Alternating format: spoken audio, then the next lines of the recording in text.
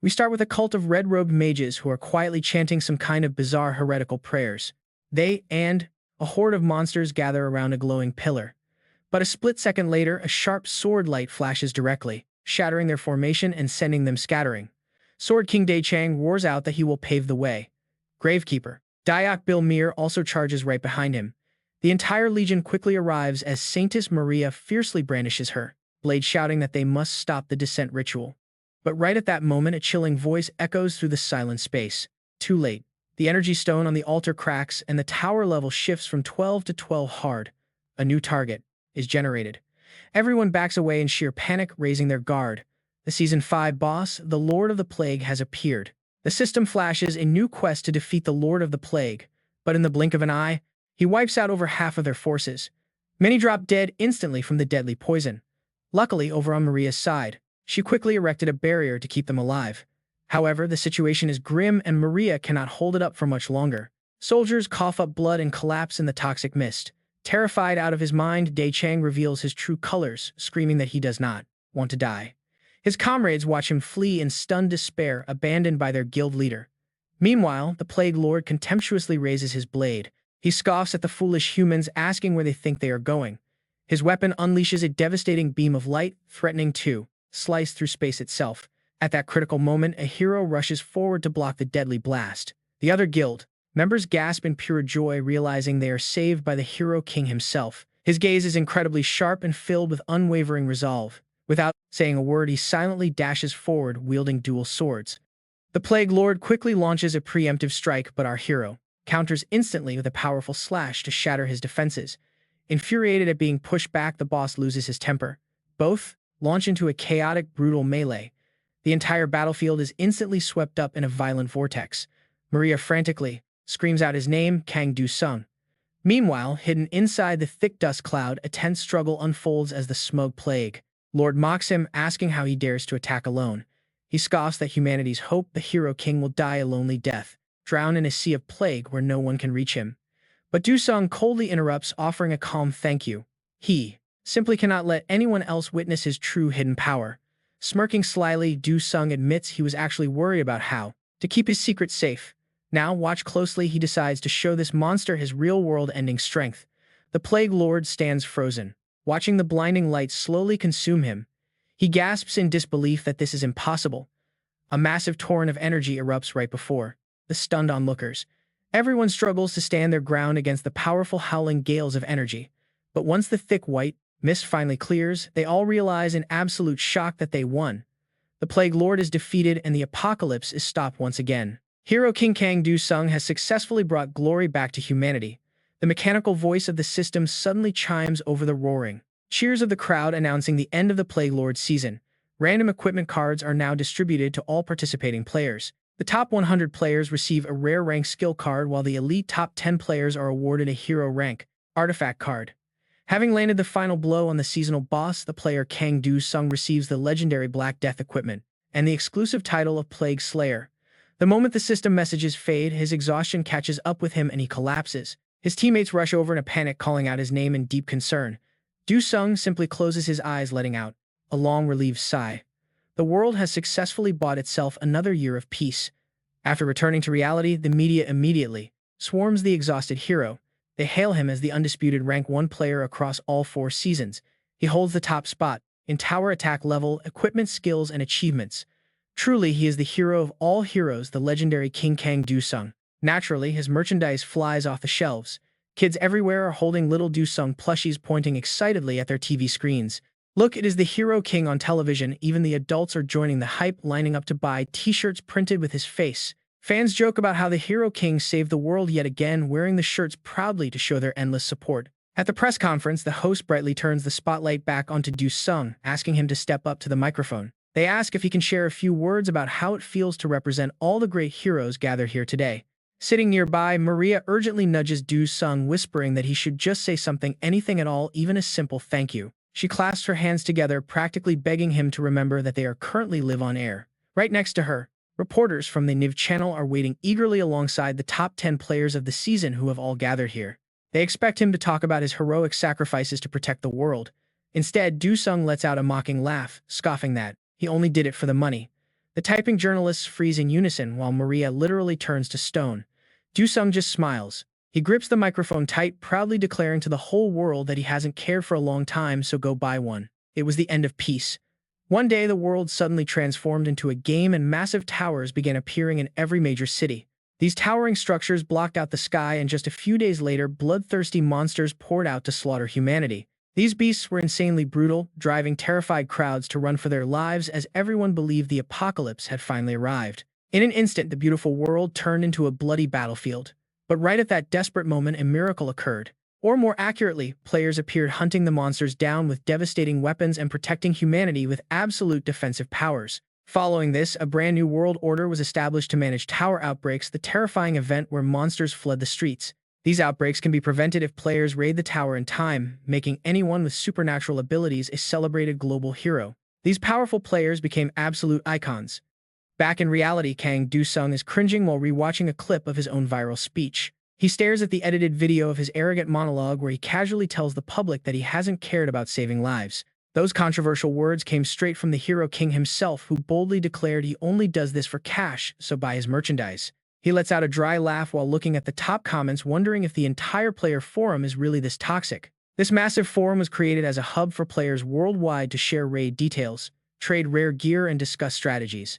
But today, it is mostly filled with people roasting him, with one user quickly responding directly to Kang Du-sung's controversial clip. The comment says his blunt attitude is kind of funny, but others complain that money shouldn't be everything and threaten a boycott. He quickly types a sarcastic reply, asking if they even have the cash to buy his shirts, wondering how they immediately knew it was him. Comments keep flooding in with fans begging the Hero King to let them join his raid party for the upcoming season. Others wonder about his real identity, while one reporter even threatens to camp right outside his front door on opening day. Feeling a bit paranoid, Kang Du-sung cautiously slides open his balcony door, only to find a massive crowd of reporters waiting below. He groans in sheer annoyance at the absolute circus outside, and honestly, can you blame him? They immediately swarm him like hungry ants. Shoving microphones forward, they demand to know his thoughts on the upcoming season and his global backlash for those greedy statements. They ask why he still participates if he truly doesn't care. Kang Du-sung just waves them off with an incredibly calm expression. He scoffs, saying that most famous players on television are just alcoholics, stirring up trouble who don't know how to do anything else. He flashes a devious smirk, eyebrows raised, wait for it, because he is about to show everyone what real entertainment looks like. While the reporters stand there completely baffled by his words, the ground beneath their feet suddenly starts violently shaking. Everyone stumbles in pure panic, freezing in place as a massive system notification flashes across the sky to announce the new season. The Infinite Labyrinth is officially open. Tower construction has reached 96% and players can enter after reading the entrance gates. As the dungeon outbreaks draw near, the massive floating tower will descend closer to Earth, so keep a close eye on the altitude, clear the floors, and protect the world from the apocalypse. Taking advantage of the total chaos, Kang Du-sung pulls his hood up and slips away, leaving a flurry of self-promoting flyers scattering in the wind behind him. The crowd gasps, utterly shocked that the Hero King threw flyers and fled. Meanwhile, the system chimes as he arrives at his destination. The system alerts him that he has reached his destination. Kang Du-sung looks around with his hands casually shoved deep into his pockets. He notes how quiet it is without even a single rat in sight on day one before more system messages start popping up. The notifications are from familiar entities. Most monarchs are highly amused by the Clown Monarch's antics, with the Iron Monarch laughing out loud. They grant blessings to the player who abandoned the sword, with the Ice Monarch giggling and offering a unique elemental blessing. Kang Du-sung just scoffs, telling them to laugh all they want as the system lists out his newly acquired combat benefits. His swordsmanship has skyrocketed and his mastery of ice magic is rapidly expanding, leaving him in a moment of deep, silent reflection. None of his actions are meaningless. Just like during the interview, he confidently looked at the camera and made a bold statement. He claims he only does this for the cash and urges everyone to buy his shirts, but his real goal is much deeper. He aims to farm massive rewards from the transcendent monarchs, watching over the players, and right on cue a notification interrupts him. The Golden Monarch and the Legend are laughing hysterically at his greed, granting yet another massive blessing for discarding his sword. This legendary blessing massively boosts his luck stat for his next 3 reward pulls, with one guaranteed to be a legendary item. Realizing he has a 100% guarantee, Kang Du-sung smirks and decides to open all his rewards at the same time. The system grants him a mysterious card, activating the legendary blessing on his stats. As his eyes light up with pure anticipation, he silently chants for a legendary drop, and as the gacha wheels spin, he pulls an item he never could have anticipated. Kang Du-sung is glowing with pure excitement. Legendary, legendary, legendary, testing his luck on a quick roll, he cannot believe what just dropped. This legendary defensive gear is a black coat with gold patterns called Golden Madness. When he equips it, it will grant him the Knight's Determination blessing. The description says this coat was given to a devoted knight who was ambushed during a war between two races. Due to the Archangel's blessing, his faith was unstoppable, leading him to be massacred by thousands of enemies. Now Kang Do-sung possesses a legendary defensive item, a hero rank skill, and a hero rank artifact. He decisively orders the system to enter the tower. The system immediately warns him that the Golden Monarch and the legendary Four Elector have withdrawn their blessings from your coat. Shortly after, Kang Do-sung is teleported into an empty and quiet library. His opponent this time seems to be an orc. It angrily stomps its foot on the floor. This place is known as the Tower of the Blood Moon Orcs. It has 3 to 5 floors with a player limit of 1 minimum and 4 maximum. Skipping floors unlocks a trait shop. A wild battle awaits him, and the final goal is to defeat the Blood Moon Chief on the top floor. The orc roars, telling him to die, but Kang Do-sung is excited because he can finally unleash his skills. Time to test out my hero rank skill. He immediately uses his Absolute Frost Sword. Technique: Ice Sword Creation. A solid freezing weapon quickly takes shape in his hand. The system announces that his Frost Magic affinity has increased, granting him the bonus Frost Breath trait. Kang Do-sung firmly grips his sword and charges forward. Thanks, Frost Monarch. He slices right through the bulky monsters, leaving them so utterly terrified that they are running for their lives.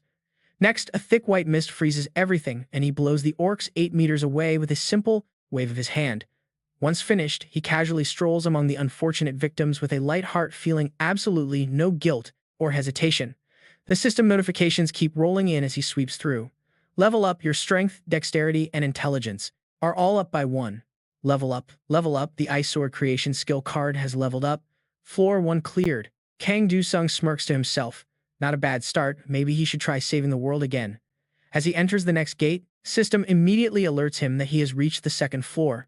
But looking at the scene inside, his face turns a bit awkward. Inside, a bunch of goblins are busy partying and drinking with no sign of stopping. Suddenly, one of them spots his presence. They grab their weapons and prepare for battle. The warrior is here. He is the warrior who will send us to Valhalla. Let us fight and die with honor. Kang Do-sung does not hesitate, readily stepping up. All right, you bastards. He leaps down from above, fighting with everything he has got. I will show you guys what heaven looks like. After a bloody clash, he leans against the wall, catching his breath. The system alerts him that he has reached the 4th floor. He is glad, but also a bit worried. It is great to level up consistently, but fighting without any break floors is getting pretty tough. Suddenly, his eyes lock onto a corner as a group of beasts abruptly emerges. The system reports that the Hymn Guardian is blocking the path to the boss room. Suddenly, Kang Do-sung thinks of a bold plan. This is a great way to show the whole town what an elite monster looks like. The system issues the condition to fight and die with honor, while announcing that the Iron King has blessed the Hymn Guardian squad. A second later, the monsters beat their chests and roar that the Iron King has blessed them. Fueled by sudden power, they charge like hungry tigers, shouting that Valhalla awaits them and asking where the warrior who will send them there is. They hold absolute faith in their master, using it to drive their charge.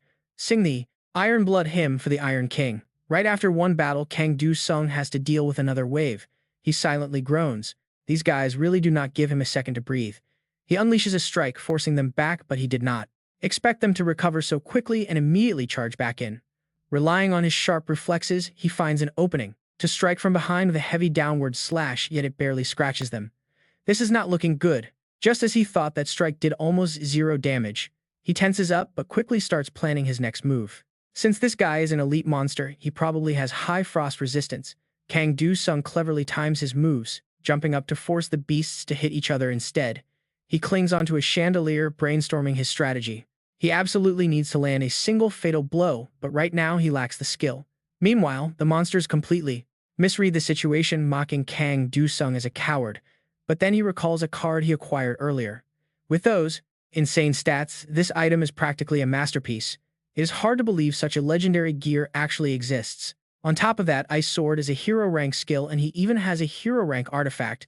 Kang Do-sung pulls out the card and immediately activates it, opening his inventory to empower his equipment with the hero rank Ice Heart. Frost Power boosts the effects of all ice attribute skills, adding a 14% chance to increase damage with Chilling Frost. He is banking on this frost resistance card, though he is not quite sure he can actually pull off using it yet. He never faced this early on.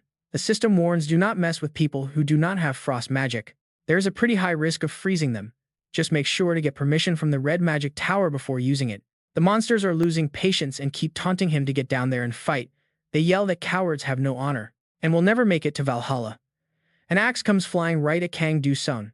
He realizes there is no time to waste now. No room to hesitate. His hero-grade Ice Heart artifact activates, unleashing a wave of frost energy all around him. He can feel the very source of this chilling frost magic. The system alerts that he has acquired the legendary ice power. Kang Do-sung glows with a brilliant blue light that keeps the horde at bay. The effects of his equipped frost skill card are amplified. He runs his hand over the blue blade with absolute confidence. Who needs a golden spoon when you have something way better? Like owning an entire mine of rare loot, magic floods his body, washing away every last bit of exhaustion in an instant. The monsters charge forward. Time to fight to the end.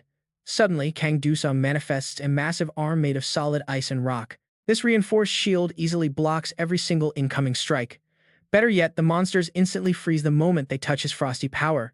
He takes on the entire horde single-handedly, easily shoving several of them back. Meanwhile, the system keeps handing him steady level-ups. Another level up.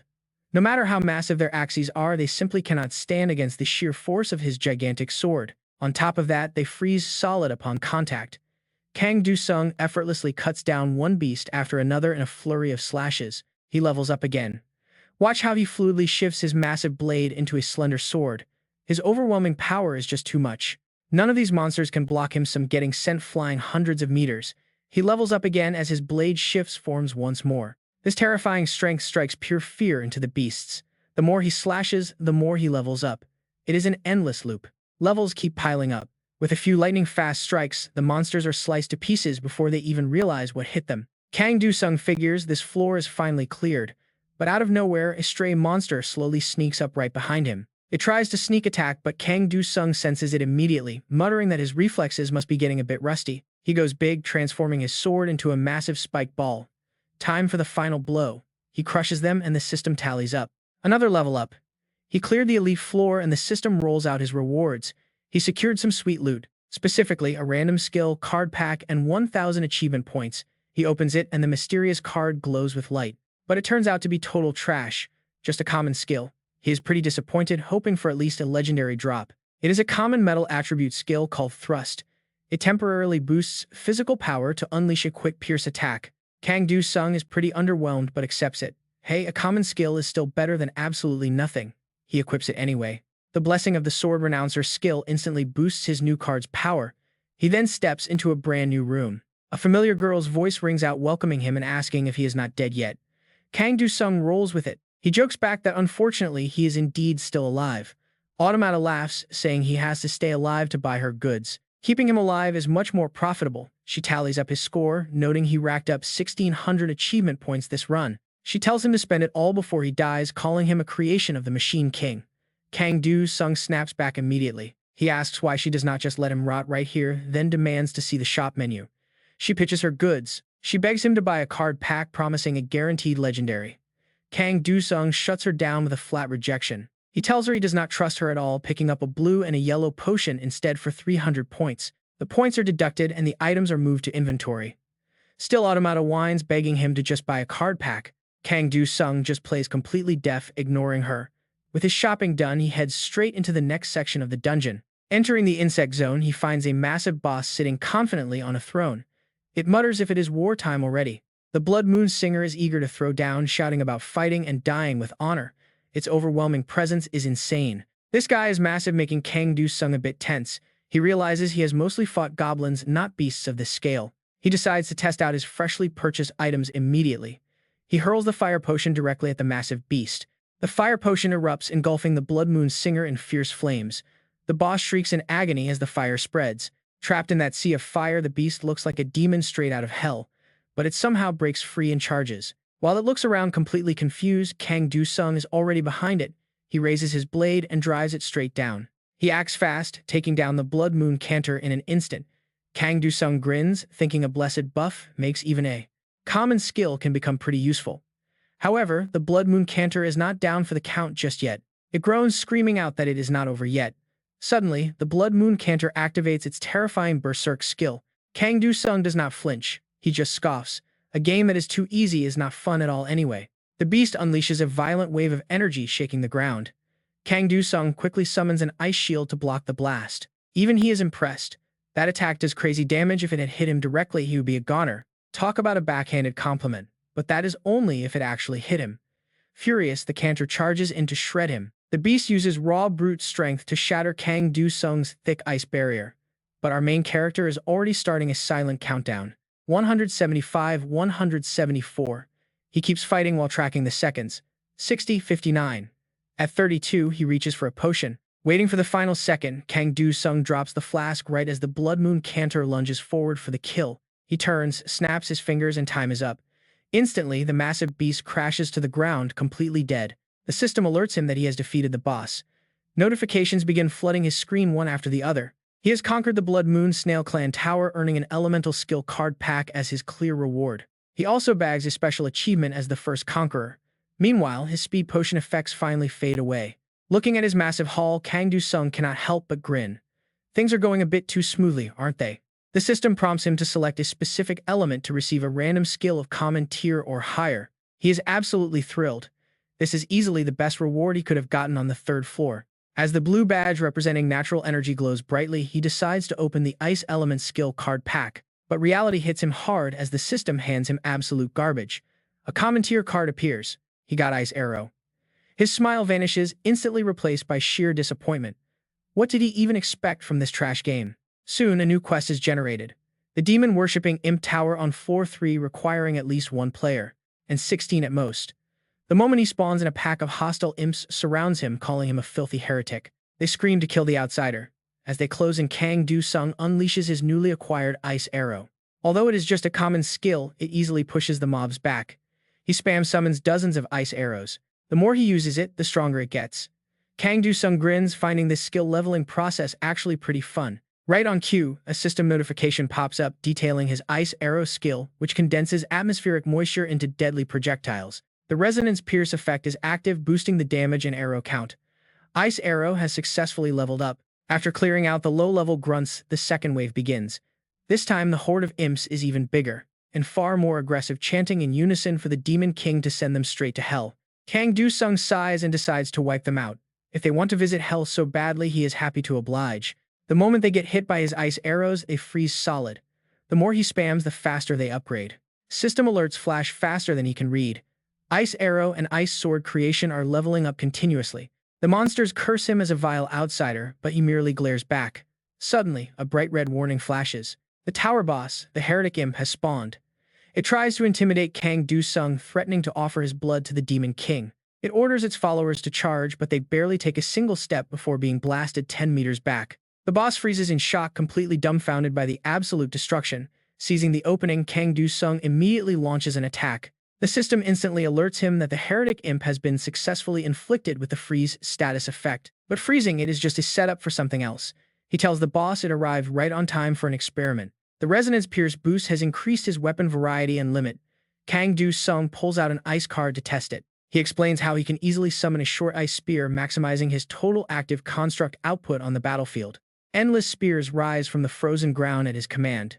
Having unlocked high-level ice weapons, he is ready to finish this. Gripping a spear tightly, he shows off a bit of style before hurling it straight at the heretic boss. The ice encasing the monster shatters as the spear impales it cleanly. Still unsatisfied, Kang Du-sung continues to rain down attacks. The system announces that he has slain the heretic imp, completely clearing out the demon-worshipping imp tower. His dungeon clear rewards include a random equipment ticket. Without hesitating, he decides to use it immediately. The on-demand system equipment ticket activates and pops open, granting him silver armor. But since he already owns a legendary set, this one is pretty much useless. After wrapping up his tests, Du-sung realizes a key detail. It seems his ice sword doesn't lose any of its raw power. Even though he split the blade into 8 separate shards, they all function exactly the same. Then a sudden noise cuts through his focus. Right on cue, the system flashes with a brand new update welcoming him to the Shadow Guild. It turns out one of the tower factions is highly interested. Du-sung just sighs, already tired of the drama before it even starts. Just then, a special faction recruitment notification pops up on his screen. Multiple powerful organizations operate within this massive tower, each led by influential elders who are constantly looking to recruit talented players. They want to team up with climbers to expand their influence. By joining a specific faction, players can take on exclusive high-reward quests. If he chooses to align with a group, he can complete their assigned missions to secure some pretty massive rewards. By confronting his own shadow, he has a rare chance to unlock their secrets. Building a relationship with them brings incredible perks. Aligning with this guild grants players dark mystical power along with the absolute protection of a powerful deity known as the Great Chariot. Before he can even hit accept, a group of heavily cloaked figures emerges from the shadows and addresses him directly. They recognize him instantly. The shadow figure gets straight to the point, asking if he wants to face his reflection and join their ranks. Du-sung hesitates, recalling his history with the Shadow Guild. He actually joined them back in Season 5, so he knows how they operate. Deciding to play hard to get, Du-sung playfully points out that plenty of other factions are practically begging to recruit him. He asks them how they plan to protect him when those rival guilds try to tear them apart. The shadow figure smiles. He promises that the Great Chariot will keep him safe, confidently asking if Du-sung has already forgotten the sheer scale of their power. Du-sung stops beating around the bush. He knows their power inside out, prompting the shadow to ask him straight up what he actually wants. With a smirk, Du-sung thinks to himself that words alone could never describe the massive list of things he is about to demand. He drops just 2 words, Shadow Beast. If they want him, they need to hand over a pet alongside a rare skill card. Specifically, a rare Dark Element skill card. Talk about testing their patience, this absurd demand immediately has them breaking out in a sweat. The shadow leader sneers, telling Du-sung not to overrate himself, calling him a foolish mortal who does not understand his place. Before the shadow can even finish his grand speech, Du-sung waves him off completely, dismissing him with a casual shrug. He pushes past them, complaining that they are zero fun to work with and telling them to get out of his way. He acts hurt, muttering that after everything he did for them, they can't even grant a simple favor. He turns to leave. Panicking, the shadow leader quickly calls him back.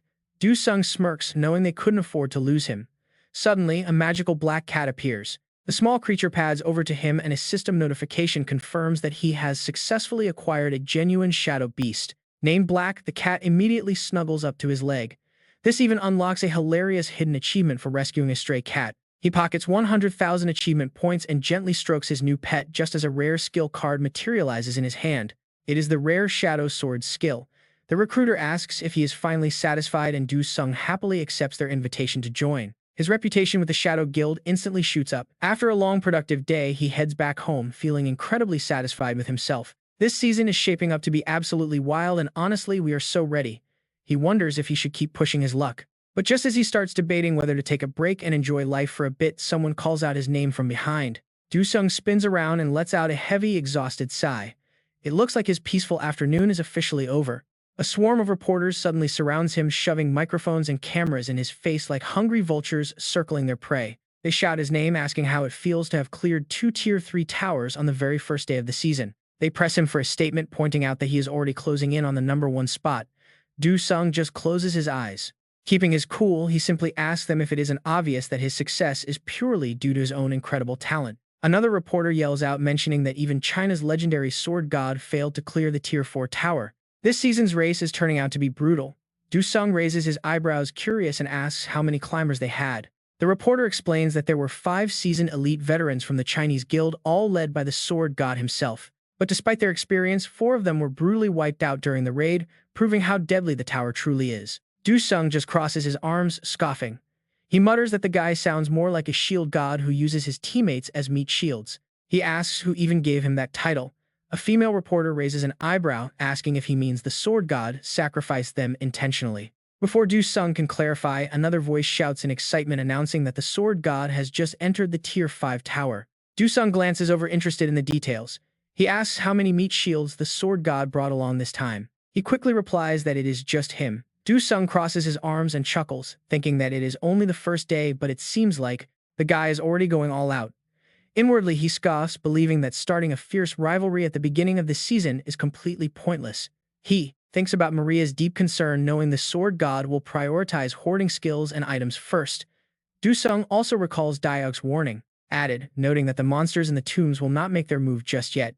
He closes his eyes, guessing that his rival plans to hoard resources on the 4th floor. Suddenly, cameras and microphones are shoved in his face as reporters ask what he thinks about the sword god. Du-sung calmly scratches his ear and calls him a total idiot. The reporter gasps in absolute shock at his blunt reply, stammering out a confused "huh."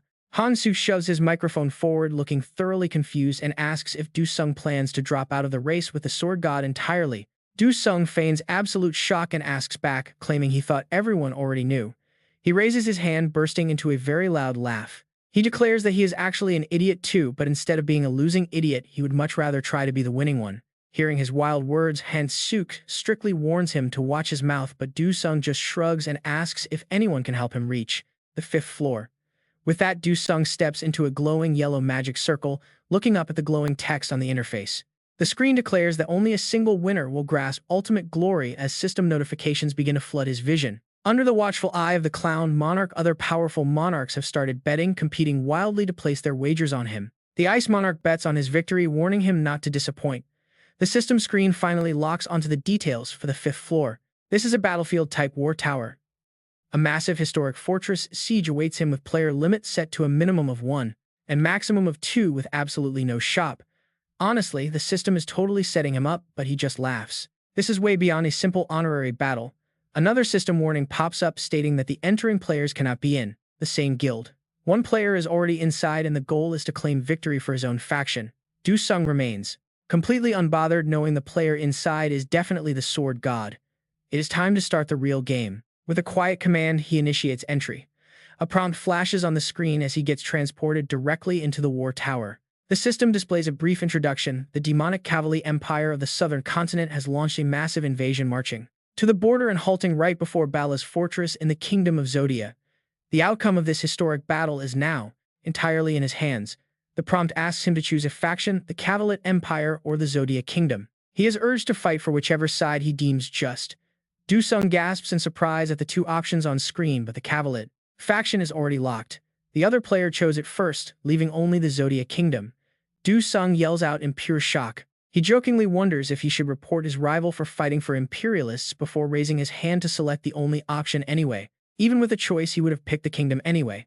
Siding with the underdog usually guarantees much better rewards. A notification confirms his choice, officially aligning his faction with the Zodia Kingdom, and immediately begins the teleportation process. He lands inside Bala's fortress, where the startled inhabitants stare as a blinding column of golden light erupts.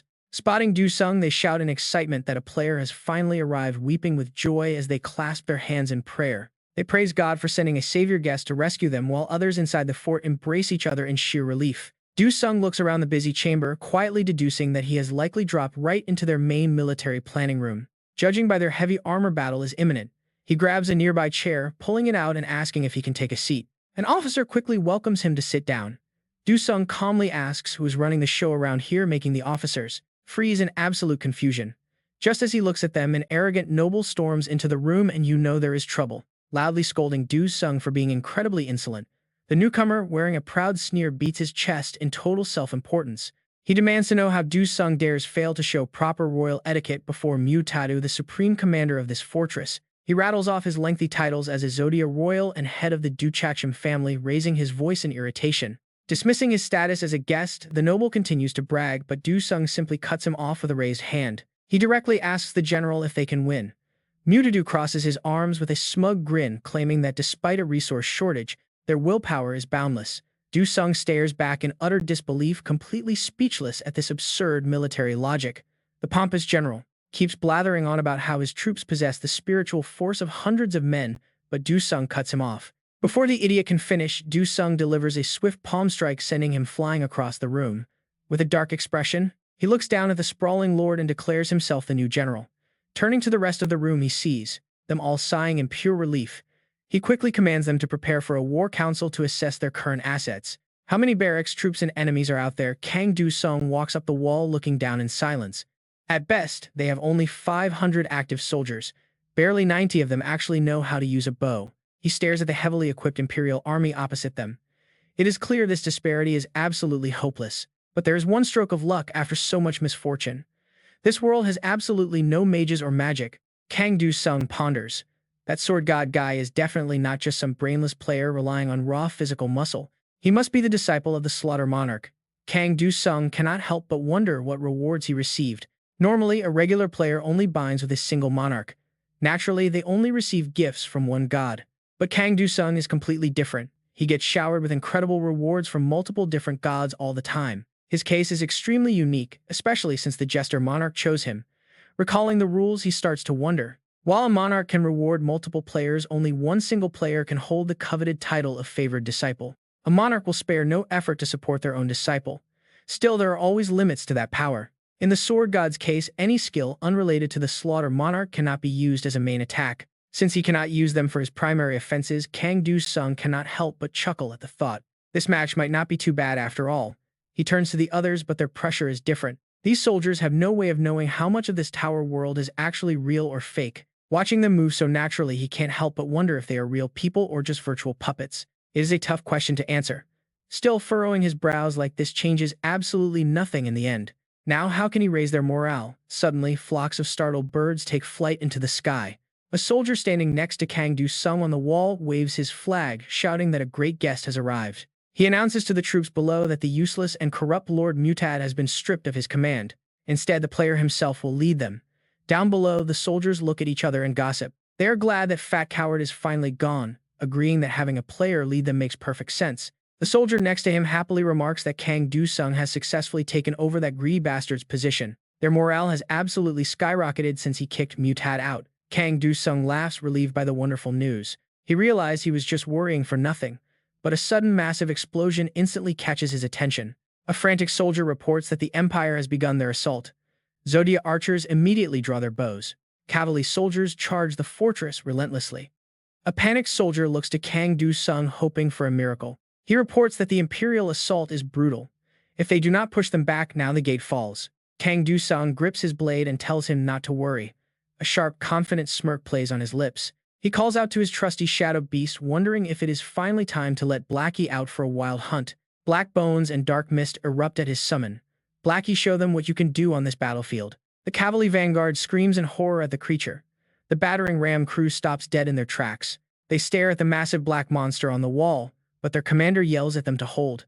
No matter what happens, they must advance, but agonizing screams suddenly echo across the front lines. He looks back in utter shock. The troops behind him are already being impaled by giant deadly spikes. Blackie's spikes rip through them effortlessly. Terrified, cavalry soldiers scream for everyone to run from the monster. Elsewhere, an officer orders them to ignore the wall, but a second later, his entire squad freezes solid. They are turned into pure ice statues. Looking down, Kang Do-sung smiles and tells Blackie to enjoy his meal. Blackie's eyes glow a menacing crimson. It opens its massive jaws wide, targeting the helpless, frozen soldiers. It bites down with devastating force, shattering ice everywhere. Below the fortress, the two armies violently clash. Standing high above, Kang Do-sung swings his sword, unleashing a massive wave of blue energy down below. The blast slams directly into the cavalry lines. He watches the unfolding chaos with a perfectly calm expression. He mutters that the sword god is nowhere to be seen. Revealing himself like this is a double-edged sword. It boosts his own army's morale, but it also paints a giant target right on his back. But below, the soldiers do not care about the risks. They scream excitedly that their legendary player is fighting with the Jodia Kingdom. Kang Do-sung immediately recalls the rules of this place, but of course, this isn't a battle where you just blindly throw your life away. Just like in any other game, these towers have strict rules. If a player loses inside, they are just kicked out and the raid is marked as a failure. He keeps running these rules through his head. Inside, the tower players can't kill each other, but the tower itself can definitely kill them. Looking down from above, Kang Do-sung thinks to himself that he won't die in this place, but that doesn't mean he's willing to lose. Looking completely calm, he rallies his forces as their morale surges. But looking at Black's fight down below, people can't help but wonder what he's up to. Why hasn't he shown up yet? As the twilight sets in, the battlefield is littered with bodies from both sides. Kang Do-sung looks down with curious eyes, wondering if the guy waited for everyone to die before showing up. What on earth is that? The abandoned swords scattered across the battlefield suddenly tremble and float into the air. The Jodia Kingdom soldiers look at each other and scream that the swords are flying on their own. Kang Do-sung watches the blood-stained blades soar toward him and notes that he's finally here. Gripping his Ren sword, he watches the incoming weapons lock onto his position and wonders if this is sword telekinesis. Where did he get a hero-grade skill card anyway? A smirk plays on Kang Do-sung's lips as he wonders if the guy just got lucky. He leaps high above the castle walls to dodge an incoming blade. It seems the monarch himself granted him this power. Kang Do-sung swings his Ren sword, creating massive ice blocks to block the flying weapons. He must have spent a lot of time preparing this while hiding in the shadows. Kang Do-sung smirks, confident he won't go down easy. Honestly, this guy's got the skills to back it up. Landing on the ground, he glares at the swords, pointing right at him. He swings his blade, releasing dark energy to counter and cleave through the incoming weapons. With a wide grin, Kang Du-sung looks over and calls out that they are too late because he's already completed his class advancement. Just then his system screen flares to life. Shadow Assassin, a rare elemental shadow class. This skill allows him to manifest dark blades straight from his own shadow. Right then the enemy soldiers raise their weapons to charge. They are fighting for the Cavalit Empire and their VIP champion has finally arrived to join the battle. Kang Du-sung tilts his head with a smirk. Just as expected, the enemy's main target is him.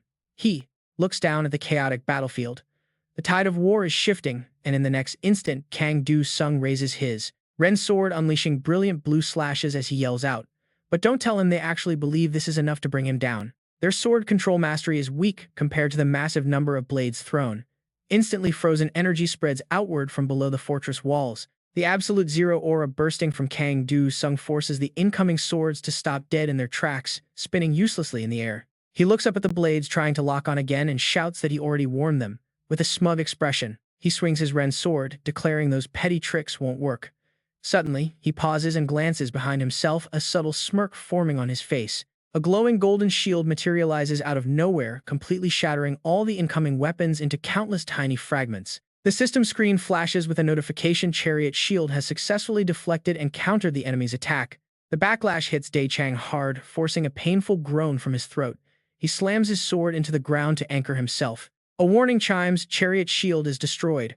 Cooldown is set to 167 hours and 59 minutes and 57 seconds. Kang Du-sung wears a mocking sneer, asking if he really thinks that pathetic swordplay is enough to siege a castle. Furious, Dai-Chang pulls his blade from the dirt, cursing under his breath with his eyebrows knitted tightly in sheer anger. He roars, demanding if Kang Du-sung even understands what winning this tower fight actually means. Dai-Chang raises his sword high, raging and screaming that even if the fortress crumbles and those fools from the kingdom die, the empire won't win unless he defeats him. Hearing this, Kang Du-sung raises an eyebrow, questioning his choice of the empire. Honestly, can this guy actually defeat him? Dai-Chang keeps a perfectly calm face and firmly answers yes, claiming every player is a hero whose duty is to protect the world. Dai-Chang slashes his sword to the side and yells that a tyrant who doesn't understand that heavy responsibility is completely unfit to be the hero king. Kang Du-sung simply raises a hand with a light chuckle, completely unfazed. Sure, he says that sounds real pretty, but doesn't he realize something? Do his own guild members not belong to the world? He claims to protect. Dai-Chang suddenly freezes at those words, staring blankly over as he processes what was just said. After a brief silence, his eyes flare with cold light as he lunges forward, shouting that Kang Du-sung won't leave in one piece. Kang Du-sung raises his Ren sword to summon an ice shield, laughing off the threat and asking why he's so angry. Dai-Chang shatters the ice and charges through the flying frost shards. Looking straight ahead, he keeps pressing his attack while Sung turns serious, lifting his Ren sword to launch another barrage of ice fragments. Dai-Chang swings wide, smashing them apart, declaring his opponent's talent is incomplete and utterly shallow. But suddenly, he stops cold, his eyes darting to the side. Dai-Chang immediately leaps onto the fortress wall to dodge a sweeping strike. Looking down from above, he shouts with absolute arrogance. Dai-Chang warns that the kings are watching and losing this match carries a price he cannot afford. Grinning widely with a hand on his hip, Kang Du-sung asks why he should even fight. Dai-Chang can only sputter in confusion. Kang Du-sung leaps up, charging directly at his opponent. Dai-Chang quickly raises his sword, calling him an absolute fool for trying this. Are you trying to play mind games with that big mouth of yours? But then Dai-Chang suddenly gasps in shock. Dai-Chang looks down at the battlefield in complete disbelief. What on earth is he doing, diving straight into the army? Dai-Chang is stunned. He finally realizes Kang Du-sung's extreme arrogance from the start was never meant to inspire his own soldiers. It was a distraction.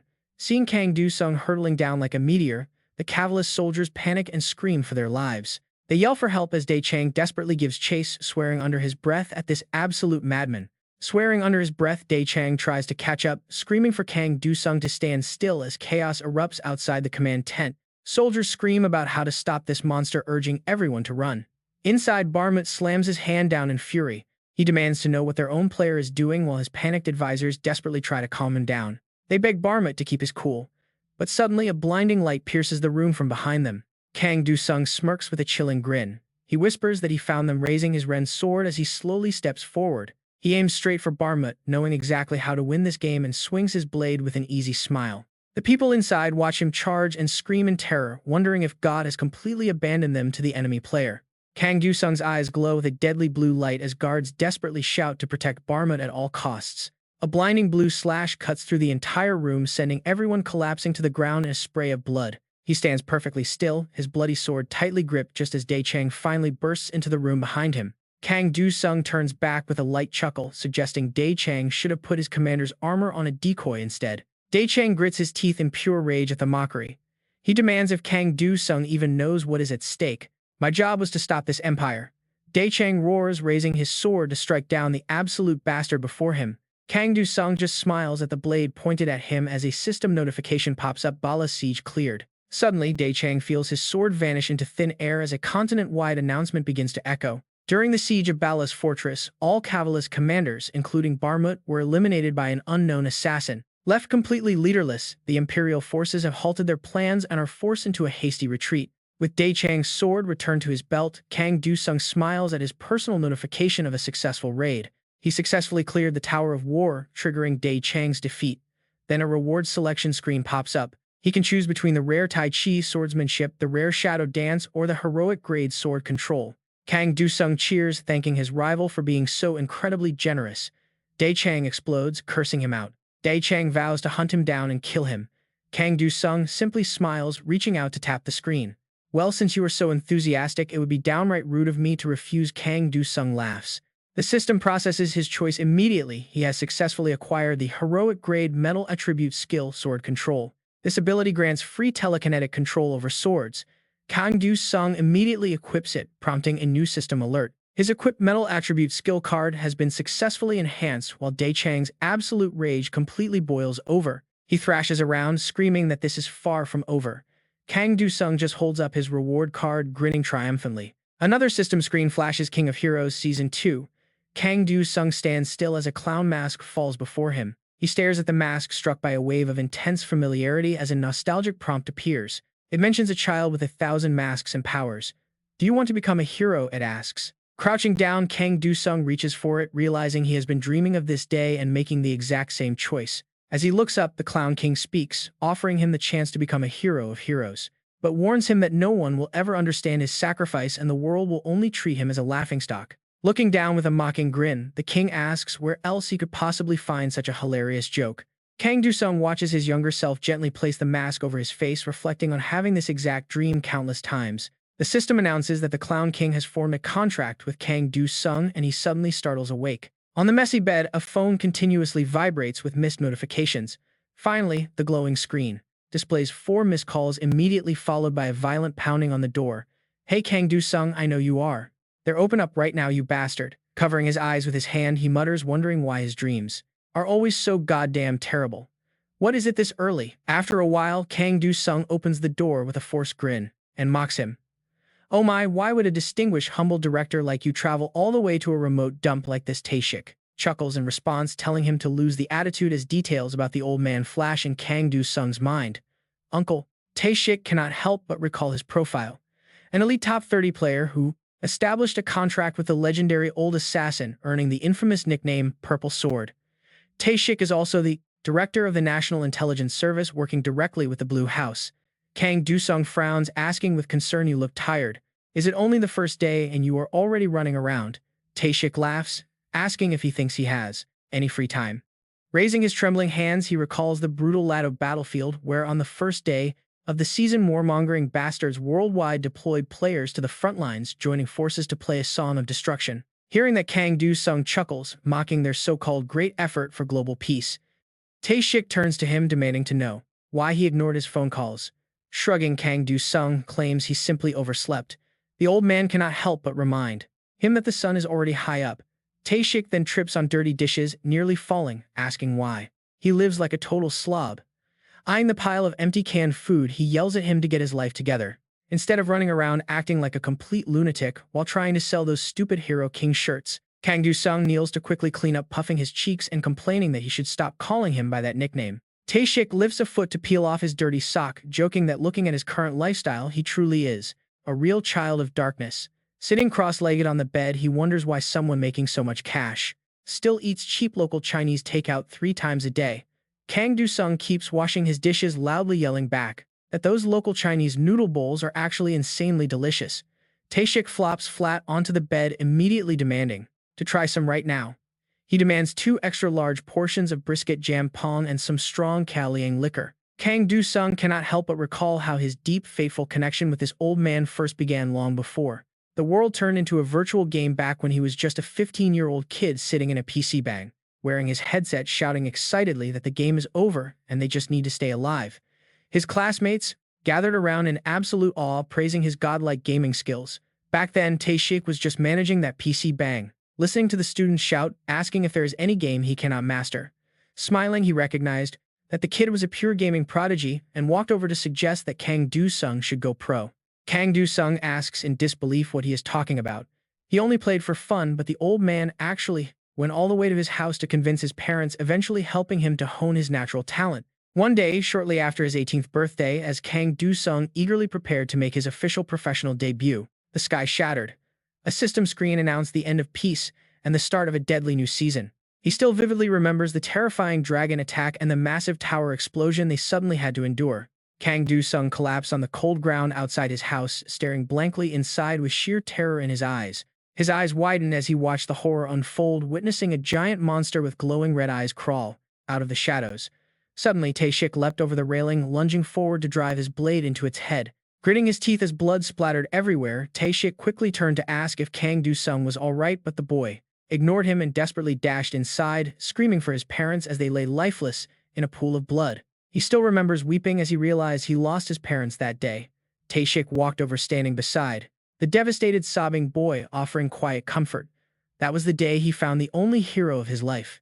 Back in the present, Kang Du-sung slurps his noodles, asking suspiciously what brought him by today. Taeshik looks over quietly before delivering the heavy news, causing Kang Du-sung to drop his chopsticks in complete shock. He is here about the association.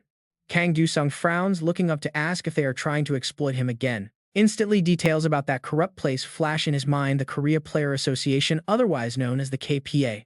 It is the country's official player association and their only active guild, an organization with absolute power to control every single player.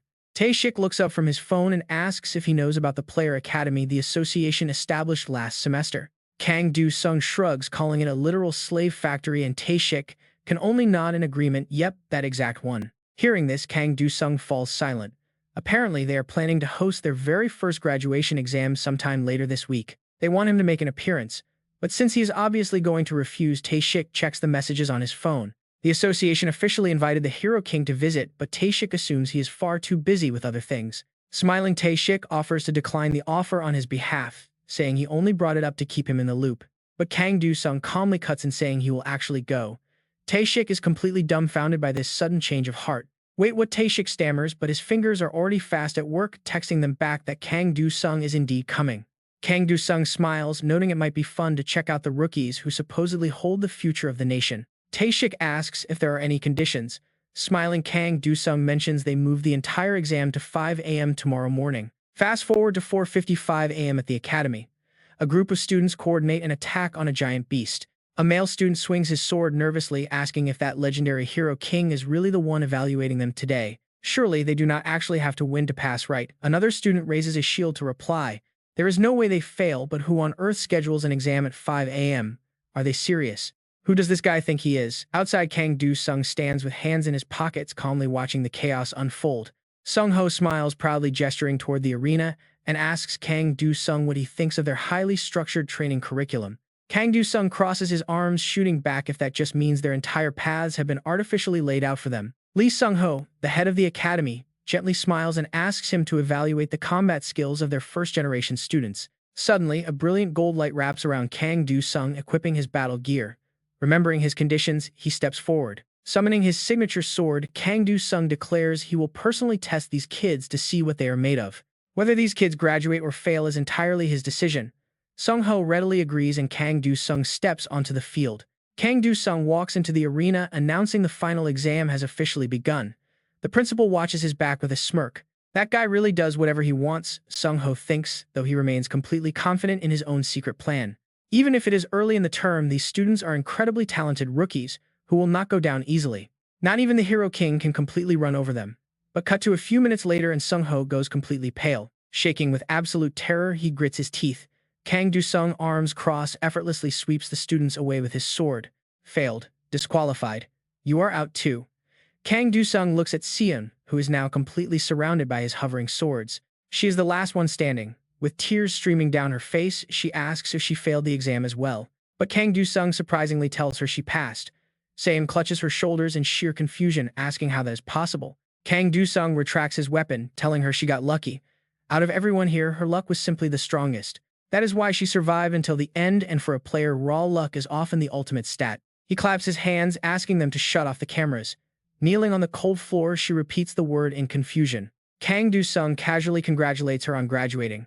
Right then, a furious Sung-ho bursts through the doors with his security detail. He demands to know what the hell is going on, arguing they only hired Kang Du-sung to evaluate the students. But Kang Du-sung calmly cuts him off, asking if he really thought his little scheme would stay hidden.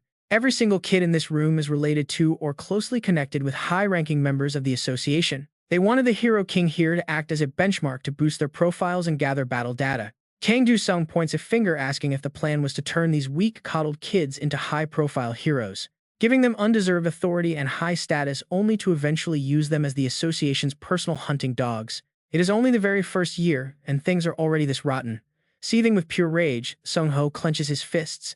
His face flushes bright red as he yells out, calling him a selfish, arrogant brat who knows absolutely nothing. Just because the world calls him the Hero King does not mean he is actually some kind of righteous savior. Sung-ho is ready to teach this kid a harsh lesson, shouting that players are fundamentally just weapons for the state.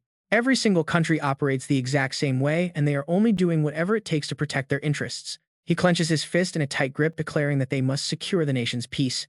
In a volatile world, he claims they need one specific thing. A true war hero is what they need. Right after making his grand declaration, Lee Sung-ho narrows his eyes and stares directly at him. He urges the Hero King to understand the nation's desperate situation and cooperate. After all, this is his official demand. A smirk plays on Du-sung's lips. He silently questions if war is really the only thing this old man wants from the players. These fools have absolutely no self-awareness. They only ever seem to learn their lesson when everything completely falls apart. Du-sung simply asks if that is really the case. An excited Lee Sung-ho shouts back that this is the absolute will of the entire nation. Suddenly, a panicked staff member bursts in, shouting about an urgent crisis. The principal spins around, demanding to know what happened. Lee Sung-ho's eyes widen in sheer disbelief at the screen. He slowly raises his head, staring at Du-sung with a look of pure shock. An amused Du-sung raises an eyebrow with a smug smirk. It looks like the Player Academy is about to shut down after this massive leak. The breaking news headline exposes the academy as a corrupt playground for the elite. A frantic Lee Sung-ho demands to know how this happened. He screams, wanting to know where they got the footage. Du-sung calmly asks if the old man forgot who is backing him. Having the head of national intelligence on his side has its perks. Online comments flood in, calling the players mere weapons of war. The principal's controversial statement goes viral instantly. It spreads across the globe like wildfire, turning the entire internet upside down. This leaked footage is absolutely wild. Now there is a 100% chance that new recruits will avoid this academy like the plague. No one in their right mind would ever study here again. Lee Sung-ho trembles with absolute rage, gripping his tablet until his knuckles turn white. He spits out Du-sung's name with pure venom. The young man just smiles, asking if he has ever heard of the Black Knight. The system reveals that his provocation index is surging. Suddenly, notifications flood the screen as the Clown King watches with absolute delight. The contractor's bold moves have thoroughly entertained the king. A special reward box is sent over as Du-sung calmly prepares to leave. Stepping outside the building, a wide grin spreads across his face. He mockingly whispers a thank you to his uncle while covering his mouth. He acts worried, asking if targeting the powerful association like this is truly safe. He wonders if the older man will face any backlash. Tae-shik leans back against the wall, completely unbothered. He tells him it is fine since the government already despises that greedy association. He chuckles, pointing out that the two factions have been at war for ages. Du-sung smiles, glad to hear that things worked out. He gestures toward the screen and casually asks for a quick ride to the tower since his ally is already in the area. Crossing his arms, Tae-shik asks about his destination. Du-sung calmly reveals that he is heading straight for the level 5 tower. The system interface flashes to life. He is entering the level 5 desert tower where extreme temperatures and harsh trials await him. The player limit is set from 1 to 4 with the shop completely disabled. His objective is to safely escort a traveling caravan. Leaning out of the car, Tae-shik looks slightly concerned. He asks the young man if he is overworking himself. Flashed with a reassuring smile, Du-sung insists he is fine. Soon, the quiet desert appears under the moon as the system announces his arrival. The system teleports him directly to the desert oasis camp. Nearby terrified travelers scream as a swarm of monsters endlessly rushes their position. They cry out in fear, begging the beasts to stay back. Du-sung draws his sword, watching the chaos unfold while analyzing the situation. He easily slashes through the monsters with a single swing. He silently reflects that a hero must always arrive at the perfect moment. Right at the edge of life and death, Du-sung appears before them like a literal savior. A desperate man reaches out screaming for help. He takes down the beast effortlessly. He knows that arriving at the exact right moment makes a player look far more legendary. Crossing his arms, a surge of brilliant blue energy erupts around him. He summons a spectral blade, driving it deep into the horde. Dramatic entrances really do make a hero look grand. Landing gracefully amidst the dust, Du-sung reassures them that they are safe now. The astonished travelers look at him with wide eyes, asking who he is. He casually brushes his hair back with a smirk. He tells them they can call him whatever they like. The travelers whisper among themselves, believing the god of light has saved them. They rejoice, calling him the priest of light who has come to guide them. Du-sung raises an eyebrow, highly skeptical of the title. He frowns deeply, getting a pretty bad vibe from their religious talk. He quickly shifts the topic, asking if other dangers lurk nearby. Khalid steps forward to explain that this territory belongs to the Holy Kingdom. Because of that, they rarely have to worry about invaders. He adds that their destination is only about 3 days away. They still have plenty of water and food left to survive. A silent facepalm follows as Du-sung realizes his mistake. 3 days of slow escort duty sounds like a total nightmare. He regrets rushing here without thinking it through. He really should have taken a vacation, instead of jumping into another grueling mission. The worried travelers ask if their holy savior is doing all right. Putting on his best poker face, Du-sung flashes a gentle smile. He tells them to get some rest while he handles the approaching beasts. As long as he is standing, nothing will touch them. Kang Du-sung pats his chest, reassuring them that the monsters cannot do a thing. He promises to stay on guard tonight so they do not have to worry. Khalid excitedly thanks the Apostle of Light for his kindness. Immediately after, he pulls out an item with high hopes. He calls upon the Vitality Necklace to help him. A system screen pops up displaying the rare grade accessory. Its effect slightly boosts health recovery during fatigue and enhances out-of-combat healing. Right then, a notification alerts him. He has unlocked a gift box. Kang Du-sung gently opens it, knowing this is the one item he must unwrap manually. As the stone emerges, the system reveals he has obtained a transcendent growth stone usable for hero-grade gear. Staring at it in shock, he wonders how he managed to pull such decent gear. Kang Du-sung then turns around. He questions if he even needs to use it with this group, wondering if saving it for later is better. Suddenly, a swarm of scorpions charges straight at them. He grips his jean sword tightly and prepares a summon. He calls out Blackie, announcing it is dinner time. The creature charges forward, skewering the scorpions with long, sharp spikes. Kang Du-sung grips his weapon with a smile, noting that while it is chaotic, he cannot rely solely on his companion. With a wave of his hand, the surrounding swords shoot forward, piercing the oncoming horde. Kang Du-sung watches in amazement. He wonders if the blades move purely based on his thoughts. He controls them to strike directly ahead. He smiles, thinking this skill is incredibly useful. Just as he pierces a giant scorpion and lifts it, a notification rings. The system announces he has leveled up. Another message shows that his sword control skill card has also upgraded. Wiping the blood from his face, he wonders if it is over. Suddenly, a massive thud shakes the ground. Not quite yet. A massive monster emerges. Kang Du-sung quickly controls his jean sword, generating multiple spectral blade illusions. He recognizes it as an adult desert devourer. A subtle smirk plays on his lips as he prepares to fight. He knew there would be no sleep tonight. With a flash of his eyes, he summons Blackie back into action. Blackie appears right behind the beast and bites down hard. Meanwhile, the spectral sword illusions lock onto their target. The blades pierce deep into the desert devourer. Kang Du-sung waves his hand, which is now glowing with a blue light. He directs the blades to plunge even deeper. Instantly, a freezing vortex of wind and ice erupts from them. The icy storm shreds the massive desert devourer into pieces, freezing it completely solid right on the spot. The system chimes to confirm his level up along with upgrades to his ice, sword, and sword control skills. By the next morning, the bright sun rises and the convoy finally resumes its journey down the road. Armed soldiers suddenly join them to guard the convoy. Kang Du-sung looks back, wondering if the knights are tag-along escorts too. Khalid explains that these are brave warriors serving the god of light. Hearing this, Kang Du-sung asks a blunt question. He asks where those brave warriors were during the attack last night. Khalid replies that the knights prioritized the cargo. Kang Du-sung recalls the battle. Even when things got intense, those knights never moved away from the cargo carriages. They refused to budge. He looks back at them curiously, asking which specific faction these knights belonged to. Khalid smiles and explains they are honorary knights of the Blood Covenant Order. Nearby, Samia glares with deep annoyance. Seeing Samia scowl, Kang Do-sung turns to him with a grin, asking if they have gold stashed inside that carriage. Samia coldly cuts him off, telling the Apostle of Light to stop worrying about the carriages. His expression darkens. He sternly warns him to focus on the mission God entrusted to him. Kang Do-sung simply smirks in response. Staring at Samia, he realizes these guys are aura-using knights, yet they still drag the Apostle of Light out here. That must mean this mission is incredibly troublesome. Kang Do-sung looks at the man completely unfazed by his warnings. He admits that being told to ignore it only makes him more curious about what requires such heavy protection. Samia glares in silence while Khalid nervously tries to hold Kang Do-sung back, pleading with him to stop pushing. Suddenly, Kang Do-sung grabs his collar, yanks him to the side, and rapidly raises a solid wall of ice. With a fierce look, he yells at them to take cover immediately unless they want to get hit by arrows.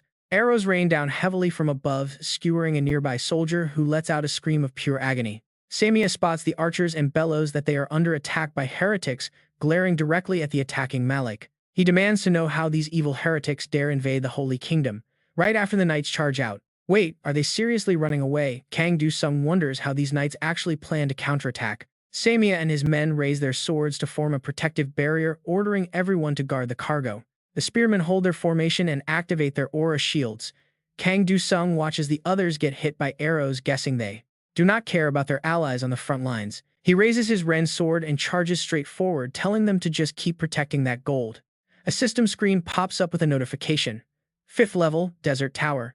The quest to survive the desert, alternating heat and cold, is waiting. Player limit is minimum 1 and maximum 4.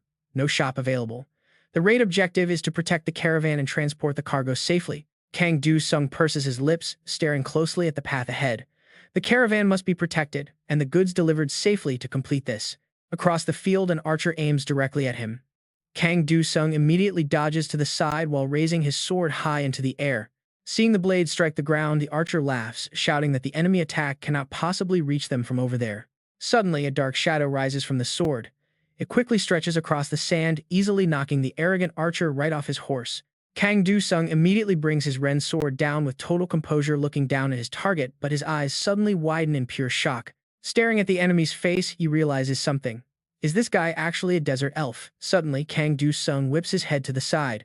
He raises his arm to summon a thick shield of ice, blocking a sudden blast of energy flying straight toward his head. Looking at the golden glow radiating from the arrow, he wonders if these guys can actually use aura as well. Malik raises his blade and screams for the filthy heretic to die, but Kang Do-sung casually swings his sword and disarms him. Blackie leaps up to catch an incoming arrow mid-air while Kang Do-sung rests his blade right against Malik's neck, lost in thought. He realizes the king these desert elves serve must be someone powerful. He calmly asks what exactly is inside that carriage. Malik grits his teeth, asking if this evil heretic really dares to threaten him. Then he looks at his men and orders them to ignore him. He commands them to fire their bows anyway. The desert elves immediately draw their strings back and launch a volley of arrows. Kang Do-sung raises his hand, conjuring a massive wall of ice to block the attack. Covered in sweat, Malik stares back in disbelief. Malik spits out that even if they capture him, they won't get a single thing. Kang Do-sung remains completely calm and unfazed. He tells Malik to relax and just reveal what is inside. He needs to know so he can decide which side to join. Malik gasps in shock. Get ready, because Kang Do-sung is about to show them who is really in control here. Kang Do-sung raises his hand, sending the sharp ice shards flying right back at them. Malik watches in absolute terror. The deadly ice shards freeze in place, stopping inches away from his allies' eyes. Kang Do-sung calmly looks at Malik. He asks if Malik understands what will happen to his comrades now if anyone even dares to move a single finger. Malik glares up at the blade against his throat, completely helpless. Looking down at him, Kang Do-sung asks his question once more. He demands to know what kind of cargo is in the carriage. Malik snaps back, asking how he dares refer to the princess as cargo. Kang Do-sung grins, putting the pieces together. So those heretic fools went ahead and kidnapped Sia. He tells Malik to go back and report that he is granting them mercy. They should retreat while they still can. Malik screams that he cannot do that. Kang Do-sung points his Ren sword forward, asking if living is not better than dying here. Malik falls silent and slowly stands up. Defeated, he finally gathers his remaining men and rides away, leaving the area. A soldier runs up to Kang Do-sung, demanding to know why the Apostle of Light let those heretics escape alive. Kang Do-sung just raises his hands and smiles, replying that he simply needed to confirm a few important details first. The soldier chases after him, demanding to know what he means.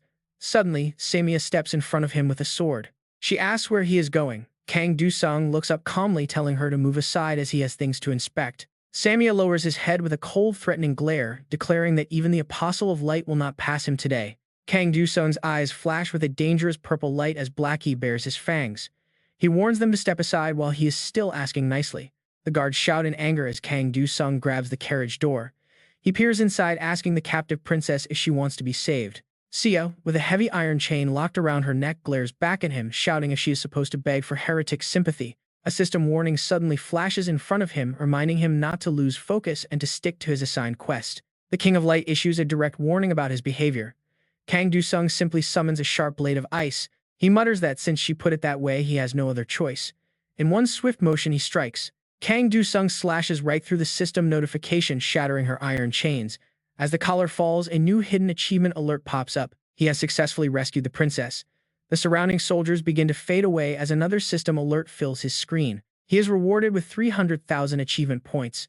Kang Du-sung watches the continuous stream of notifications update his main objective. The tower quest difficulty has escalated from level 5 to level 5 hard. Looking at the sudden change, he just bursts out laughing. Kang Du-sung looks up. Freedom is sweet. But then a loud system chime suddenly interrupts his peace. The warning pops up. You will pay for challenging the light. A powerful tower faction has turned against him. Danger. The screen flashes an encounter. Guardians of Light, elite killers who serve their holy sovereign's absolute command. This godlike ruler watches his every move wherever light reaches, growing furious whenever his precious light is extinguished or snuffed out. Enveloped in green light, the soldiers draw their blades. They charge forward with a wild, fanatical battle cry. Kill the heretic. They shout that the envoy of light is descending and no traveler will be spared. Kang Du-sung chuckles at how fast they change their tune with a little backup while Sia looks on with a pretty dark expression. What are you thinking? Sia asks. He simply smiles, telling her not to worry since he also has backup. Black energy erupts. His slash extinguishes the holy light, spreading deep shadow across the field as the Dark Sovereign assists him. The Dark Sovereign is backing him up, and he smiles as another notification reveals the Dark Council has granted him a massive power boost. Terrified soldiers watch the creeping shadows steal their vision while an eerie voice echoes from deep within the endless consuming dark. Shroud the world in our dark veil, it whispers. Kang Du-sung smiles, knowing his side holds the far better rewards. The black energy completely swallows the soldiers, skewering their chests with dark thorns of shadow as they scream in absolute agony. They fall. An armored knight cries out as the darkness surrounds them, its eyes flashing blue under its thick helmet. He raises both hands, desperately calling upon the holy light, which instantly beams down from the heavens to cut through the darkness. The radiant blast dispels the shadows, exposing the brutal black thorns impaling his men, but dark energy quickly surges back up again. The black tides surge back, making the armored knight rage before Kang Du-sung slices him cleanly in half. Screaming in agony, the captain falls. Honestly, watching Kang Du-sung wipe him out so easily leaves the other knights completely speechless. They panic. Shocked soldiers scream as Kang Du-sung leaps through the air, systematically tearing through the remaining armored units. A mortal doing this, impossible. The system warns him that the light faction now harboring absolute hostility toward him. On the flip side, his dark standing shoots up. Talk about playing your cards right. Kang Du-sung just tilts his head and chuckles. System alerts chime nonstop. His stats within the dark faction are soaring rapidly, boosting his overall power to new heights. Stepping onto the broken wing of an armored knight, he smiles, but a sudden system alert quickly catches his eye. Factions are watching. The system warns that countless tower groups are observing his moves, so he calmly looks up. The tower world and the world inside the tower are totally different things, filled with creatures like blood-crossed knights and desert spirits. These beings help shape the inner tower world, but the sovereign lords and their personal military forces are on a completely different level. They literally rule the inner tower world, while players are merely catalysts, acting as a bridge between these two separate realities. This role is quite similar to the native tower forces, who only serve a specific sovereign and only interfere in internal tower business. Yet players are definitely not ordinary puppets destined to blindly carry out the grand designs of these powerful ruling sovereigns. Suddenly, memories of the absolute fanatical zealots Kang Du-sung had previously clashed with come flooding back into his mind. He remembers them screaming that the Light Apostle was watching, begging their holy lord to stay by their side during battle. Back then, even after he completed the mission to safely escort the caravan, Mali, whom he had thoroughly beaten, still glared back. Crushed under his heel, Mali had growled in sheer anger, asking how he dared refer to Princess Go as simple cargo. By uncovering the hidden truths beneath these interactions, players in the tower can make decisions far beyond what anyone ever expected. Just as Kang Du-sung predicted, choosing this path was bound to yield far better rewards than playing along with the holy factions. Since he has to fight the forces of light, he will act as a Shadow Guild member, hesitating for nothing. Snapping out of his brief thoughts, Kang Du-sung locks his gaze back onto reality, noting there are only 5 enemies left. Even the high and mighty sovereigns themselves cannot easily bypass the strict rules and limitations imposed by the tower's system. Kang Du-sung's blatant indifference and clear look of contempt thoroughly enrage the remaining armored knight, who calls him an insolent bastard.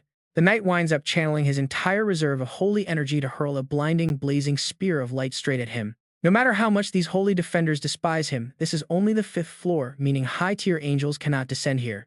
As the blazing weapon closes in on Kang Du-sung, a holy light suddenly begins to flicker, dying out completely in midair. It is the absolute law of the tower, but refused to accept such a pathetic failure, the knight grips his weapon tighter. He roars out to his remaining subordinates, commanding them to gather their energy and shatter the dark with their holy light. Hearing their commander's orders, the remaining holy warriors immediately summon a devastating rain of glowing spears, shouting together in unison, shattering the darkness.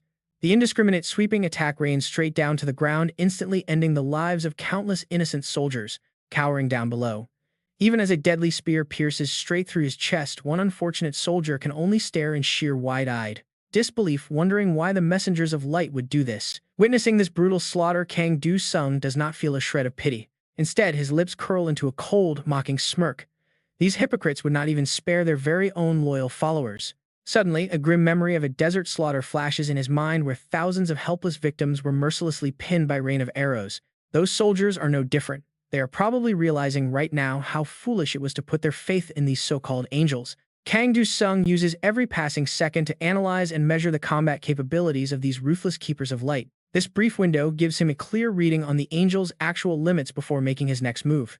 The raw power granted inside this tower is truly insane, but he swiftly shifts his footing to slip away. The lethal rays of light barely miss his clothes as he glides across the battlefield like an elusive phantom. Meanwhile, in a quiet corner of the battlefield, Sia is trembling with absolute terror, her hands clenched tightly in search of comfort. Suddenly, a reassuring warmth and a low, calm voice whisper right by her ear, making her jump in surprise. He whispers a quick apology, and to save precious seconds, Kang Du-sung skips the explanation and scoops her right up.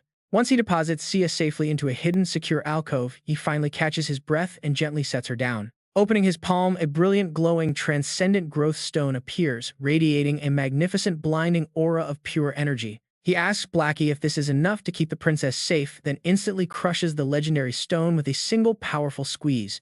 The rare gem disintegrates, feeding high-grade power directly into Blackie, as the sparkling crystal dust rains down like a miniature meteor shower. Witnessing this, Sia suddenly spots a barrage of searing hostile light beams shooting directly toward their hidden sanctuary. She screams a frantic warning, but Blackie has already fully absorbed the overwhelming power of the shattered growth stone. Blackie's body expands 100 times its original size, leaving Sia so utterly petrified that she shuts her eyes tight. Too terrified to face the incoming assault, she cowers as Blackie transforms his massive frame into dense, swirling shadow energy. This thick wall of darkness completely wraps around them just as the enemy's glowing lances crash down. The barrage barely ripples the protective dark barrier, and within seconds, a forest of jagged spikes erupts from the shadows. These deadly shadow thorns easily shatter the holy spears into absolute nothingness, leaving Kang Du-sung highly impressed by the perfect defense. Seizing the golden opportunity, he immediately goes on the offensive without letting a single second go to waste. The hostile armor chariot quickly spots his advance and sneers in pure arrogance, claiming his efforts are entirely futile. It boasts that his sword will never even reach them, but Kang Du-sung merely uses Blackie's massive shadow spikes for leverage. He launches himself high into the sky, and facing his rapid approach, the unfazed armor chariot summons its own weapon. A luminous blade of light materializes. Suddenly, 2 absolute opposite elemental forces clash as the blades collide head-on. Sparks fly violently in mid-air, and the polished visor of the chariot clearly reflects Kang Du-sung's fierce attack. The relentless strikes of his shadow sword are mirrored in its eyes, while the other keepers of light mobilize. They scatter to intercept the rogue shadow blades raining down desperately, executing every lethal tactic to corner and kill Kang Du-sung. Straining under their highly coordinated, vicious onslaught, he forces his mind to work overtime, searching for a viable counter. He realizes that trading blows at such close quarters is stripping him of his strategic advantages on the field. Faced with their relentless teamwork and sheer numbers, his stamina starts to rapidly drain under the intense pressure. He knows he must constantly shift positions to survive, but a split-second lapse in focus nearly costs him everything. A razor-sharp gust of wind grazes his ear, and though he snaps back, the perceptive armor chariot already moves. Exploiting his open guard, it delivers a brutal slash to his shoulder, forcing Kang Du-sung to push through the agony. He locks in on the mortal struggle, ignoring the burning pain as pure white feathers drift right past his face. He wonders how these monsters are still moving so fast despite suffering from active, severe debuff status effects. Reacting quickly, he summons a thick barrier of solid ice to intercept the enemy's bloodthirsty light sword slashes. He frantically wields his shadow sword alongside his shield, weaving a tight, desperate defense against their relentless assault. But the overwhelming sheer numbers of the enemy are slowly breaking his guard and new wounds open across his body. Pain and frustration mount as his options dwindle, making his temper flare up under the stress of this endless siege. The relentless hit-and-run attacks wear him down, and Kang Do-sung knows that dragging out this fight will mean certain death. He knows doing this wipes out his chances of survival, pushing him straight to death's door. But he wants them all gone at once. He reaches his hand out to the side. It is finally time to use it. Suddenly, a dark energy swirls into a vortex. A sword of light rips through the air, charging to crush his plan. Did you think we would just let you do that? His spell is cut off mid-cast, ruining his master plan. Kang Do-sung grinds his teeth in pure frustration, but the nightmare is not over yet. The glowing sword strikes at a terrifying speed, piercing straight through his chest with a sickening crunch. He bites his lip to blood, holding back a scream of agony. Yet a brutal bone-deep pain jolts through his entire body. His muscles lock up completely. In this frozen state, he cannot even muster the strength to twitch a single finger. With his focus shattered, his dark energy wavers.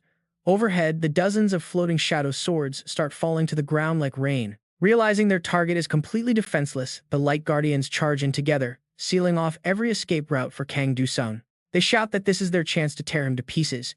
Yet, even as death stares him in the face, Kang Do-sung's lips curl upward into a wicked, eerie smile. And in the very next instant, the battlefield shifts. The glowing sword buried deep in his chest begins to flicker before dissolving into thin air. This bizarre sight leaves the armored warrior completely stunned, his jaw dropping in pure disbelief at the impossible turn of events. His instincts scream danger, prompting him to shout a frantic warning to his allies. Everyone stop, something is dead wrong. The fallen shadow swords suddenly begin to tremble, rising back into the air under Kang Do-sung's absolute control. But it is already too late.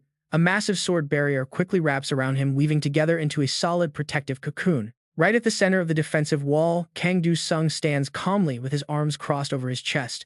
It is time to end this right here. Sharp ice crystals suddenly rain down from all directions, tearing into the enemy ranks.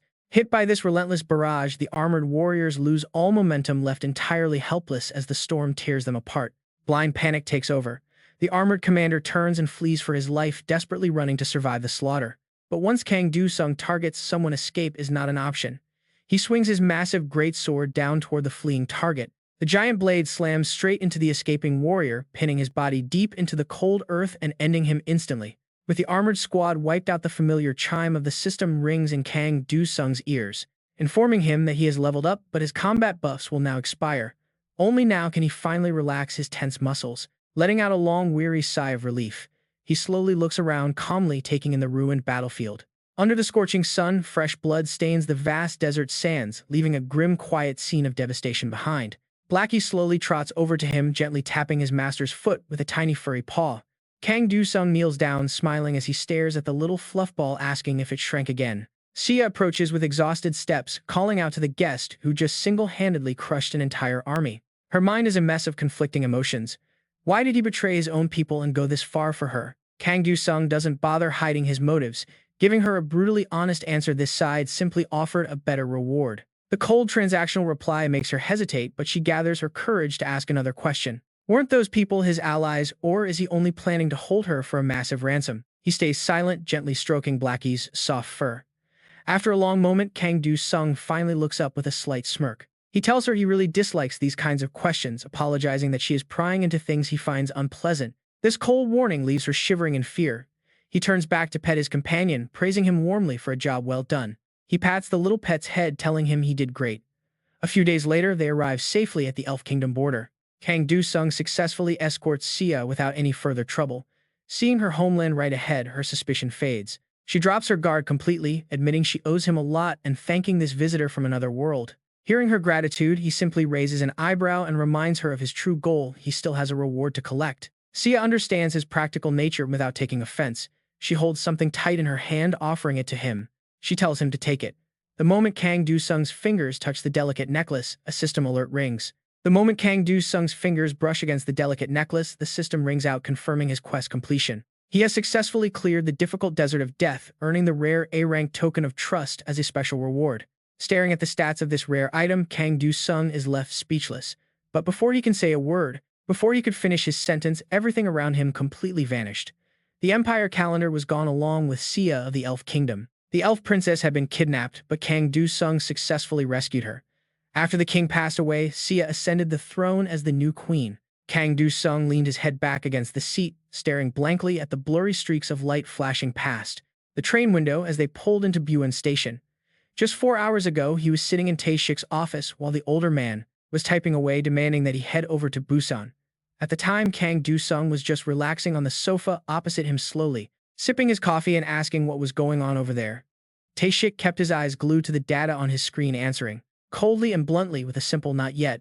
The response made Kang Do-sung frown in confusion, asking why he had to go then. Tae-shik finally stopped typing and explained that something was about to happen there involving Natasha Ivanova, a notorious criminal player. She was known as one of the dark players currently wanted by the Russian government and hiding out illegally. She was hiding at the port of Busan. She and her 4 subordinates had already started causing trouble for people inside the towers. Plus, she owned a legendary skill card called Absolute Shadow Screen. The moment Kang Do-sung took his first steps off the train, his phone started ringing like crazy in his pocket.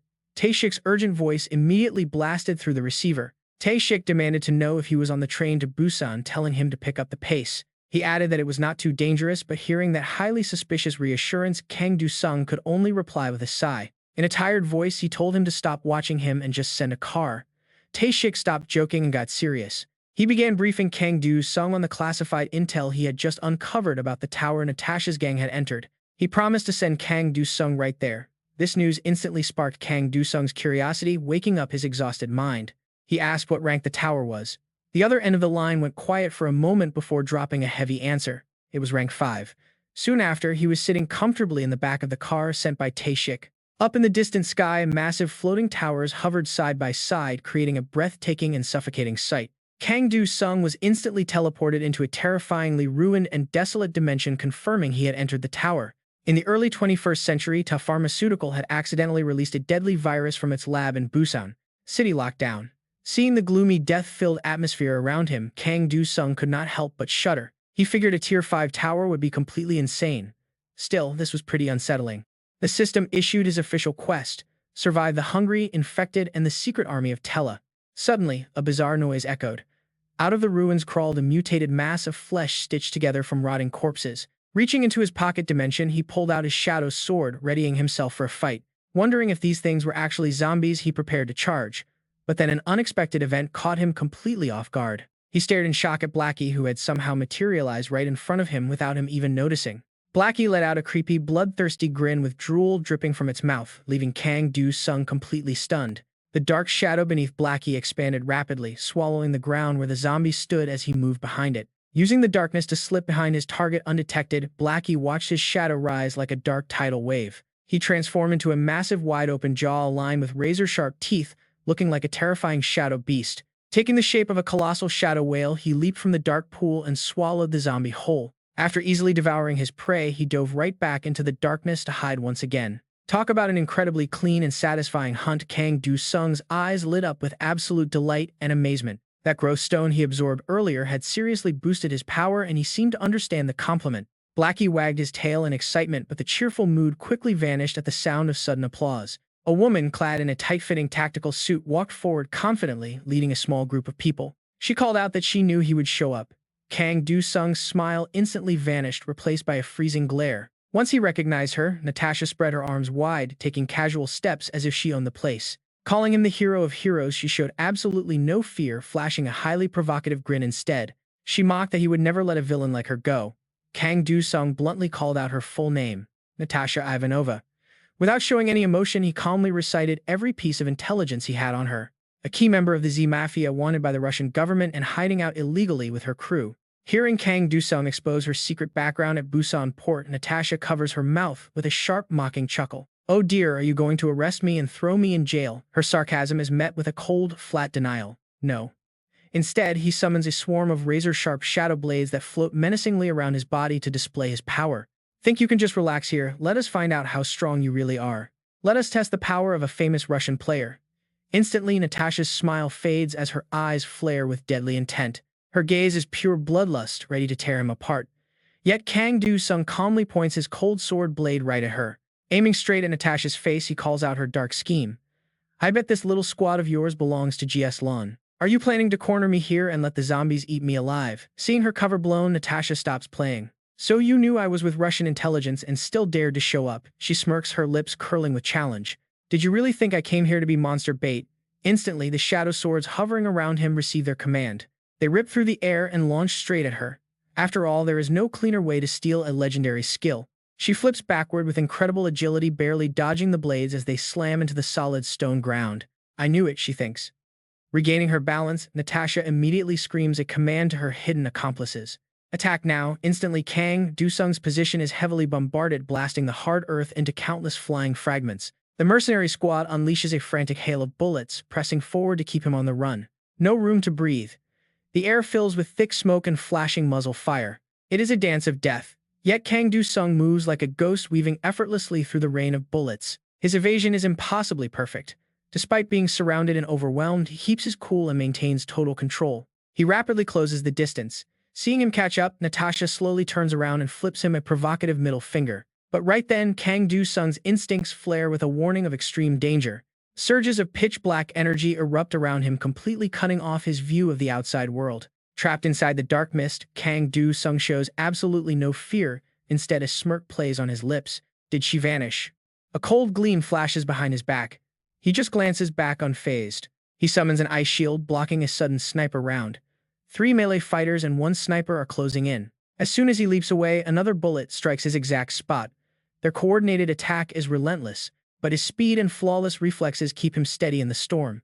Sure, you can sneak up once. He pivots on his heel and slices an incoming bullet clean in half, but a second attempt won't fly. Kang Do-sung conjures giant ice crystals to form a massive defensive fortress. This is the shadow screen skill. It is capable of massive area attacks. Even while surrounded, he still has the luxury to joke around. But hitting me is going to be pretty tough, you know.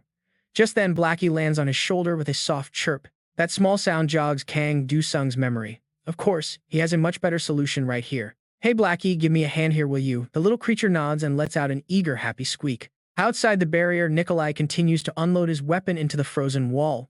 This ice is way too thick. They need a different angle. But his focus is suddenly stolen by a tiny shadow slithering nearby. Where did a cat come from? Before the poor mercenary can even process the thought, things go horribly wrong. Sharp shadow spikes impale his body instantly.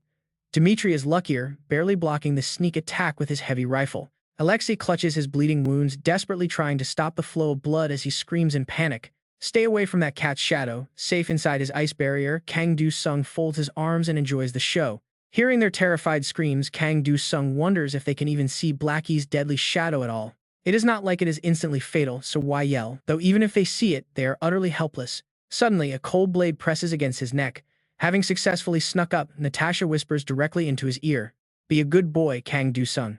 Your survival depends on how well you behave, but he does not even flinch. Instead, he delivers a mocking retort. Isn't that line reserved for someone who actually has a chance of killing me? Natasha tightens her grip on the hilt, warning him through gritted teeth not to underestimate Russian intelligence. She claims they already know 90% of his secrets, including the massive reward points he has been hoarding. He obtained this reward after conquering the level 5 challenge tower just a few days ago. And it is no ordinary number. He must complete it within a strict time limit, right? Since finishing that intense trial, he has only been hanging around the lower level towers. He did the exact same thing last season when his survival skills were having some serious issues. Thinking that she has completely seen through her opponent, Natasha Ivanova immediately orders them to eliminate that cat first. Meanwhile, Kang Do-sung's tone remains completely flat and calm. He tells her to leave the idle chatter for later as he casually raises one hand decisively, grabbing the hand that is holding her dagger. He directly uses her own strength to drive that sharp blade right into his own neck. He wonders how she could ever kill him when there is not a single wound or drop of blood dripping down. Kang Do-sung tilts his head, giving her a sarcastic look as he explains that this is not even his real body. This sudden twist makes Natasha Ivanova's heart skip a beat. She wonders how this is possible, but as she stands frozen in shock, 3 shadow swords suddenly rush out, tightly interlocking right around her neck. The tables have completely turned, and now Kang Do-sung looks down at her miserable state to mock her.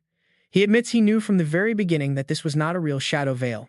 He lightly swings his sword, and the dark energy surrounding him automatically dissolves. He explains that even so, his senses were dulled. making it hard to stay as sharp as before. He points out that she must have used a sensory restriction skill before launching her attack, forcing him to rely entirely on pure deduction. Cold sweat pours down Natasha Ivanova's forehead as her throat tightens, leaving her completely unable to make another single sound. His gaze is like a razor slicing deep into her very soul as he exposes her legendary illusion skill. Honestly, her face says it all. Kang Do-sung continues to dismantle every single detail of Natasha Ivanova's trick, explaining how it allows her to manipulate the opponent's vision. Her sword begins to tremble, slipping right out of her palm. The moment the tip touches the stone floor, it instantly dissolves into glowing dust and vanishes. At the same time, the wall of dark fog trapping them begins to crack and shatter. He calmly names the exact technique as Oculus, stripping away the final layer of her disguise. With her tricks exposed, Natasha Ivanova completely collapses. Kang Do-sung twitches his fingers, aiming the razor-sharp shadow sword directly at her. He mockingly tells her she could make a fine professional scammer, though it seems this is not her strong suit. After all, he declares that she is the one facing defeat now. Realizing there is no way to turn the tables, Natasha Ivanova can only bite her lip in helpless defeat. Kang Do-sung decisively swings his arm down, ordering his shadow blade to finish her off once and for all. The system's cold voice rings out, announcing the player's death, but just as the blade is about to pierce her skin, a sudden, violent gust of wind forces him to stop. Thanks to this bizarre intervention, Natasha Ivanova narrowly escapes a brutal death by a single hair. The system screen suddenly flashes a dangerous bright red, blinking with critical warnings. A top-secret teleforce has detected living survivors, and a massive scouting drone begins hovering high in the air, scanning every alley. Multiple survivors have been detected in Area B-16. Up on the surrounding ruined rooftops, a horde of heavily armored giant combat mechs suddenly appears. Their orders are absolutely clear: eliminate, eliminate. Dmitri scrambles to find an escape route, but those dark spikes from Blackie are still pinning him down tightly, completely. He curses knowing he needs to run, but a heavy armored mech crashes down right in front of him. The machine's eyes glow with a sinister red light as it initiates the top-secret operation, and heavy gunfire completely drowns out the mercenaries' final screams. At the same moment, the system notification chimes in, Kang Do-sung's head, once more confirming the player's death. Watching this ruthless slaughter by the mech squad, Kang Do-sung cannot help but hesitate. You have to wonder what his next move is going to be: intervene and stop them, or simply wait it out. Before he can think any deeper, a barrage of energy bullets is fired directly at him at absolutely terrifying speed. Facing this incoming wave of absolute devastation, Kang Do-sung prepares to act. Instantly crosses his arms over his chest. Suddenly, a massive glass clock with glowing golden Roman numerals appears before him. He sighs with regret, muttering that it is such a waste. The blinding light shines directly onto Natasha Ivanova's stunned, frozen face right beside him. Over in the center of the ruined street, a figure is sitting casually, cross-legged on a clean mat, completely untouched by the surrounding dust. She complains that 2 players died before, even spending all of their reward points. Automata's face is filled with absolute frustration as she points her finger directly at Kang Do-sung, growling that it is all his fault. Kang Do-sung wears an incredibly innocent smile combined with an incredibly playful tone, saying he really wants to apologize but honestly wonders what he could have actually did wrong. Automata holds up a shiny gold card with a mysterious question mark printed right in the center, asking him if he casually laced his fingers together, declaring that if it was just one card, he would consider it an accident and generously let it slide. Cracking his knuckles as a silent threat, he asks if she wants a middle finger instead of an apology. Once the shop opens, there is no way the peace treaty will be respected here. He points his finger toward Natas, who is standing dazed not far away, and whispers a plan. A legendary card might actually appear. Awesome. Then try selling it to that woman over there. But if an attack breaks out right in front of the shop, it will seriously annoy Automata. Seizing the lucrative suggestion, the little girl waves her tiny arms and shouts toward Natas. Auntie over there, you have the second highest score here. Make sure to spend them all before you kick the bucket. And every single player there knows exactly what that means. She helplessly shuts her eyes tightly, her heart filled with bitterness as she accepts her ironic, twisted fate. Seeing her customer waver, Automata enthusiastically pitches her usual sales tactics. Auntie, since you are going to die anyway, you have absolutely nothing to lose. Why not gamble once to fight for your life? So go ahead and buy a card to try. It is quick, and if a mythical card pops up, you might actually survive. Meanwhile, Kang Do-sung is leisurely sitting aside with crossed arms, enjoying the show when he is suddenly dragged into it. You too, mister. Buy one, who knows, maybe you will actually pull some legendary card. Hearing this, he cannot help but feel a cold sweat breaking out on his forehead. Is selling cards the only thing on your mind, kid? Just then, Nata steps forward decisively, making her final move. Then let us buy skill cards. I will spend all 374,000 points.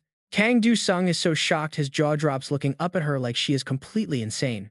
She's actually prepared to gamble her entire fortune on this fateful game, to buy those skill cards through a completely random selection. He can only rest his chin in his hand, silently waiting to see if a miracle will actually happen. Natus continuously draws, time after time, but the results are not looking good at all. It is a normal card. That fatal phrase keeps repeating dozens of times in a row, making her so frustrated she wants to cry on the spot. In contrast to her, Despair Automata offers words of encouragement in a completely cold tone. Do not give up just yet. Sweet rewards will come to those who are patient. You will eventually pull a mythical card. Go again, just one more time. But reality is harsh and absolutely no miracle happens here. It is just another normal card. Kang Do-sung, standing nearby, witnessing the whole process, lets out a soft sigh. His patience is completely exhausted, and this is getting tiring. Honestly, watching a house burn down would be way more entertaining than watching her pull cards. Under Natas's feet lie scattered countless useless gray cards. She gulps hard, her trembling hand reaching toward the deck for her very final card. Seeing this, Automata quickly chimes in to keep her customer hooked, her tone sounding slightly encouraging. Not yet, auntie, you still have 7 attempts left. Stay right there. Her bloodshot eyes stare intensely at the giant mechs currently surrounding them. She just needs to pull one. Otherwise, she is as good as dead. Pulling a mythical card might be an unrealistic dream, but at the very least she should be able to get a legendary skill card right. Please, even a hero would. Just like that, her last spark of hope is snuffed out. Natas punches the ground, hard to vent her frustration. Automata offers a polite, superficial word of comfort. What a pity, NTU. We're just a bit unlucky. Unwilling to miss the chance to squeeze the last drop of surplus value from Natas, she eagerly suggests more. You still have 4,000 points left. Want to buy a potion? Witnessing the entire hilarious drama from start to finish, Kang Do-sung finally cannot hold it in and bursts out laughing. I think it is time you stop your multi-level marketing scheme. Automata immediately shifts her hunting target to the only wealthy player left around. Mr. Buy a card from me too. Unfortunately for her, he is sharp and not easily fooled. Why should I do that? The little girl decisively throws open the antique wooden chest she is holding. Considering the sudden deaths, before combined with the constant danger they are currently facing, she holds out a neat row of legendary-grade cards. Glowing with a brilliant light, she tells him it is about time a legendary card appeared.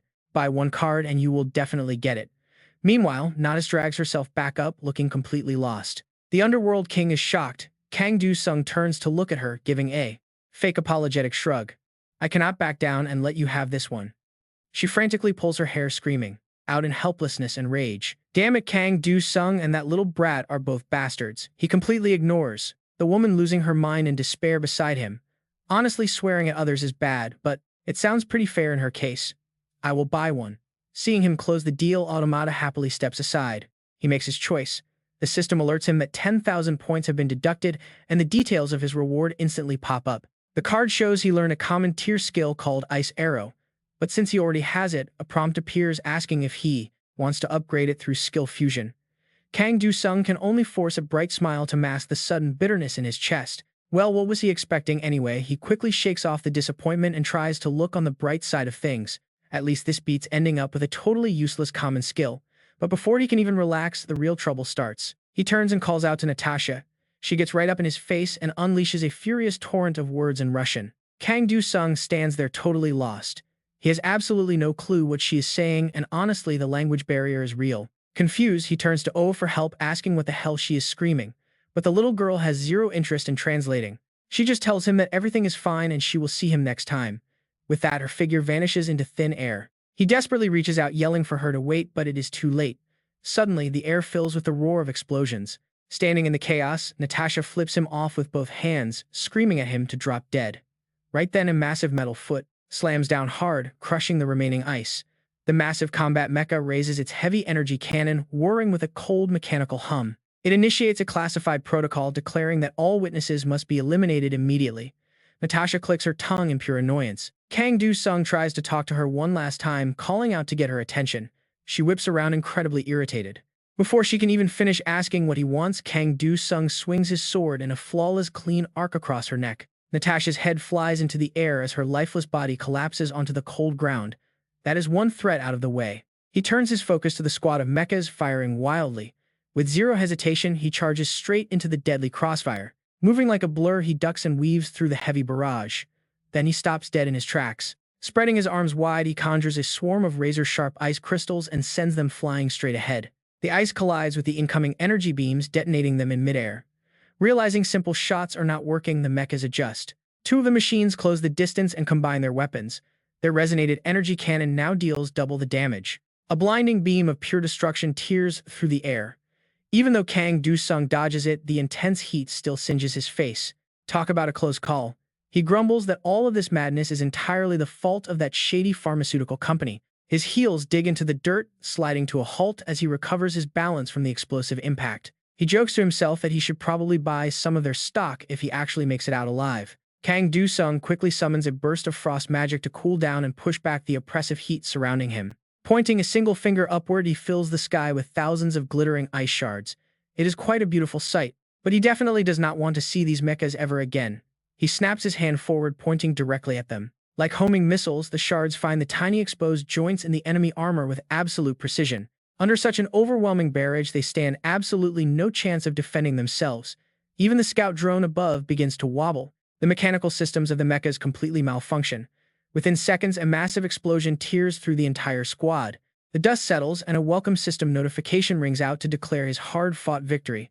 He cleared the zombie tower, earning him a random equipment card as a special reward. On top of that, he is allowed to steal one skill card from any of the defeated players. Looking over the ruined battlefield, Kang Do-sung smiles. Honestly, is that even a question? A warm golden light wraps around him, and the system congratulates him for acquiring the skill Oculus. With the mission wrapped up, players are automatically sent back to their original world. Those who failed have also returned. Kang Do-sung scans the crowd to see who made it back alive. It looks like two of them actually died. Getting taken out by Blackie must have been incredibly traumatizing. He wonders if they will ever recover.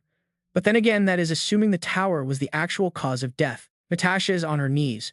Her body is completely fine now, but the sheer phantom pain of being beheaded still haunts her. She sits there, shivering, completely traumatized. Meanwhile, Kang Do-sung does not even give her a second glance. He casually waves goodbye and tells them they did a great job. Natasha struggles to stop shaking. She looks up at the back of the very man who killed her just minutes ago, asking how they even returned. Kang Do-sung chuckles. Why is she asking? Would she rather be locked up back there forever? Go call the police. Turn yourself in. That is not my problem. She stood frozen, unable to believe her ears. Is he really just letting her walk away? Kang Do-sung gave a cold, decisive nod, completely resolute in his stance. Exactly. Go tell them that. Climbing the tower is tiring enough without getting dragged into all this annoying nonsense. Smirking, he pointed his single finger straight up at the blue sky and casually turned around to walk away. Dead people do not talk. Remember that. He warned her to appreciate just how lucky she was to survive today. Of course, that soft moment did not last. Tae-shik called him immediately, absolutely furious. Why did you let them live? Kang Do-sung pressed the phone to his ear, desperately searching for an excuse. Just think of it as compensation, uncle. They gave me a legendary skill and showed me the consequences of using that glitched card, so we are even. But that excuse only poured gasoline on the fire. You massive idiot, why on earth would you do that? You just let the people who stabbed you in the back walk away completely unharmed. Kang Do-sung let out a long, exhausted sigh. He tried to calm down the older man's burning anger. What kind of person do you think I am anyway? Some psycho killer with a twisted hobby? You need to show a little mercy. Tae-shik was completely speechless. He had absolutely no comeback for that twisted logic. You are just a smooth-talking, stupidly kind Saint. Tae-shik scoffed. Clicking his tongue in annoyance, the older man quickly changed the subject. Where are those bastards right now anyway? Even as Kang Do-sung finally boarded his train, Tae-shik was still on the line, complaining nonstop about that crazy gang. What on earth were those lunatics thinking? Kang Do-sung quickly cut off his mounting anger with a simple practical joke. Come on, what is the big deal anyway? I am still the guy running your internet cafe for you, right? Though his voice still carried a ton of heat, the anger was finally starting to fade. Damn it, Tae-shik muttered. Just be careful on your way home and do not push yourself too hard. Please do not make me worry again. Got it, idiot. To stop the older man from launching into another endless lecture, Kang Do-sung quickly cut him off. Yeah, I get it, he answered casually. But deep down, he truly appreciated the sincere concern Tae-shik always showed. Thanks for looking out for me, he whispered. Inside the tower, players were known by many completely different titles. This place was a breeding ground for raw military power, weapons, and the dark schemes required to stay alive. In the end, these players were never true heroes. They were just survivors born from a brutal, endless war. Like Natasha Yenova, there were those who could easily eliminate their country's enemies without a single shred of hesitation. Stepping off the train, Kang Do-sung felt a heavy doubt weighing on his chest. Did they really want that from him? Did they want him to become that kind of hero? He stared up at the gloomy gray sky, sighing quietly. What was the point? There are no real heroes in war. Suddenly, a young girl on the street noticed him. She gasped, wondering if that was actually the famous hero King. Kang Do-sung flinched immediately, on high alert and looking around. He quickly pulled his hood down to cover his face, silently cursing himself for being so incredibly careless out in public. Her companion panicked, whispering for her to stop pointing because the hero King was rumored to be a real killer. But Ji-ho remained perfectly calm, completely disagreeing with Lee Sung. That is not true at all, she said. The media says he is a highly respected hero, even if the reporters are not allowed to share too much. No matter what anyone says, he is the one who actively works to save people after every single season. They even say that without his brave actions, the entire world would have already ended during the second season. She had even heard he secretly donated all his merchandise profits. But check this out, his sharp hearing caught another voice. A nearby guy scoffed loudly, calling it a total act. Is not that merchandise just a marketing stunt for his upcoming debut? There is no way a guy like that does not care about making a massive pile of cash, the man sneered. High above them, the massive trial towers floated silently in the sky, drifting lazily behind the heavy gray clouds. Suddenly, a noisy crowd of entertainment reporters with cameras and microphones swarmed him out of nowhere, shouting his name. This sudden ambush was incredibly annoying. He had really hoped to reach home before being spotted by anyone. Narrowing his eyes, he quickly scanned the surrounding streets, desperately looking for the fastest escape route out of here. Right before the reporters could reach him, Kang Do-sung vanished into thin air. With a sudden burst of teleportation, he materialized right on top of a sacred stone altar. Honestly, hiding in this tower was way better than dealing with the noise. There was just too much gossip out there. But as he looked down, a massive crowd of believers stared back. They chant reverently in pure adoration, crying out that the goddess has blessed them.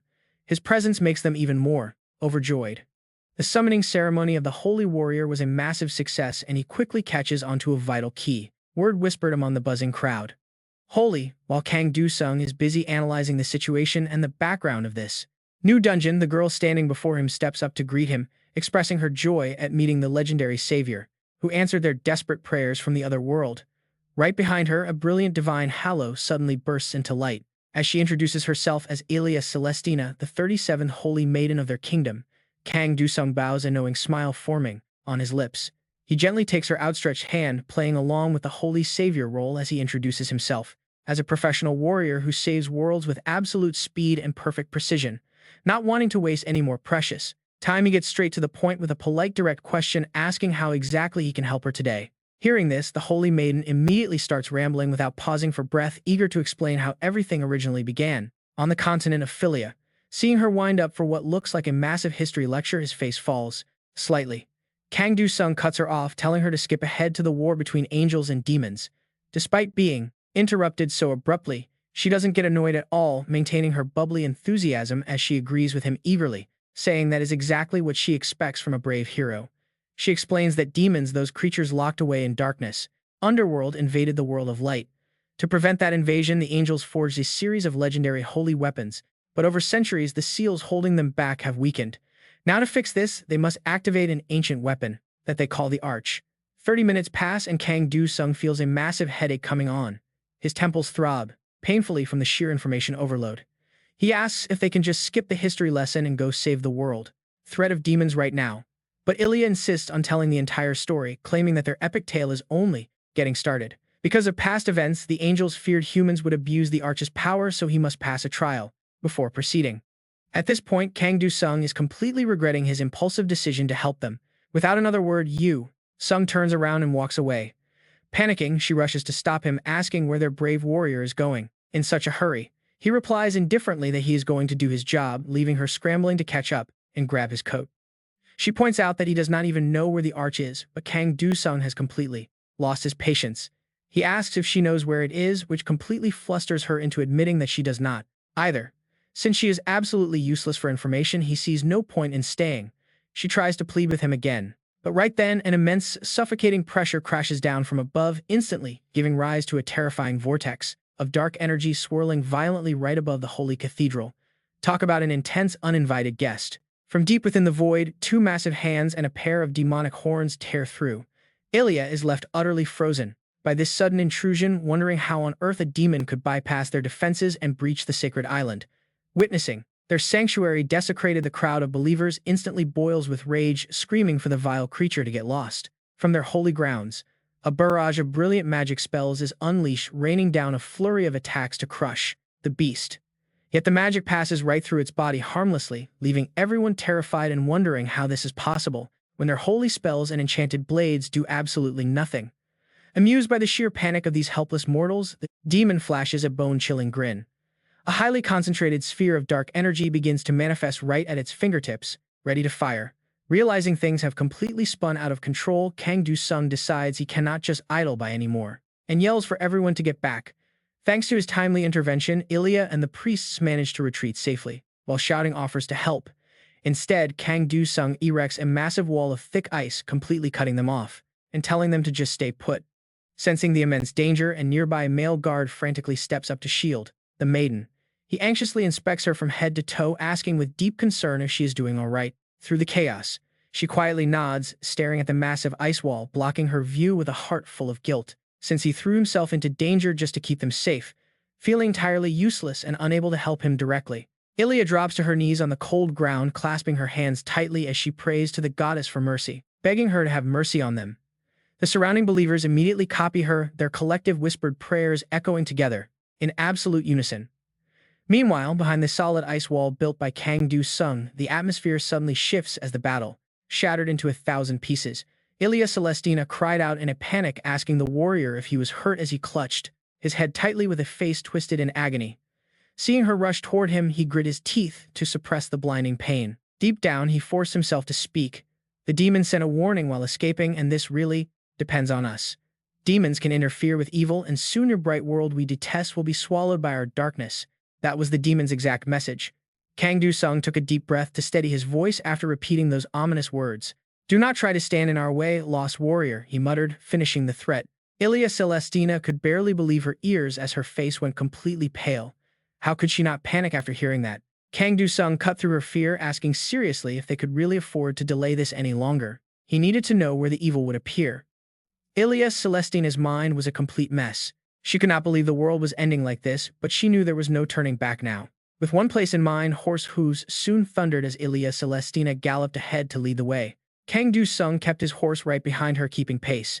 Finally, things were making some real progress. He looked down at Blackie, who was curled up like a lazy little cotton ball in his lap. Asking if the pet was bored too, he warned him that the upcoming battle would be tough. Memories of their earlier demon fight rushed back, where Blackie had played his part perfectly to pull off that trick. Understanding his master, the pet raised his head and let out a sharp chirp. Thanks to Blackie's quick assist, he had easily taken down that demon without breaking a single sweat. But using this power had a cost. Using the dark sword would be impossible for a while, and Blackie needed to keep his powers hidden. They had to keep their trump cards safe until the right moment. Ilya Celestina noticed him lagging and pulled her reins. She turned back, asking if they should slow down. Her voice instantly pulled Kang Do-sung out of his thoughts. He told her he was fine. Anticipating the challenges ahead, a sudden rush of excitement built up inside him. Doing things his way was always more effective. This was the absolute correct way to utilize a legendary skill. The moment they stepped inside the Adventurer Guild, a bright and welcoming receptionist greeted them immediately. Welcoming them to the guild, Kang Do-sung walked straight to the front desk, asking about entering the labyrinth. The receptionist understood his request immediately, realizing he was asking about the required adventurer permit. She quickly processed the paperwork, handing him a small slip stamped with the waiting number 216. Taking the ticket, Kang Do-sung and Ilya Celestina found a quiet, empty table in the corner, ignoring the loud chatter. Ilya Celestina lowered her voice, introducing him to Garcia, a neutral city widely known as the Labyrinth City. It was a neutral territory sitting directly between the Celestina Holy Kingdom and the Daga Empire. The city was built entirely around an ancient underground labyrinth, a place full of great opportunities. Processing all of this, Kang Do-sung quickly analyzed the map and realized there was no better place to hide the legendary Ark, an ancient weapon created by divine beings. Suddenly, the receptionist's loud call cut through the noisy room. Calling out number 216, the friendly receptionist pushed a thin document forward, asking them to fill it out. Without a single trace of doubt, Ilya Celestina reached for the pen, but before she could touch the paper, a strong hand suddenly stopped her. Kang Do-sung tapped his finger directly on a cleverly hidden clause in the contract. It clearly stated that no one was responsible for deaths in the labyrinth and all lost items. Everything would belong to the city.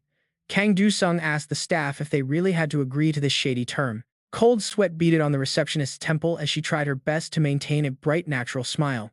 She explained that this was a fair rule for everyone since high adventure always comes with high risk was involved and everything depended on their own choices. Hearing that explanation, Ilya Celestina was completely convinced. Kang Du-sung knew it was a total trap, but in their current situation they had no other choice. He muttered that the clause was quite a detailed reminder to value life, handing back the signed papers. Leah smiled warmly as she took the papers and wished the two adventurers the absolute best of luck. Armed with their permits, they headed down a steep underground passage entering the ancient labyrinth level 1. Kang Du-sung summoned his shadow sword, asking if she was ready while Ilya Celestina nervously clasped her hands tightly. Chest, taking a deep breath. Right on cue, a pack of massive, abnormally large rat-like monsters charge. They burst forward. He uses his thick blade to block the razor-sharp teeth of the leading monster. Right now, the Saintess focuses her mind, channeling holy energy right into her palms. A sharp stream of divine light decisively slices the rat monster's head clean off in an instant. Together, they clear monsters while pushing deeper inside. We have reached the central area, going way faster than expected. Yusung comments, leisurely resting his shadow sword on his shoulder while showering her with praise. Your combat skills are amazing and your holy arts are truly wonderful, is truly miraculous. Hearing such high praise from a powerful warrior makes Ilya absolutely thrilled. Really, she recalls some strange details from their journey and mutters, but every now and then other adventurers kept appearing. They would attack, the monsters rushing at us and clearing the path. Her heart is filled with gratitude, thinking these strangers are kindly helping. We are in such a rush, so I am really grateful to them. Looking at Ilya's pure, innocent face, Yusung doesn't hesitate to bluntly shatter that sweet holy innocence. He explains that they actually meant this is our hunting ground, so get lost. But Ilya is still dreaming of a beautiful future. If all adventurers helped and fought together, even the demons wouldn't seem scary anymore. Since he has no desire to argue with her hopelessly naive optimism, Yusung decides to change the subject. Don't worry too much, even if they aren't like that, I will get the ancient weapon completely intact for you, so there is no need to worry. Before they can even finish, a booming voice rudely cuts in. Let us welcome these newbies. A group of rough-looking thugs holding all kinds of weapons blocks the path. Their leader is named Gator, a brute with a massive muscular build, a heavily tattooed bald head, and a vicious scar running across his right eye. You dared to come here for profit without paying the fee, just. Taking one look at their dirty demeanor, Yusung immediately reads the situation perfectly. These are the bandits who rob adventurers in the labyrinth. Ilya starts feeling incredibly uneasy. Labyrinth bandits, he casually explains from his experience, explaining to her based on his own practical experience. I don't know what they call it in this world, but this happens all the time in mid-sized labyrinths. It is usually referred to as adventurer hunting. Gator stands across from them and laughs out loud. Exactly, since you understand so well, why don't you just hand over everything you have? Despite facing these ruthless thugs, Ilya still does not realize how brutal they are. Wait, let's talk this out and resolve it peacefully. Yusung plays along, putting on an incredibly bright, happy smile. Right, talking is great. Mr. Bandit, why don't you listen to my story? He repeats the exact same long-winded speech that Ilya tortured him with when he first arrived. Since the dawn of time, there were gods and demons. Those demons pushed this world to the brink of destruction. I am a warrior from another world here to save it. And to do that, I must find the legendary ancient weapon. Gator's lackeys listen to this completely dazed. They look at each other in total confusion. What is he talking about? I have no idea. Yusung politely gestures toward his companion to introduce her. I am searching for it with her, the 37th Saintess of Celestina.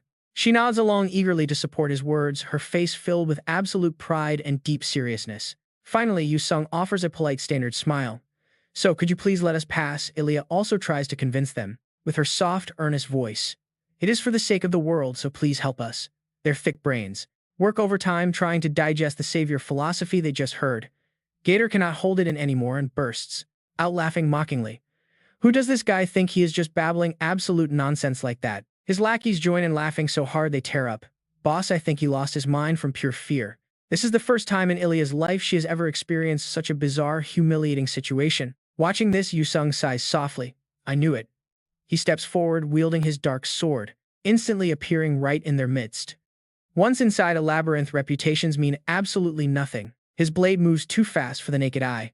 An instant later, fresh blood sprays everywhere. One bandit collapses in absolute agony, clutching his severed arm. My arm, my arm. The brutal thugs who were laughing just moments ago are now pale as ghosts. They panic, screaming how a bastard like you dares, he is coming this way. Suddenly, a massive battle axe wrapped in blazing flames crashes straight down. toward Yusung along with an angry roar. "You bastard!" He swings his dark sword, parrying the heavy blade. The massive battle axe flies off course, burying itself deep into the rocky ground. Out from the mine's dark shadows, a figure slowly emerges. She steps out. "How dare you attack my people?" she demands coldly, sizing him up with an arrogant stare. "You seem a lot stronger than you look," she mocks. But as Ilia Celestina finally recognizes her, her mind begins to spin in absolute shock. "Aren't you that receptionist from the Adventurers Guild?" Ilia Celestina asks, her voice trembling violently as the painful betrayal finally sinks in. Unlike her, Kang Dusung does not look surprised at all. Instead, he calmly steps forward to expose their dirty little secrets. The guild and these bandits are working together. Every suspicion he had about the shady contract terms is now fully confirmed.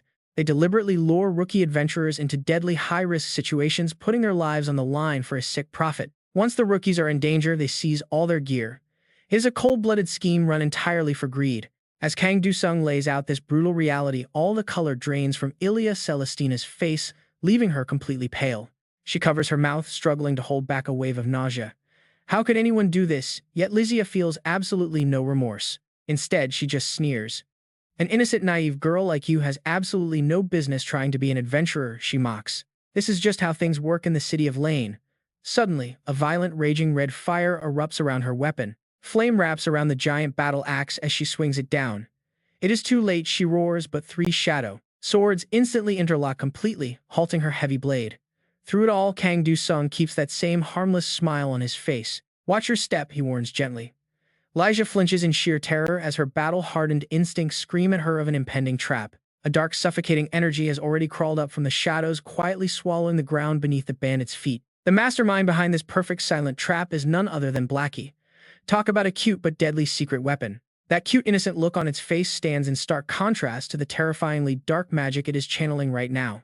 With the dangerous threats now cleanly swept away without a hassle, Kang Dusung casually turns around to check on the Saintess. "The path is open, Saintess. Let us go," he says. Staring at the ruined battlefield, she forces herself to stay focused. "Yes, we should leave," she stammers. The chaotic cavern falls dead silent, save for their footsteps echoing against the cold stone. Eventually, they arrive at an ancient, long-abandoned ruin hidden deep within the dungeon, deciding it is safe enough to halt. After completing a quick scout of the area to ensure there are no hidden threats, Kang Dusung lands lightly beside Ilia Celestina. "Let us rest here tonight and move on tomorrow," he suggests. Her eyes remain blank as she gives a mechanical nod. Seeing her lost in trauma, he knows he cannot just leave her to suffer in silence. "You look a bit pale," he starts. "Ever since we ran into those bandits, you have seemed down. You've never looked at this world without your Saintess title, have you?" She clasps her hands together, a nervous reflex she always turns to whenever she feels anxious. The warm, flickering light of the campfire illuminates the deep sadness etched into her face. "The world is ending, yet humanity is still tearing itself apart," she sighs. She is genuinely amazed by how Kang Dusung manages to stay so calm and unbothered through all of this chaos. "Are you just used to things like this?" she asks. He falls silent for a long moment, searching his distant memories. "I am not sure," he replies.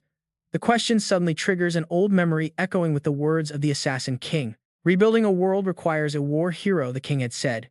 Kang Dusung stares out into the empty dark. "Every world is the same," he mutters.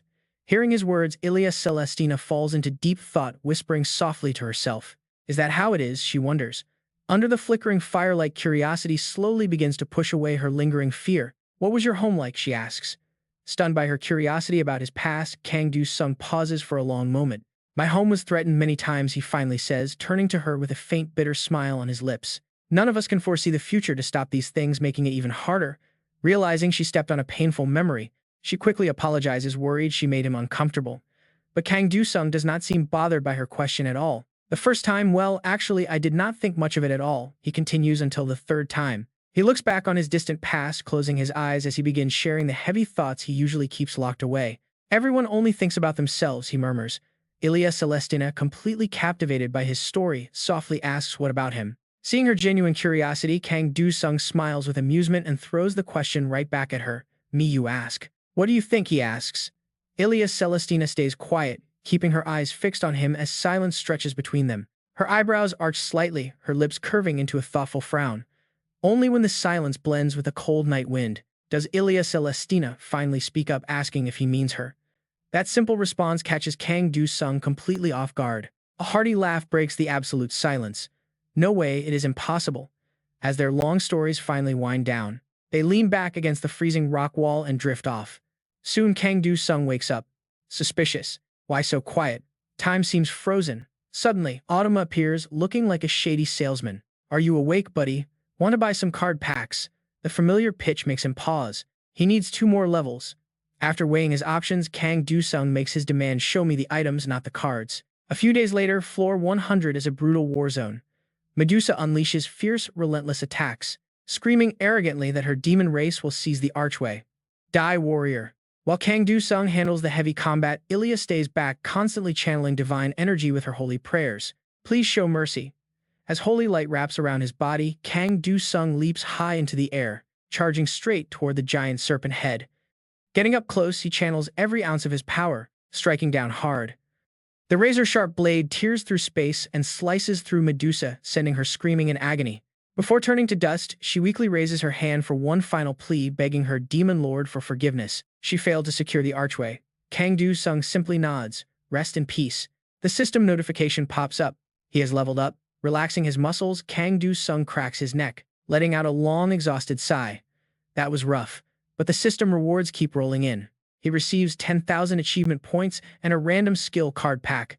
Seeing Ilya walk over to him, Kang Do-sung voices his growing doubts. Isn't their timing a bit too perfect? They showed up the second the trial ended. But instead of worrying about those suspicious questions, Ilya just offers him a gentle, reassuring smile. She tells him he did a great job.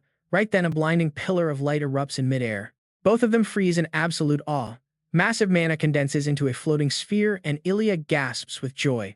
An ancient object slowly descends. Kang Do-sung looks it over, noting how simple this legendary relic actually looks. The system confirms he has obtained the White Arch fragment. Suddenly, another holy light blankets the ground. Ilya gasps, recognizing the legendary labyrinth. She turns her gaze toward a glowing portal that suddenly opens up. Ilya remarks that they should step through. The portal awaits. The moment they cross over, Ilya sighs in relief, thanking God that they finally made it out. But their relief is cut incredibly short. A familiar voice rings out, making her face go completely pale. You two have worked hard, Saintess Ilya. Prince Milvat and his Dark Knights are waiting for them. The royal stands there with a highly smug grin. Finding this arch fragment became so much easier thanks to you. He looks down at them, utterly triumphant. Now the power of the arch belongs to the kingdom. Or rather, he corrects himself, it belongs to me. Now, hand it over, Milvat. Kang Do-sung glares at the greedy royal, asking Ilya if this guy is an enemy. She confirms his identity. The man blocking their path is the first prince of the Degaga kingdom. Seeing their silence, the prince sneers. Hand it over quietly and I might actually spare your lives. But Ilya stands her ground. Absolutely not. The power of the arch is meant to protect humanity from the demons. Hearing that, Milvat pulls out a glowing purple gem, holding it up with absolute madness in his eyes. Don't worry, once I collect all the fragments, those demon bastards will be forced to surrender to me. Realizing this royal is completely insane, Kang Do-sung angrily summons his illusion swords. Since they still refuse to yield, Milvat clenches his fist and barks cold orders to his men. Talking is useless.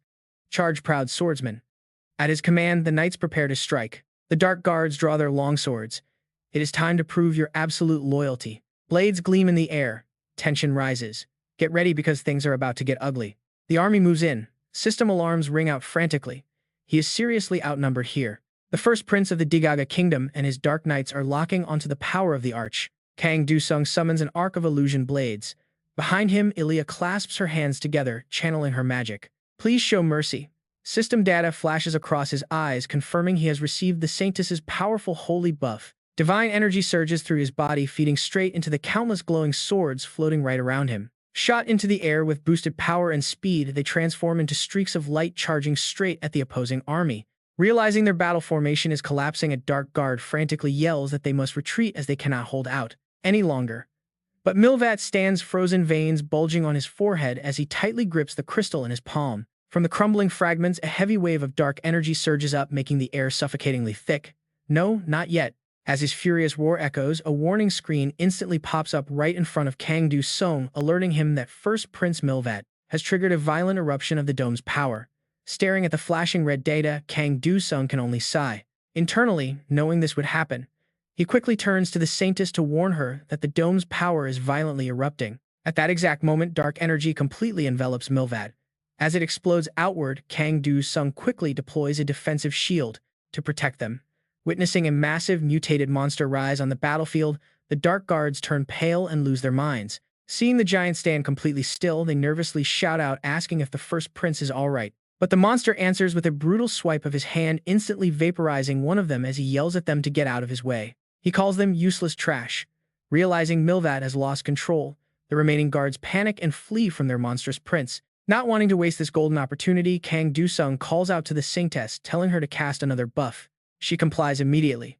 At the same time, he raises his hand to summon specialized armor that covers his entire body. As the incantation echoes, the ground shakes violently.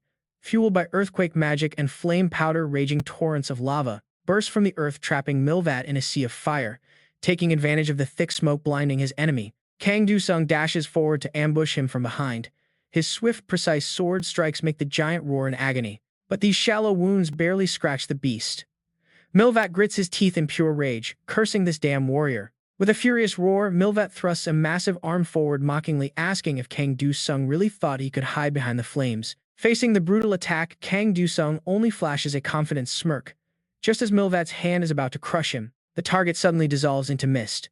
In the blink of an eye, Kang Do-sung teleports right above the monster's head, pointing his sharp blade straight down, telling Milvat that his blind greed for power has clouded his vision. He asks if he's right, then turns into a cold streak of light piercing straight through Milvat before landing on the ground. Taking the full force of the devastating blow, Milvat coughs up a mouthful of blood, completely unable to speak. As Kang Do-sung stands up straight, the monster's massive body crashes to the ground with a heavy, deafening thud. Right then, a soft blue light glows in the air, bringing up a familiar system screen to deliver the good news. He has acquired the second dome fragment. Suddenly, a bright pillar of light beams down from above, wrapping around him. Kang Do-sung is left speechless, wondering what cheap third-rate game cutscene this is. Meanwhile, the dirty fragment slowly floats upward. It hovers in the air amid swirling bands of glowing light, and within seconds, the rough outer shell shatters into glittering pieces. This reveals a pristine, complete object hidden inside. Gazing at the majestic sight, Ilia Celestina stands there completely mesmerized, gently whispering the dome's name. A system alert chimes, announcing that Kang Do-sung has leveled up as he grabs the item. He is quietly thrilled that everything ended so smoothly. The system notifications keep chiming, stating that he has reached level 5 and can now enter the Tower of Awakening. With everything complete, he smiles warmly and offers the glowing mystical sphere to Ilia Celestina, telling her it is over and asking her to accept it. The sudden gesture catches her completely off guard. She asks if he really wants to hand over the fragment.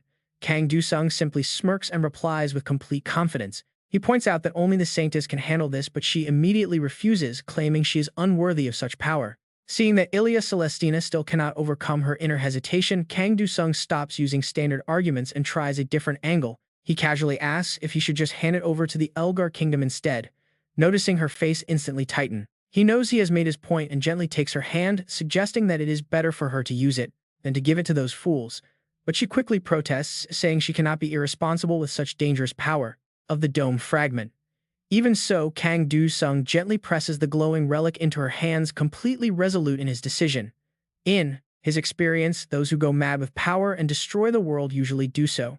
He smiles calmly, closing his eyes. It is usually because they carry a burden far too heavy. But he asks the Saintess if she will fight alongside everyone. In the quiet silence, Ilia Celestina clutches the fragment, deeply reflecting on his words. After a long moment, she finally cradles it to her chest as the heavy pressure crushing her heart melts away, thanking him for making her feel safe. That feels much better. Kang Do-sung nodded in the glowing light. I am glad you feel that way. Right after, countless notifications popped up before his eyes, announcing he had successfully cleared the Tower of Swords and Magic, the power of the continent. Having safely retrieved the lost dome shard, Saintess Ilia Celestina successfully stopped the demon invasion, keeping peace across the entire land. With the Saintess's absolute trust, his special reward unlocked her ultimate S-rank protection. Outside, the sky was beautiful and clear. Sunshine streamed in through the glass window, bathing the entire room. Curled up in bed, Kang Do-sung lazily scrolled through his phone. A whole week had already flown by since he cleared that last tower. He figured some downtime was well-deserved, but maybe he was taking it a bit too far. Scanning online posts that wouldn't stop mentioning him, he quickly shifted his focus, staring up at the ceiling. Honestly, he thought there was absolutely nothing wrong with taking a break.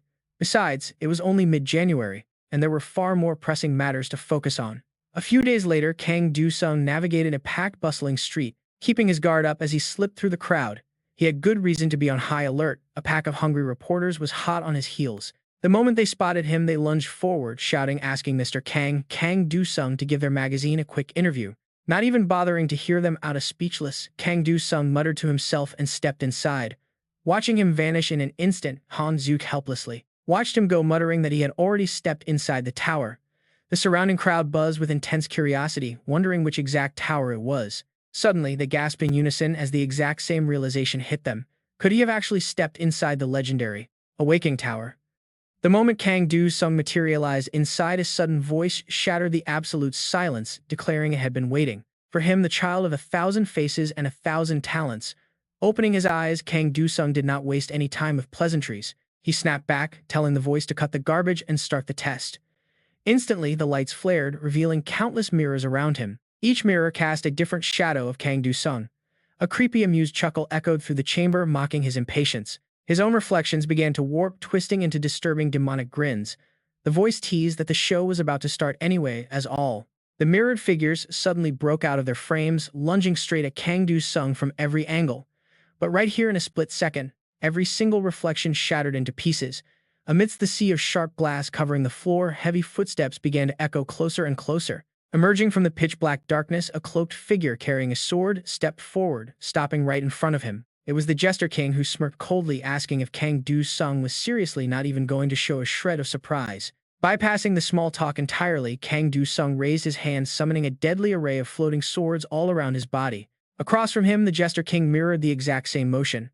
In a flash, two massive waves of flying steel sliced through the air, colliding with a deafening screech in midair. Pitch-black shadows surged across the room, but they could not slow Kang Du-sung down.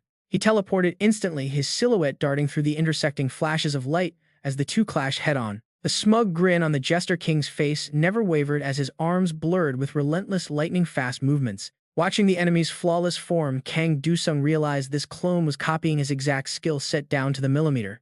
Their massive ice blades collided in mid-air, unleashing a violent shockwave that tore across the frozen battlefield. Hitting the ground, Kang Du-sung instantly unleashed surges of dark energy, sending them snaking across the floor toward his opponent. Fighting this guy every single season never failed to leave an incredibly sour taste in his mouth. Across the field, the Jester King brought up his sword to block the incoming surge, immediately throwing the exact same attack right back at him. Kang Du-sung quickly conjured a robust barrier around himself, utilizing a tank-like armor shield to deflect the incoming blow. Channeling the immense raw energy flowing through his veins, he converted it into a powerful counterstrike of his own. The blessing of the Death Defier triggered automatically, instantly reflecting the damage.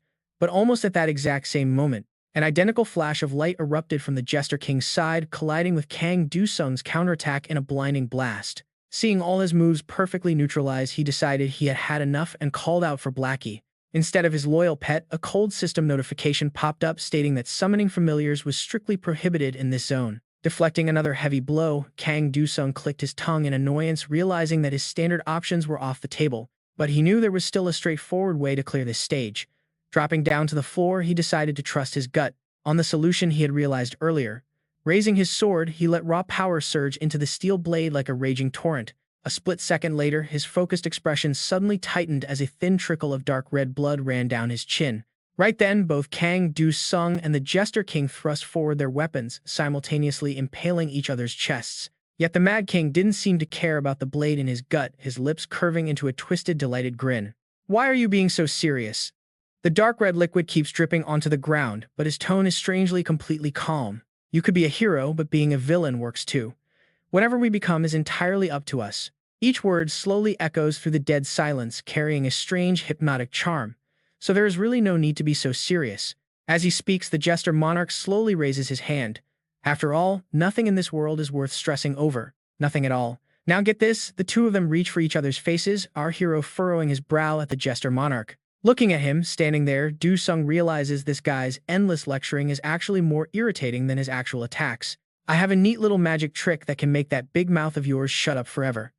But in response to the warning, the creature just stays silent, almost like it is waiting for the next move to copy. But this time, Du-sung is way too fast. He seizes the split second, snatching the mask clean off the clown's face. Without the item keeping it anchored, the duplicate vanishes instantly. Sliding the mask onto his own face, our hero looks up at the empty space ahead. "Is there anything else I need to do?" As soon as he asks, a booming laugh echoes and the Jester Monarch reveals his true form. "Behold the child of 1,000 faces and 1,000 talents. Go ahead and choose your new face and ability." Meanwhile, under the warm sunshine casting a bright glow over everything, the massive hospital building stands tall and completely peaceful. But deep inside those quiet walls, a panicked figure is running as fast as his legs can carry him down the empty corridors. His eyes are locked onto the door right ahead. It turns out to be none other than Tae-shik, looking completely terrified. Slamming open the door to Do-sung's hospital room, he finally stops, gasping heavily for air as his chest heaves. Yet contrasting with Tae-shik's overwhelming anxiety, our hero is just lounging back in bed, looking entirely unfazed by anything. He casually greets him, asking if he is finally here. Given their close history, Do-sung cannot resist teasing him. Who visits a sick friend empty-handed like this? Letting out a massive sigh of relief, Tae-shik is not even annoyed. Instead, he is just incredibly relieved. Seeing that sharp tongue of yours is still working means you must be doing just fine. With a wide gleaming grin showing his teeth, he quickly shifts back to the main point to remind our hero. Cut the jokes, we have world peace to maintain. But this bossy attitude only earns Tae-shik a massive eye roll. You were telling me to go to work when I literally have a giant hole blasted through my chest. Tae-shik does not buy this sob story for a single second. He knows this lazy genius better than anyone else. He accuses him of already chugging potions and using healing skills, but Do-sung's actual answer catches him off guard. It might look fine on the outside, but trust me, this is no ordinary scratch. You get what I mean. A cold sweat rolls down Tae-shik's cheek.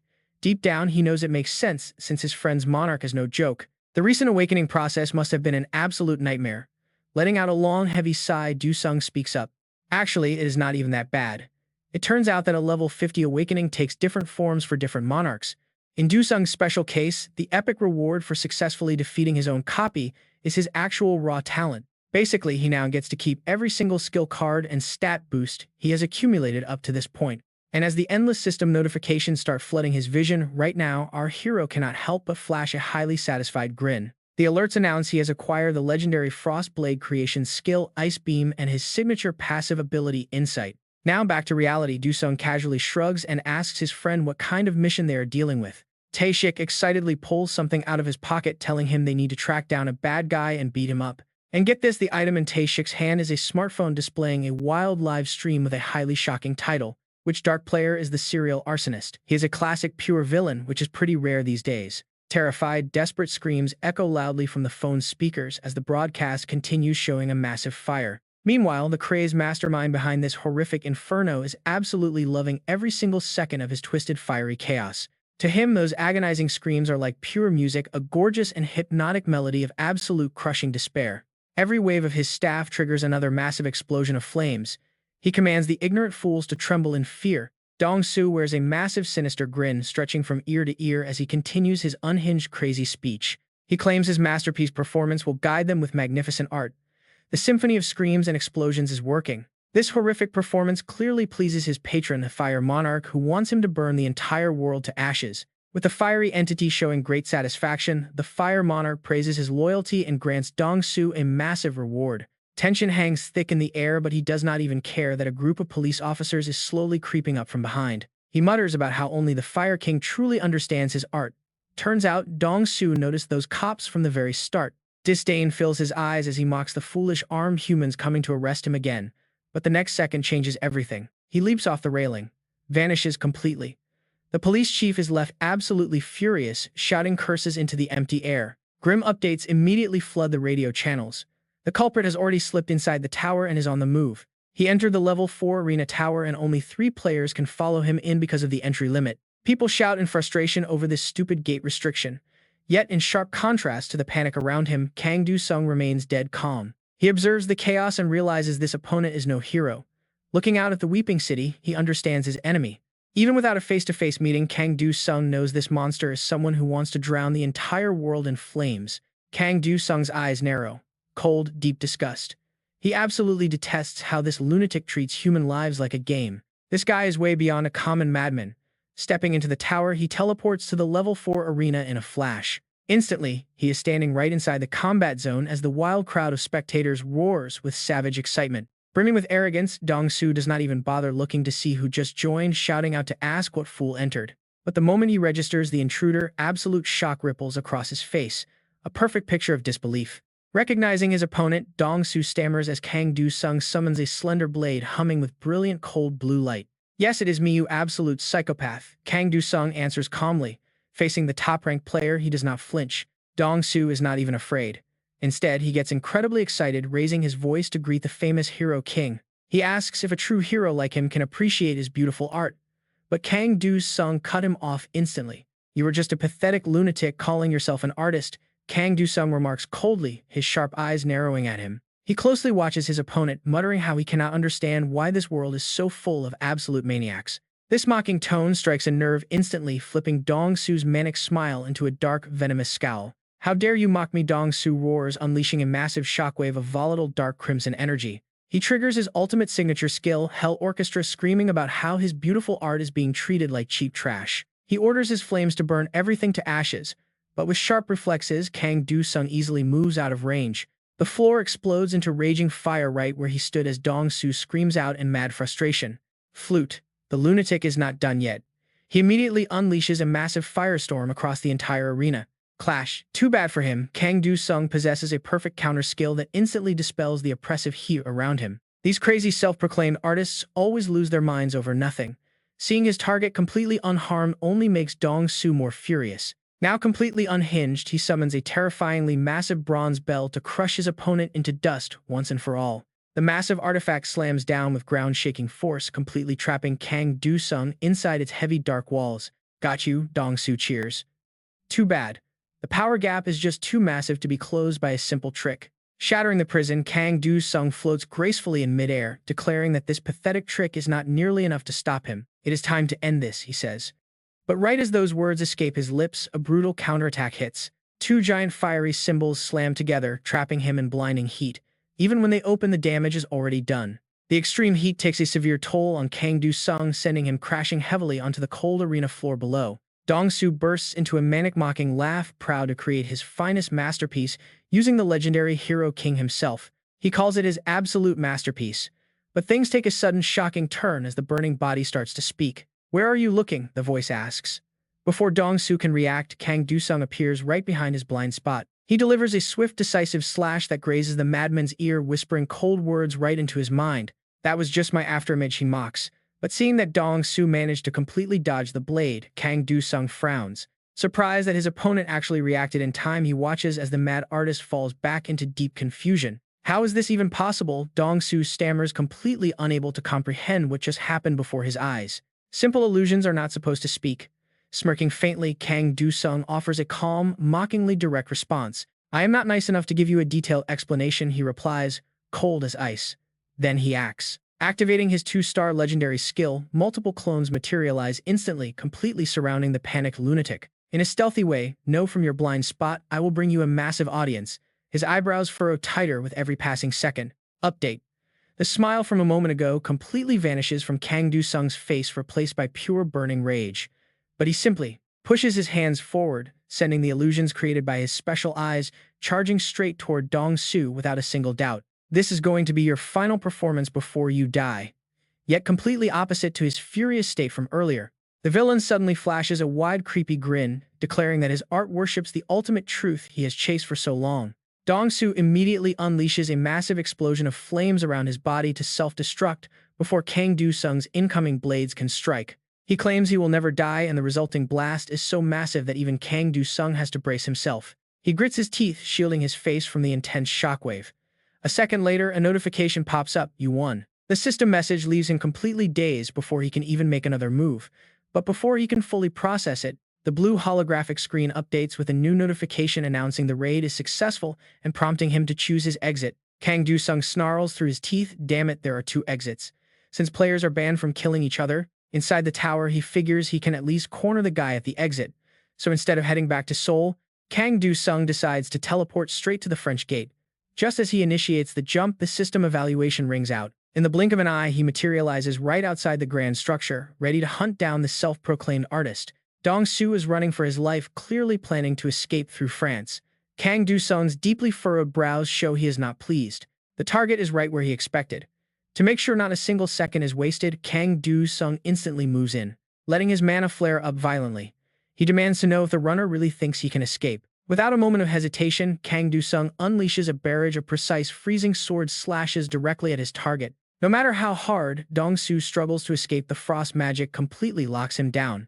But he is not done yet. Kang Du-sung leaps gracefully off the gray ground, closing in like a predator with dense chilling intent radiating from his body. The distance between them shrinks instantly, and only a literal miracle can save the villain now. Talk about perfect timing. A brilliant golden barrier of holy light materializes out of nowhere, blocking Kang Du-sung's deadly attack right in its tracks. This unexpected holy interference instantly catches his attention, forcing him to seek out the source of this divine power. Standing just a short distance away is a familiar face, Maria, one of the world's top 10 high-ranking players. Widely known as the Saintess, she calmly tells Kang Du-sung to lower his weapon. Facing Maria's sudden intervention, Kang Du-sung taps on her barrier, asking her what she thinks she is doing here. The Saintess standing before him is indeed Maria. Beyond her title, she also serves as the guild leader of the renowned Rescue Knights. The guild's name says it all. Naturally, Maria is here on official duty representing her organization. She explains that the French government requested their aid in investigating dark players, and they set up an ambush at this exit. Flashing a bright smile that looks as warm as the summer sun, Kang Du-sung offers a chillingly cold suggestion. He asks if she can help him put a hole through the arsonist's chest. True to her title, she firmly rejects the grim suggestion, stating that she cannot possibly allow him to execute the captive. She calmly explains that using lethal force during an arrest is only authorized in absolutely unavoidable situations. Maintaining a 45-degree smirk, Kang Du-sung sighs and remarks that she really talks like she is a saintess. Then, pausing with a mock look of realization, he sarcastically apologizes, remembering that she is indeed the actual saintess. Maria completely ignores his playful mockery, calmly pointing out that pointless hatred only serves to breed more hatred. Her brows furrow as she argues that just because he committed a crime, it does not mean Kang Du-sung should act like him. The tense clash of ideals continues as Kang Du-sung firmly believes that his actions are completely natural and justified. Eliminating dark players is just basic cleanup to him. Maria raises her voice slowly, emphasizing every single word. She insists she is saying this for his sake, not for her own. He fires back using her exact words. He claims he is saying this for her sake too. Their endless bickering gives Dong-su the perfect chance to break free. From his icy prison, she demands to know if he understands the massive global consequences his actions could cause. Meanwhile, the dangerous baton in the villain's hand is finally free from the ice, pulsing with immense energy. It flares up with violent, raging flames suddenly erupting with far more explosive fire than ever before. This desperate move only seals his own self-destructive fate, instantly drawing Kang Du-sung's sharp gaze right back to him. "You-sung, wait," Arn attacks from inside the barrier, unable to penetrate the outside. With emotional eyes, Maria, brimming with emotion, she repeated the exact words she once said. "I told you I am trying to protect you." Next to the body, shrouded in black smoke from his own self-destruction, Maria directly started chasing him away. "The criminal has been arrested. The case ends here. We will handle the transfer of the criminal. Now go back and rest." Right now, the pupils of his aquamarine eyes landed on Dong-su for a moment, with a flood of thoughts swirling inside his mind. Even if he wanted to, Yu-sung had no reason to act anymore, so he simply nodded. "Since you put it that way, then I will listen to you." With that, he turned and walked away decisively, letting out a deep sigh of disappointment, complaining that he came all the way to France for absolutely nothing. Suddenly, a familiar purple energy surged beneath his feet, rising from his shadow monster and blending with his own shadow. Being a stubborn guy, he clearly had no intention of letting Dong-su off so easily, even if the man was already dead.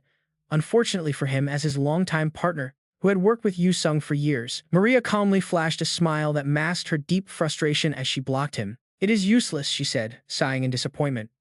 Right now, he looked like a guy who was completely dejected after a failed operation. That was probably true. But knowing her power all too well, Yu-sung simply pulled off the ultimate plot twist, letting a giant shadow beast stretch its jaw to the absolute limit. "I actually planned for this," he thought. Meanwhile, Maria's subordinates were thrown into complete chaos, absolutely shocked by the sudden appearance of the beast. Sweat dripped down her face as her eyes shook violently in pure disbelief, unable to process the insane scene. Stepping right into the pool of red blood that had just spilled from Dong-su, Maria angrily screamed at Yu-sung to stop. He casually raised his hands, surrendering to the blades of her subordinates as his system notification suddenly popped up. It stated that his provocation stat had surged. High up in the distant sky, the clown monarch watched in sheer delight, going wild over the chaos his apostle had just unleashed. Surrounded on all sides, Yu-sung did not panic at all. Instead, he calmly asked her if she knew how many innocent people had died because of that lunatic, including children. The air turned incredibly heavy, like a tight string about to snap, as his cold voice delivered a final verdict. He could not forgive him and had no reason to. After all, dark players were destroying the world faster than towers. Her face twisted with a complex mix of emotions as deep worry began to flood her expression like never before. She argued that it did not justify his actions, but he cut in as if he already accepted his reputation. "Does slaying a monster make you a monster?" he asked calmly, declaring that he would rather be the monster instead. Before he could say more, her slender fingers gently touched his shoulder, turning him around to face her directly. Her eyes were filled with profound emotion. Maria paused briefly, softly calling out Yusung's name with absolute unshakable resolve. She firmly declared that he was no monster.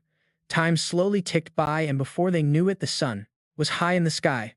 Warm, bright beams of sunlight washed over and illuminated the massive, towering skyscraper. Right at that moment, a shockingly loud and incredibly familiar voice roared from the other end of Yusung's phone. "Who cares about that garbage? Charity work," the voice yelled, demanding to know if he was a psychopath. Sweat dripped down Yusung's face as he sighed, turning the question back on Taeshik, who gave him the job. He complained that his ears were ringing, arguing that he only eliminated the target because he was told to. After hearing Yusung's casual explanation of the whole incident, his boss was completely speechless and nursing a major headache. He yelled that he never ordered a public execution, to which Yusung casually blamed the Hero King's excessive power. Taeshik quickly cut him off, announcing that the French government was begging him to take Yusung back immediately. Luckily, everything had already been taken care of. He had arranged a flight for the next morning to bring him home. Glancing at a note that read 7 p.m., Yusung realized he still had some unfinished business to attend to. Knowing Yusung's knack for causing absolute chaos, Taeshik immediately raised his voice, demanding to know his plans. Yusung just smirked playfully, teasingly reminding his boss that even a guy like him deserved a personal life. He promised to update him once he had a solid plan, successfully driving Taeshik into a total frenzy. Before Taeshik could scream any further insults, Yusung hung up the phone and let out a soft sigh.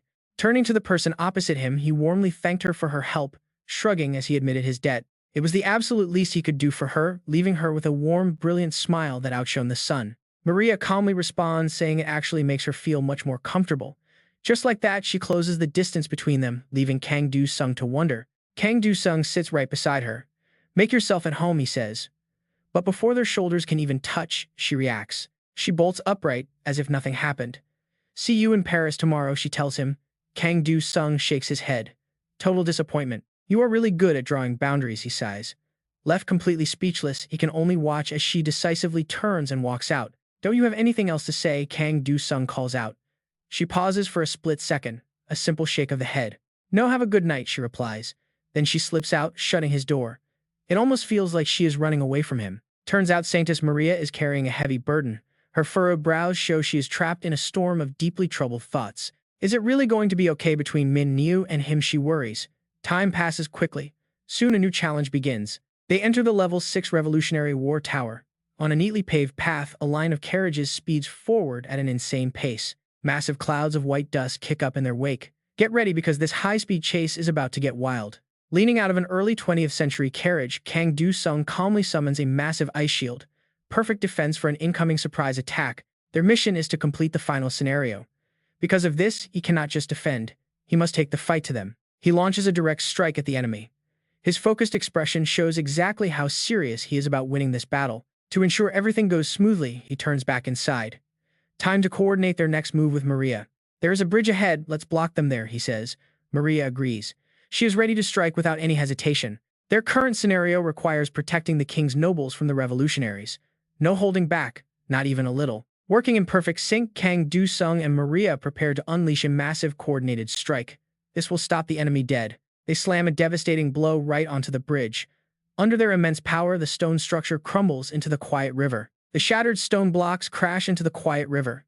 Meanwhile, the carriage carrying the royal nobles speeds away towards safety. The carriage quickly disappears toward the massive mansion. Our duo remains behind. They calmly wait for the enemy to charge. While Maria looks incredibly serious, Kang Do-sung strikes a playful pose. His freezing sword practically begs the enemy to try him. "Come on, try me," his stance says. But unexpectedly, a hand goes up. The revolutionary leader signals his troops to halt. "Hold fire to avoid pointless casualties," a voice commands. Their representative steps forward to confront the two outsiders directly. "Outsiders, why are you doing this?" Lucian demands. Stepping forward, he glares at them with a dead serious expression. "Haven't you two been fighting for our revolution this entire time?" he demands. "For the spirit of a new world." His anger flares up instantly. Veins bulge across his face and hands. He feels completely betrayed by their sudden change of sides. "It was all because of you, Saintess. Without your incredible help, we would have never won this war." Tears of pure frustration well up in his eyes. Lucian directly confronts Maria, his trust in her completely shattered now. "Why won't you fight for our great ideal anymore?" he cries out. Maria's heart sinks heavily under his desperate words. "Why side with a corrupt fallen royalty?" Lucian begs. "Come back to us, Saintess. We do not want to fight you." Hearing this passionate emotional plea, Kang Do-sung finally gets it. This is why he is standing by her side right now. "Is this the real reason you needed my help?" he asks. Getting a soft nod from Maria, he realizes the truth. "This is not your very first world, is it?" he concludes. Maria hesitates for a second, then gives a quiet nod. She hesitates before opening up, ready to explain her long, complicated history with this specific tower level. "I first entered this world through a level 5 tower," she says. "Back then, we fought for freedom and unity." Her soft voice carries the heavy weight of old memories. Back then, she fought for their cause without any hesitation. Those classic textbook phrases catch Kang Do-sung off guard. He cannot help but wonder why it all sounds so familiar. "Freedom, equality, and unity," he mutters. Hearing his confusion, Maria gently reminds him of the historical context. "It was the famous slogan of the Great Revolution from back then," she explains. Kang Do-sung quickly connects the dots. "So the people who once fought for justice are now your enemies," he says, summarizing her tragic situation perfectly. "If you want to switch sides, just let me know," he offers. But her expression remains completely blank. The mental toll is simply too heavy. She stares forward with a hollow, almost lifeless expression on her face. "The tower is a limited entity," she whispers. "To reach level 6 and clear it, we must fight them. Siding with them means we stay stuck on level 5 forever." Hearing this, Kang Do-sung makes his final decision. "Then we fight like we always do," he says. "Even if you hate it, there is no turning back now." At long last, a smile finally returns to Maria's face. She cannot help but feel incredibly grateful for his timely help. She says she is happy to climb the tower with him. Soon after, Lucian steps forward to issue a direct order. He shouts at the top of his lungs, demanding the outsiders hand over the noble. But his demands are met with something else. A freezing blast of energy shoots right from Kang Do-sung's hand, absolutely terrifying the nearby subordinate, who screams out for his captain. Meanwhile, Kang Do-sung simply smirks with pure contempt. "Nobles," he mocks as his palm burns hot like a freshly fired gun. His hand still smokes from discharging that intense blue energy. Do these people really still think they are holy apostles of their master? With terrifyingly precise aim, Kang Do-sung easily delivers a chilling display of his true power, making his threat crystal clear. He gives them one final warning to retreat, since the bridge is gone, adding that he has no desire to spill their blood. Unfortunately, even though Lucian stands no chance against his overwhelming power, the commander stubbornly clings to his ideals. He refuses, declaring that even if they must fight Kang Do-sung, they will do it for the greater good. He won't back down. In the next instant, Lucian decisively summons his full tactical armor. The heavy plating wraps around him as he barks orders to his men to immediately initiate anti-outsider combat tactics. His booming voice echoes through the cavernous space as he readies his advanced armor, preparing to launch a full assault. In the blink of an eye, these revolutionary soldiers, who initially look like early 20th century troops, completely transform. They instantly leap into the sci-fi era, activating their magic armor on Lucian's command without wasting a single second. The moment the gear locks in place, Lucian immediately channels massive energy into the heavy hand cannon. Shouting for freedom and equality, he fires a barrage of energy shells directly at Kang Do-sung and his companion. No problem. Such a straightforward attack is absolutely nothing to fighters as nimble as these two. Landing gracefully, Maria immediately casts her support skills, granting Kang Do-sung powerful buffs like Sharp Faith and Heavy Rhino armor. The system screen flashes, confirming the Saintess is protecting him, boosting her blessing effects by 1000%. Feeling the sudden rush of power surging through his veins, Kang Do-sung is genuinely surprised by his own speed. Everything around him seems to slow down, allowing him to easily dodge before swinging his sword to deflect their attacks. He easily parries the incoming fire from the Revolutionary Army, but just as the battle starts heating up, Kang Do-sung pauses. His eyes fill with deep thought, knowing that Maria, who once led the entire rebellion on the 5th floor, is no weakling. She certainly is not some helpless damsel who has to hide behind his back, waiting to be protected. She tells him to step back so she can take the lead, but Kang Do-sung immediately stops her in her tracks. He suddenly cuts the lights, leaving them shrouded in a pitch-black night where only Maria's divine form glows softly. She calls his name. But Kang Do-sung ignores her completely, diving headfirst into a one-sided slaughter. He moves like a ghost, dismantling the enemy forces.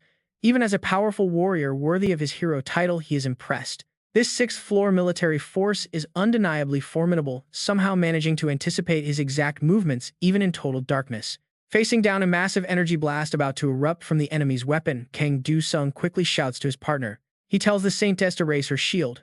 Without a single doubt, Maria complies, instantly blocking the oncoming blast. She successfully deflects the brilliant blue energy that almost took her out, but she immediately cries out in desperation. She begs him to lift the veil of darkness, but Kang Do-sung has already decided to handle this on his own. He refuses to let her slaughter her own former allies, telling her to stay back as he rides atop Black. He playfully adds that he is really enjoying her active buffs, flashing a dazzling grin like a toothpaste commercial. He casually points out that the experience points are split evenly anyway, so she should just sit back and relax. As the battle wraps up, light slowly returns to the area. He tells her it was all thanks to her help. Even with thick blood completely splattering his face and armor, Kang Do-sung keeps a bright smile as he looks at Maria.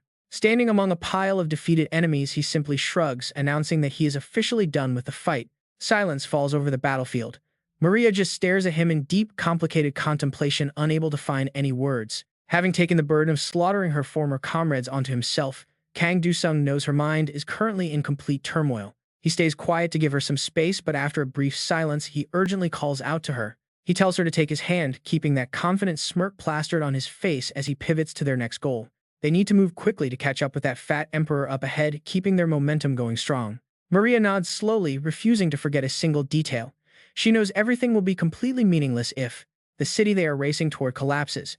Taking the fastest route, their Mount Black charges ahead, enjoying the cool, refreshing water. Maria softly tells Kang Do-sung that he does not have to do this, but he just shrugs and asks why not. He is perfectly comfortable. Feeling the cool breeze, Kang Do-sung casually tells her that if she buffs him, he can wipe them all out. She will not get another chance like this. Clinging to his waist, Maria holds him tight. Her once vibrant eyes are still completely lifeless, lacking the bright spark they had just minutes ago. But she whispers that this is not why she summoned him. After their black beast runs flat out on all fours, they finally close the distance to the burning city. Kang Do-sung simply replies that he did all of this for her. The roaring red flames ahead look like a terrifying monster, swallowing absolutely everything in sight as the city burns. Terrified citizens and rich nobles flee in total panic, running aimlessly through the chaotic streets to escape the fire. Angry revolutionary slogans suddenly echo through the smoke. Wipe out the enemies of the revolution. Mounted soldiers charge in. They attack blindly.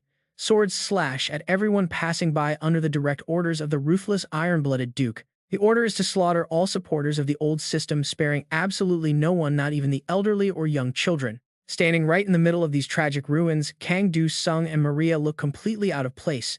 Maria is utterly devastated. Her pale face goes completely blank as pure silent horror washes over her soul. Confusing thoughts about the Duke's city flood her mind, forcing her to speak up through her deep state of shock. She desperately asks why the revolutionaries would attack innocent people. Hearing her question, Kang Do-sung remains completely calm and explains that this is their ideal. The exact same thing happened to the citizens of the city they just fled. Even though the local nobles escaped earlier, a bright red system alert suddenly flashes. The iron-blooded Duke's elite personal guards are currently blocking their path. As the warning alert finally fades away, Kang Do-sung cannot help but smirk. He remarks that this is perfect because now they are just targets, not heroes. They are just a group of easily identified criminals.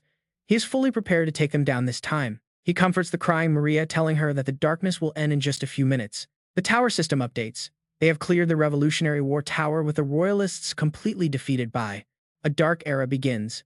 The Duke establishes incredibly harsh martial law, and Kang Do-sung achieves a spectacular world-first milestone. He receives a special achievement for clearing the level 6 tower first, earning a skill card pack and a rare random artifact. Returning to the real world, eager reporters immediately swarm the Saintess to ask for an interview about their victory. They ask Maria to share details about her tower raid with the Hero King, but she has absolutely no mood to put on her usual bright smile after everything she witnessed. Still, her sheer resilience is incredibly strong. She remains calm and tells the crowd that they simply teamed up for the absolute benefit of the nation. They are just simple acquaintances. But out of nowhere, Kang Do-sung completely ruins her statement by stepping in. He shamelessly drops a massive bombshell, telling everyone that they spent a very hot night together in multiple ways. He loudly asks why a man and woman would enter a tower together if they are not dating. Maria instantly loses her sad mood and yells that it is not true. But Kang Do-sung is shameless enough to ask her back. He asks why she is lying, claiming she called him darling and said she loved having him in the tower. She completely snaps. Furious at his constant teasing, Maria kicks him in the leg in front of everyone. She screams at him to shut up. Meanwhile, the system alerts him that his provocation level is rising. While Maria desperately tries to explain they are just friends, the jester Monarch is practically rolling on the floor. Seeing Maria finally back to her energetic self, Kang Do-sung cannot help but smile happily despite the pain of her kick. Before things can even quiet down, his long-awaited tower rewards finally manifest with a loud system chime. The Shadow Monarch and the Assassin Monarch officially grant him an Elite Shadow and Assassination Skill card pack. Kang Do-sung's grin widens as more notifications flood in. The legendary Guide Monarch also awards him a special skill. He receives the S-rank Guide Sixth Sense. Meanwhile, the live broadcast of their hilarious interview goes completely viral. News of Kang Do-sung and Maria dating instantly hits the front page of every major website. Reading the wild headlines, Kang Do-sung glances helplessly at Maria.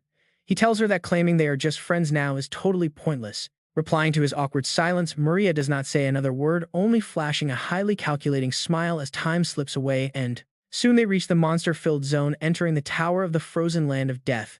Right at that moment, Kang Do-sung turns toward Maria, awkwardly rubbing his neck as he starts to speak, saying he is truly sorry. He tries to apologize, but she cuts him off with a dark, stormy look. She smiles coldly, asking what is wrong, darling. Scratching his head, he stammers, asking if he could get a buff. She cuts him off with a steel-cold aura, telling him to step aside. Wearing a face as cold as the surrounding ice, Maria slowly repeats the exact words Kang Do-sung threw out during his interview.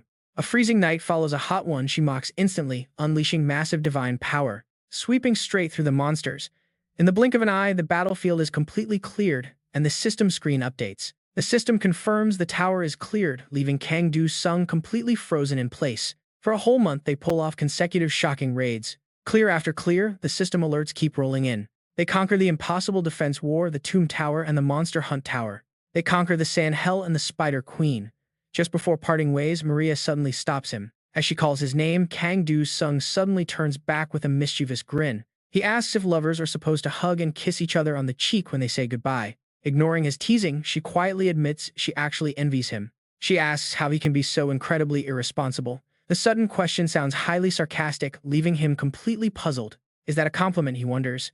Maria simply nods, confirming she is indeed praising him. Under the warm sunlight, her brilliant smile is breathtaking. She is just glad he is someone she can trust. Hearing her sincerity, Kang Do-sung smiles. He returns the sentiment and bids her a gentle farewell. Waving goodbye, she tells him to travel safely. Just when it seems their conversation has ended, her next words stop him. She softly thanks him. Turning back, he sees her tilt her head with a rare, gentle look. She thanks him for his efforts to save this world. Later on his flight home, Kang Do-sung gazes out at the sea of white clouds, quietly reflecting on her parting words about saving the world. Saving the world sounds grand, but reality is complicated. He gently strokes Blackie, while quietly pondering. While these alliances are highly beneficial, every country ultimately prioritizes its own interests above all else. Trust is hard to find. Still, Kang Do-sung decides he must invite her to South Korea. Suddenly, Blackie speaks up from his lap, asking how much longer Kang Do-sung plans on mindlessly petting his head.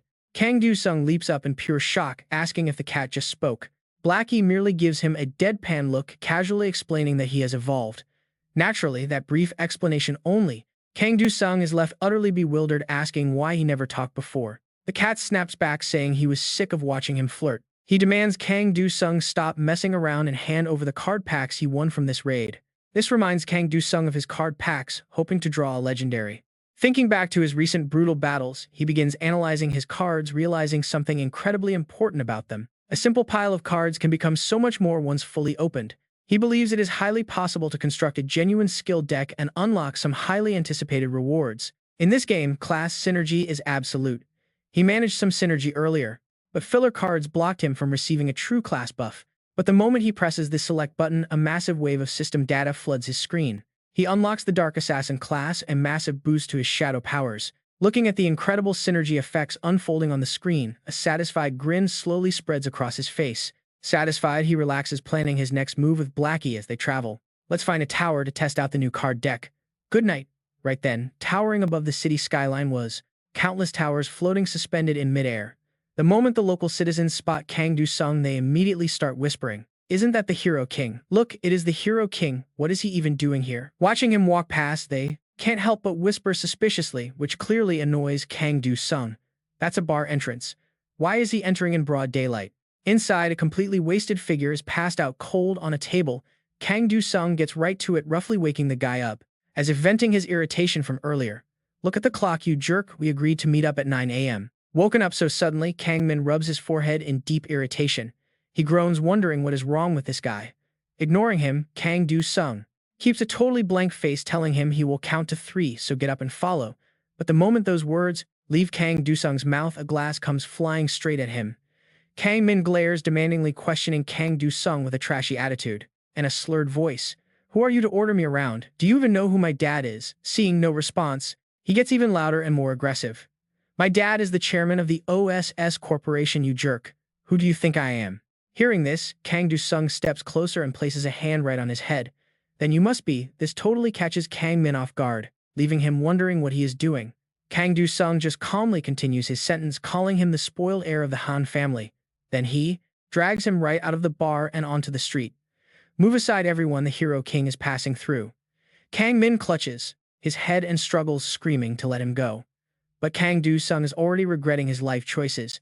Recruiting from the association was a major mistake. He actually thought things would go differently this time. His mind drifts back to his recent talk with Lee Sung-ho, where he mentioned wanting to test his new deck while giving a newbie a free carry. Hearing about this free service, the man pushed up his glasses with a greedy smile. Is that so? Well, there is a highly promising rookie who just awakened. As the memory fades, Kang Dusung finally lets go of Kang Min's head.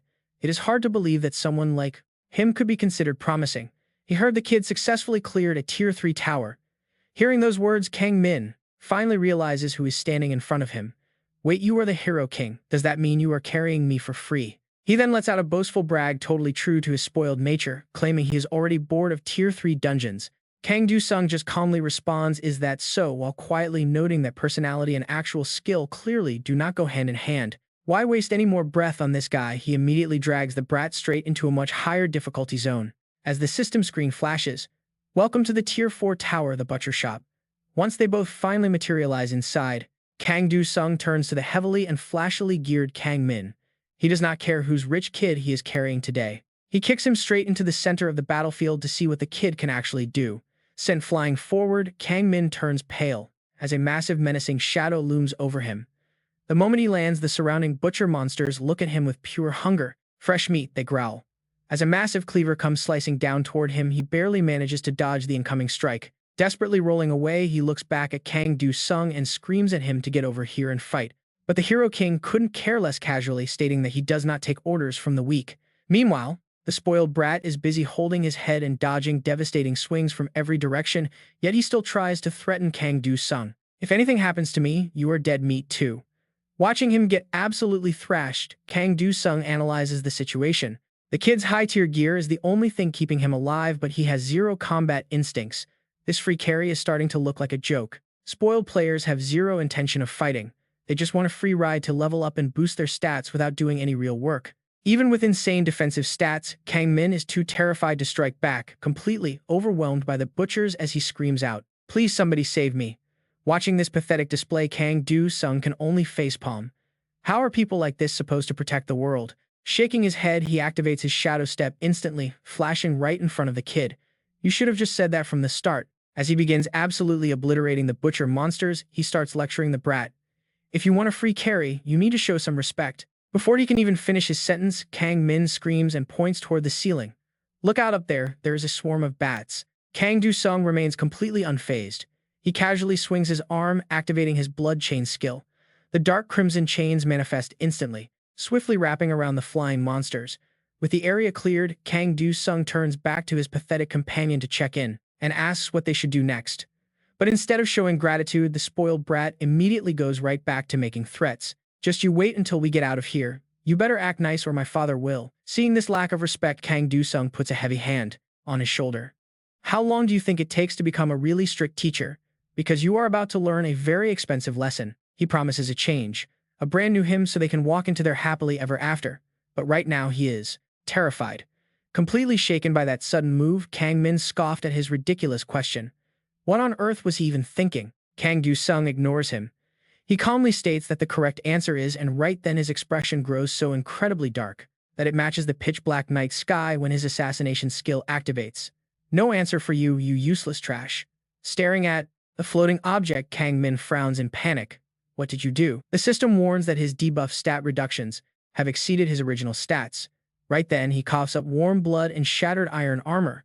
Talk about an instant reality check. Because of that useless arrogance, Kang Dusung had enough. He struck.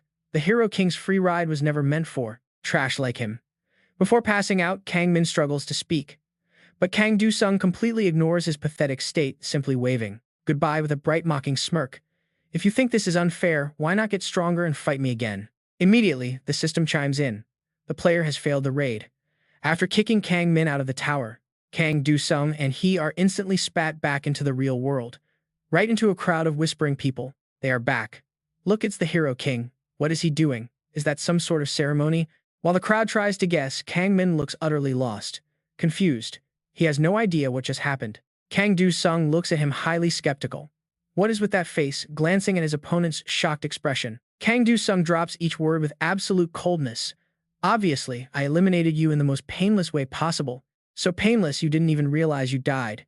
Hearing this chilling statement, Kang Min immediately tenses up. He screams in fury. You defeated me. How dare a low-class player like you? Do you really think you can get away with this after touching the son of the OS Group's president, facing his explosive rage? Kang Do-sung remains completely unfazed. Of course I will, he smiles, laughing with a mockery he doesn't hide. Is there any reason why I wouldn't? That casual attitude makes the fury in Kang Min's chest boil over. Talk about absolute delusion. He warns Kang Do-sung that he doesn't understand the true power of massive corporations. Kang Do-sung steps right up to him. He runs a middle finger across his neck. So what, he asks? Are you going to send assassins after me? He steps back, forming his hand into a gun, pointing directly at his face. What if those corporations become my enemy? There is a whole country of bastards wanting to put a hole in my head. Standing with a flawless, serious face, his words carry a freezing weight of judgment. Do you think a tiny company is stronger than they are? Cold sweat pours as panic begins to rise. Kang Min is genuinely terrified of his slow, cold words. Go ahead and try.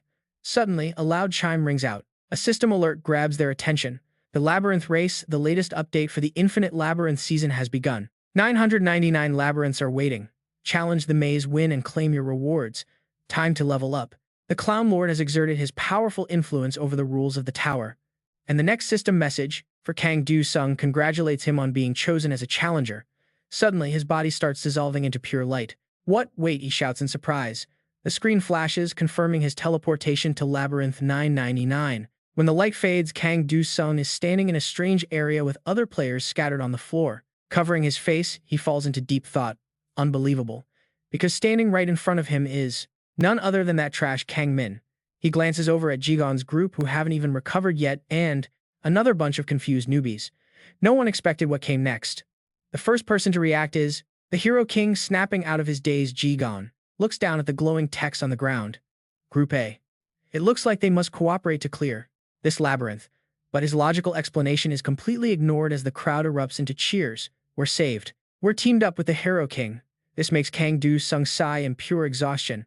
I'm gonna lose my mind. Clutching his throbbing head, anxiety creeps in as questions race through his mind. What levels are these guys? Are they all just rookies? Suddenly, a heavy thud from the door pulls him out of his thoughts. Appearing right before them are the 6 rules of Labyrinth 999. After reading them, Jigon quickly summarizes the contents. If they are killed by other players, they can still respawn. So don't hesitate to fight each other. Ji Wong, however, is totally relaxed.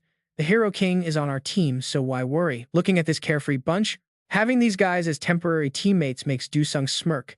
He thinks they will give him cancer before the tower can. Despite his private doubts, he maintains a calm face and welcomes them to a free ride from the Hero King. He then demands they report their levels, monarchs, and skills immediately, right as the entire group begins to move out. Just as they step out into the light, a system alert echoes around them, signaling their entrance into the dangerous forest. This is the Manhunter Forest of Maze 999, and Do-sung immediately activates his guide skill, Blessing of the Sixth Sense. His guide skill keeps them safe as he easily defeats every monster lunging from the dark corners. With his overwhelming strength and position at the front, Do-sung acts as a massive shield protecting the entire team. They keep advancing steadily thanks to his sixth sense, but his mind is actually focused on a completely different problem. He looks at his weak teammates from the deadbeat, relying solely on gear to the rookie kid who just became a player. Do-sung quickly calculates that this crazy matchmaking is meant to balance out the overall power of the competing teams. That means their opponents must be veteran players of level 40 or higher, which is bad news for their amateur squad. He sighs, realizing they look like easy prey, and honestly, things are about to get wild from here on out. Ordering everyone to gather close leaves them utterly confused. They look on in wonder as he summons his shadow beast. He has Blackie encircle them and warns that they have guests. Seconds later, a hostile group of players bursts from the bushes. They roar to eliminate them, but with his supreme strength, Du-sung quickly and completely crushes these test Du opponents. Resting his heavy blade on his shoulder, Du-sung smirks with interest and remembers a specific rule the system announced. Rule number 5 states that if 3 members of a group are eliminated, the remaining players are also disqualified. Hearing this, the 2 remaining survivors instantly panic in rage, and the guy with the ponytail curses out wildly. He screams in anger for them to go to hell, completely unaware of the thorny vines silently creeping down. The system calmly announces the official elimination and disposal of the remaining players from Team C as scheduled. As the announcement ends, Du-sung's eyes widen in shock, sweat dripping down his face as he prepares to move. Reacting instantly, his signature blue aura sweeps past the ponytail duo before the deadly vines can crush them. He pants heavily, having pushed himself to his absolute physical limit to trigger the system's notification screen. The alerts confirm the raid failed, and the sole reason for his desperate rescue was rule number 2. If a player is killed directly by the maze, they cannot be resurrected even after the dungeon is cleared. He grumbles with a fierce look, telling them they should be grateful he defeated them himself instead. Never expecting elimination to actually mean death, they quickly resume their cautious trek deeper into the dark forest. Up above, a scout silently watches them. Spotting the target, Taejun calculates his odds against the legendary Hero King. Knowing elimination means death, he realizes he must warn his teammates immediately, but his plans are cut short. Du-sung catches him red-handed and demands to know what he is staring at. Taejun freezes in sheer panic. He stammers in terror, claiming to be a huge fan of the Hero King. Hearing this, Du-sung's grin widens. Smiling from ear to ear, he pretends to understand before casually asking if the scout came here all alone. Moments later, a figure dashes through the dense trees. Taejun runs at full speed back to his teammates. He quickly reports that he found a group of players. Hearing this, the rest of his team gathers. They follow him toward the target. On the way, Dong-ha coordinates a plan based on the scout's report. With one high-level player and the rest being weaklings, they plan to simply target the easy prey first. However, Dong-ha's sudden question makes Taejun sweat. He asks if they are even heading the right way. The forest path is incredibly dark. Little do they know they are walking straight into a total nightmare. He knows this was their only option. Looking up, Dong-ha finally notices the suffocating darkness closing in. Screaming out in betrayal, red splatters pierce the dark void as the system's cold voice echoes down. The system announces Team B's ambush has failed. Wherever a team falls, Du-sung leaves his lethal mark behind. Another announcement declares Team E has also failed. Group after group of players are ruthlessly kicked out of the game. Team D has failed their ambush. Du-sung's heavy blade sweeps the final remaining opponents completely off the battlefield. He successfully completes the very first Maze Season update. Instantly, a new notification flashes before everyone's eyes. All Team E players are rewarded with achievement points, and that makes it truly special. Jigon's whole squad instantly bursts into tears of joy. We actually won, Ji-sung choked out, completely overwhelmed. Thank you so much. But before they can even process the victory, a new system notification flashes before their eyes. Group A will receive a random blessing card of rank B or higher for their victory. Now they must decide which player gets to claim the ultimate prize.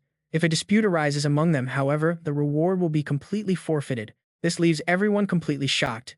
Minho immediately speaks up, asking if the reward only goes to one single person. Divided equally, Kang Du-sung pauses at the stupid question before replying. Well, obviously, he says, pointing a finger directly at himself. I carry this entire team, so I am taking all the rewards. Does anyone have objections to that? No one speaks. But right then, a loud shout interrupts. Wait, it is none other than that scoundrel Kang Min. Hand over one of those cards and I will pretend nothing happened inside the tower, he demands with an arrogant sneer. Hearing this, Ji-sung instantly loses his temper. What did you even do? I am the one who hunted down all those monsters, so I should be the one to receive this. Furious at the old man, Kang Min directly draws his steel blade. You damn bastard, do you even know who I am? He snarls. But the old man is ready, asking if he wants to fight. Stop it. The others try to intervene, but the two hotheads ignore them completely and charge at each other. Shut your mouth, old man, Kang Min growls in frustration. Witnessing this pathetic circus, Kang Du-sung's expression grows extremely dark. He glares at them with absolute bone-chilling hostility, making everyone in the room suddenly freeze in pure terror. Jigon desperately begs them to stop fighting. Minho even suggests a quick game of rock, paper, scissors to settle this fairly. But before they can even play, both Ji-sung and Kang Min are vaporized on the spot, deleted from existence. The one who did it is obviously Kang Du-sung. His face remains completely frozen like solid ice as he watches them. He casually retracts his raw energy. Have some decency, you easily earn experience and achievements, yet you still want more. What greed? He then turns his icy gaze to Jigon's remaining squad, asking a heavy, chilling question. Does anyone else here think they deserve the reward? Under his terrifying pressure, no one dares to speak. Instead, they just shake their heads in pure panic. With that, he calmly claims the system reward for himself.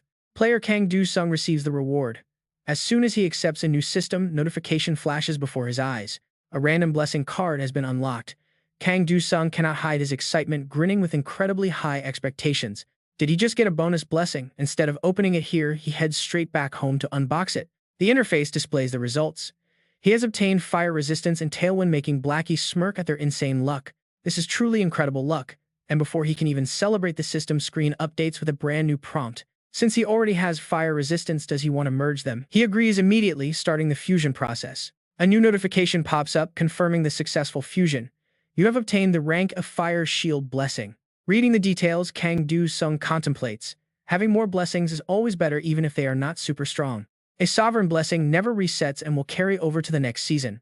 That unique feature makes them invaluable. They easily surpass regular skill cards in the long run. He looks at his options floating in the air. Should I choose a fire attribute tower next to match my new blessing? He murmurs while deeply considering his choices. A level 6 Phoenix Nest actually sounds pretty solid, but Blackie has a very different opinion on the matter. The little companion complains about hating fire, demanding to go somewhere dark and cool. Hearing this, Kang Do-sung hesitates. His pet is incredibly picky, but while he is still deciding, a familiar system chime suddenly echoes out. An item appears floating in midair. The Holy War Tower is issuing an urgent summon directly to him. The token of trust is glowing brightly. Will he accept this highly dangerous call from the tower? He grabs the item, realizing the call comes from a level 7 Holy War Tower on hard difficulty. Gripping the token CJ gave him, Kang Do-sung lets out a sharp grin. The wicked never get to rest, do they? The system updates with critical raid details. The goal is victory, but there is a major catch. The tower's ancient boundless creatures might interfere in the battle. Without hesitating, he decides to enter the tower. As the command is confirmed, system alerts ring in his ears and Kang Do-sung enters the Holy War Tower. From high up in the Grand Hall, CJ's voice echoes through the silence. The goddess of darkness has finally answered. No longer a mere princess, she has officially risen to become the reigning queen of this entire realm. Sia rules the elf tribe now, and he answered her call. Right then, memories of their first meeting came rushing back to Yuzong. A memory he thought was buried deep flooded his mind. Did she really think he needed pity from an outsider? Even the memory of their parting day, her bright smile, and the token of trust she handed him was still fresh, locked in his mind. Yuzong chuckled at the thought, looking up at Sia. He asked if she was really that same princess from back then.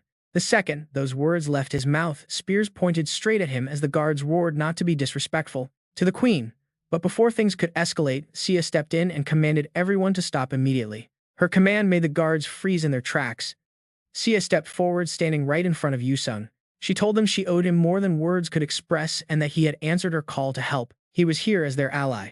The guards reluctantly lowered their weapons and Yuzong stood up, flashing her a warm smile. He told his old friend she actually did it, realizing the last tower trial must have ended with her taking the throne. Not wanting to waste time on formal small talk, Yuzong quickly decided to go straight to the point. He asked how he could help Her Highness, though he privately wondered why Sia was summoning him again. If she was already rescued and crowned, why did she need him? Hearing this, she began explaining the whole situation to him.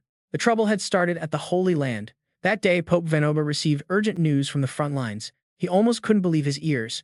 The Holy Land had actually been occupied by the elf kingdom of Aluth. Clutching his chest in shock, he cried out to the god of light before collapsing, throwing his soldiers into a panic. After the pope died of shock, the new pope immediately called on human kings across the continent to unite and fight. To retake the Holy Land, 3 rulers answered the call: King Dehat Blood, King Baba, and Supreme King Philip II. This officially sparked the Third Holy War over the Sacred Land.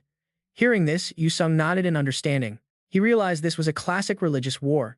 In his mind, he quickly concluded both sides were just heretics to each other. Why couldn't these factions just live in peace? Standing near the fortress wall, Sia slowly closed her eyes in deep thought. She explained that the kings of the 3 nations were already marching with their armies.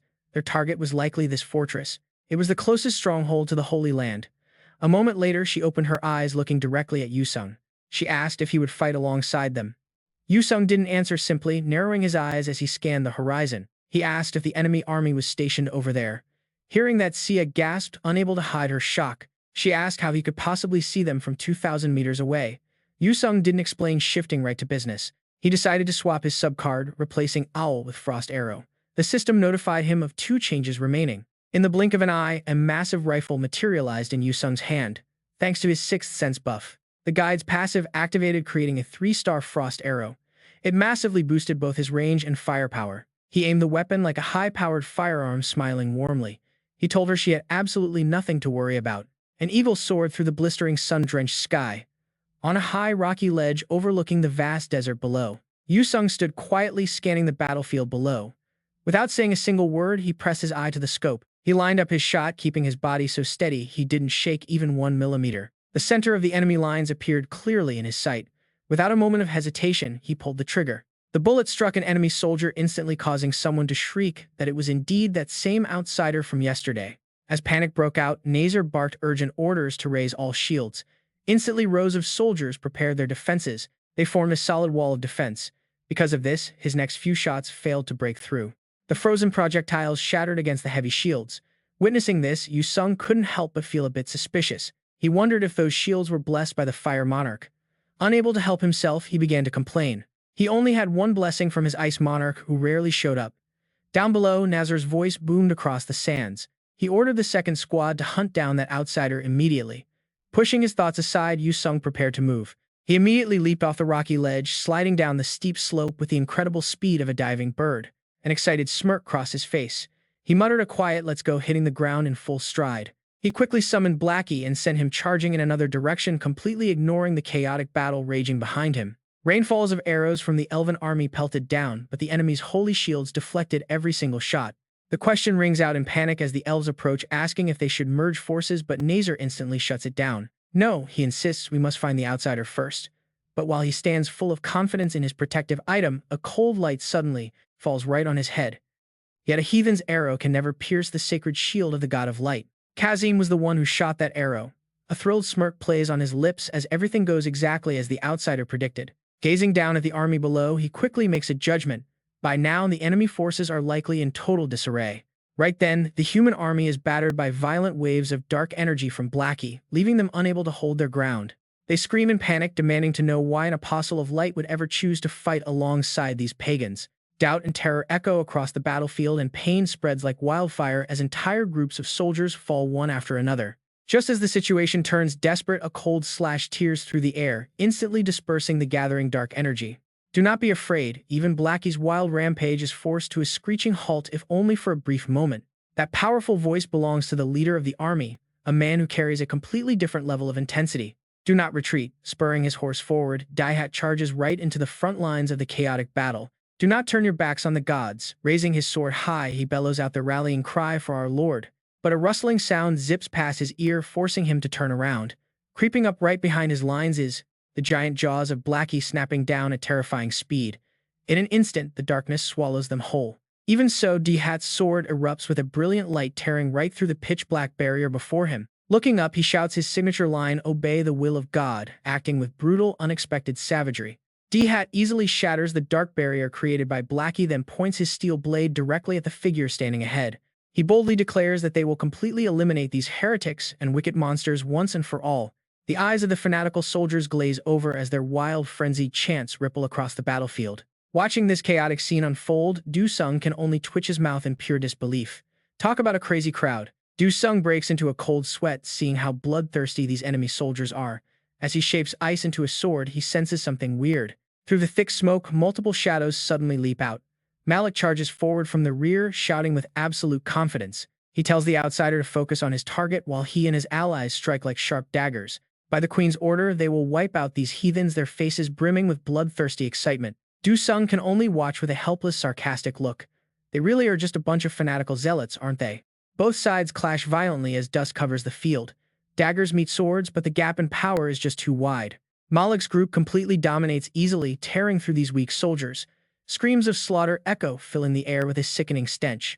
It seems like an easy victory until a sudden turn of events occurs. Daihat charges in on horseback, swinging his sword. His eyes glow crimson, ready to drag his enemies straight to hell.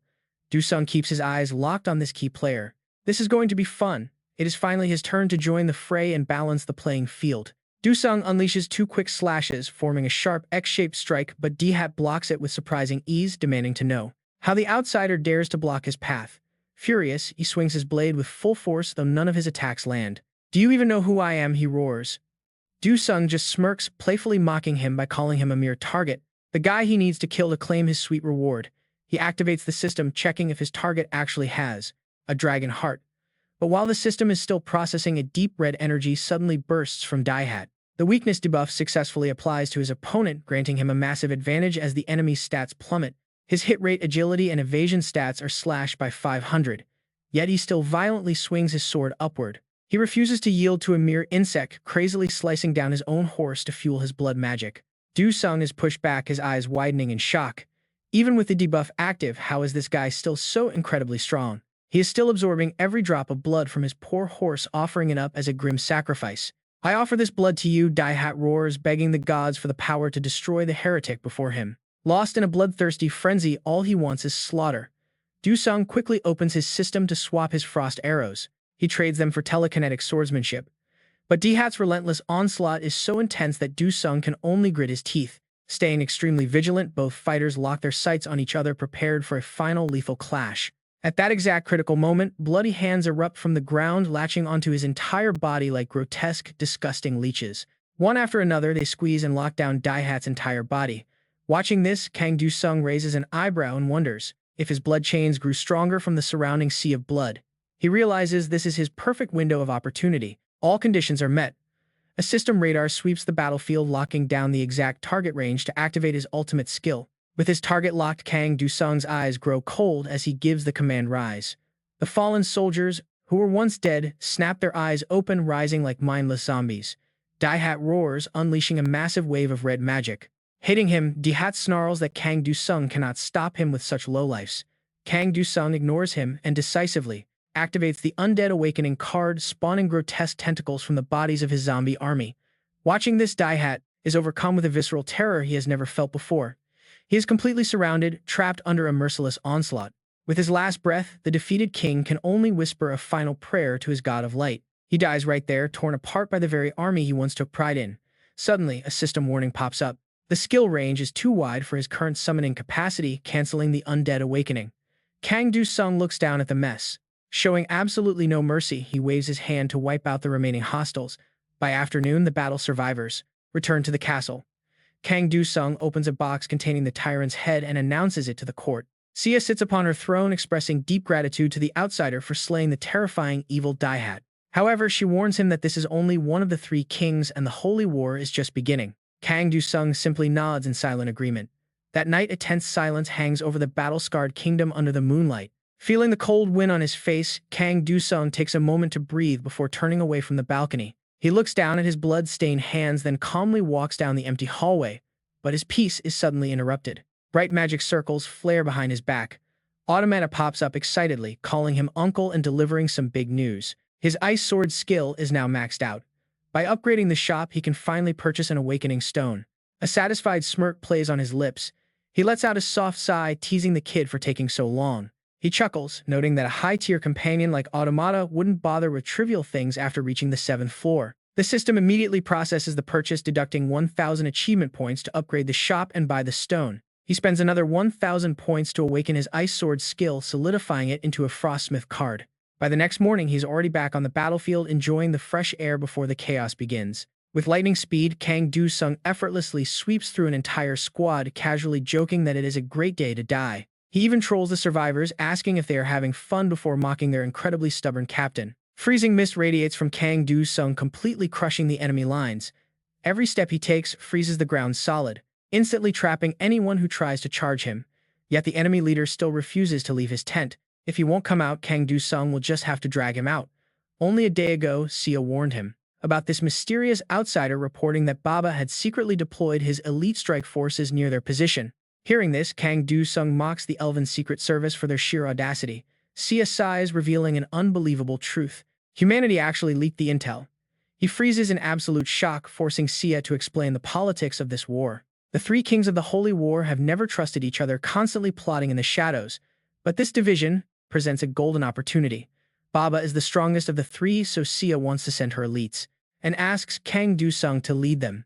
Back in the present, he tightly grips the target's tent flap, knowing that a stealthy assassination is the safest way to handle this. He rips the curtain open, but the tent is completely empty. Ice crawls across the wooden floor as Kang Du Sung scans the dimly lit room, spotting a figure sitting peacefully with a glass of wine. He demands to know if the king is hiding. But before he can strike, Baba suddenly collapses, completely lifeless. The spilled red wine pools at his feet. unleashing a pungent toxic odor. Kang Du-sung looks down quickly, piecing together what actually happened here. It was poison. A cynical smirk spreads across his face and he bursts into a loud mocking laugh. Just then, Gala rushes in to deliver an urgent report. Meanwhile, Kang Du-sung cannot help but find the whole situation highly ironic. What a joke of a holy war.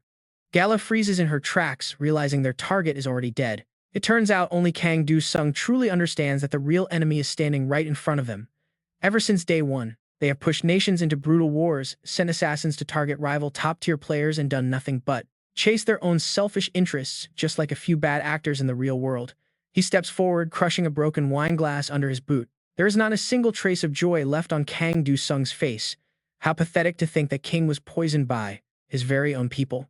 Back at the castle, CJ breaks out in a cold sweat upon hearing this had the secret info leaked to others. Kang Du-sung can only shake his head, guessing the enemy wanted to be absolutely sure.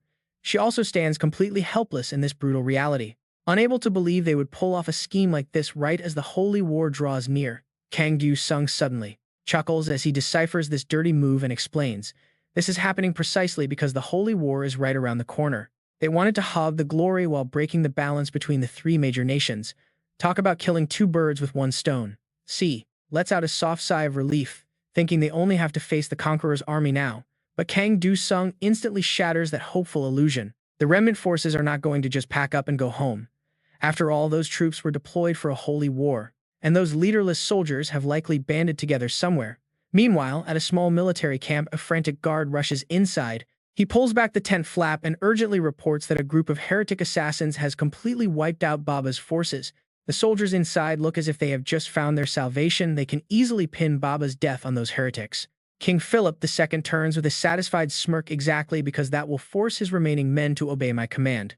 Standing proud before his generals, he declares that both the cultist king and the wealthy Baba have been crushed by those vile heretics. The generals are fired up, pledging their absolute loyalty and asking if His Majesty will reclaim the Holy Land and wipe out the heretics. They feel deeply honored to serve him. Philip II, praised to high heaven, grows even more smug and replies that of course he will. He claims to have received the divine revelation, declaring his own will to be the God's will, easily fueling their hatred for the heretics. The king firmly commands everyone to push the surviving forces of the cultist king and Baba straight to the front lines. The generals bow low in reverence, pledging to obey.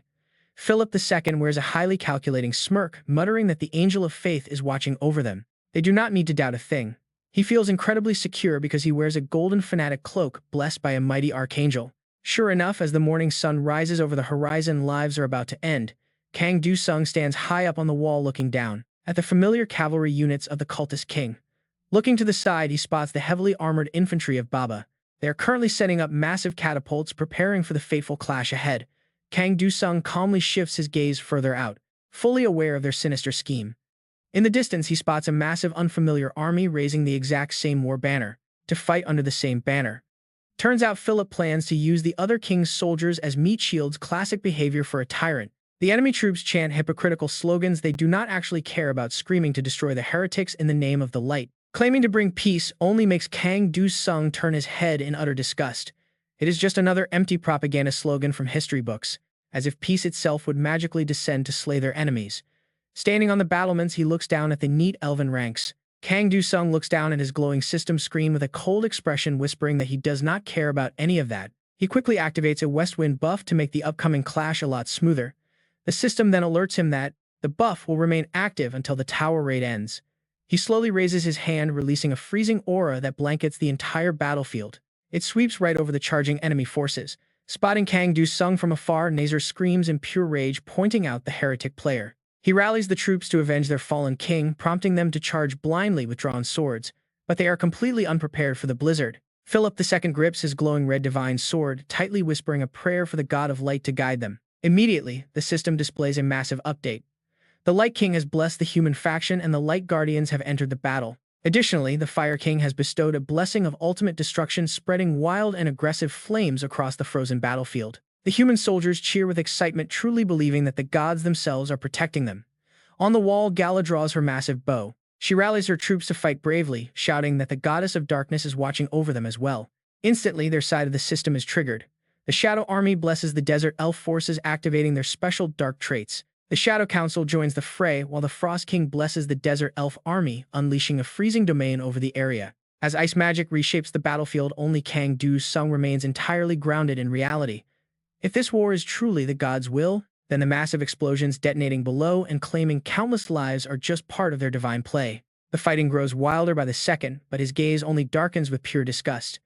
If these deities really care so much, they call themselves gods, but the thought of these revered beings eagerly watching humanity collapse makes Do-sung mock them. Aren't they just evil gods? Blackie lets out a wide yawn and tells him to stop complaining and do his job. Hearing that, he summons his ice sword and plunges straight down, deciding it is finally time to end this damn war. Do-sung leaps, stretching his body mid-air as a system alert warns him not to let the council down. The Dark Council temporarily grants him 100 shadow puppets, and he places his hand firmly onto a sturdy back. Gazing down from above, Do-sung can't help but marvel at how much reinforcement they've received, though the other side looks just as loaded. The system displays the target info of the Light Observer, a massive 50-meter 9th-rank angel. Watching the massive army swarming in, he calculates his moves, hoping the allies will handle those 9th-rank angels. Wondering if that's his main target, he watches a winged cherub fly in, declaring war in the name of the light god. Dodging the sudden ambush, Do-sung agilely leans his body back to evade, showing absolutely zero fear or hesitation. He only smirks provocatively, studying the armored beast and wondering if that suit is actually a player. The arrogant armored foe calls him a foolish pagan, prompting Do-sung to analyze his opponent's bizarre nature. Realizing the enemy is not a player, Do-sung watches him point his sword, invoking the name of the light god. He claims Overlord Philip II will show no mercy, prompting Do-sung to grit his teeth at the dramatic threat. Do-sung quietly deduces that this formidable opponent must be the original master of the Fanatic of Golden Light. Their blades collide in a split second in mid-air as Do-sung rides atop Black Shadow, cutting down every incoming foe. He cannot help but complain about how trash this game is, with literally everyone sprouting wings to fly around. Suddenly, the system alerts him that the Dark Monarch has granted him a special crow wing buff. Massive black wings instantly sprout from his back, leaving Do-sung staring at them with a sigh of disapproval. He never asked for this, complaining that they look like some tacky fashion accessory in a game designed for middle-aged gamers. Talk about bad luck, those cards he spent ages preparing are now completely useless in this aerial battlefield. Across from him, the giant cherub grows excited, laughing at the thought of finally finding a worthy opponent. The two engage in a fierce aerial duel, trading blows back and forth without landing a decisive strike. Getting uncomfortably close, the armored knight mocks Do-sung, calling his struggle the price of betraying the light god. Do-sung fires back, questioning if the guy simply lives his life as a mindless puppet of his deity. The knight grits his teeth, calling blood poisoning a cheap trick before swinging his blade to shatter Do-sung's weapon. Watching Do-sung's blade shatter into pieces, the confident foe boasts that even this victory is ordained by divine will. He claims that as a blessed cherub, whatever he desires automatically becomes the grand design of the light god. System alerts constantly spam his vision, showing that his counterattacks are being deflected by the heavy shield. Do-sung stands frozen as if turned to stone, but the enemy suddenly gasps in shock as a new alert pops up. The cherub's shield is completely shattered, allowing Do-sung to instantly close the distance and drive his blade home. He mocks the dying knight, pointing out that those massive wings are nothing but a massive blind spot in battle. A cosmic glowing fragment suddenly radiates in the void, making it look as though time itself has stopped.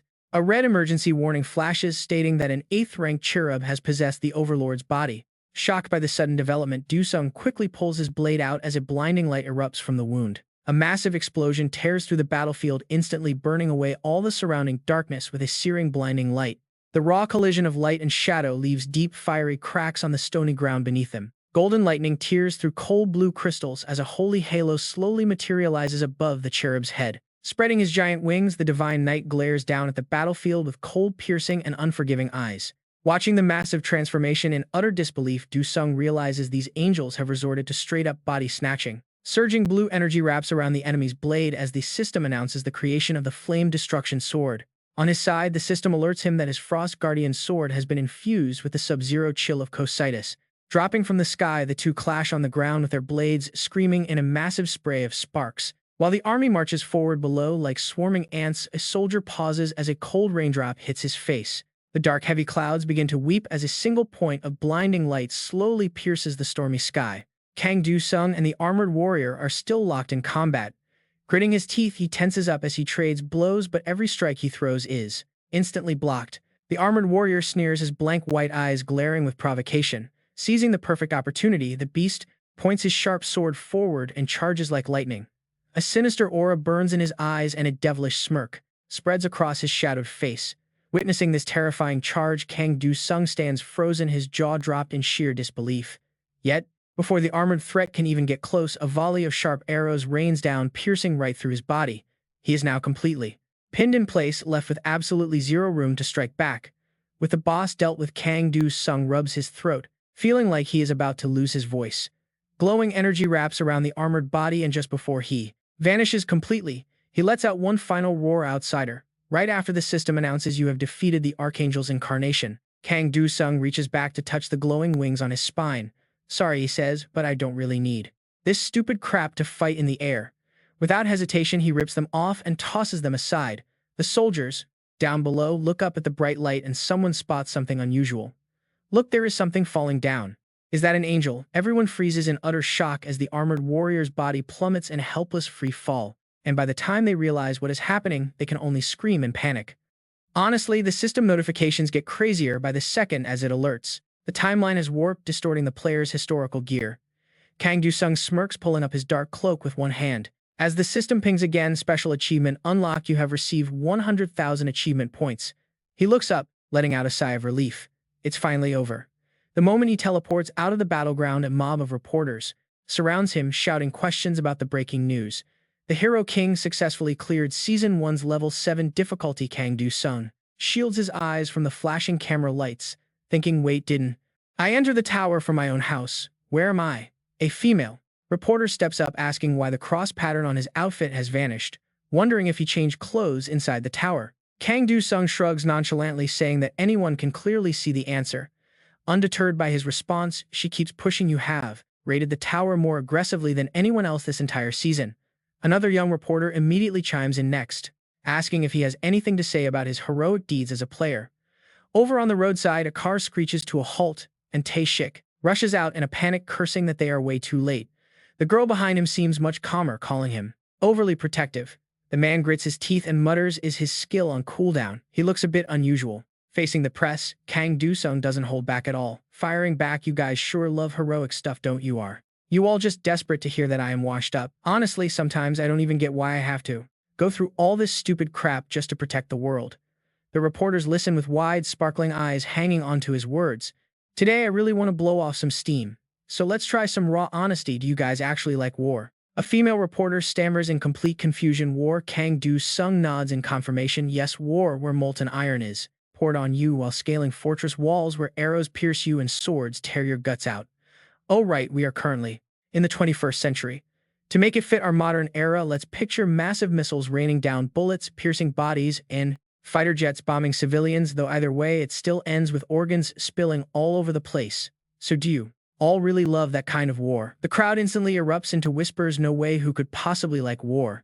Victory or defeat, war is always absolute hell. Kang Do-sung's face darkens with a touch of sadness as an old memory flashes back. I got my revenge, so I should be happy, but right now, I'm just terrified. In the memory, he walks over to comfort Sia, saying they won, so what is there left to fear? She raises her wine glass, her quiet gaze drifting far into the distant dark. This devastating aftermath, the lives and blood sacrificed, is this gruesome bloody sight really what our goddess truly wanted? Snapping out of his memory, Kang Do-sung crosses his arms and flashes a smirk. Well, of course I agree with that. No sane person actually likes war. But tell me, do you guys really like heroes? A reporter hesitates for a second, then replies, of course we love heroes. Hearing their response, he presses them further. In that case, how do you think a hero becomes a hero? The answer is fighting enemies and earning glory in a war. Without war, heroes wouldn't even exist. So why claim to hate war? Let's be real with ourselves. Deep down, doesn't everyone actually love war? Talk about making them uncomfortable. The entire crowd instantly starts panicking. It's an incredibly extreme and twisted statement. Such a mindset is just a product of a bygone era, completely out of touch with the curve present. Kang Do-sung sighs nonchalantly, questioning a bygone era, you say? At this very moment, our neighbors in the distant city are compared to the north, and those living right next door, they send assassins every single season like it is some regular ritual. That is basically a war too. After all, espionage is just another form of warfare. Someone in the crowd catches on and tenses up. They yell out in disbelief, wait, are you saying other countries literally send assassins to kill you? Do-sung immediately covers his mouth. He acts completely clueless, wondering if they really did not know. Right, that was supposed to be top secret. He needs to watch his mouth. The crowd starts losing their minds. His slip of the tongue hints at some serious national conflict. But as Do-sung is about to reply, his phone suddenly rings. He sighs, noting that if he spoke any clearer, he would definitely get censored. Outside, the media swarm. Several black cars pull up in front of the lobby. On stage, Do-sung calmly carries on with his controversial interview. When thinking about war, one thought always crosses his mind. Even if the world faced absolute destruction tomorrow, would they not keep killing? Humanity would still tear itself apart. Society demands that players naturally serve as national assets, treating them as literal weapons. They expect them to swing their swords, not just to fight against the monsters of the world, but against their own human enemies. Even without him or other war heroes, everyone still seems incredibly confident that this season can be cleared successfully. He pauses, just for a brief moment. So why on earth should he deal with all this trouble to save them? In the back of the room, Tae-shik grits his teeth in pure frustration. Meanwhile, Do-sung's tone changes yet again. He bluntly adjusts his question, asking if this broken world is honestly even worth the effort to save it all. Watching the live broadcast from her phone, Maria can only stare in disbelief. She quietly whispers Do-sung's name to herself. Somewhere else, a girl rests her chin on her hand, staring at her computer screen with a heavy sigh. Meanwhile, Daeok sits deep in thought. He clutches his tablet in silence. The entire press room goes dead quiet until one brave reporter finally raises his hand. Do-sung listens to his answer with complete indifference. He casually challenges the reporter to explain his reasoning. The man proudly states his belief, arguing that they cannot simply stand by and let innocent people lose their lives. Another reporter instantly chimes in to agree, declaring that he cannot just irresponsibly abandon his duty as a legendary player. As they preach about the Hero King, a dark, ominous aura suddenly erupts. It slowly wraps around Do-sung's body. His voice drops to a chilling register, asking why they are being so serious when they can easily play both hero and villain. He tells them it is completely up to them what they become, all while cracking a subtle, expressionless smile. He tells them not to take it so personally, but before he can finish, a sudden voice cuts him off. Someone calls out his name. A hand grabs his arm, catching him off guard. It is none other than Tae-shik himself. He firmly tells Do-sung to get down before pushing through the aggressive crowd to guide the young hero out safely. Tae-shik yells at the reporters to clear the path, but Do-sung is not finished and keeps trying to turn back to talk. He shouts a final message to the viewers, warning them to stop lecturing him about a player's duty or beliefs. Even as they shove him into the car, he keeps looking out the window, shouting that if an indifferent guy like him had actual beliefs, he would never survive the heavy burden of the world's upcoming chaos, so they better make sure to air this broadcast. The reporters desperately chase after the car. Once things settle, a system window flashes with a new notification. The clown monarch expresses great satisfaction. The war monarch is absolutely thrilled and grants him a massive blessing from the war god Ares. Inside the car, Do-sung leans back. He asks Tae-shik to clean up this massive mess. The driver simply nods. He agrees as more notifications flood the screen. It seems the monarch of the parallel world has gone completely wild. He bestows a legendary item called the Enemy Tracking Charm, a top-tier piece of equipment carrying some incredibly rare traits. It grants the user the unique ability to tag opponents for vengeance. Do-sung ignores the rest, closing his eyes to rest. Later, in a quiet, simple room, a news broadcast blares loudly from a phone sitting on the wooden table. As details of the foreign terror threats against the Hero King are revealed, public outrage erupts, cut short by the sound of a cold beer opening. Tae-shik takes a massive, refreshing gulp. He gestures toward the glowing screen, asking Do-sung why he is even bothering to listen to this. He teases if the young hero is actually scared after stirring up so much trouble, while the anchor demands strict international action. Do-sung looks slightly anxious as he turns to his friend, carefully asking if Tae-shik is going to be angry with him. Tae-shik scoffs, wondering why on earth he would ever be mad. He reaches over to gently ruffle the kid's messy hair. He reassures him, asking how he could possibly be angry when he knows exactly how much pain Do-sung has endured all this time. Nobody understands the young hero better than him. Hearing those comforting words, Do-sung finally sighs in relief and points away playfully. He jokes that the French saintess might understand him more, causing Tae-shik to scoff and claim his level is way higher anyway, teasing if the kid thinks he is grown. Kang Do-sung happily reaches his hand out. Well, thanks anyway. Tae-shik tosses back a gulp of his beer and chuckles, at least you actually know how to show some gratitude. Kang Do-sung then wonders what his current class actually is. Tae-shik proudly shares his title. He is a pure-blooded assassin. Hearing that, Kang Do-sung looks at him with curiosity, asking if he has already awakened and scored any decent gear. Suddenly, a blazing red aura wraps around Tae-shik. He draws a wicked dagger and proudly calls it Heartbreaker. It is a legendary tier assassination weapon. Kang Do-sung gasps, thoroughly impressed by the crazy good gear his companion is packing. Then, remembering something, Tae-shik asks if it is true that Kang Do-sung corrupted a legendary weapon. Kang Do-sung rubs his neck sheepishly. Yeah, it just kind of happened that way, Kang Do-sung admits. Tae-shik powers down and advises his young friend to rest. Moving too fast will only get him hurt. Instead, how about some fresh air? He has a level 7 tower waiting. A gilded tower looms in their sight as the system sounds off. It is time to enter. Welcome to the Tower of the Godfather and the Level 7 Alley. A scenario, hidden betrayals, and brutal gang wars awaits them. Player limit is 2 and there are no shops. Their goal is to revive the fallen Capone crime family. The two of them materialize in the zone. Before they take a step, Tae-shik warns Kang Do-sung to stay sharp. This place is crawling with backstabbing syndicates and absolute psychopaths, but Kang Do-sung just takes a slow, calm breath. He replies that it is probably time to switch the genre to noir. The system announces their official entry. Cold rain pours down over a desolate street.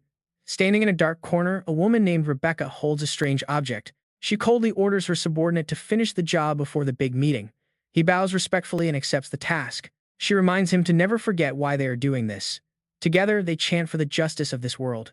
Left alone, Rebecca opens her pocket watch. She notices it has stopped, remembering the Godfather gave it to her. Not far away, Kang Do-sung and Tae-shik arrive. Tae-shik grumbles about the miserable weather, wishing they could have started indoors. Before he can finish complaining, Kang Do-sung cuts him off, telling him to put his hood up unless he wants to go bald.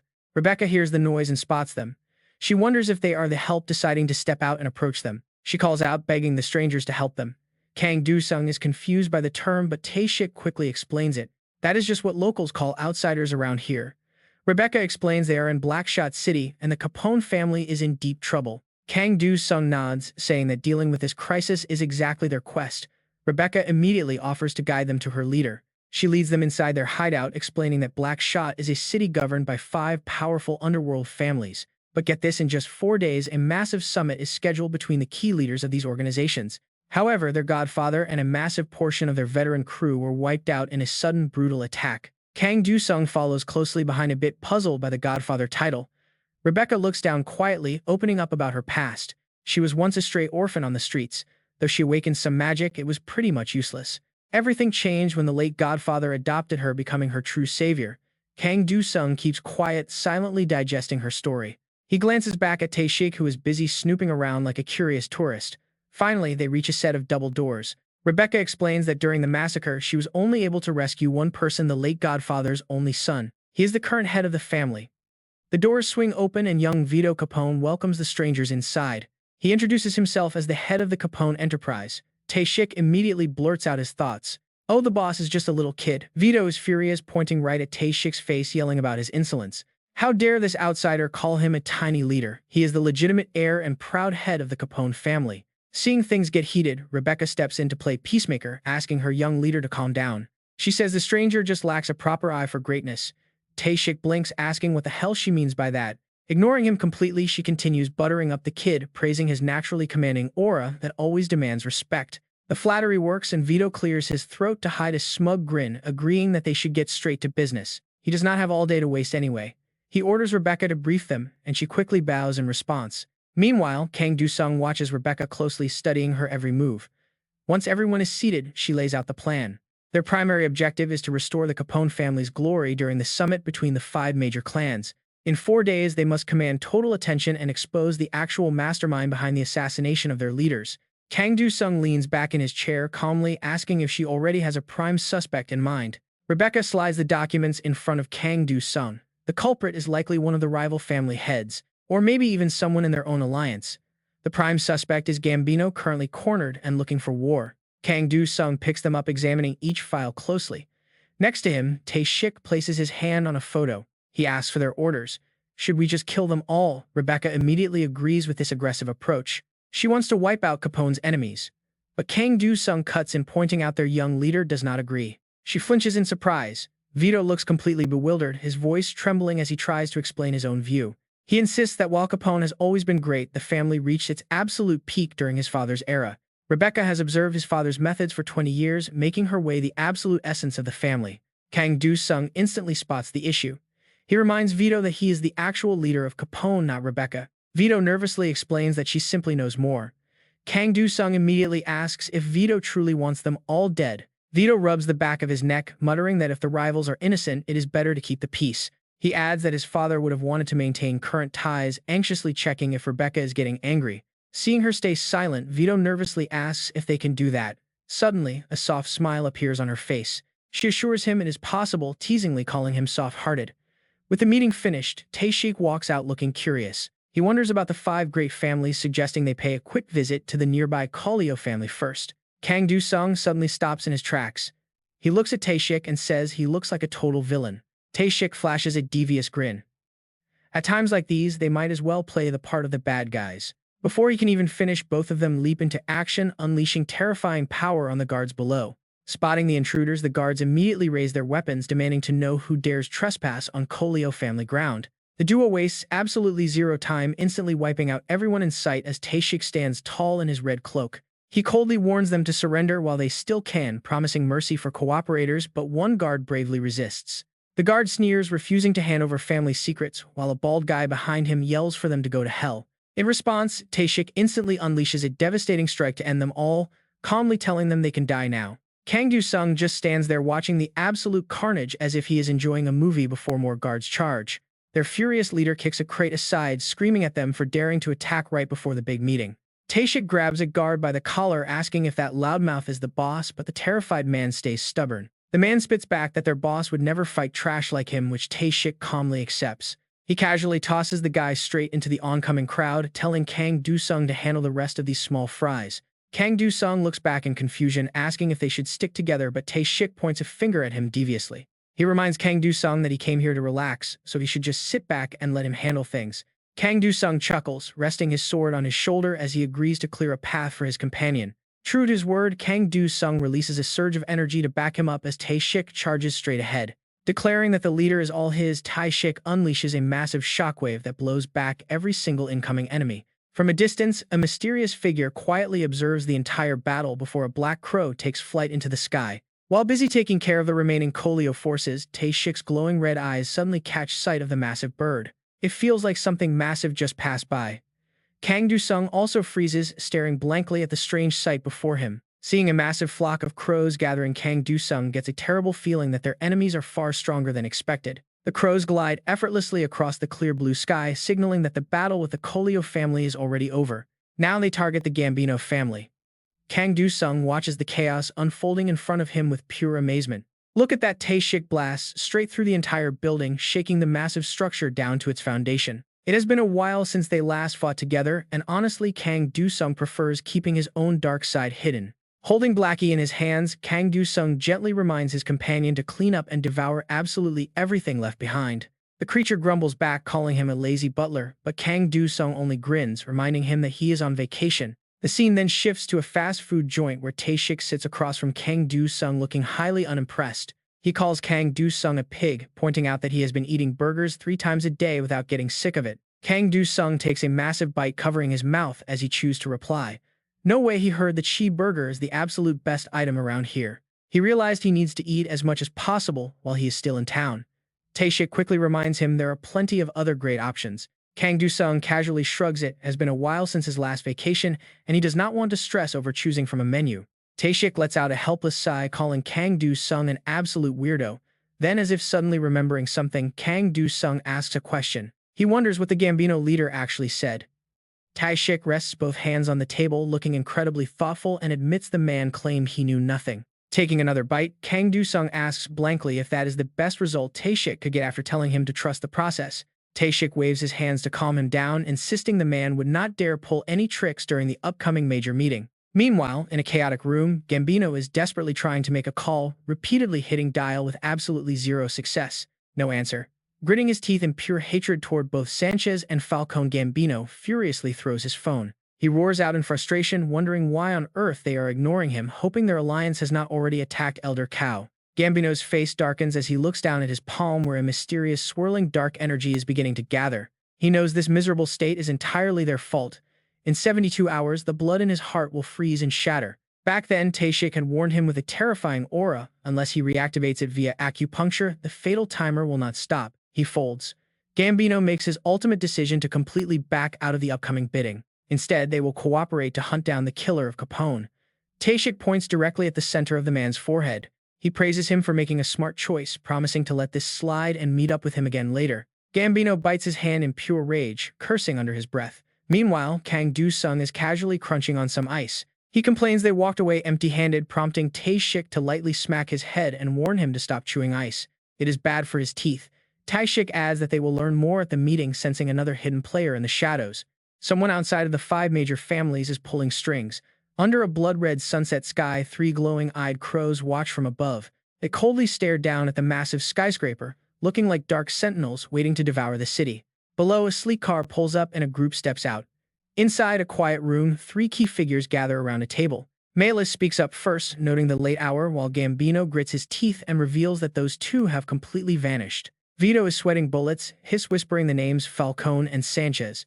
He is absolutely certain they are the ones behind his father's death. Standing right behind him, Rebecca leans down to whisper in his ear, warning him not to jump to conclusions just yet. They need to watch closely. Trying to calm his racing thoughts, Vito agrees that Rebecca is always the voice of reason. She offers nothing but a subtle smirk. Suddenly, a panicked henchman bursts into the room with an urgent update for his boss. Across the room, Kang Do-sung and Tae-shik quickly look over. Once the news is delivered, the entire crowd starts to panic. They cannot believe both Falcone and Sanchez are dead. Still holding his burger, Kang Do-sung calmly reviews the situation. It seems they have a new player to worry about. Tae-shik nods slowly, realizing why the five families seem so weak. Taking another bite, Kang Do-sung sighs, admitting he thought he was the overpowered one here. Tae-shik fully agrees with him. He laughs, saying Kang Do-sung looked totally clueless this whole time. But then the lights cut out, plunging them into pitch black. Talk about a dramatic entrance. A single spotlight hits the center stage, revealing the mysterious silhouette of none other than Night Crow. Night Crow speaks up, calling it convenient that all the despicable scum ruining the city are gathered in one single place. He accuses them of colluding with corrupt politicians and manipulating unions to steal the hard-earned money of honest working people. They lie, blackmail, and hide behind fake charity while spreading absolute terror across the entire city. Spreading his arms, Night Crow commands his dark flock to surge forward, declaring his true intentions to the frightened crowd. He calls them mere criminals while branding himself the city's savior, ready to deliver absolute justice. Vito glares back in pure fury. He demands to know if Night Crow murdered the other two bosses. Night Crow immediately owns up to the deed. He claims they were so wicked that swift death was far too merciful, promising Vito's father got what he deserved. Vito will face the exact same fate. With a cold flick of his wrist, Night Crow unleashes countless razor-sharp black feathers.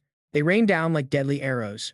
Rebecca instantly leaps in front, raising her heavy shield to protect her young master. She urges him to fall back. Night Crow pauses, slightly surprised as Vito cries out that this monster killed his father. Shielding him from the deadly barrage, Rebecca nods in quiet understanding. Her heart burns with the need to avenge their fallen leader. She vows to make him pay. Night Crow charges forward to strike while the combat system begins to react. A system warning flashes. The dark hero, Night Crow, is dispensing justice. Watching nearby, Kang Do-sung sighs, there are plenty of people, traitors who deserve a brutal punishment like this. In this life or death moment, Kang Do-sung reaches out, summoning his own terrifying power. Kang Do-sung holds Blackie close, a provocative smirk playing on his lips, asking if the Night Crow is actually the real mastermind. An eerie aura envelops the area, forcing Night Crow to retreat. He grits his teeth warily, scanning his surroundings to assess the situation. Next, a sharp blade slashes down, blocking his path. Right after that intense exchange, Blackie screams in annoyance, asking if his butler is trying to kill him. Kang Do-sung observes him silently, calculating that he is tearing things apart pretty well, so he should feed him something even tastier. Quickly, Kang Do-sung lunges forward, grabbing hold of Night Crow's cloak and forming his hand into a gun shape, pressing it right against the kid's temple. He calmly pulls the trigger, triggering a flood of system notifications on screen. The death mark keyword is a sign applying a weakness exposure debuff. The target's precise strikes and evasion capabilities are set to decrease by 1,000 points. Next, the snitch keyword is applied, exposing the target's full status window and details for easy tracking. This allows the weakness exposure debuff to stack once. Kang Do-sung looks down at the tiny creature in front of Night Crow and mutters, in admiration. So this is how the snitch works. The little creature continues, warning that dark energy is radiating from his cloak along with feathers as sharp as knives. It warns him to watch out for the feathers and to be highly alert for explosions. At that moment, Night Crow quickly thrusts his sharp claws forward, piercing the body before him. But Kang Do-sung just crosses his arms, mockingly asking how a literal terrorist bomber dares to pretend to be a hero. The kid is completely stunned by the debuff skill, asking if Kang Do-sung is a legendary player. After a brief pause, the kid declares that his glowing-eyed crows will now attack. Instantly, they swarm the sky, raining down countless bombs below. Facing this onslaught, Tae-shik struggles to keep up. He gasps for breath, utterly exhausted, cursing at how incredibly numerous they are. Turning to Kang Do-sung for help, he yells that it is time to swap places. Hearing the older man shout, Kang Du-sung points his sharp sword forward, reminding Tae-shik that those enemy leaders are entirely his to deal with, and as a hero, he must step up to protect them since Tae-shik is much better at defense anyway. This explanation makes the older man jump up in sheer outrage, asking what kind of nonsense that is since he is a pure-blooded assassin. Kang Du-sung simply smirks calmly, saying that slaughtering is his actual specialty. With that, he decisively swings his sword, delivering a clean slash right across Nightcrow's body in one blow. The kid screams in agony, asking why a legendary player like him who should fight for world peace is acting as a puppet for the devil. Kang Du-sung leaps backward to keep his distance, repeating the words world peace as if it were a joke. Nightcrow angrily argues, saying he does not know how they deceived Kang Du-sung, but they are nothing more than a bunch of corrupt, rotten scum. He reveals they are murderers who brutally slaughtered his family, yet Capone and the others walked away free. They walked out of court completely free because the powerful people in this city accepted bribes from them and feared retaliation. He calls this the rotten core of the city, explaining that is why he and his allies are trying to enforce justice. Kang Du-sung remains completely expressionless, simply staring as the kid vents. The kid pleads that it is not too late, urging him to join them in fighting these villains for the sake of justice. But Kang Du-sung merely cleans his ear, muttered that talking so much to a villain is just a waste of breath. Step by step, he walks toward Nightcrow and suddenly rips off his mask, remarking that he hates people who wear them. Looking at the face underneath, Kang Du-sung is slightly surprised, realizing he is just a kid. The young boy stares back at him with pure hatred, warning Kang Du-sung not to look down on their justice. With that, Nightcrow pulls out a remote device and decisively presses the button. Kang Du-sung looks around in alarm, demanding to know what he just did. Suddenly, a deafening explosion shakes the entire area, and Nightcrow bursts into wild laughter. He brags that 3 days ago, a certain woman told them the meeting location, asking how many bombs they think are planted here. Kang Du-sung freezes as the kid's suicidal intentions become clear. Before Kang Du-sung can even finish speaking, Tae-shik dashes over, using his massive strength to fling Kang Du-sung high into the air, with Blackie leaping right after them. In the dark night sky, a massive fireball erupts on the rooftop of the skyscraper, signaling a devastating disaster. What remains is a desolate wasteland of smoke and dust. Inside the quiet office, Rebecca expresses her gratitude, thanking them for their loyalty to the very end. Thanks to both of them, most of the businesses present at the meeting now belong to the Capone family. Kang Du-sung cheerfully remarks that the little boss survived, giving her the victory she wanted. She nods, confirming that indeed his work here is officially finished. Suddenly, Kang Du-sung glances to the side, summoning countless razor-sharp swords aimed right at Du-sung confronts Rebecca, asking if this was all her plan. Unafraid, her expression remains completely cold as she asks in return, "What does that have to do with you?" But Du-sung exposes her, knowing her goal was to wipe out everyone. She targeted the Capone family enemies, plotted the Godfather's assassination, and even hired dark heroes to do the dirty work. They eliminated rival bosses on her orders. Panicking now, she snaps back, demanding what proof he actually has. Du-sung reveals a feather to her face, stating the dark hero confessed she was the one leaking information. The Nightcrow's face flashes on screen. Traitors belong in hell. With the flashback over, Du-sung points his finger. He delivers his final verdict. She is the traitor who cleared out rival gangs to install a puppet boss. Now she rules Blackout City from the shadows. That makes her the ultimate enemy of the Capone family itself. Rebecca immediately denies the charge, claiming she did everything to protect Lord Vito because he was too soft and naive. She murdered the Godfather to force Vito to grow stronger, eliminating external threats just to keep him completely safe. She claims it was all to shield the boy from a cruel world, acting only as his loyal and protective guardian. Du-sung scoffs at her logic. She stabbed her caretaker in the back just to install a helpless puppet ruler. She wanted to be the queen of the underworld. Tae-shik steps forward, standing in front of him to speak up. He tells her she is no guardian. She crippled that boy's potential just to serve her own selfish and greedy goals.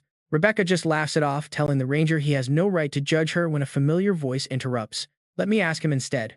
Rebecca freezes, slowly turning toward the door as she gasps for her boss. Vito stands there with tears streaming down his face. Rebecca tries to explain, but a shield blocks her path. She clenches her fists as power surges around her, desperate to explain her crazy choices to the weeping boy. Vito's expression turns completely cold.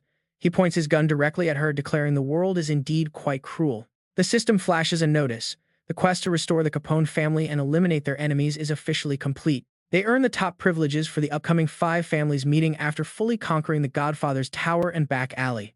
With the job finished, Tae-shik and Du-sung stroll down the street. Tae-shik cracks his stiff and aching neck. He admits he just wanted to feel like a classic noir hero. Do-sung quickly crushes his little detective dream. This was just a superpower brawl. Still, Do-sung is glad no annoying reporters are swarming them this time around. Tae-shik grins, agreeing that these quiet raids are pretty nice. But suddenly a panicked guild member runs up. He gasps out that they have a massive problem with a level 5 tower right in downtown Seoul, and it is breaking. The dungeon is about to break, freezing them in shock. Tae-shik yells out in utter disbelief at the bad news. The Hunter Association previously attempted to clear it, but failed their first raid, barely escaping with their lives. Jong Kwon grabs a teammate by the collar, demanding a plan, since they face heavy penalty points for failing. This failure means their entire guild faces demotion. Tense and sweating, Lee Min grits his teeth to respond.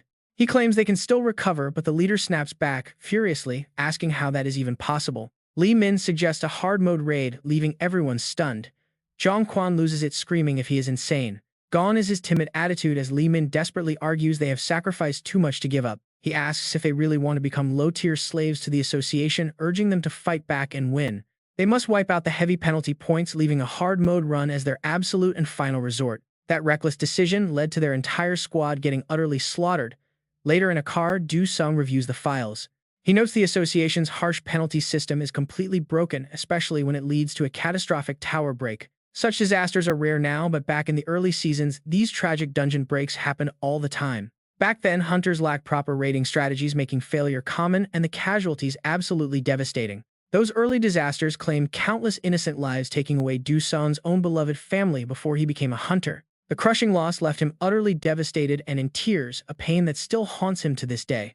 As his car rolls through the heavy city traffic, he quietly reminds himself that things are different now. Do-sung summons his glowing system interface to quickly unlock his stored equipment and all of his skill cards. Reviewing his high stats, he prepares his loadout, confirming the legendary tracking amulet is ready for action. His system loadout includes the rare Whisperer bracelet, power ring, dark baptism ability, and the lost black cloak. Kang Do-sung bites his lip in grim determination, refusing to leave any loophole that could put him at a disadvantage. Then he activates Chimi Mozo's wind bracelet system. Kang Do-sung swipes his card onto Charlotte's crimson cobweb system. Instantly, a bright red alert flashes. A critical warning screen pops up. A tower break is imminent. Get ready. Face the absolute fury of the monster horde. The car screeches to a halt. The driver announces they've arrived. Kang Do-sung steps out calmly, walking forward to meet the crowd. Someone spots him and yells out that the Hero King is here. He doesn't say a word, silently scanning the chaotic surroundings. Everyone turns to look at Kang Do-sung, their eyes filled with pure joy. Look there. It's really the Hero King. Thank goodness, they cheer with him here. We won't have to die today. But suddenly, a strange light begins to gather above. A mysterious glowing rift opens in the sky, forcing everyone to look up. Right on cue, the system chimes in. The tower break countdown has started, triggering instant panic. It's finally here, they scream. Everyone get ready. As the system ticks down the final seconds, Kang Do-sung steps forward with a serious look, raising his voice to speak. Anyone who meets 3 conditions, calm down and leave now. First, those who get caught in my skills area. Second, anyone who isn't confident they can keep up with me. Amidst the chaos, he calmly raises his hand to finish. Third, basically everyone except for me. The moment the timer hits 0, a massive wave of energy violently explodes. The sheer force sends the crowd running for their lives. Absolute chaos. Grotesque monsters begin crawling out from every corner. Brutal skirmishes break out everywhere, filling the air with a sickening scent of blood. Meanwhile, Kang Do-sung makes his move. He slaughters the beasts one by one. Lizardmen, giant snails, you name it.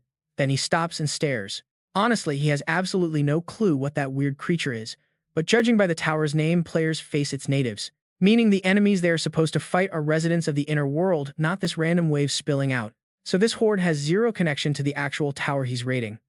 Naturally, Kang Do-sung wonders where they even came from. As the live broadcast captures the intense fight, a reporter's voice screams into the microphone, urging everyone to watch.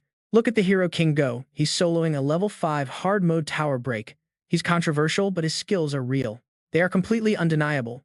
Right then, the system decides to spice things up, issuing a prompt to make things more interesting. The Abyss Monarch is now awakening the deepest, most absolute darkness. Hearing this, the reporter gasps in sheer shock. This is unbelievable. The gate is actually changing colors. That ominous purple glow can only mean an Abyss monster is coming. How on earth could an Abyss monster spawn from a basic level 5 tower? Undeterred, Kang Do-sung leaps into the chaotic sky. He swings his sword, relentlessly obliterating everything. His jaws clenched tight in irritation at these sudden unwelcome guests. Your focus is pretty cute, he mutters. Beat it before I feed you to the beasts. With that, he lands calmly. He can't help but wonder if the monarch itself is going to make a move. Suddenly, a bright red warning flashes. The abyss slime has spawned. A wicked smirk spreads across Kang Dusung's face as he whispers that he's been waiting. Without a second of hesitation, he unleashes a devastating blast of energy to end this quickly. He drops onto the floor. He wonders if this is enough or if he needs to tear the creature apart. One strike. He raises his hand. Sharp razor-like ice spikes erupt all around him. Clasping his hands, Kang Dusung channels his mana, summoning Charlotte's web skill screen. This lethal power connects 2 points using threads of absolute death, carrying a piercing force capable of slicing through anything. The assassination resonance effect kicks in, multiplying the webs he can manifest. Against this terrifying force, the monsters stand zero chance. Within seconds, they are completely wiped out. The system chimes. You have successfully eliminated the Abyss Slime. Pleased with your performance, the Abyss Monarch awards you the Abyss Gem. The tower break has officially ended. Kang Dusung catches it. He tightly grips the glowing red gem. As the dust settles, a swarm of reporters rushes over, cameras at the ready. They corner Kang Dusung, eagerly broadcasting the news live as television's nationwide display his heroic solo defense against the rift. As his interview airs, the news anchors begin to thoroughly dissect just how incredibly close they came to total disaster. Apparently, some players failed their raid, but fearing a penalty from the Guild Association, they foolishly forced hard mode. In the end, they were completely wiped out, dragging themselves into a hopeless corner. And that triggered the tower break. Following the Hero King's statements, reporters confronted an association representative, noting that their current guidelines are completely useless. They're completely out of touch with the reality of the front lines, hindering raiding efficiency while demanding an absurd share of the loot. Hearing this, Kang Dusung smirks in absolute amusement as he watches the broadcast. Wow, they are really tearing into them. They even twisted my interview to suit their narrative, he chuckles, watching the drama unfold. But then a sudden presence appears. He took massive pride in this. This time, they had definitely handed them a major power boost, and Dushik felt pretty satisfied. The association absolutely deserved it, Taeshik declared with a blazing passion. He was totally on board with it. We have to seize this opportunity to clean out that rotten association once and for all, Taeshik asked, turning with absolute excitement. Are you planning to run for president or something? Taeshik immediately grimaced, completely annoyed by his friend's ridiculous question. No, you crazy fool, I want to start a guild, Taeshik corrected.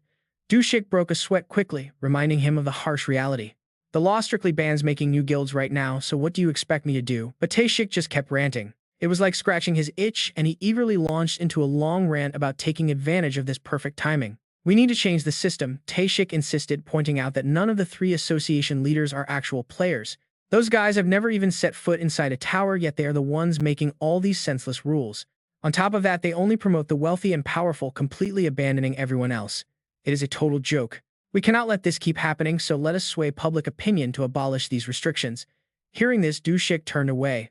Oh really? Well, good luck with that, Dushik casually replied, which made Taeshik absolutely furious at his uncaring attitude. Why are you acting like you have nothing to do with this, you rascal? Dushik just casually shrugged it off. It really has nothing to do with me, Dushik said before Taeshik dropped a massive bombshell that changed everything. He froze on the spot, utterly stunned by this terrible news. Talk about a major reality check. Taeshik shoved his phone forward, telling him to look, because this was exactly what the entire public wanted. In a nearby high-rise, a news broadcast announced that the petition to allow new domestic guilds had gained massive traction. It surpassed 170,000 signatures overnight, and everyone wanted the famous Hero King to lead the way.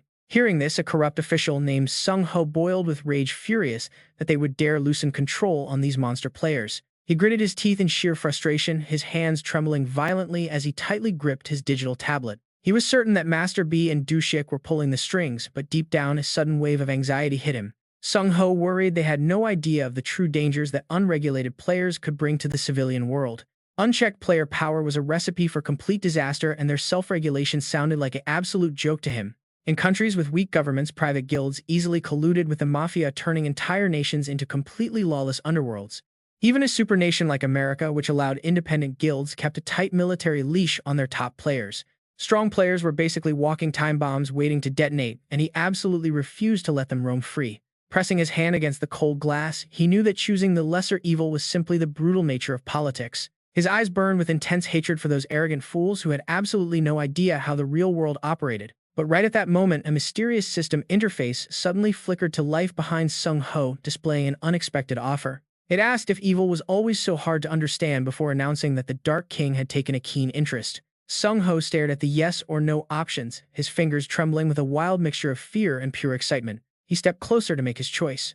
Meanwhile, out in the city, Du Shik stared up at a massive billboard of himself. He was pretty confused as to why they were still running that old commercial featuring his gear from a past season. Why had they not taken it down yet? As he walked, his mind drifted back to Tae-shik's persistent guild offer. Just a short while earlier, Tae-shik had been relentlessly nagging him to accept the prestigious role of a guild leader. But Du-shik simply crossed his arms flatly, stating that his first rule was that he hated working with complete idiots. His second rule was identical to the first, and his final rule was just a repeat of those same conditions. Tae-shik only smirked, assuring him that he would just be a figurehead leader who did not have to do anything. Once the ice was broken, other guilds would emerge naturally and balance each other out through competitive struggle. Still, Du-shik failed to understand the point of it all and pressed his friend for a real answer. "Why does it have to be me of all people?" he asked, prompting Tae-shik's eyes to light up with excitement. "Only the Hero King can do this," he declared, "because you are always the first to rush onto the dangerous front lines." Du-shik suddenly stopped walking, tilting his head up as he quietly reflected on what his actual responsibilities were.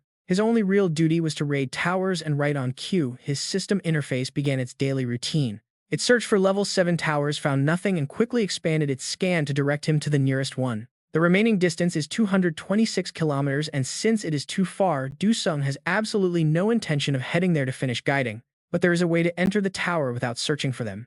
You just need a token and wait for the summon. He actually received a token from the young leader this time. This token serves to bridge the outside world with the tower realm. It is known as Zebeka's dagger, a token given to him by the young chief. Du-sung puts the item away. He has a gut instinct that he won't be summoned anyway. But as he waits, the unexpected happens. Alarms suddenly blare throughout the area as screens flash red, announcing a single battle tower match that leaves even Du-sung completely frozen in shock. An automated system voice rings out to clearly explain the situation, warning them that a single battle tower is about to materialize. Viewers are urged to enjoy the live broadcast of the top rankers of Season 5. Du-sung frowns since that directly refers to him. The top rankers of Season 5. Right then, the system pops up with a chilling prompt, urging him to move. "Go entertain us, the child of 1,000 faces and 1,000 talents." The Clown King is forcefully dragging Du-sung into the match. More details on the Elite Tier single tower match begin to update. To qualify for entry, players must rank in the top 10. They must be in the top 10 of the Genesis Plague Lord season. If multiple players are from the same nation, only the highest rank enters. The highest rank gets the spot. Fortunately, nobody will die in this tower, making it a great chance to build alliances. Once the event begins, it will be broadcast live. But as Dae Chang reads the penalty, his face goes pale. He drops his glass. It shatters on the floor as he stares at the terrifying consequences in absolute disbelief. The system penalty is absolute madness. 100 million random people will die. Hearing this, Du-sung clenches his fist tightly and swings. His strike completely shatters the holographic screen into tiny fragments before he instantly casts magic to enter combat mode. This is absolutely insane. It is honestly hard to believe. But the broadcast voice sounds again, telling players to wait until everyone has gathered. Bystanders recognize Du-sung on the spot, shouting that the famous ranker is definitely going to enter the tower. The broadcast startup tone chimes, signaling that the show is about to begin. Du-sung's eyes sharpen with intense resolve. He declares his entry. Teleported instantly into a dark void, he finds several familiar faces waiting right in front of him. Dae Chang does not look too surprised to see them there. Meanwhile, Hero King Maria smiles and calls out to Du-sung. Gok lowers his hand with deep respect, expressing how glad he is to meet again, though Du-sung casually brushes him off. With an amused smirk, Du-sung stares at the group before him, admitting that he cannot hide his excitement. He is genuinely glad to see them all again. But before Gok can speak further, Hero King Maria suddenly rushes over. Calling out to Du-sung, Maria asks what his true intentions are for coming. Nearby, the Holy Maiden lets out a sigh. She sighs in immense relief, thanking heaven that he is still his usual self, which catches Du-sung slightly off guard. Breaking into a nervous sweat, he asks if he has ever been any different. Holy Maiden Maria recalls a past memory. Maria recalls how after clearing a level 7 tower, he asked why they must struggle so hard to save the world. She smiles softly, but the lingering anxiety on her face says otherwise as she speaks. Seeing his exhausted state on the live feed left her incredibly worried, but her words leave Du-sung completely speechless. Hearing such sudden, genuine concern leaves him tongue-tied. Before Maria can bring up his recent interview, Du-sung quickly interrupts. He quickly reassures them that he is fine and has no intention of stopping his tower climbs. Dae Chang just scoffs nearby. Dae Chang clicks his tongue mockingly, telling him to just quit if he's going to complain about being late. He scowls, demanding to know why the top-ranked player is the last to show up when hundreds of millions of lives are on the line. Du-sung blinks in confusion for a moment, then asks mockingly if he expects some cliché line about the main character arriving last. Dae Chang lets out a heavy sigh, completely done with his attitude, and proceeds to state his own perspective. He lectures that a true hero should be the first to arrive to stop the threat, but Du Sung is totally unfazed. Instead, he jokingly asks if Dae Chang practiced that line beforehand, telling him he should really read the terms and conditions first.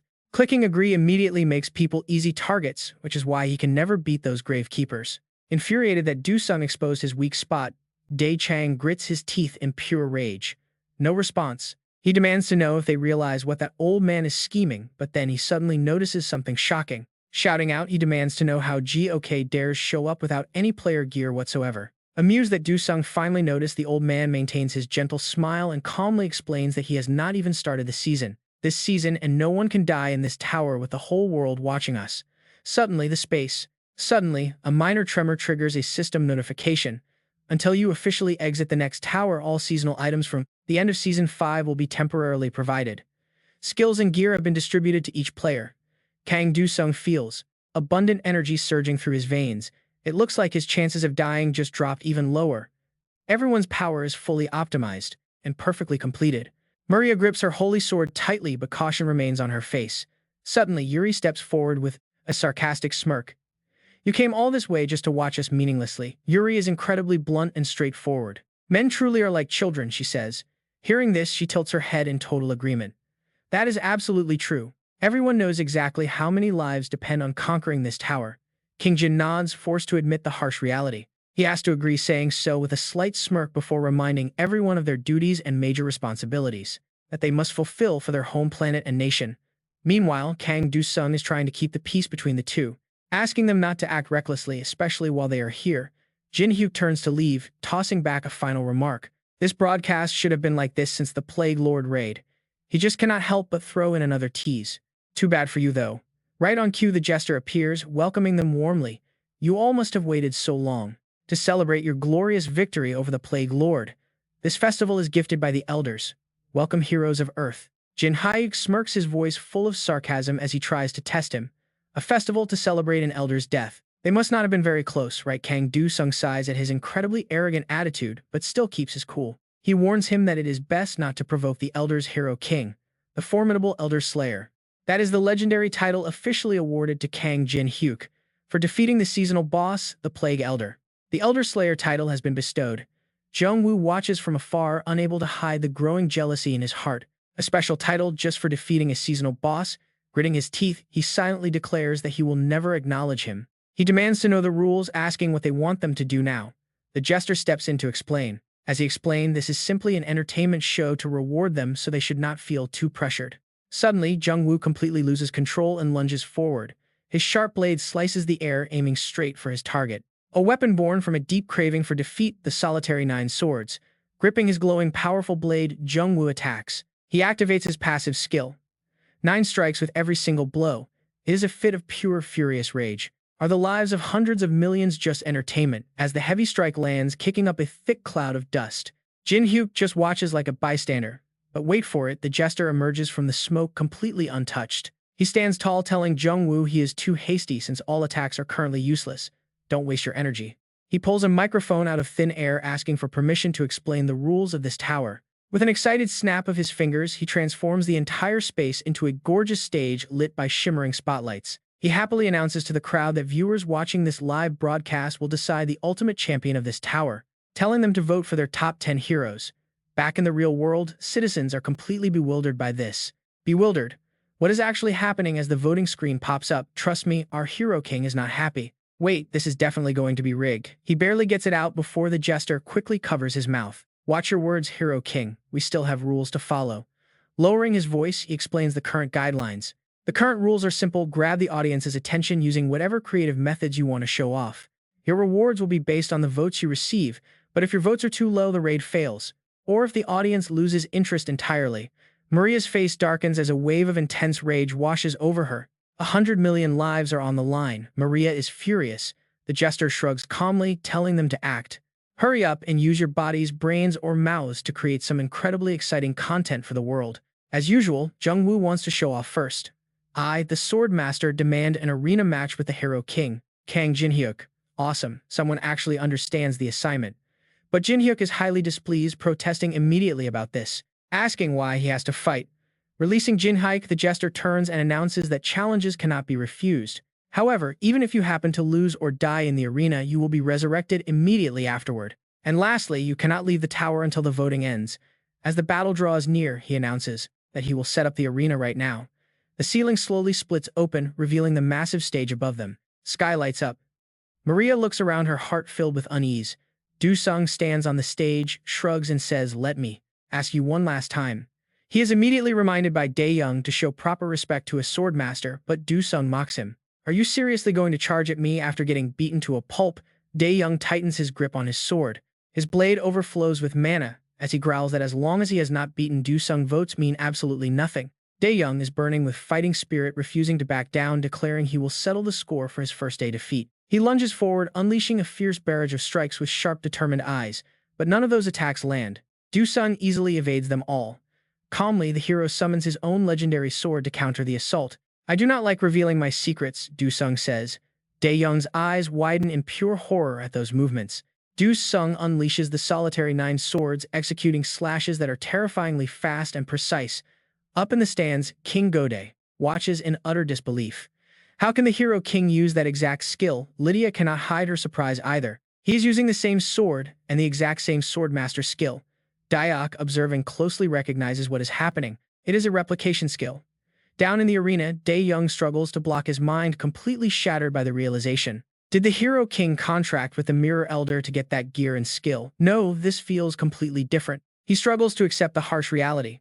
How can Du-sung overwhelm him in pure swordplay when he dedicated his life to it? Dayak places a hand on his chest, utterly fascinated. This is a breathtaking spectacle, truly worthy of the hero king. The old man chuckles mockingly, asking who among them would ever dare to harm their own king. Lydia's lips curl into a cold smirk as she calls him out, asking who he thinks he is fooling. Did he not try his absolute best to defeat the hero king? Dayak turns to her, still smiling, mocking her narrow vision. Suddenly, she notices a dark aura gathering nearby. It seems those sinister figures are the ones truly targeting the hero king. She can only sigh in frustration. How can they squabble like this in such a dire situation? Just then, Maria, standing nearby, hears the whole conversation, her face turning incredibly grim.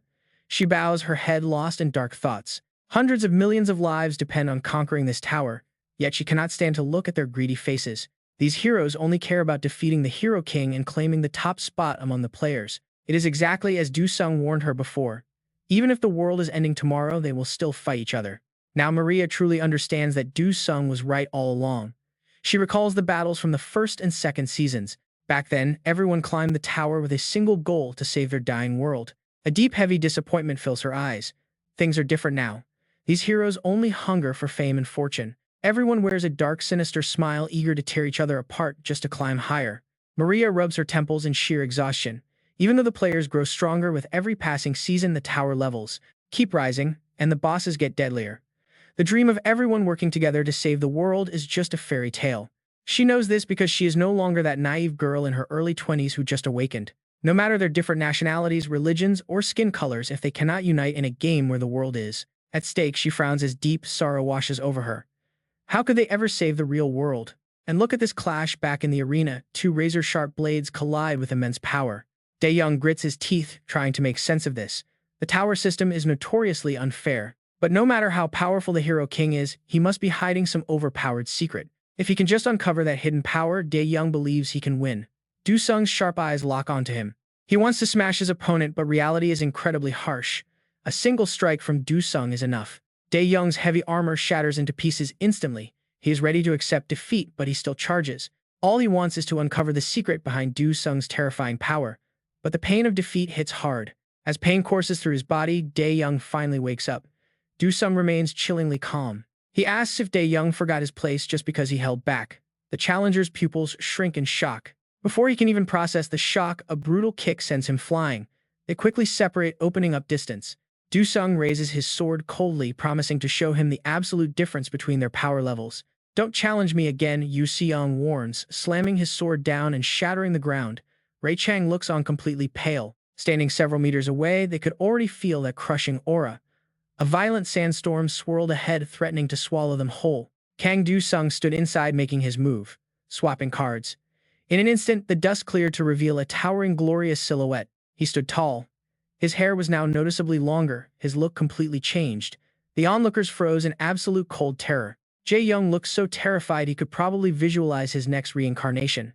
It made zero sense.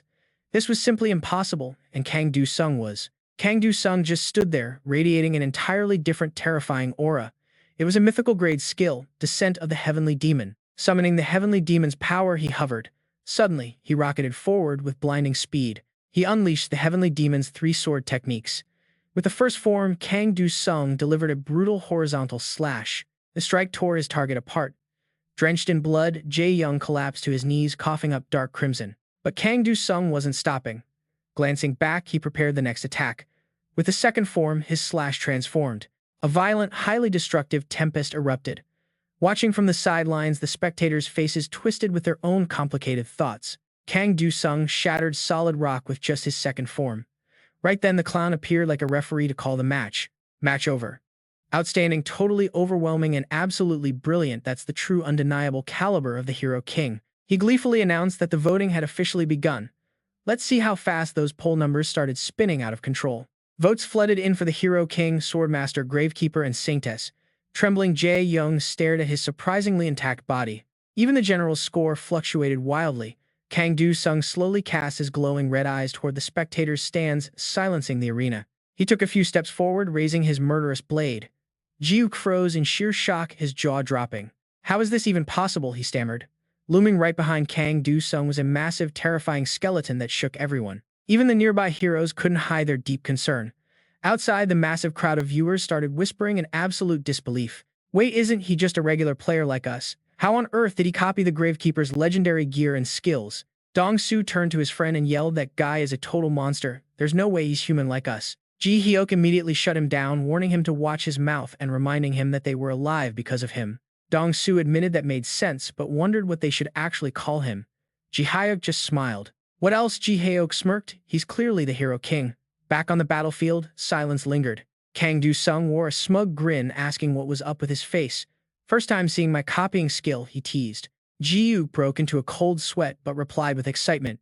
He knew copying alone couldn't mimic the Heavenly Demon's form. Standing nearby, Leah agreed with a serious expression, explaining that the Hero King's ability was far beyond simple copying.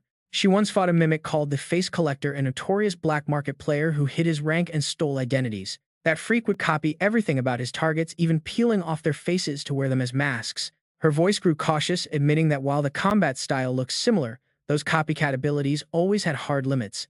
Kang Do-sung laughed, waving his hand. It's not just a copy skill, he said. Are you guys really that curious? Their silence spoke volumes, proving him right. Kang Do-sung looked up, a sharp smirk pulling at the corner of his lips. He teased that their expressions were absolutely hilarious. Honestly, you can't blame them for being completely stunned by this guy. Kang Do-sung brought a finger to his lips, whispering dramatically to build up the tension before making his confession. Actually, without hiding a single thing, he confessed that he had signed a formal contract with the Elder of Truth. Leah froze at the sudden revelation. The Elder of Truth. Kang Do-sung kept a confident smile plastered on his face. He declared that he could speak nothing but the absolute truth, even with the entire world watching him right now. Ji-hyuk rubbed his chin, analyzing the situation. He realized that logically, Kang Do-sung's next opponent would have to be him. But Kang Do-sung instantly cut him off with a firm no. Interlocking his fingers, he gently claimed to hate fighting. He opened his glowing red eyes, and arrogance dripped from his words. Fools just keep picking fights with him. He spoke with zero filter, explaining his pet peeves. But before he could list his next complaint, Ji-hyuk cut in. Unable to hold back, Ji-hyuk demanded to know his plan. Kang Do-sung didn't even hesitate before making a bold declaration. From now on, I only speak the truth to make myself more valuable. Hearing this, the clown was ecstatic. This was the ultimate twist. After all, shameless self-promotion is the exact key to winning any major election. The arena suddenly transformed into a live talk show. Kang Do-sung grabbed the microphone, causing a sharp, screeching feedback sound. Reverting to his original form, Kang Do-sung calmly spoke into the mic, testing if everyone could hear him loud and clear. Usually, he would pop up on screen to make a quick announcement. Like it or not, you are going to listen. Honestly, I also get disgusted seeing my own face on television, so my bad. Anyway, in this damn tower, there are 10 pathetic heroes backed into a corner, and you have to vote for one. Vote carelessly and 100 million lives will get a one-way ticket straight to the underworld, and that might even include you. Now do you get the importance of your vote? Even the absolute worst dictator can become president through an election right. That right there is exactly the price of voting unwisely. Jorg freezes for a few seconds, nervously warning him to watch his mouth. Hero King Kang Du-sung catches his first target and stabs right where it hurts, asking if he hates the word dictator. Surely not, since he clearly remembers how Jorg kept praising himself as a national hero during their fight. Oh, he gets it now. Was trying to rebuild the Third Empire supposed to be a secret Jorg is about to object to. Prove his innocence and show he has clean hands, but Kang Du-sung cuts him off completely to make a final declaration. Let me remind you, I made a pact with the Elder of Truth. A smug, satisfied smirk plays on his lips. I see through every single lie and secret of yours. Kang Du-sung casually continues. From now on, everything he says is 100% absolute truth. The old man summons floating skulls in response, but they cannot do a single thing to him. Kang Du-sung remains completely unharmed and ready to chat, urging them to vote carefully. So who should they pick? Jorg's eyes burn with furious hatred. But Kang Du-sung does not care at all because there are still plenty of targets to hunt. There are plenty of fools in this room. What about you, Count Vladimir? Caught off guard by his name, the Count tenses up, forcing a stiff smile to cover it, claiming he has no idea what Kang Du-sung means, but the Hero King never lets a single rat slide. Strange, he heard. The Count planned to resurrect the Empire. Hearing this, Vladimir instantly crushes a bat in his hand, spilling dark, metallic blood. Kang Du-sung tilts his head to dodge easily, his voice ringing out like a death knell about how the Count overthrew the president to self-appoint himself as Tsar. Power is never shared, not even with family, and those skeletal soldiers helped clear the room so Kang Du-sung could keep exposing them one by one. Are you feeling guilty? If you want to show off blood magic, he should at least wait his turn and preferably use his own blood.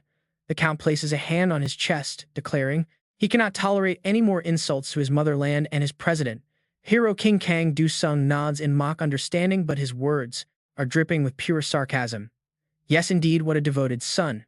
Even though your personal attribute is fire, you still managed to grow up looking pretty handsome, did you not? Listening to this, Lieutenant Kilgore, who still loves playing with fire, suddenly freezes. Wait, what? Kang Du-sung gives him absolutely no room to breathe and completely exposes his dark past right here. That old habit of dropping napalm bombs on your country's enemies is still active, right? Just hidden and done in secret. Kilgore grips his knees, desperately trying to hold back his rising fury. Player, do you even realize the consequences of your words? Kang Du-sung laughs with pure amusement, lazily spinning his finger to mock him. Of course he does, looking at the heroes who supposedly saved this world. He points straight at Jorg, calling him an extremist nationalist. Then he targets Vladimir, calling him an imperialist fanatic. Finally, he leaves a deep permanent scar on Kilgore's reputation, labeling him a bloodthirsty warmonger.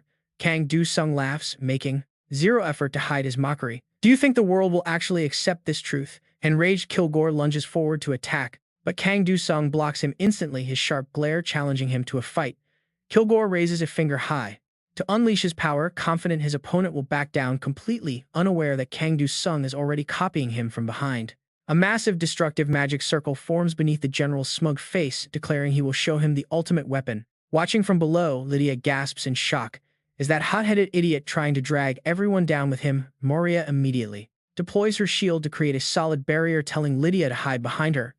Kilgore roars with proud intent to bury the entire place in a sea of explosives. Unique skill, E23 Diablo. Suddenly, the exact same technique manifests below. Kilgore freezes, utterly stunned and turning pale with bitter shock. Watching his move get neutralized effortlessly, he screams out in despair. How is this possible? That was supposed to be my unique skill. Kang Du-sung kicks him down hard, seizing total control. Unique. His lips curl in a sarcastic smirk, not so unique anymore. Jorg snaps up, his boiling anger completely unchanged. Hero King, do you really think you will get away with this? Having thoroughly trashed his teammates' honor, Kang Du-sung turns back to confront them. He remarks how much they love calling each other comrades. Yet why is it that these comrades always try to backstab him? The very first chance they get, caught red-handed, Jorg tries desperately to make some excuses. Perhaps there is a misunderstanding, Hero King. Kang Du-sung finds this hilarious. A misunderstanding, really. His eyes glow blood-red as his overwhelming aura. Yusing reveals that he already told them about his contract with the Truth Lord, allowing him to see through all their secrets. He notes they usually do whatever they want, but the camera lenses seem to make them lose their cool. Suddenly, the system notifies him of an achievement as his provocation level skyrockets. The Truth Lord feels absolutely thrilled by Yusung's bold actions. His voice suddenly softens, no longer growling like before. He asks why they are suddenly so worried, his voice dropping to a whisper. He whispers that even if he reveals the truth, they still do not understand. Suddenly, a wave of deep conflict washes over him. He wonders if this world will ever change. Watching his internal struggle, Theocritus can't help but let out a bitter scoff. The old man mockingly asks if he's going to blame the world like a little kid, but Yu Seong does not get angry. Instead, he laughs and openly admits it, saying he is just a kid who cannot stand old geezers like him. The system alerts them of the child of 1,000 faces and talents. The massive silhouette of the Clown Lord looms in the air, as if trying to seize Yu Seong. His booming voice echoes in his mind, asking what it is that he truly desires. He makes a decisive choice. Heavenly Demon Descent Theocritus frowns, sensing a shift in the air. What is Yu Seong planning to do now? The system displays a prompt granting his wish as the child of talent. Just like that, the heavy atmosphere returns to normal, as if nothing had ever happened. The Clown Lord turns back around smoothly, resuming his role as the master of ceremonies. He suggests giving the next hero a turn to keep things fair for everyone. Right on cue, Saintess Maria raises her hand. She volunteers, stating she has something important to share with all of humanity. Hearing her request, the Clown Lord snaps his fingers. Instantly, their surroundings shift back into a small, colorful room. The clown hands over the microphone, inviting her to speak. Ray Chang is still completely dazed by how this bizarre place operates, wondering what is going on. Yu Seong stands beside him, looking extremely annoyed, grumbling that this feels like an elementary school debate. Maria suddenly lowers her voice, asking everyone to be quiet for her beloved Yu Seong. He laughs and playfully blows her a kiss, calling her darling. She doesn't hesitate to speak up. Pointing her finger straight at Yu Seong, she declares she will expose the truth about the so-called Hero King. The entire player base, watching, is left completely stunned. Even the customers in the restaurant are shocked, wondering if the Saintess is actually targeting him. They wonder what Yu Seong did to deserve this. Meanwhile, the Hero King turns completely pale, knowing he is about to face her wrath. Yu Seong quickly runs over to her, calling her name softly. Saintess Maria tilts her head and looks back at him. She asks what is wrong, calling him honey. Yu Seong smiles bitterly, realizing it is far too late to apologize now. She looks at him and introduces him to the world as Kang Yu Song. Right then, the system voice echoes through the arena. The ranking tower has been conquered and the final voting results are about to be revealed.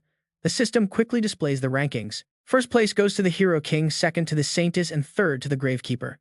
Yu Sang stares at the absurd vote count. Over 850 billion votes. The system notes that the top 5 players will receive rewards based on their vote counts. Yu Seong smiles helplessly, knowing the system is rigged. Just then, an alert chimes announcing his acquisition of a mythic grade skill. Winning first place gives him a legendary reward. He shrugged it off, only caring that he got his fair share. The system confirms he has received the true Heavenly Demon Advent skill. Yu Seong checks his status window with immense satisfaction. He now has a full set of mythic gear titles and skills. Suddenly, a new notification pops up, showing the Black Death card. He realizes it has only been 3 months since his journey began. Yu Seong looks at the mythic weapon card of the Plague Lord. He won this chest after defeating the Plague Lord, and the system quickly displays the details of the twin swords inside. These blades once belonged to the Plague Lord himself, radiating a terrifying dark aura. He reads the item description carefully, but mythic grade gear can't be used lightly. If he fails the challenge, his stats will drop at the very least. Yu Seong frowns at the final warning, which states that failure means death.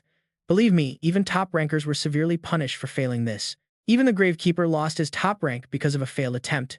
A confident smirk plays on Yu Seong's lips. Since he already cleared it last season, his gaze hardens with resolve. He is confident he can succeed this time. He decides to take the risk, knowing that activating the mythic skill now will give him a massive advantage. The system chimes, immediately announcing that he has activated the true Heavenly Demon Advent skill for the first time. A cold voice tells him to prove his worth. In the blink of an eye, he is teleported to an unfamiliar dimension. From the dense black mist, the Heavenly Demon slowly materializes before him.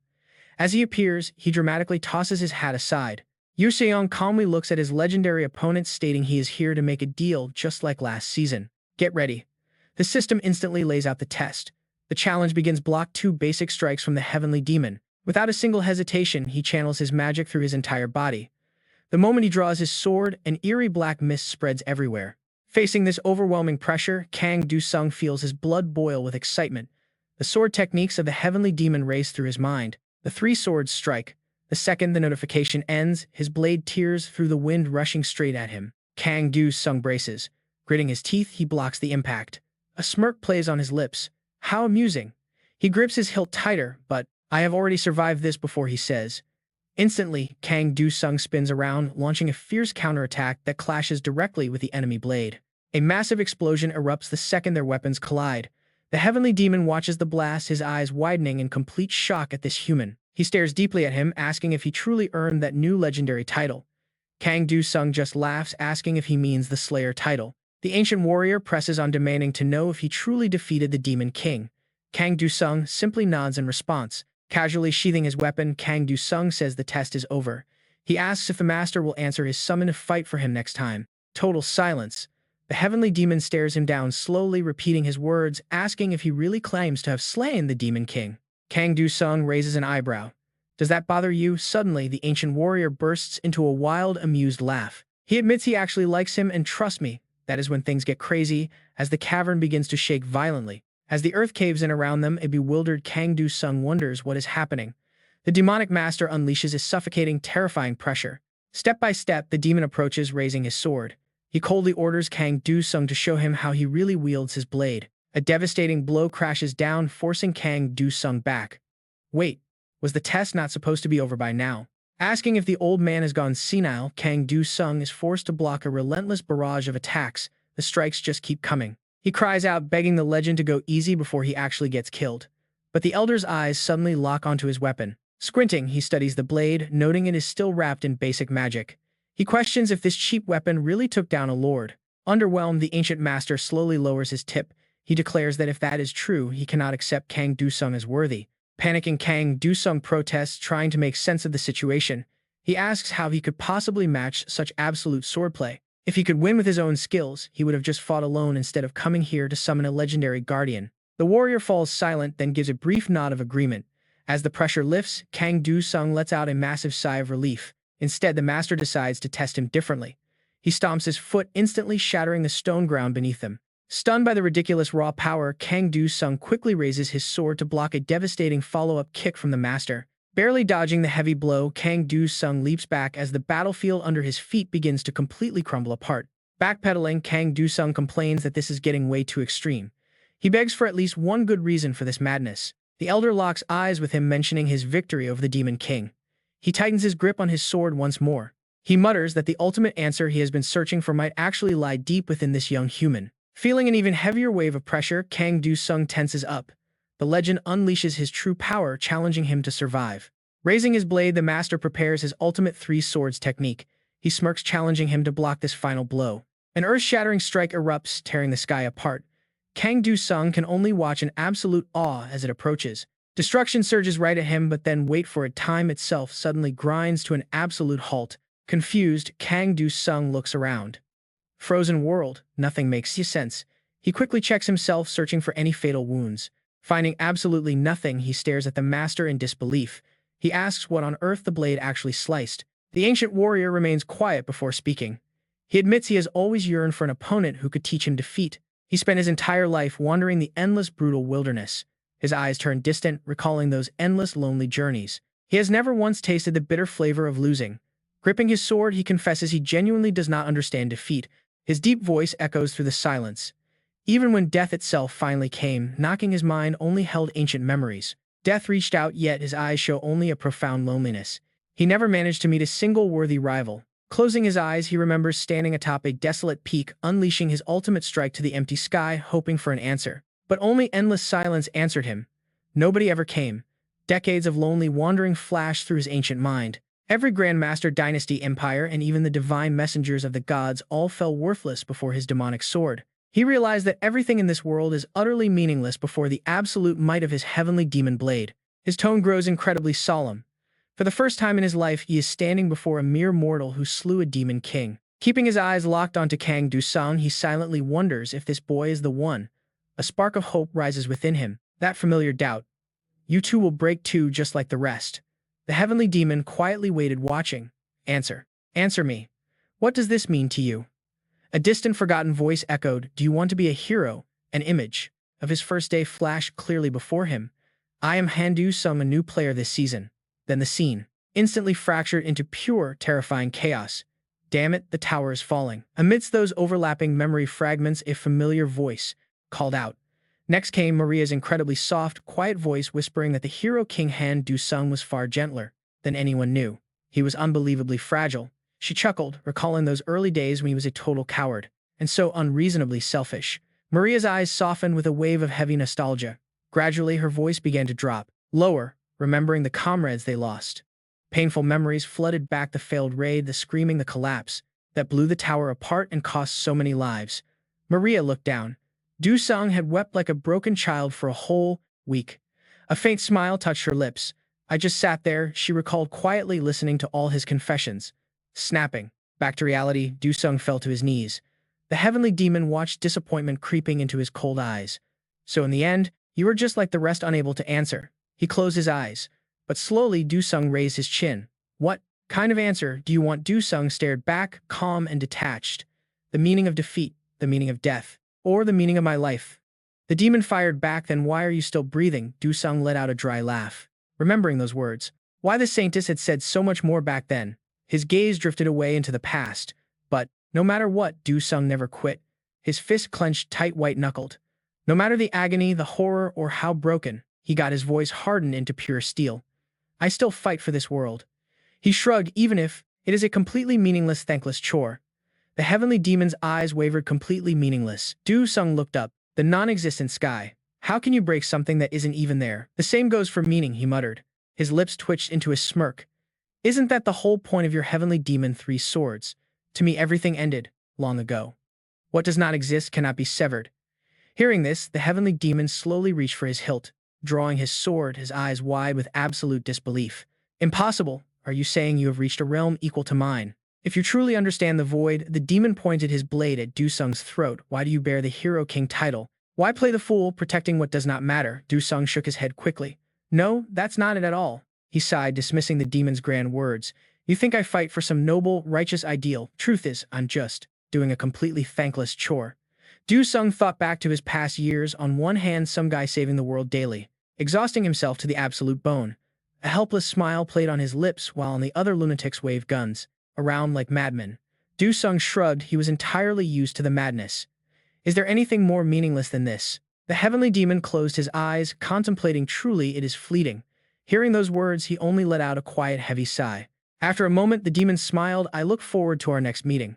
Instantly, the system chimed. Player Han. Du-sung has proven his worth. A glowing shard drifted down, settling into his palm. In that quiet second, Du-sung recalled his thoughts from years ago. Well, it is fine, he muttered, looking up. Shouldn't a hero be like that? The system finalized the rewards, unlocking the heavenly demon descent skill. Blackie's paws shook in sheer panic. As it scrambled over, crying out, Butler. It rushed to his side as he collapsed. Later back home, soft sunlight filtered through the window. Blackie sat right in front of Du-sung, looking completely baffled. Why are you so weak, Butler? Du-sung winced, defending himself. I am not weak. My stats are literally ranked #1 in the world. But Blackie pushed. Then why? Did you get sick? Du-sung patted the beast's head, muttering that he was fine. Then he gritted his teeth at the screen. I'm just furious at these bastards. Du-sung slammed his fist onto the mattress. How dare those jerks call me a crybaby? He ground his teeth, declaring his rage would only settle once he crushed an 8th or 9th tier tower. Blackie stared at him like he was an idiot, reminding him no such towers were open. Du-sung blinked, nodding sheepishly. Oh right, it's only March. Lying back, Du-sung mused that while high-tier towers opened sooner each season, it would still take at least another month. In his mind, the data flashed: high-level towers floating in deep space, completely out of reach of any national borders. Recalling his experiences from past seasons, once they went live, a player simply had to queue up like in a video game to enter instantly. He muttered, wondering if that 7th-tier tower he missed last time for being too distant was still around. Seeing Du-sung pack up, Blackie asked where he was heading, shaking its head in absolute weary helplessness. In his eyes, a suitable location finally appears, and right in front of him, a familiar gateway suddenly materializes. It is the gate to the family tower. Du-sung looks around, and it is exactly like the tower he entered earlier this season. A smirk creeps onto his face. It is actually perfect. He does not need anything new, just a place to smash everything to pieces. Du-sung looks at his newly acquired skill with complete boredom. True Heavenly Demon Descent sounds like some cheap cash grab game title, just a bunch of random prefixes piled together. Without hesitation, he activates the skill. Right in that very moment, things go wild. The overwhelming power of the Heavenly Demon floods Du-sung's entire body. Then the cold voice of the system sounds once more. The presence of the Heavenly Demon begins to alter Kang Du-sung's physical body. A wave of excruciating pain suddenly tears through him. Doubled over in agonizing pain, he feels something behind his back trying to rip through his flesh. He spits out a mouthful of fresh blood, coughing out the words Heavenly Demon. Veins bulge across his skin as the power surges. That damn old monster. The system rings in his ear announcing the vessel is complete. As refinement begins, every muscle fiber in his legs swells with power. He clutches his head in absolute agony, gritting his teeth to endure it. While fighting the pain, a sudden thought crosses his mind. He remembers hearing about permanently keeping a portion of this power. Suddenly, a new notification pops up saying blessing received. Heavenly Demon Divine Body. He instantly realizes the truth. The system is actually reconstructing his entire physical form from scratch. He feels every single change happening deep inside. This is the legendary bone-cleansing reconstruction he had only ever heard of. He looks down at his hands, but nothing looks different on the outside. But when he looks up, countless enemies have already surrounded him. The system alerts him that due to terrain collapse, he has been moved to the second floor. Du-sung slowly tightens his grip. A confident smirk plays on his lips as he prepares to test this power out. After the battle, he mutters in surprise. A third move that never existed in the original skill has somehow appeared. The system immediately confirms his suspicion. He can now use the 3 swords of the Heavenly Demon. He frowns slightly, wondering why this third strike has no official name. Why was this move omitted from the original skill description? His gaze drops to the weapon in his hand, the Sword of Illusion. Memories of his brutal battle with the Heavenly Demon flash back. He remembers the exact moment he swung that very blade. Without a second thought, Du-sung summons the weapon right before his eyes. He stares ahead, wondering how far he can push this. Gripping the hilt tightly, Du-sung steps toward the massive door with overwhelming confidence. A faint smirk plays on his lips. He plans to destroy it the exact second it opens. Suddenly, the system alerts him that synchronization has reached 1%. The system is fusing with the Exiled Elder. He stops dead in his tracks, repeating the bizarre title under his breath. The Exiled Elder. The cold system voice orders him to prevent the descent ritual of this mysterious entity. A realization hits him. It turns out the Heavenly Demon was actually one of these elders.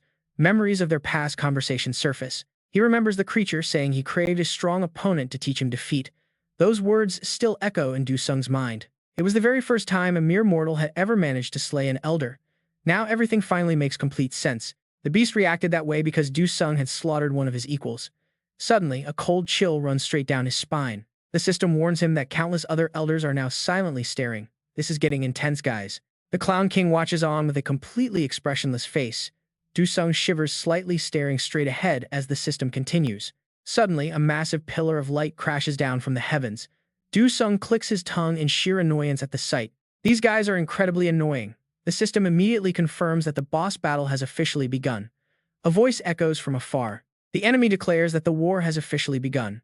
Right after the Blood Moon expert crashes down like a meteor. Spreading his arms wide, the boss proudly commands him to fight with honor and fall. Du-sung only responds with a cold smirk. Slowly raising his blade, he unleashes a lightning-fast slash that rips through the air. The system immediately rings out. The boss has been defeated. Staring at the prompt, Du-sung takes a deep breath. This is the true, overwhelming power of the Heavenly Demon. Suddenly, his sword begins to vibrate violently. In intense pain, he uses his other hand to steady the trembling blade. Cold sweat pours down his face. He wonders if using that third move was simply too much for his body to handle. The pain intensifies. His physical vessel is just not strong enough to handle this insane skill yet. The power begins raging out of control. Amid the chaotic currents of energy, the Heavenly Demon's voice suddenly echoes, telling him it is completely useless. The ancient voice is chilling, declaring that everything in this world is utterly meaningless. Du-sung frowns at the sudden mental intrusion. He wonders if he is seeing the demon's memories. He can feel an ancient, powerful will hiding deep inside this energy, who is truly worthy of being an elder. Despite the blinding pain, his body is trembling, but Du-sung's gaze doesn't waver for a second. No matter where this power came from, he grips his sword hilt tight, because now it belongs to him.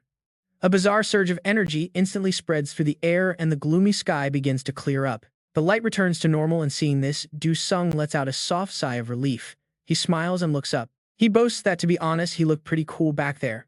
Black just gives him a weird look, asking if his butler went crazy. He asks if he ate something bad. After leaving the tower, Du-sung walks while checking his phone and quickly makes a call. He greets Director Park, who immediately answers with a laugh, teasingly asking his Hero King what he needs his dear dad to do. Tae-shik keeps teasing him, joking that the Hero King looks so mad he might just pack his bags and move to France. After laughing it off, Tae-shik calms down and asks why he called. Du-sung leans back in his seat, completely relaxed. He makes his request, saying it is nothing major, he just wants a decent opponent to spar with. Minutes later, Tae-shik sighs. He chuckles helplessly, wondering since when the National Intelligence Agency became the personal errand boys for the Hero King. Du-sung jokingly suggests they rename the department to the Hero and his kids, making veins pop on Tae-shik's forehead as he snaps back. Rubbing his temples, Tae-shik gets back to business, asking for the terms. Do-sung immediately lays down the rules of the match. They can gear up as much as they want while he will only use one skill, Descent of the Heavenly Demon. No sidesteps, no sacred weapons, no resonance, and even dark beasts are banned. Hearing these insane limits, Tae-shik is stunned. He asks if Do-sung is seriously locking out his Frost Blacksmith too. Do-sung just smiles, saying he is about to gear up. Tae-shik senses something off and his face suddenly pales. Holy crap, he mutters, realization hitting him like a truck. He stares in absolute panic as the legendary Black Death dual swords materialize right in front of the young warrior. Do-sung reaches out and grips the twin blades with effortless practice, leaving Tae-shik and his men frozen in fear. Staring at those terrifyingly familiar twin blades, Tae-shik's eyes go dead serious. He instantly recognizes that power. It is the dark, corrupting power of the Plague Lord. He stares at the young man, calling his name in disbelief. Tae-shik reaches out desperately, needing to confirm something. His voice drops low as he demands that Do-sung answer him. Anxiety gnaws at him as he asks if Do-sung actually passed the trial. Do-sung just chuckles with supreme confidence. He says of course he did. Tae-shik finally lets out a breath, cursing the kid for giving him a heart attack. At that moment, the system confirms the gear. The Black Death dual swords of the Plague Lord are successfully equipped. Do-sung claps his hands and tells them to get moving, jokingly asking why everyone looks like they are going to a funeral. He reminds them that besides these swords and his Heavenly Demon Descent skill, he has absolutely nothing else active. No class, no other skills. Tae-shik suddenly looks unusually serious, asking Do-sung to make him a promise. The young hunter tilts his head. Tae-shik looks at his agents behind him and asks him not to let them die a horrible death. Do-sung smirks, promising he will put them down so fast they won't even realize they're dead. With that, the talk ends. Everyone heads out to the massive training field.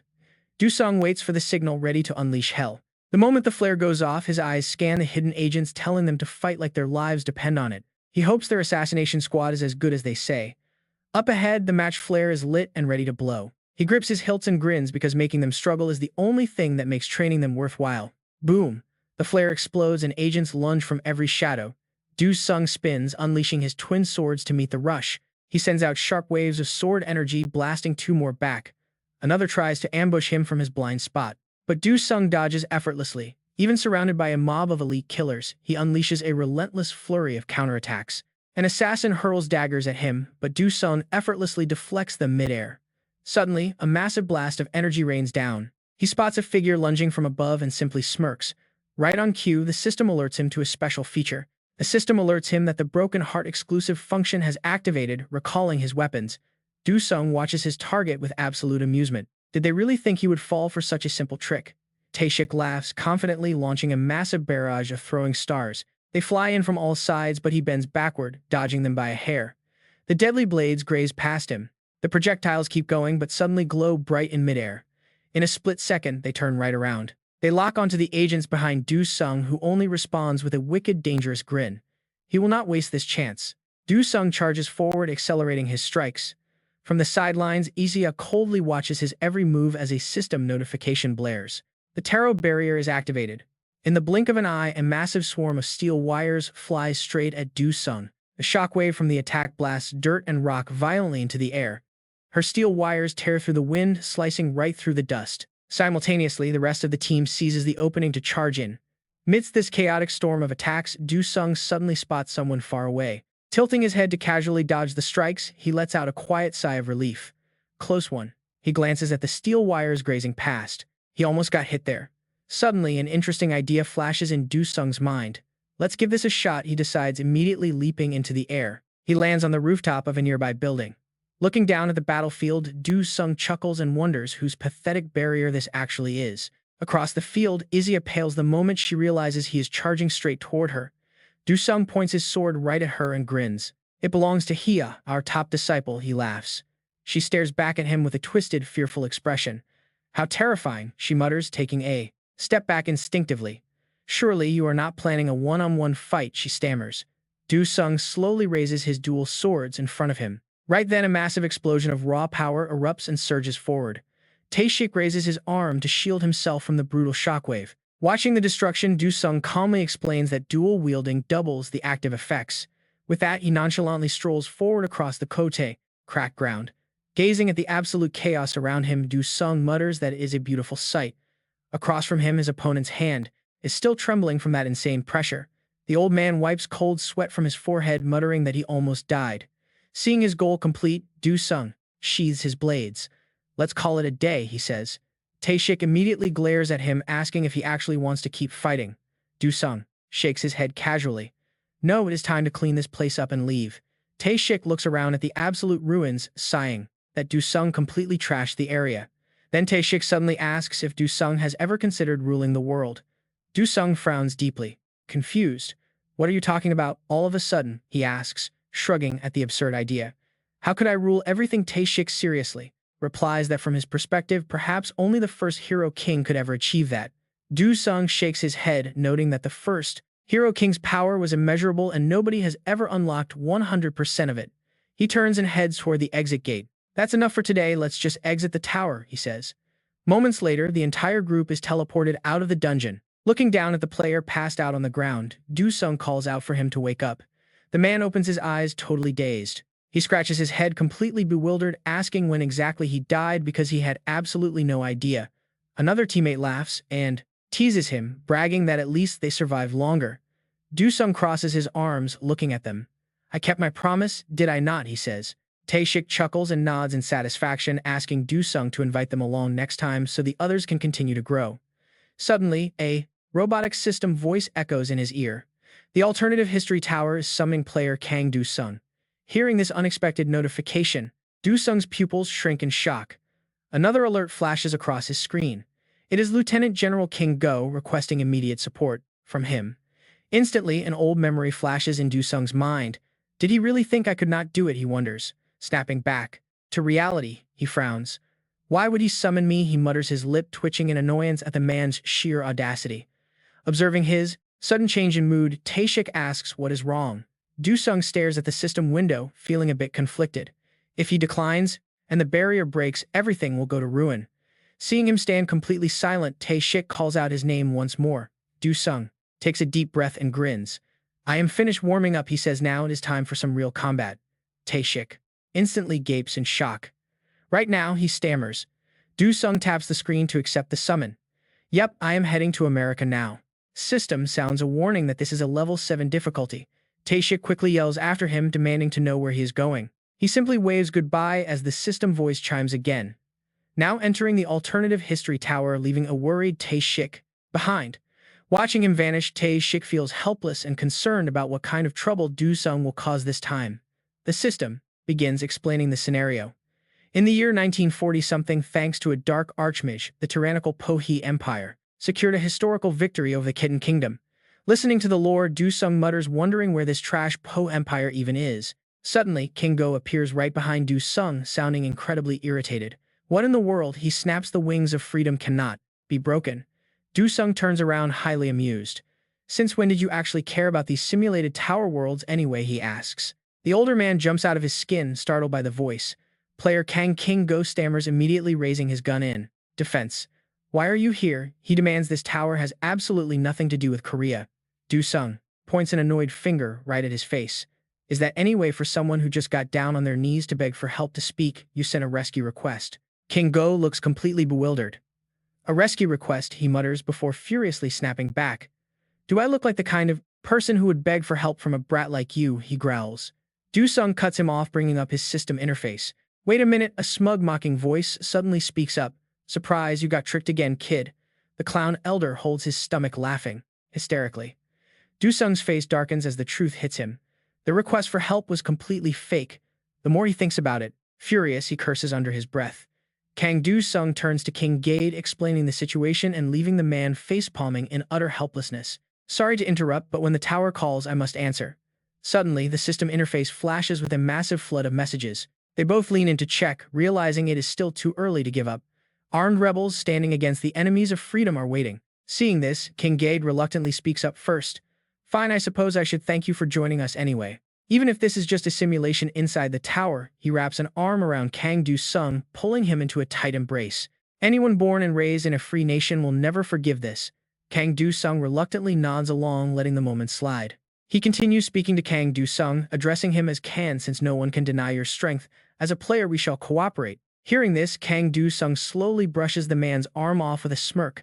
"So at times like this, you finally learn to cooperate." The system voice suddenly cuts them off, starting a countdown. In just a moment, they will be teleported to the starting point. Kang Do-sung suddenly speaks up instantly, wiping the smile right off King Gaedi's face. True, even if we are facing the apocalypse. He flashes a mocking smirk and continues, but when dealing with a tyrannical bastard, people sure find it easy to hold hands. It is pretty hilarious, actually. He spreads his arms wide, acting utterly puzzled by the irony of the situation. But tell me, General, how could an Empire hater like you ever bring yourself to shake hands with that old gravedigger? King Gaedi clenches his fist, warning him never to mention that bastard in his presence again. Kang Do-sung merely sighs. No matter how much you despise me, does not the fact we once worked together just prove that you are afraid of me? He steps closer, pointing a warning finger directly at the general. Try betraying me one more time and see what happens. The space shifts, teleporting them both into a crowded room. The locals immediately stir at the sight of the newcomers. They thank God, shouting that the savior players have descended from the heavens and that the Lord has not abandoned them. Kang Do-sung playfully mimics, making the sign of the cross. Meanwhile, King Gaedi demands to know where they all came from. The crowd immediately stands at attention. Kang Do-sung looks around, wondering if the young man leading them is their commander. Otto snaps a quick salute, introducing himself as a lieutenant commanding a guerrilla unit of the Khitan Kingdom's Free Alliance. Kang Do-sung strokes his chin in confusion. Why is he the only one here? Where on earth is the rest of his unit? King Gaedi puts his hands on his hips, adopting his usual superior attitude as he demands a status report from the lieutenant. Otto quickly reports that their secret hideout is currently surrounded by the ruthless lapdogs of the hostile Ko Empire. Peeking through the window curtains, Kang Do-sung mutters about how incredibly convenient this is. They are right in the enemy's backyard. He glances at the hiding rebels, wondering aloud if the enemy they are facing is supposed to be a necromancer. Otto explains that the elite necromancers are stationed at the center, though the regular soldiers surrounding them are no walkover. King Gaedi starts showing off again, claiming he does not care how much the enemy forces try to wriggle around. Overflowing with confidence, he raises a single finger. There's only one thing we need to do here. The rebels break into a cold sweat, listening in tense silence. With a wicked, murderous grin, he declares they will slaughter them all. Kang Do-sung stands aside, letting the man have his dramatic moment. The general begins laying out their upcoming offensive mission. Otto and his squad immediately salute, ready to receive orders. From this very second, they are going to march out. They will charge straight out and slaughter every single imperial bastard. King Gaedi narrows his eyes in absolute ecstasy, roaring, "We will tear them apart in the most brutal way possible." He kicks the doors open, charging headfirst into battle. The system issues a warning that the elite force of the Kohi Empire, the 101st Purification Battalion, has surrounded them. Gunfire erupts instantly. King Gaedi casts a glowing energy shield to deflect the incoming hail of bullets, leaving everyone behind him completely awestruck. He glares back at the stunned squad, roaring at them to stop staring and move their behinds. They quickly snap out of it, advancing and firing back. Kang Do-sung draws his twin daggers, unleashing a burst of raw energy. Damn straight freedom is pretty freaking great. King Gaedi laughs like a madman, leading the charge with relentless gunfire. Without any cover, the Imperial soldiers are quickly mowed down. Kang Do-sung spots two figures lurking on a nearby rooftop. He uses teleportation magic to blink directly behind them, raising his twin blades with lethal precision. With a single slash, their heads roll off the roof. Down below, another enemy soldier is quickly pinned with a blade to his throat. King Gaedi finishes him off and glances up at Kang Do-sung, who is already leaping across the rooftops to hunt down more enemies. He watches the young man methodically clear out target after target. Soon the skirmish winds down and Kang Do-sung surveys the street below. Suddenly, King Gaedi hijacks a small enemy drone, using it to launch himself up to Kang Do-sung's rooftop while shouting out.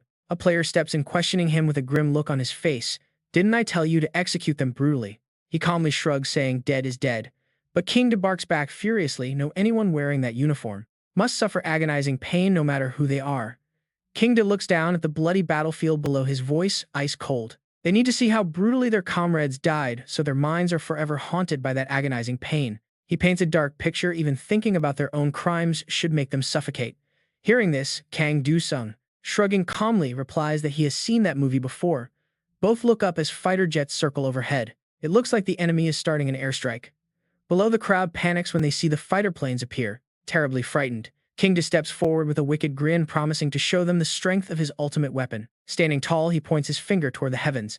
Kang Do-sung looks up as a wild surge of power and wind begins. A massive fleet of fighter jets suddenly summons into the sky. Get ready for the Radiant E-23 Diablo. These unmanned drones charge straight at the enemy planes, sending them crashing down in a sequence of earth-shattering explosions. The massive blast turns the crowd's terror into pure joy. They look up, cheering wildly as King Da leaps down. They chant for him, shouting, "Long live the player, blood for blood, push those bastards back to the Stone Age." King Dae is absolutely thrilled.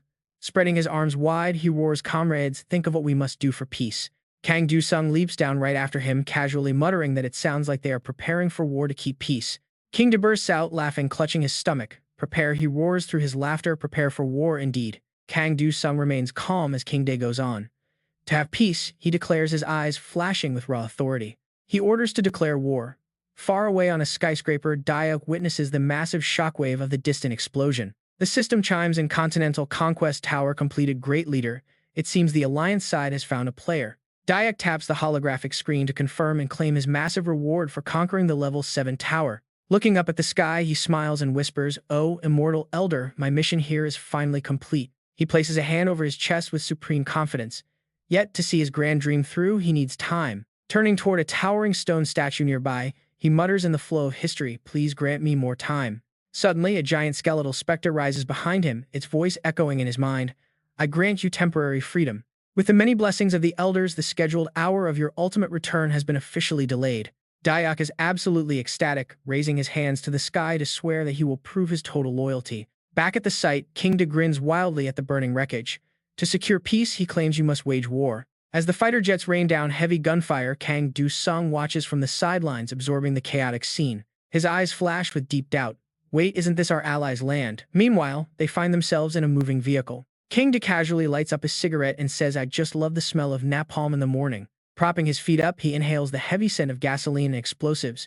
"Yes," he mutters, "that magnificent scent of victory taking a massive drag." From the backseat, Kang Do-sung cannot help but offer a dry, sarcastic retort. "The smell of victory, that sounds pretty disgusting." King Dae ignores him and barks out a call to Captain Otto. Otto answers immediately. "Where is their headquarters?" King Dae asks. Otto turns pale, hesitates, and then finally answers. "The Koei Empire headquarters is currently based in Kitten. It is located right inside that massive skyscraper in Seo City, right in the heart of the Alliance." Otto's expression turns grim as he shares even worse news. Their Statue of Liberty has actually been replaced by a bronze statue of their president. Talk about a total insult. He drops his cigar. What, unlike the completely unfazed Kang Do-sung, King Dae points ahead, his face red with fury. "Step on the gas, I am going to obliterate that damn statue right now." Soon they approach a bridge. But the road is completely blocked. High above, a sinister squad of mages looks down at their vehicle. It is the 13th Magic Battalion, an elite squad of the Koei Empire, laying an ambush for them. "Necromancers," someone screams in horror. Kang Do-sung calmly steps out of the car, offering to handle them himself. King Da nods and orders the convoy to take another route straight to the enemy's main headquarters instead. On the bridge, the mages summon a swarm of vicious undead, sneering if they really think they can escape. Kang Do-sung draws his twin blades, a wave of lethal aura exploding around him. "Time to feast, Blackie." He is holding a gun. "Cat Butler, those are prisoners of war." Looking at their uniforms and serial numbers, he immediately realizes they are turning the captives in the camp into zombies. No wonder they are shaking so badly. Is this world just crawling with complete maniacs? Do-sung's face shows a hint of panic. Talk about the pot calling the kettle black. His eyes suddenly drift back to a memory of that moment. It's a classic case of the pot calling the kettle black. Memories of fighting those monsters flood his mind as he breaks into a cold sweat, trying to justify his actions. No, it is totally different. Oh, really? Humans are indeed complicated. He wonders to himself, is it really any different? Suddenly, the zombies madly charge forward, pointing their guns at Do-sung and firing continuously. A thick demonic energy radiates from his body. Whatever, he will handle this himself. Do-sung uses his speed to glide through the zombie crowd, activating his skill and equipping a blade made from zombie mushrooms. The swift strikes quickly cut down several of them. Suddenly, the horde whips their heads around to face the opposite direction, and then they open fire continuously on the people standing on the bridge. What is happening? The zombies are no longer taking orders. Several soldiers get hit and scream in panic, calling for backup. The zombies do not hesitate for a second, leaping onto the bridge and tearing them apart. Do-sung stands to one side, watching them reap what they sowed. Suddenly, a voice of praise rings out from behind him. Did you finally realize the charm of necromancy? It is Dayak, who is now walking toward him with a smug expression. I never expected all this commotion to be caused by the Hero King. Do-sung does not hesitate, immediately drawing his blade. It looks like there is an old American soldier with him. The old man, not wanting to be outdone, covers his mouth and mocks how gross that ugly guy is. Is he really in our empire? Dayak flashes a bright smile, pointing at himself. Forget about him, look at me instead. My new outfit. is different from the old world, but it still looks great, right? The kids even call it eye candy. Du-sung is not buying it, stepping forward with his sword. Cut it out, old man, stop trying to act young. His eyes begin to shift, and inside those pitch-black pupils, a flash of red murderous intent flares up. It looks more like terror than purification. Dayak covers his mouth and smiles slyly. Heavenly demon descent, if you use that move I cannot lose. The old man unleashes his skill and a giant skeleton rises behind him. Seeing this, Du-sung releases a heavy red demonic aura of his own, questioning him. I heard you were busy running a company, so since when did you get your hands on a mythical skill? Dayak does not answer, pointing his staff straight at him instead, and asking I should be the one asking you. That isn't just a regular heavenly demon descent, you are using the dual swords of Elder Lei. The old man's eyes flash with a heavy wave of bloodlust, claiming he should have been the one to get that demonic sword. Dayak demands with absolute confidence, unequipping weapon, unequipping Elder Lei's dual swords. Du-sung does not say a single word in reply, but raises his hand to cast a spell, swapping his summon card from Dead Soldiers to the Frost Blacksmith. Dayak is utterly shocked to see him cast that skill, asking if Du-sung really dares to face him without using the power of Elder Lei. Du-sung casually replies, calling it useless to use corpse magic against the one standing at the absolute peak of necromancy. The system chimes, anonymous elders are watching the fight with great interest. Hearing this, the old man becomes absolutely furious, raising his hand to cast a spell. It seems you have learned how to talk big after being gone for so long. Right, Dayak slams a massive hand down toward Du-sung, but the young man easily evades the strike in the nick of time. The system issues a warning, making him whip his head around. Target does not meet requirements, living creature. The zombie mushroom poison is released. The undead behind them get wrapped in a surging wave of power. Dayak activates his skill and commands ashes to ashes, dust to dust. The bound zombies immediately dissolve into skeletal soldiers and point their guns straight at Du-sung. He spins and leaps high into the air, activating his dark baptism equipment skill. A few ice daggers materialize in Du-sung's hand. Stealth evasion and attack power, all of player Kang Du-sung's base stats, skyrocket while Dayak is weakened by the fog effect. Dayak calmly raises his staff, asking if he really thought only he had shadow resistance. The massive skeleton monster suddenly opens its jaws, blasting a wave of magic toward Du-sung. Ignoring those cheap skeleton minions, the old man's eyes gleam as he charges forward, boasting he can see through everything. In this fog, Dayak slashes at Du-sung's arm, asking if he really thought a necromancer could not do close combat. But the old man's pupils shrink in pure shock. Is it an illusion? He leans back, barely dodging a sharp ice blade. No, this is a real ice sword. Du-sung seizes the opening, appearing right behind to grab Dayak's head, telling him what he sees isn't everything. He swings his sword with absolute cold fury, activating his assassination mark, reminding the old man of his own foolish dreams. Dayak's face turns pale with sheer terror as the ice sword closes in, his grand illusions completely shattered in a single second. Does that ideal have any meaning at all? The giant skeleton swings its hand in a desperate attempt to save its master, but Du-sung is already a step ahead, slashing clean through it. Dayak falls from above, cursing in his mind. Talk about bad luck. Out of everyone, Dayak had to cross paths with the Hero King. One strike and his skeleton was split in half. So much for his grand plans. A hard-earned opportunity wasted in an instant. Dayak could only swallow his anger and wait. Dayak froze, his eyes glued to the descending blade. What on earth was this chilling sensation? Kang Du-sung's silhouette faintly resembled a twisted, laughing clown. No, next time. Kang Du-sung swung his sword straight down without a single shred of hesitation. But wait, aren't tower players forbidden from killing each other? Dayak's eyes narrowed desperately, clinging to the hope that he was safe. A blood-curdling scream tore through the sky as Kang Du-sung's overwhelming pressure crashed down. Right on cue, the system alerted. Eject immediately. The system forcefully pulled the undead elder out of the match, leaving the community forums absolutely buzzing. The clown elder held his stomach, rolling around laughing at the loser. Other anonymous elders joined in to mock him mercilessly. While they laughed, Kang Du-sung suddenly covered his ears to block out the noise. Meanwhile, the death elder expressed his approval. He was highly satisfied with Kang Du-sung's performance. Then a massive explosion erupted from the opposite tower. Quest complete. The mutated history tower was cleared. As a reward, the Death Elder gifted him a legendary accessory, the Executioner Blade. Back in the real world, the news broadcast flashed with breaking headlines. The Hero King and General King had conquered another tower. Reporters instantly swarmed Kang Du-sung, shoving microphones in his face to ask if he really raided the tower with the general. The general quickly slung an arm around his shoulder, confirming it. But Kang Du-sung bluntly explained that the old man begged him for help. Kang Do-sung looked completely relaxed, talking to the camera while General King stood right beside him looking hilariously defeated. "Hey, President Dayak, you're watching, right? Did that second-rate gravekeeper actually think he could compete with me?" Dayak ground his teeth in rage while watching the tablet. He had promised to focus on corporate matters this season but lied. He was secretly training the whole time. Kang Do-sung joked that second-place students always pull these sneaky stunts. Furious, Dayak smashed his tablet onto the table. He immediately ordered his men to get back in touch with Lin. Staring out the window with absolute hatred, he muttered that he would be visiting South Korea very soon. General King tightly gripped Kang Do-sung's shoulder, whispering a warning to shut his mouth. But Kang Do-sung was entirely unbothered. He joked about having a medical condition where he talks nonsense on camera. Meanwhile, reporters kept shouting questions.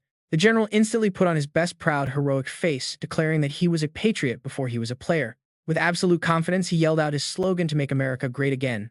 But Kang Do-sung cut him off mid-sentence. He dryly pointed out that America was already great in three massive categories: defense, spending, population, and angel believers. Suddenly, a stern voice called out from behind, making him turn. A group of men in black suits had appeared. They asked him to come with them. Kang Do-sung got incredibly hyped, trying to guess which agency they belonged to. He assumed they were Secret Service agents, but before he could finish his joke, one of them flashed a badge. Kang Do-sung turned to General King, asking if the U.S. military would take responsibility if he got kidnapped on American soil. The general nodded solemnly. Kang Do-sung let out a defeated sigh, wondering why these agents would reveal their classified identities so easily. The lead agent quickly cut him off, urging him to stop making a scene and just cooperate with them. Kang Do-sung crossed his arms and shook his head, claiming his boss strictly forbade him from walking off with strangers. He stubbornly insisted that if he had to go, he would much rather tag along with General King instead. Without warning, the agents covered Kang Do-sung's mouth and dragged him away, while he desperately muffled out the general's name. General King turned to the press and played it cool, claiming this was just a standard safety protocol for the hero King. But the cameras caught everything, broadcasting Kang Do-sung being shoved into the car. Kang Do-sung demanded to know where they were going. Watching the live stream, Uncle Tae-shik panicked and immediately ordered his men to tail the mysterious vehicles. He tried calling Kang Do-sung but only got a busy tone. Meanwhile, the scene shifts to a secure base in New York City. Kang Do-sung was lounging on a sofa, casually playing with a cat. An agent approached him with their travel plans. He promised to prepare a private VIP jet for the journey. Kang Do-sung frowned, asking if that was truly necessary. Sitting opposite him, Damien explained that flying commercial in March carried a very high risk of terrorist attacks. Kang Do-sung blankly suggested just finding a tower portal that connected to Korea instead.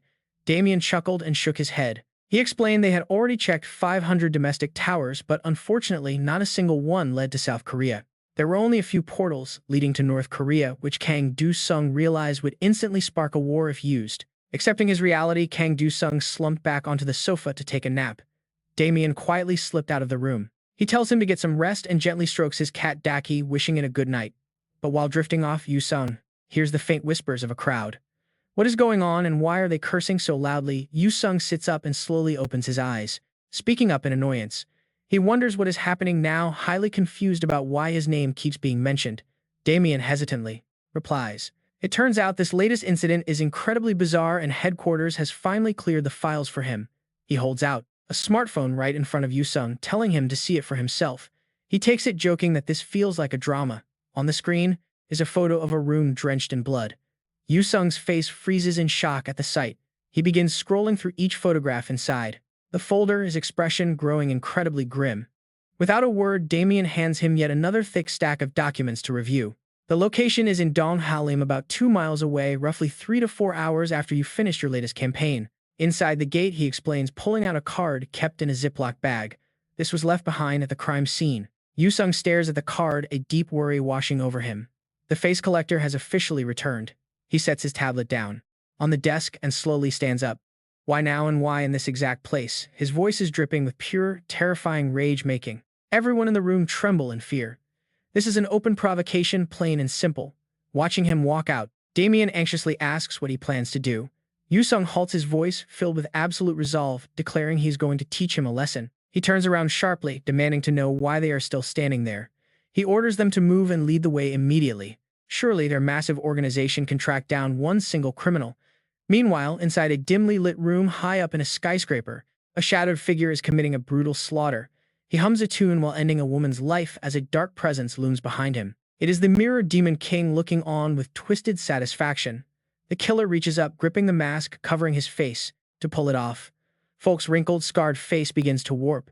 The time has come, and they cannot afford a single mistake in front of him. Once the mask is completely peeled away, he instantly transforms into the exact image of the woman he just slaughtered. The shapeshifter spins around singing.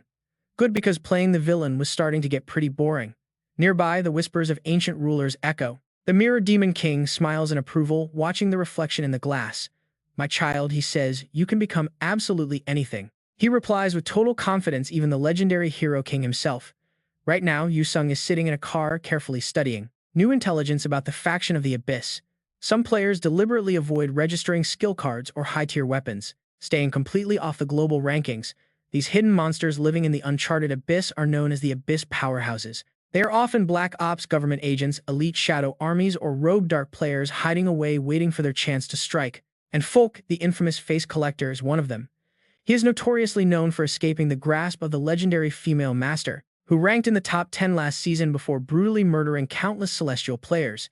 He is the absolute worst of the worst. Yu-sung rubs his chin, his eyes narrowing in irritation. If he had known they would cross paths like this, he would have asked her for more details. He pictures facing the masked killer directly. It seems this monster is the exact reason the High Table summoned him, connecting with the US to put him and the face collector on the same grand stage. After a long ride, Yu-sung steps out of the vehicle. Damien points down the wide street, telling him to follow this way as they pick up the pace. Yu-sung glances at the police lines and yellow caution tape, realizing they have completely locked down the entire block. He scans his surroundings, searching for a trace, but the killer is long gone. He quickly makes his way inside a room dripping with blood, the exact scene from the terrifying photo. A local investigator spots him and sighs that he has finally arrived. Yu-sung does not show a single drop of emotion, his voice dead cold. He does not understand why he was summoned. He is no detective. His only job is to beat people up. The man picks up a strange glowing mask, saying he needs to show him something important. He immediately steps over to a corpse and slams the mask onto its face. In an instant, the mask fuses with the skin and the dead face begins to glow with a blinding light. The corpse slowly sits upright, radiating a massive heavy wave of pure magical energy. Yu-sung merely smirks, completely unfazed by the sight. He asks them what exactly they are trying to imply here. A man behind him steps closer, asking for his thoughts, while the others slowly put identical masks over their own faces. Their bodies begin to warp, releasing a massive crushing pressure. Damien grins with absolute excitement, screaming that this is the perfect trap to capture the legendary Hero King. But Yu-sung does not hesitate. He steps forward each heavy stride, releasing a terrifying burst of frost. Glacial magic erupts from his body, creating an icy armor that makes him look incredibly cool. His eyes turn freezing cold and empty. The funny thing about a hero, he thinks, gripping his blade and leaning forward to charge, is that they always walk straight into the trap. He lunges forward, slashing his sword to kick off a brutal battle, conjuring a shield of solid ice to deflect the heavy blows from above. Another assassin lunges, but Yu-sung easily blocks the weapon. Pretty easy. The remaining thugs raise their weapons and sneer in unison, calling him pretty strong. Kang Do-sung pauses a bit, taken aback by their coordination. Resting his sword on his shoulder, he lets out a heavy sigh. Honestly, it is more like disgust. Then the masked thugs begin chanting. They mutter that he is just like the rest and only they truly understand. Hearing this, Kang Do-sung feels a wave of suspicion wash over him. He demands to know who they are, wondering if they are the secret masterminds of some villain syndicate backed by Abyss powerhouses. Surrounding him, they mockingly call him the Hero King, boasting that even without a boss, they have slaughtered countless players from the heavenly skies. Kang Do-sung calmly pulls out another blade, muttering that taking care of a bunch of weaklings like them should not be a problem at all. With a sharp snap of a finger from their leader, the surrounding space begins to warp. They warn him not to get ahead of himself. The room shifts into an otherworldly arena, pitting Kang Do-sung entirely on his own against over a dozen masked enemies. He looks around with mild interest. Recognizing this as a dimensional barrier skill, Kang Do-sung stares up at the sky quite calmly, noting that he finally understands what is going on here. He realizes this is the work of the face collector who plotted all of this. Instantly, the enemies charge forward, looking to cut him down. Unfazed, Kang Do-sung prepares his magic, admitting he never expected a minor villain would actually have the guts to try and assassinate the Hero King.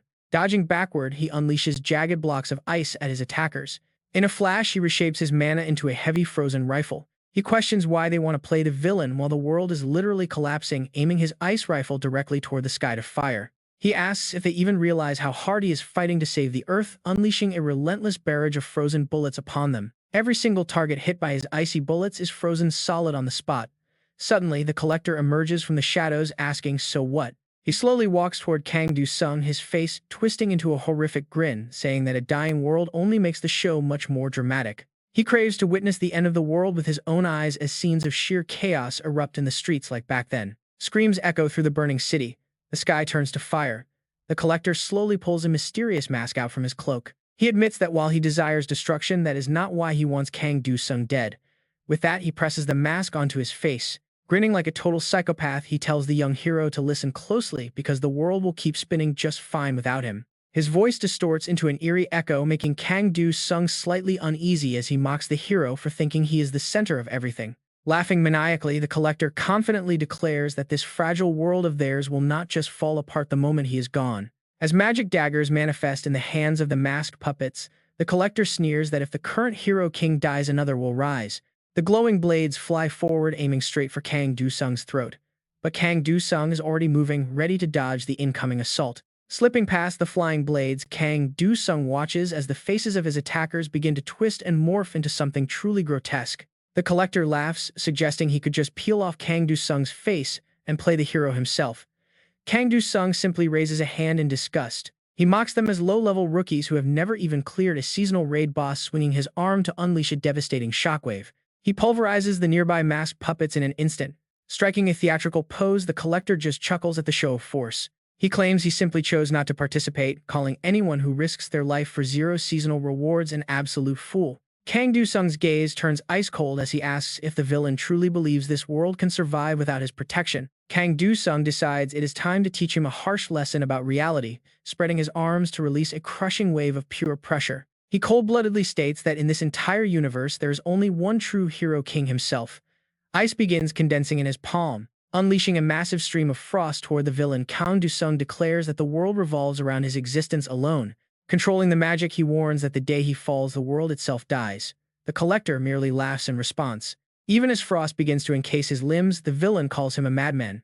Kang Du-sung walks forward with heavy, unfaltering steps. He mutters that for half-baked villains like him, his arm morphing into a razor-sharp blade of ice while his eyes narrow coldly. They are absolutely nothing in front of the real thing as he lunges forward, driving the sharp icicle straight through the villain's chest. Frigid energy surges from the wound, eating into the enemy's flesh as Kang Du-sung asks if he has completely forgotten his own place. He scoffs that a hollow title like Abyss Expert must have made him overconfident, staring down at his target with absolute indifference. But before his eyes, the frozen figure of the collector suddenly dissolves. It is gone. The young hero stands shocked. The entire illusion shatters like glass, revealing the real collector hiding safely behind a nearby boulder, now in a brand new form. The villain warns that he will not hold back his power any longer, claiming Kang Du-sung's face is as good as his. Kang Du-sung is unfazed. Sighing softly, he mocks the villain's obsession with his face before unleashing an icy spell to force the enemy out into the open. He mutters that half-baked villains only learn their lesson after a good beating. The collector swiftly dodges and lunges forward with his dagger. With a twisted, bloodthirsty look, the villain dares him to try, laughing maniacally as he charges ahead with absolute madness in his eyes. Kang Du-sung charges forward, letting the sharp threads slash right into his skin, leaving his opponent utterly shocked as he crashes to the ground. What Kang Du-sung cannot help but mock his fallen opponent, asking if he actually thought he would get away with hiding his traps. The villain slowly struggles to sit up as Kang Du-sung crouches right beside him, asking how it feels to be hit with the same underhanded tactics used by dark players. Kang Du-sung grabs the man by the face, noting that just because he managed to backstab and kill a few celestial players in the past, he shouldn't act like a big shot. Kang Du-sung slowly rips the mask right off, his face mocking that those victims simply were not used to cold-blooded murder. This fight is nothing like the ones fought inside the tower. Kang Du-sung glares down at him with intense, murderous intent, declaring that these are foes he was never worthy of defeating. His eyes shift to a dark red hue, thanking the killer for delivering himself on a silver platter before quickly preparing to cast his ice magic, conjuring a massive spear. He raises the weapon as red mana surges, reminding the hero king that he will never allow villains to escape with their lives. Outside, the magic barrier begins to shatter, prompting the security agents to shout in panic. They sprint forward, calling out to locate the hero king immediately, but as they arrive, everyone stops in their tracks in complete shock. Staring at the silhouette of Kang Du-sung standing ahead, one agent screams for him to raise his hands. Kang Du-sung slowly turns and asks if they are a bit too late. The two trembling agents keep their guns trained on him, but suddenly an authoritative hand stops them, ordering them to back down. King Gray steps forward, demanding that player can explain the current situation. Kang Do-sung cooperates, explaining that a villain lured him into an ambush and the infamous face collector was waiting right there. He hoists a mangled corpse up, saying he sent him straight to hell before tossing the shattered body over to King Gray. He suggests the CAI will find useful clues on it. Staring at the remains, the old man stammers, questioning if this is really the legendary assassin. Kang Do-sung shrugs, asking if they truly thought he was just some crazed killer on a rampage. King Gray replies firmly, stating that intelligence reports indicate only Kang Do-sung is capable of using that specific barrier skill. Kang Do-sung glares right back at him, arguing that he was kidnapped and ambushed right after exiting the tower, yet they accuse him. He is not asking for an apology, but says this framing is absurd. He steps closer to mock their sheer incompetence. He laughs that they cannot even spot a spy under their noses, wishing them luck finding the real culprit. King Gray seethes. He barks out player can in anger, but Kang Do-sung casually brushes off his hand, draws his sword, and makes a bold claim. He asks if King Gray was also in on it. Speechless, the older man clutches his head in absolute frustration. King Gray groans, saying if he had planned this, he would have sent far more than just one assassin. The idea is ridiculous. He would beat up anyone stupid enough to suggest it. Kang Do-sung sighs, realizing the older man makes a fair point. He follows the group outside, casually asking if he can go home now, since those KI agents promised him a VIP flight. The official grunts in agreement, confirming the deal. The scene shifts to a massive airport runway where a private jet lands. Kang Do-sung steps off the plane, looking completely relaxed and shouting a warm greeting to his old friend, Tae-shik, who stands waiting. Tae-shik grumbles with his hands on his hips. Kang Do-sung chuckles and teases him, mentioning that the agents were asking about his hair. He angrily ruffles Kang Do-sung's hair, complaining that dealing with this massive troublemaker every single day is why he is balding. Kang Do-sung pouts and rubs his head, complaining that he just put a monster down for world peace, yet gets treated like this. Tae-shik laughs it off, wrapping an arm around his shoulder. He notes that the media is already praising his latest victory. Kang Do-sung jokes that they probably just want to criticize him more, but meanwhile the news broadcasts report on his incredible fight. Headlines praise the hero king for defeating the threat, sparking heated debates online about whether Kang Do-sung truly deserves his legendary status. That night, Kang Do-sung stands quietly on his balcony, holding a cold drink in one hand while scrolling through his phone. He looks out at the city skyline, reflecting on how it is already March, yet everyone is still acting completely normal. With the news broadcast still flashing on his screen, he sighs heavily, completely bored by the endless empty chatter online. He recalls the official statement warning the public of imminent terror threats and asking for their patience during these dangerous times. He thinks back to clinking cans with Tae-shik, discussing how the average growth progress of normal players is slowly stabilizing. His friend had only sighed, warning him that devastating local wars have already broken out in Russia between rival player military factions. Coming back to the present, Kang Do-sung quickly summons his system windows, carefully analyzing his personal status, equipped gear, and inventory slots. He mutters quietly that a massive change is coming this month, immediately thinking of the 8th floor of the tower. The previous seasons brought catastrophic eruptions that wiped out entire countries from the map. Now Kang Do-sung prepares for what comes next. He taps the screen to claim his reward, and the executioner's sentence instantly materializes, glowing with a legendary accessory rank. The combat effect stacks 3 debuff layers, exposing his opponent's weakness. Next, a flood of rewards starts rolling in. He gets items like the Snitch's tracking amulet and the executioner's death sentence power ring. Looking at his haul makes him burst out laughing. This Death Elder reward is totally broken, a perfect slap in the face to that humiliated immortal elder. Kang Do-sung gets so hyped up. He immediately reaches out to open more card packs. The system asks if he wants to open all random skill packs. He quickly tells the system to open them all. Next, a notification pops up for a designated normal ice tier skill pack. He commands it to open all the ice system packs at once. Instantly, a long list of common tier skills appears. Staring at the cards, he sighs in disappointment. It promised normal tier and above, but almost all of them are basic. Whatever he mutters, at least they boost ice skill modifiers when combined with Ice Smith. It's kind of like Ice Spear. The system displays another perk. His Ice Smith ability allows using normal ice tier skills without needing to equip them first. The power boost is instantly applied. Then another notification pops up for a designated rare tier skill pack. Kang Do-sung waves his hand, deciding to save it. Today is way too unlucky, so keeping it for later is best. He carefully reads through his active skills, calculating his odds. 5 stacks from Assassination, 1 stack from Totem, and 3 stacks from Oath. A dark smirk creeps onto his face. This means his debuffs and weakness exposure can hit full stacks. Talk about a completely broken setup. 2 days later, a hot topic dominates the Korean player community forums online. The top post features a sketch drawn from memory, warning everyone that simply getting close to this guy will freeze you solid. He wears ice armor under a dark cloak, haunts floors 3 to 5, tortures newbies, and screams "Kwa on every kill. People suspect he is a high-ranking Smurf player. Below the post, a massive wave of heated arguments breaks out. Lee Sung-ho frowns as he reads the news, immediately suspecting Kang Do-sung. Stepping through the gate, he curses under his breath. That guy is just too annoying to deal with.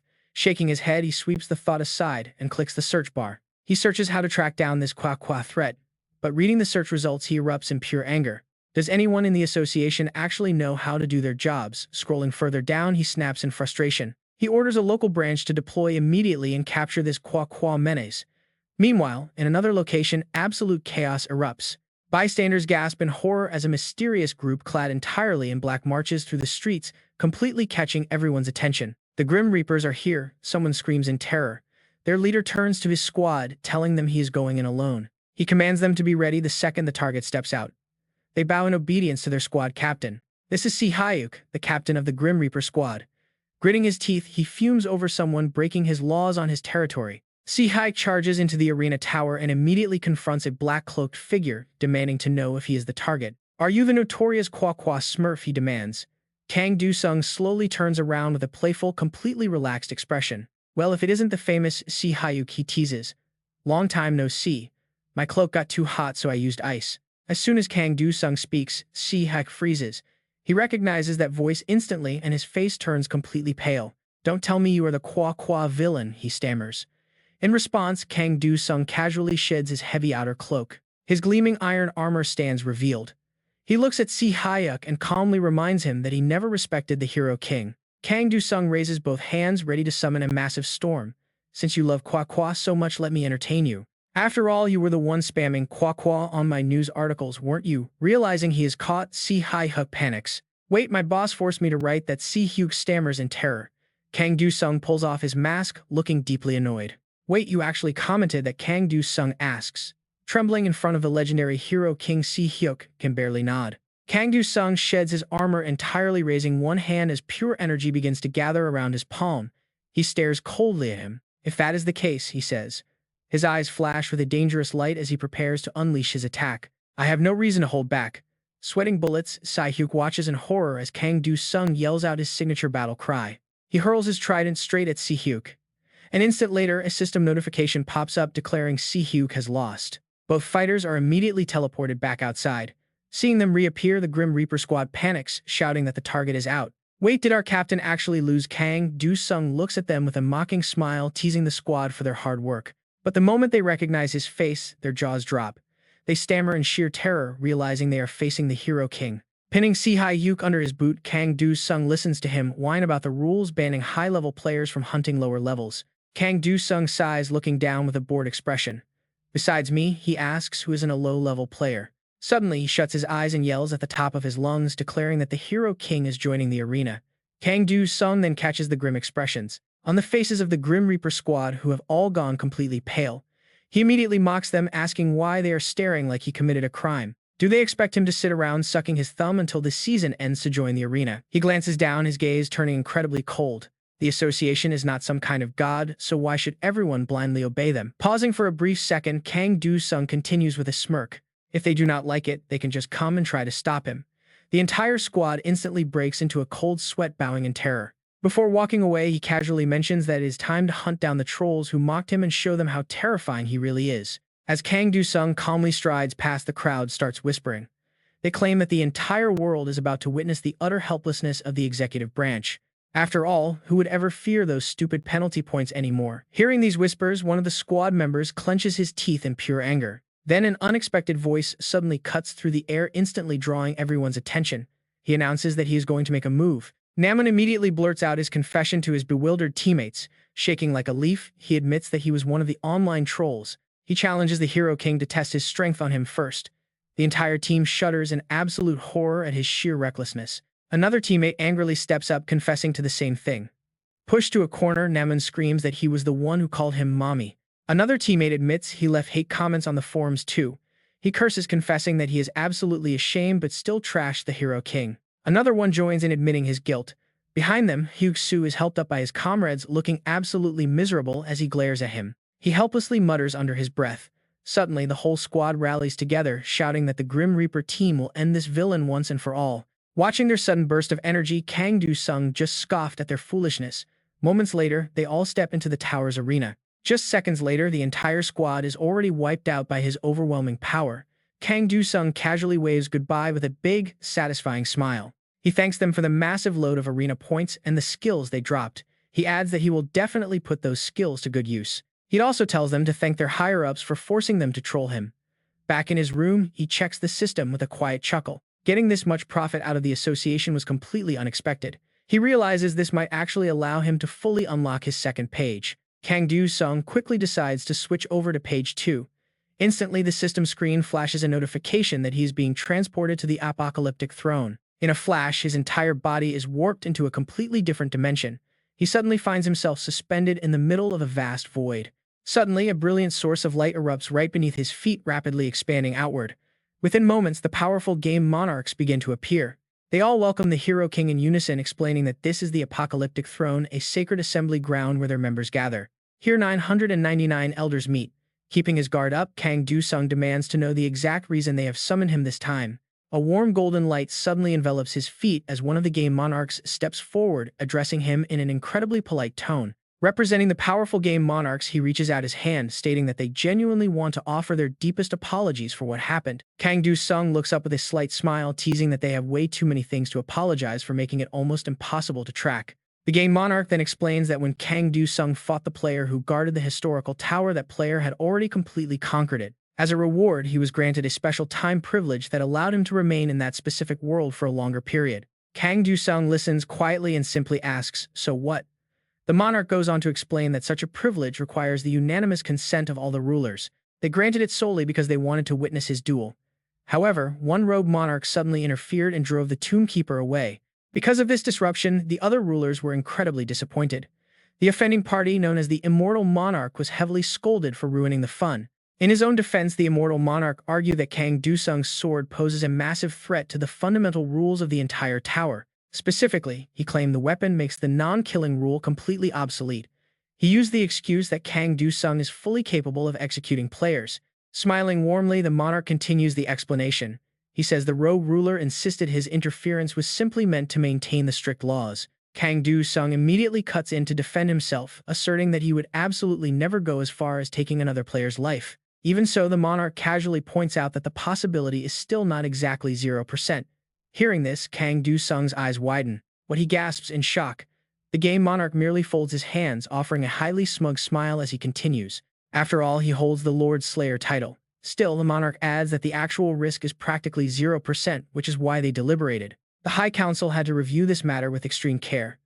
Curious about the outcome, Kang Do-sung asks what the final decision was. Out of 999 monarchs, 995 ruled that the Immortal Monarch was innocent, while only 4 voted guilty. Completely baffled by this incredibly lopsided vote, Kang Do-sung scratches his head, wondering why they even bothered bringing him all the way over here. Holding up a single finger, the monarch explains that a certain supreme monarch decided to hold the culprit fully responsible anyway. As a result, the Immortal Monarch was officially declared guilty. Hearing this name leaves him stunned. Kang Do-sung is completely stunned.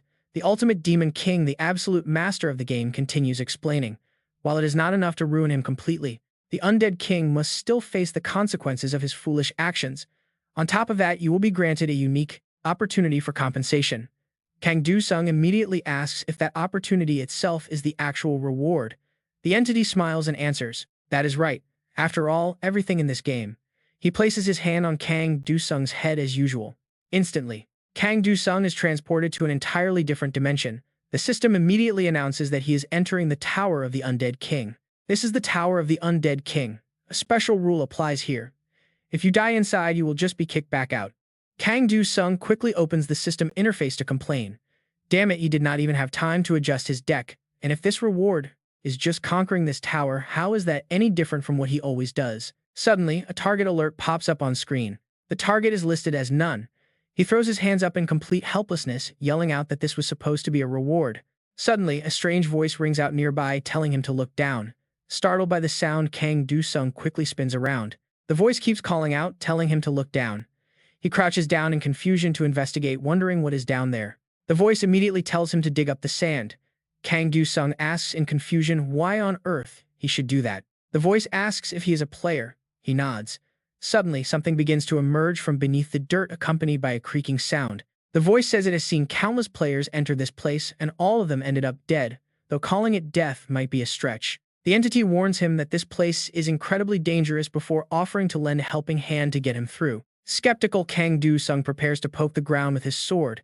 Instantly, a skull pops out of the sand, grumbling loudly at him. It complains, asking if he was trying to shatter its head. Kang Du-sung picks it up, amused by this talkative classic RPG-style skull. The skull begins to laugh, welcoming him to this undead world and introduces herself as his guide for this strange journey. A special notification pops up reiterating that dying inside the tower only kicks him out instead of causing actual permanent death. Kang Du-sung frowns, asking why anyone would get kicked out upon dying if this is supposed to be an immortal world. The skull flashes a creepy smile, explaining that players do die, but no matter how many times they perish, they will revive. They resurrect after midnight. As Kang Du-sung straps the skull to his belt, she continues to babble on about her own situation. She complains about always waking up buried in that sand hole. Kang Du-sung mutters under his breath, wondering what kind of game this is. He questions the absolute lack of logic in this place. She explains that it is all because of the Empire's ruler. The legendary undead king sacrificed his entire world as an offering. Hearing this, Kang Du-sung is quite surprised and gasps at the scale. He sacrificed a whole world, he asks. The skull explains further that to become a true king, one must sacrifice what they love the most. She adds that the king loved his empire more than anything, triggering an eternal curse upon the entire land. Death simply ceased to exist. Kang Du-sung calmly comments that in the end, the king's own life was still more important than anything. The skull silently mutters that he is incredibly arrogant. Ignoring her, he sighs and decides to move on to the good stuff. He asks her to tell him about the treasure instead.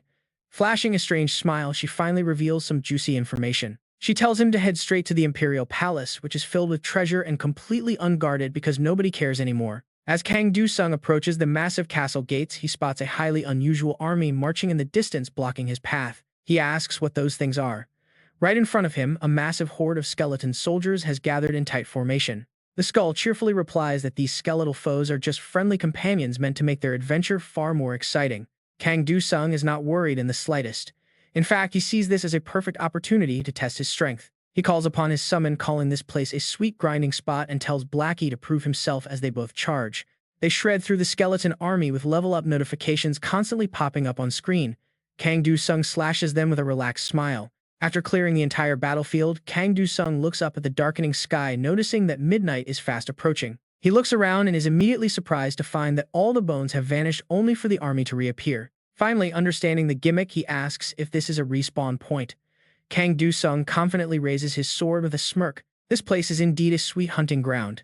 Seconds later, the enemies are completely wiped out, leaving a massive puddle. He sits on a rock to check the system notifications, spending 100 points and an awakening stone to upgrade his swordsmanship. This hero-grade skill lets him imbue his blades with fire and telekinetically control up to 5 swords simultaneously. He unlocks the legendary skill Divine Sword Fusion. Kang Du-sung looks down, noting that his swordsmanship is awakened and his level has reached 69. Time to hunt some treasure. The skull chuckles, excited to lead him to the undead king's vault. Confident they are about to get filthy rich, the two of them quickly head inside the royal city, arriving before a small glowing pool of water. It is Kang Du-sung's first time seeing this, and he gasps, realizing how imposing this castle truly is. He immediately steps into the water, his body slowly sinking deep into the glowing pool as he talks to himself. Having come all this way, he holds his breath, sinking deeper while thinking that it would be incredibly annoying if nothing is down here. Finally, they pull themselves ashore, and the skull lets out a massive sigh of relief, thinking it was about to die again. Kang Du-sung turns around with a raised eyebrow, asking if a skull can even breathe. She looks completely clueless, wondering if she actually does. He commands her to stop talking nonsense and point out the treasure, but the skull suddenly gets emotional, stuttering in absolute awe. She stammers out the name of the great immortal king. Hearing this, he freezes in shock, recognizing the legendary boss. They stand before a massive throne. The skull immediately sucks up to the boss, calling Kang Du-sung an arrogant grave robber. Up on the throne sits the towering, majestic form of the immortal king himself, radiating a heavy, terrifying pressure. As the boss's eyes suddenly flash with life, Kang Du-sung charges forward, tossing the skull aside with a confident grin. He tells her to sit tight and watch. Suddenly, his system sword displays the boss's stats, the remnant of the immortal king. He possesses truly overwhelming combat ability as a high-level dark mage, mastering all sorts of deadly curses and dark magic. Kang Do-sung grins as he pieced things together, mocking the boss, asking if he is nothing but an empty shell. He activates his absolute dark shield, but before he can land a strike, a bright flash of light erupts. The Immortal King leaps back, slamming his blade into the ground while preparing to channel a different kind of magical attack. System alerts start flashing in red, warning him that the Weakness Curse and Malice Curse have both been applied. Kang Do-sung struggles to fight back, but he still smirks, wishing he had swapped his skill cards before entering this dungeon. Feeling the overwhelming pressure of his opponent, he grumbles that this is a total pain before raising his hand. He channels his skill to drain the king's energy, triggering a system notification that the target's weaknesses are now exposed. The boss drops to his knees, visibly weakened. Kang Do-sung quickly leaps back right before another devastating slash hits the ground. He slips behind the boss, wishing he had activated his assassination detection skill first because his speed is severely debuffed. With his speed heavily reduced, hitting the boss seems almost impossible. But then things get even worse. Dozens of floating skulls materialize out of thin air, released straight from the boss's sword as the spirits of the dead. They swarm him all at once, forcing Kang Do-sung to stay completely on guard while deflecting attacks from every single angle. He holds his ground, defending his blind spots before instantly activating a powerful mythic-grade skill to turn the tide. The Immortal King strikes him with a heavy blow, triggering another red warning from the system about incoming debuffs. With both the Malice and Speed curses heavily affecting him, he barely manages to block the Colossal Blade with his own. These curses are already a massive headache to deal with, and fighting off his high-speed swordsmanship makes it 10 times worse. Suddenly, a new notification pops up, stating that a portion of the sealed power of the Heavenly Demon has been released. This is the absolute peak skill of the Heavenly Demon. Fighting a powerhouse allows him to absorb their experience and memories. Even better, he gets to keep this incredible skill card permanently, even after the seasonal server resets. Talk about a jackpot. Realizing he can literally steal his opponent's battle experience and memories, Kang Do-sung can hardly believe his luck. As their blades screech against each other in a deadly deadlock, Kang Do-sung suddenly parries the boss's massive sword away. He dual-wields his weapons, preparing to launch a decisive counterattack. But right then, a flood of foreign memories hits him. Visions flash before his eyes, revealing the ancient memories of the Immortal King as the boss winds up another strike. Kang Do-sung merely smiles. This cheat skill is absolutely insane, allowing him to analyze and absorb his opponent's moves. Every clash allows him to download the king's legendary swordplay. He lets out a mocking laugh as they trade blows. He asks the boss what his next move is before delivering a lightning-fast slash, confident that he has seen it all. He leaps high into the air, completely outmaneuvering the Immortal King and slipping behind him before the boss can react. Suddenly, the giant monster collapses face first onto the stone floor, and Kang Do-sung can't help but grin at the sight. It turns out the Immortal King managed to impale himself with his own colossal blade, and Kang Do-sung watches from above. Spotting the perfect opening, he drops down from the ceiling, landing heavily right on top of the pinned boss. He stomps on the king's head, instantly activating the Death Mark skill. At that moment, the system sounds another alert. The vulnerability exploit has been fully applied to the target, maximizing the debuffs as the boss's massive body begins to fall apart. Kang Do-sung's dual swords clatter to the ground as the undead emperor begins to glow, his memories flooding right into the hunter's mind. "I do not want to die," the emperor pleads. The skeletal guy behind him just smiles warmly, telling him not to worry.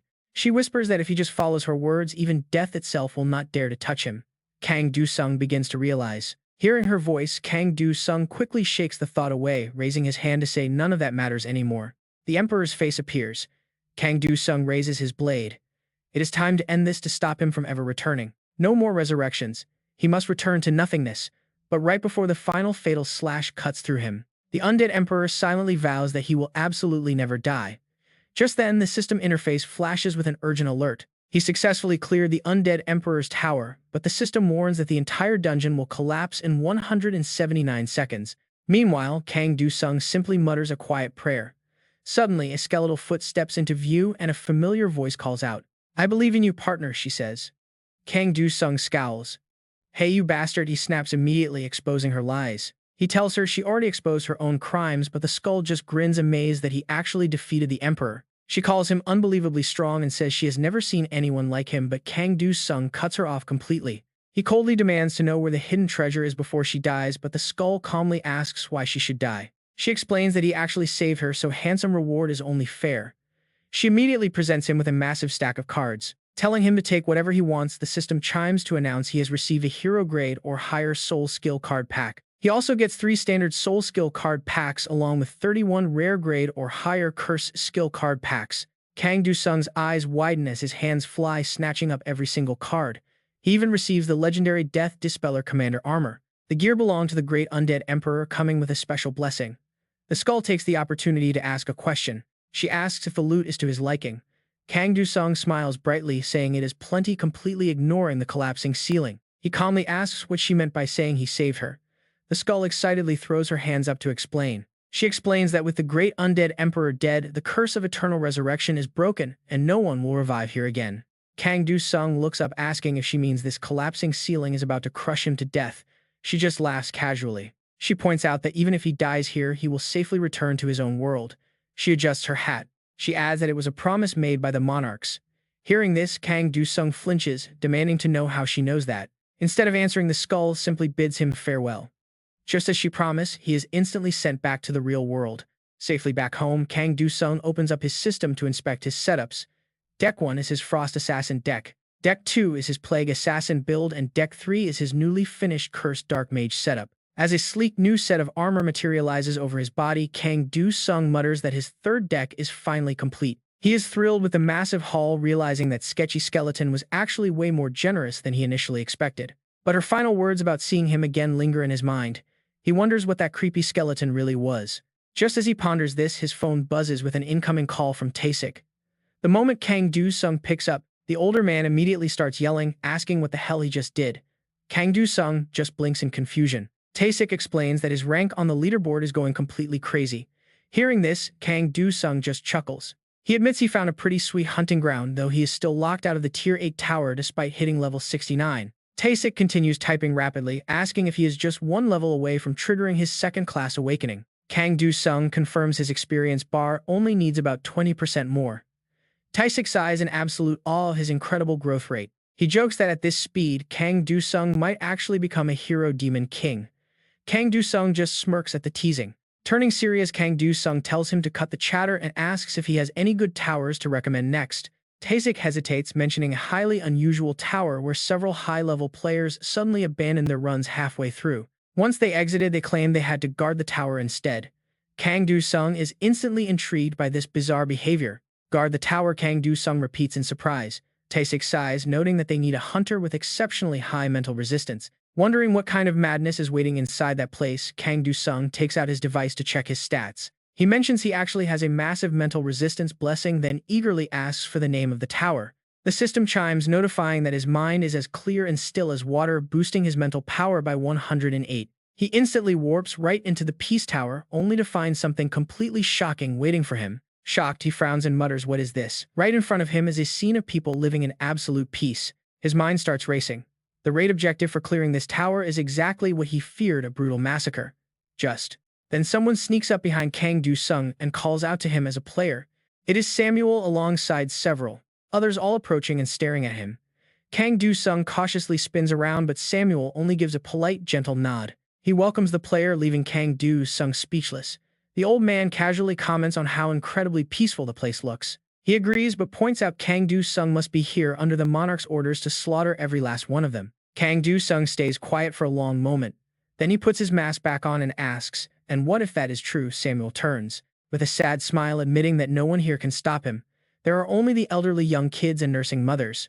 At that moment, a woman holding a baby rushes over, calling him a guest. Behind her, all the villagers gather together. They fall to their knees, begging him to spare them. They promise to do anything if he just lets them live. The crowd bows down repeatedly, desperately pleading for mercy. Every single voice is begging for a shred of pity. Kang Du-sung realizes this is a world inside a tower.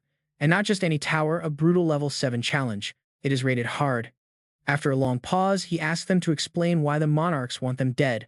Samuel explains that just as humans do not need a reason to step on ants, these gods act the same way. But Kang Du-sung cuts him off, saying he disagrees because the monarchs surely have much better things to do. The gods would not waste time like this. He walks closer, warning them to stop with the useless metaphors and mind games. He claims those tricks will never work on him. Samuel still tries to persuade him, asking if he must go this far. Kang Du-sung ignores the plea completely. Instead, he drops a cold response as he decisively prepares his next move. He swings his blade with a shout, declaring he also has a world he must protect. The old man quickly fires back. "Protect a world, is that so?" Within seconds, Samuel reveals his true form, but Kang Du-sung remains completely unfazed. He points out he finally knows who Samuel is, a fallen angel. He asks if they forgot the Light Monarch's temper. Did they honestly think he would forgive them after the Guardians of Light betrayed his trust? Samuel argues back, claiming the Light Monarch ordered them to slaughter these completely innocent, helpless humans. Skeptical Kang Dusung asks if Samuel is really defying orders just to protect humanity. The old man firmly confirms it. Kang Dusung points right at Samuel, asking if he, the angel in the center, is their leader. The old man admits it, and Kang Dusung begins to think. He knows his blessing protects him from brainwashing. His senses are perfectly fine, meaning this is definitely not an illusion. He hesitantly raises his sword, caught in a massive moral dilemma. Siding with the Light Monarch to massacre everyone is hard. But what if he sides with the villagers? The difficulty would spike to at least level 10. He wonders if slaughtering everyone is truly the only way out. Suddenly, Samuel speaks up with pure contempt. Calling him a puppet, Samuel asks if Kang Dusung actually thinks he is being righteous. In response, Kang Dusung pulls off his mask. He simply says no, leaving everyone completely stunned. In the background, the villagers continue to cry out. They offer up their own lives, begging him to at least spare the angels and their young children. He slowly raises his weapon anyway, noting that sometimes people have to choose the lesser of two evils. Samuel screams, asking if he plans to destroy their entire world just to save his own. Kang Dusung casually answers that from his perspective, that is still the only logical choice. Hearing this, Samuel and his allies prepare to attack while the villagers behind them continue to pray. But instead of fighting, Kang Dusung sheathes his sword and recalls a line from an old television show. The hero said if he had to choose between two evils, he would choose neither. He firmly plants his sword. He looks up at the sky and formally announces that as a player, he is abandoning this run. System screens flash instantly. The Light Monarch is absolutely furious, asking how he dares to defy them. Yet the system announces his banishment. The Light Monarch expels player Kang Dusung back to the outside world. He wakes up back in the real world, feeling defeated. The monarchs mocked him, saying they support his choice. He has officially failed his second peaceful tower run. Now a level 7 tower collapse is about to strike. Looking up at the sky, he sighs, realizing he just caused some massive trouble. He quickly grabs his phone. On the other end of the line, they quickly reassure him. A perimeter is set up around the park and evacuations have begun. Hearing this, Kang Dusung issues a strict warning. He tells them not to send any other players and to let him handle this alone. Having more people will only slow him down. Still, the caller remains deeply anxious, asking if he truly understands how serious this is. He calmly replies that he does. The voice on the phone presses on, reminding him that this is a level 7 tower. A difficult level 7 tower, and he has not even undergone his second awakening yet. Even so, Kang Dusung tries to reassure them. He tells them not to worry, he has hunted and slain countless beasts inside these towers before. On the other end, Taeshik sighs warily. Taeshik asks why Kang Dusung could not just kill everyone in that tower then and why he chose to give up. Kang Dusung just chuckles. He casually replies that he wonders the same thing. Sitting down by a tree, he quietly reflects on why he could not bring himself to do it. Why could he not just take their lives? He should have just ended them and been done with it. Taeshik can only offer one final warning. The situation is now completely out of his hands, and Kang Dusung quickly acknowledges that he understands. With a heavy sigh, Taeshik hangs up. Kang Dusung immediately begins donning his armor as the countdown for the tower break echoes. The monarchs charge forward, declaring that he will pay for his sins with light. The Monarch of Light is furious. Watching them, Kang Dusung calculates if a 5-kilometer radius is enough as the sky turns a deep burning red. Warning screens flash across his vision, demanding obedience to the laws of the throne. The game monarch issues a stern warning to the Monarch of Light. A barrier rises to ensure a fair game, locking the Guardians of Light inside. They cannot leave this zone until Kang Dusung Kang is dead. Hearing this, he simply smiles. This is more than enough. Instantly, massive wings of darkness sprout from his back, temporarily granting flight to both Kang Dusung and his summons. He grumbles about the awkward combination of heavy armor and wings, but does not waste any time. Leaping high into the air, he commands his ultimate undead army to rise. A massive legion of skeletons appears, and the two forces clash violently. Right in the thick of it, Kang Dusung takes on the enemy leader. Letting out a roaring battle cry, the clash intensifies as both sides exchange brutal bone-shattering blows. Kang Dusung grips his blade with a wild, relentless intensity, his gaze sharpening with pure focus. The heavy armored beasts unleash a devastating blow, but Kang Dusung drives them back with a relentless counteroffensive of his own. He plunges his sword directly into the earth, causing the entire area to shatter in a massive explosion. The system alerts him that his corpse explosion skill has detonated the fallen, dealing massive damage but rendering them unable to be resurrected. The heavily armored monsters are covered in deep wounds, but his remaining undead horde only grows stronger. The aura of the Undead King upgrades his summons, surrounding him in a brilliant, blinding light. The black-armored general of the Undead Emperor enhances the weapons of the horde, filling the battlefield with cursed energy. System alerts flash as the enemies are struck with weakening curses and the touch of the devil. Cursed targets fall left and right as a literal tsunami of plague locusts swarms the field. Kang Du-sung activates his Locust Blade enchantment and quickly commands a subdeck swap with absolute confidence. The system confirms a class change to Dark Magic Assassin, shifting his playstyle instantly. With his curses deactivated and Assassination Resonance online, he weaves a complex hand sign to trigger a massive spider web trap. The barrier cracks under the pressure as the Locust Swarm throws the entire enemy ranks into absolute chaos. The monsters lunge with murderous intent, but Kang Du-sung draws his sword and meets them head-on. His strike slices through space, shattering the barrier entirely as cracks run through the air. System alerts confirm that all enemies are dead and the threat of the tower break has been successfully stopped. Stepping over the remains, he notes how stubborn they were. His level rises to 70, unlocking his second awakening quest. His assassination skills have reached their absolute max. Suddenly, a swarm of eager reporters floods the chaotic scene. Shouting his name, they press forward as Kang Du-sung looks on with a complicated expression, gently touching a lingering purple aura.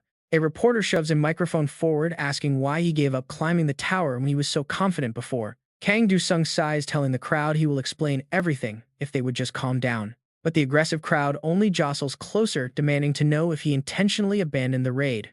He looks them dead in the eye and confirms it. Yes, he did it on purpose. A sudden heavy silence falls over the crowd as Nolan steps forward to deliver a sharp, cutting accusation. Condoning terrorism. A mocking sneer played on Du-sung's lips. What terrorism? He briefly slipped into a quiet, calculated silence. So they gathered here thinking this was the perfect opportunity. Chippo, an officer from the International Player Police Force, was hiding in the crowd, radiating intense bloodlust. A notorious player killer. Yet Du-sung kept his cool, looking entirely unbothered. He casually reassured them, "I get it, if you do not know the full story, you might think I have finally snapped. But do not worry." He laughed with excitement. "I am not completely crazy yet." Then Du-sung slowly explained everything he went through. "When I entered that tower, they ordered me to slaughter everyone, even the old and weak. If you do not believe me, just ask the villagers." He remained calm, so I simply walked out. "And if you still doubt what I saw in there, just ask the players who entered before me. They quit too." His words made the surrounding players feel like they were falling into a bottomless pit. A frustrated reporter immediately stepped up, demanding answers. "Do you not think your actions are incredibly irresponsible? Considering the massive potential damage?" Du-sung sighed calmly, pointing out, "Yet I prevented the tower break without a single casualty. Isn't that right?" Standing tall, he faced the entire crowd. "Is it not a player's duty to protect our world? There is no guarantee the world inside the tower is even real, and even if it is, our world is far more important." Du-sung's lips curved into a meaningful smirk. "Our world is far more important than the one inside the tower, right?" The reporters quickly looked away, visibly flustered. "Are you telling me I should have slaughtered all those innocent souls inside, just so I could come back and sleep peacefully?" His eyes went dark as he declared, "They even ordered me to kill children in there. Was I supposed to slaughter them too?" A skeptical voice suddenly cut through the heavy silence. "Are you saying you would throw this world into fear and chaos just for your conscience?" Du-sung immediately shot back. "Do you honestly think I am weighing the lives of one world against the other?" His deep voice carried an absolute authority. "I simply looked at the situation and decided to save both because I knew I could. If you care about some uprooted grass in the park, just send the bill to my accountant," Du-sung declared with sharp finality. "And if you are too scared to go about your daily life, find a local therapist. Don't look for me." Nolan's lips curled into a knowing smirk. "That petty moral conflict of yours," Nolan said, his voice cold and firm, "could lead to this world's destruction one day." Du-sung's gaze darkened. He raised an eyebrow, looking entirely unfazed. "So you actually call that a moral conflict? I think we have a much bigger ethical issue here. Why am I obligated to save this world at all?" He laughed. Highly amused, Nolan pressed on. "Hero King, your actions are nothing but a childish defense mechanism holding the entire world hostage. The whole world held by a mere child." Du-sung's lips curled in mockery. "How can a sparrow comprehend a phoenix? How can a low-tier player understand a challenger?" He remained completely unbothered, letting out a soft sigh. "Let us just end this peacefully." But Nolan suddenly went on high alert, sensing a deadly aura surging through the crowd. A dark shadow darted forward, weaving through the people. She gripped her weapon tightly, ready to strike Du-sung.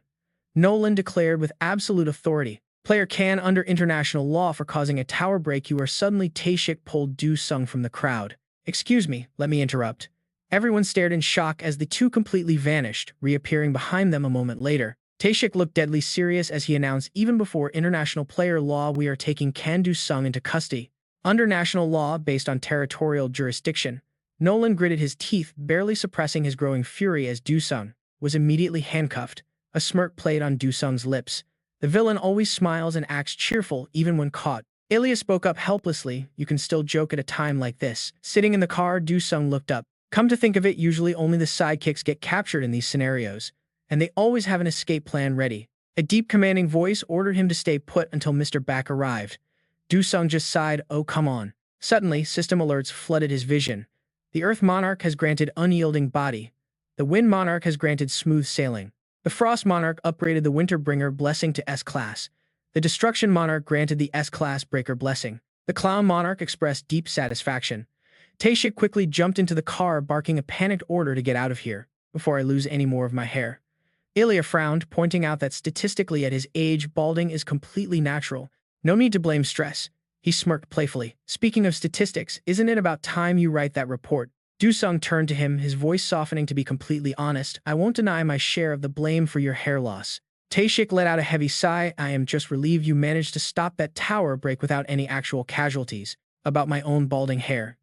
Taeshik lets out a heavy sigh, relieved that they stopped the tower without any real casualties. What harm could it do? He asks with mixed emotions before shifting to ask how much longer until the level 8 tower opens as his companion's expression grows. Serious.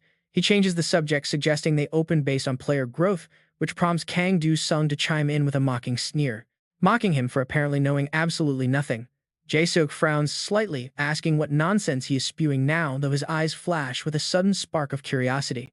Actually, I did not know either, he admits, but after a quiet pause in the car, he reveals that he has just made a startling new discovery. Silence fills the car as confusion washes over everyone. A system alert suddenly blares, announcing player Kang Du-sung has achieved a special feat, qualifying as a challenger, unlocking the level 8 tower. Kang Du-sung smirks with absolute confidence, knowing his grueling efforts have successfully unlocked the higher towers ahead of schedule. He proudly declares with absolute certainty that their chance to protect world peace has finally drawn much closer. Ji-wook grips his glass so hard his hand trembles. He silently watches the screen as the system adds crucial new updates. Level 13, 14, 15, and 16 towers to the system, urging them to protect the world from unprecedented threats as a soft tapping sound echoes. On the screen, accompanied by annoyed grumbles, Mr. Kang stands accused of intentionally causing a fatal incident to murder people, causing Sung-ho to grind his teeth in frustration. He mutters to Mr. Baek that the brat has jumped a step ahead of them, exactly as Biomin warned, declaring they must halt the Hero King's dangerous madness. Ji-wook glances over, realizing that even this major tower update has not made the old man back down. He voices his thoughts, arguing that as the tower levels increase, players must also grow stronger. Right. But Ji-wook merely scoffs inside at such arrogant words, raising his teacup to firmly steer them back to their main discussion. It gets worse, though. His eyes darken with anger as he notes that several high-ranking players have secretly colluded with one another. He uncovered the truth that they even plotted to hold Kang Du-sung back during the previous season, while Kang Du-sung had merely looked on with cold indifference. He quietly wonders why their so-called allies never miss an opportunity to stab them in the back. He continues, noting that what Kang Du-sung recently revealed in the tower was highly distorted and wildly exaggerated. Hearing this, Sung-ho snorts, questioning if it was truly that distorted, to which Ji-wook simply nods to confirm. He admits that a hardline faction led by China and Russia exists within their ranks, aggressively calling to eliminate the Hero King. Yet this world only survives because of that very hero, he argues casually, taking another slow sip of fine tea, stating that his death is not what humanity needs right now. Ji-wook gently swirls his cup, emphasizing the core issue, explaining that their only objective is to restrain his wild actions and keep the world from falling into absolute chaos. For global order, Ji-wook lays out his entire stance to Sung-ho, pointing out that this is exactly why cooperation from the nation's largest player guild is absolutely vital. Sung-ho rubs his chin, pondering the heavy proposal for a long moment before finally standing up to solemnly promise their full cooperation. Ji-wook nods back as a quiet sign of farewell, promising to get in touch soon. But before Ji-wook can walk away, Sung-ho voices one last lingering question, burning in his mind, asking if he can raise one final point. Ji-wook stops urging him to speak, and Sung-ho solemnly asks a vital question, wanting to know their exact chance of successfully surviving this brutal season without the Hero King around. Ji-wook lets out a faint smile. Kang Du-sung originally won that legendary title after single-handedly conquering a massive boss raid in a past season, and the image of him claiming that legendary greatsword remains deeply engraved in the old man's memory, especially since that very raid had completely failed during the second season. Since the towers emerged, he is the only player capable of solo clearing a level 12 tower, Without such a monster, their chances of clearing this active season, he sighs as his eyes turn cold. 0% guys. Meanwhile, deep inside his prison cell, Kang Do-sung remains absolutely indifferent to absolutely anything. Yo-sun can only plead with him in despair, but he merely stares out the window, quietly murmuring that the world is descending into chaos now that a level 16 tower has emerged, letting out his self-deprecating laugh that he is currently locked inside an interrogation room. Yo-sun sighs, reminding him this is a routine procedure, so he must cooperate. Since the government requires an official report confirming his psychological evaluation is perfectly normal, Kang Do-sung shoots him a highly skeptical look, asking if they are just going to fabricate the results anyway, leaving Yo-sun completely at a loss for words. As the audio recording is currently active, he sighs, trying his best to coax him to start the word association test. With the very first thing that pops into his mind, choosing a familiar prompt, he says hero, but Kang Do-sung quickly fires back, calling them absolute idiots. Dumbfounded, Yo-sun explains that he is not supposed to answer that way, but he just shrugs, offering the word saintus instead. Yo-sun sighs in relief, thinking he finally got a real answer, but the next sentence instantly freezes him as Kang Do-sung declares that aside from her, all other heroes are useless, fools, calmly adding that they will probably edit this recording anyway, as the hero King Kang Do-sung grins widely, completely unbothered by how crazy he sounds. Sticking to the tower topic is going nowhere since he only jokes around. Sighing, Yo-sun holds the report in his hands. He decides to change his approach, asking him to just answer as if they are having a casual conversation. Seriously, the doctor asks him how he feels about his life as a player. Do-sung replies bluntly. He says his life ended a long time ago and now he is only in it for the cash. The doctor asks seriously if he struggles with any negative thoughts. Meanwhile, outside the glass window, a dark, sinister gaze stares right in at them. Do-sung just smiles like nothing is wrong, claiming he has nothing but negative thoughts. Yo-sun presses further into the recent incident. He asks why Do-sung stopped clearing the tower and caused so much trouble. The atmosphere in the room grows incredibly tense. Do-sung claims it was to protect both worlds, but his lazy attitude shows he has no interest in explaining further. However, Yo-sun's next question actually catches Do-sung's attention. He asks if it was a moral decision made under pressure, balancing a player's duty against an ethical dilemma. Feeling Do-sung's intense gaze, the doctor grows anxious and speaks faster. He mentions his experience treating veterans, noting that many active players go through similar trauma. They all need proper psychological treatment, but bringing this up has officially crossed a line and angered Do-sung. Do-sung snaps, asking if the doctor thinks they are all insane. Yo-sun freezes in silence. Suddenly, the guards announce their time is up. As Do-sung is told to leave, he buries his face in his hands and laughs hysterically, putting Yo-sun on high alert. Asking what is so funny, Yo-sun only receives a dangerous smirk. Do-sung just thought of a hilarious joke. The nervous doctor asks for details, but Do-sung keeps it vague, turning around to mock him one last time. He tells the doctor he wouldn't get it anyway. Once outside, Do-sung sighs, muttering that acting crazy is exhausting work. Tae-shik is already waiting outside to praise him. He tells him he did great and they are just playing along. Even if he cooperated, they would just manufacture some fake psychological diagnosis. Do-sung holds out his cuffed hands. Unlocking them, Tae-shik sighs at the red swollen wrists, noting that Do-sung is perfectly normal. He adds that America and France fully support the Hero King's actions. He enthusiastically adds that their own government is taking a similar stance. While Russia and China are throwing a fit, it's nothing new. Suddenly, Do-sung cuts in with an eager smile. He asks if he can finally enter the tower now. Tae-shik wraps an arm around his shoulder, telling him to wait. Apparently, during his brief confinement, the Saintess worked tirelessly to defend him, begging for his release at every turn. She completely dropped her own schedule the moment the news broke. Do-sung stares blankly at his phone screen. Tae-shik notices the unusually soft expression on his face. He pats Do-sung's head gently, reminding him of something important. Not everyone in this world is his enemy.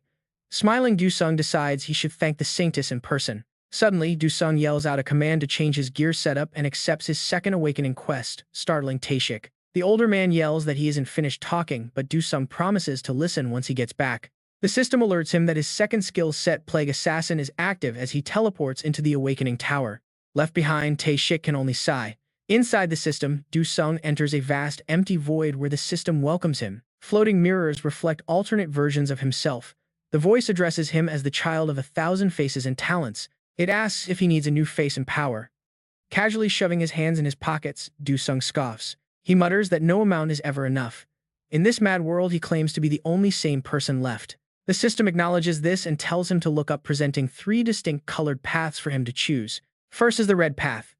This mirror of truth and despair reveals the true motives of the monarchs and the game. The second is the dark path, a mirror of raw strength and trial where he can acquire absolute unmatched power. Finally, the blue mirror offers absolute dominion and solitude, a path to force the entire world to its knees. Standing before these three distinct options, Du-sung is reminded that the choice is entirely up to him. The system assures him there are no wrong answers.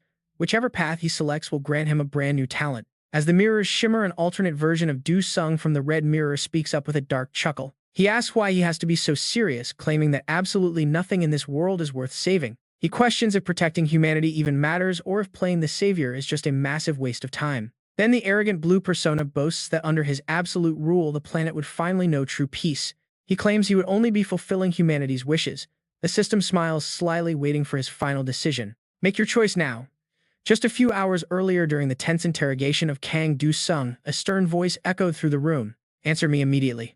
What is the absolute first thing that pops into your mind the moment I say a single word? Hero.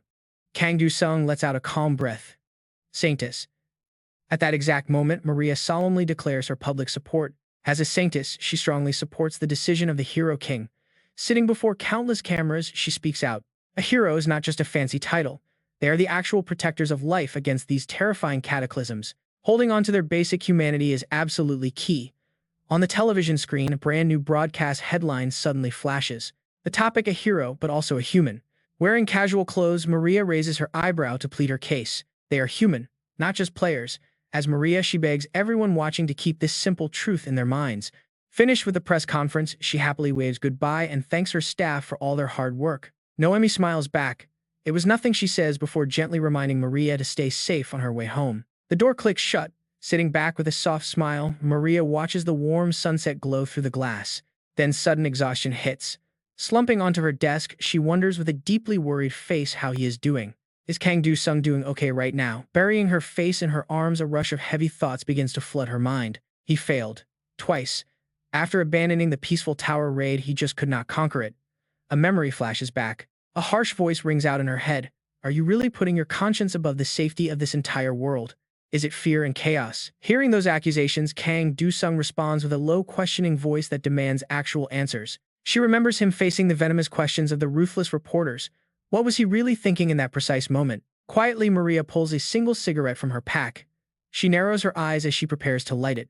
Is he crying somewhere? Searching his name online, she watches the screen as the latest news articles load up. There he is, handcuffed and led away by the police. The painful footage shows him standing before the public. He speaks clearly to the public. Meanwhile, bold news captions flash across the screen mentioning the 8 Hero Kings. It was intentional, but I was confident. His grim face on the screen shows nothing but his unyielding determination. He grits his teeth in anger. Next, a clip plays, showing him weeping bitterly while clutching a funeral portrait. His voice echoes, I live my life without shame, and I will not let your fake labels mock me. Watching him on the computer screen, Maria sighs. She knows every single word he said came directly from his heart. It was all real. Back then, he promised to do everything in his power to keep this world safe. Resting her chin on her hand, she keeps watching the video. Her eyes narrow, carrying a heavy, silent sorrow. She leans back in her chair. Can they ever go back to those days? The next morning, a grand palace appears. Standing under the bright blue sky, 3 staff members immediately greet her with a very polite, respectful bow. Good morning, Saintess. Smiling, Maria waves back warmly as Noemi walks up to her with a daily schedule. Maria takes the scheduled documents with a gentle, appreciative smile and quietly thanks her helper before heading off. By 9 a.m., she is leading a strategy meeting.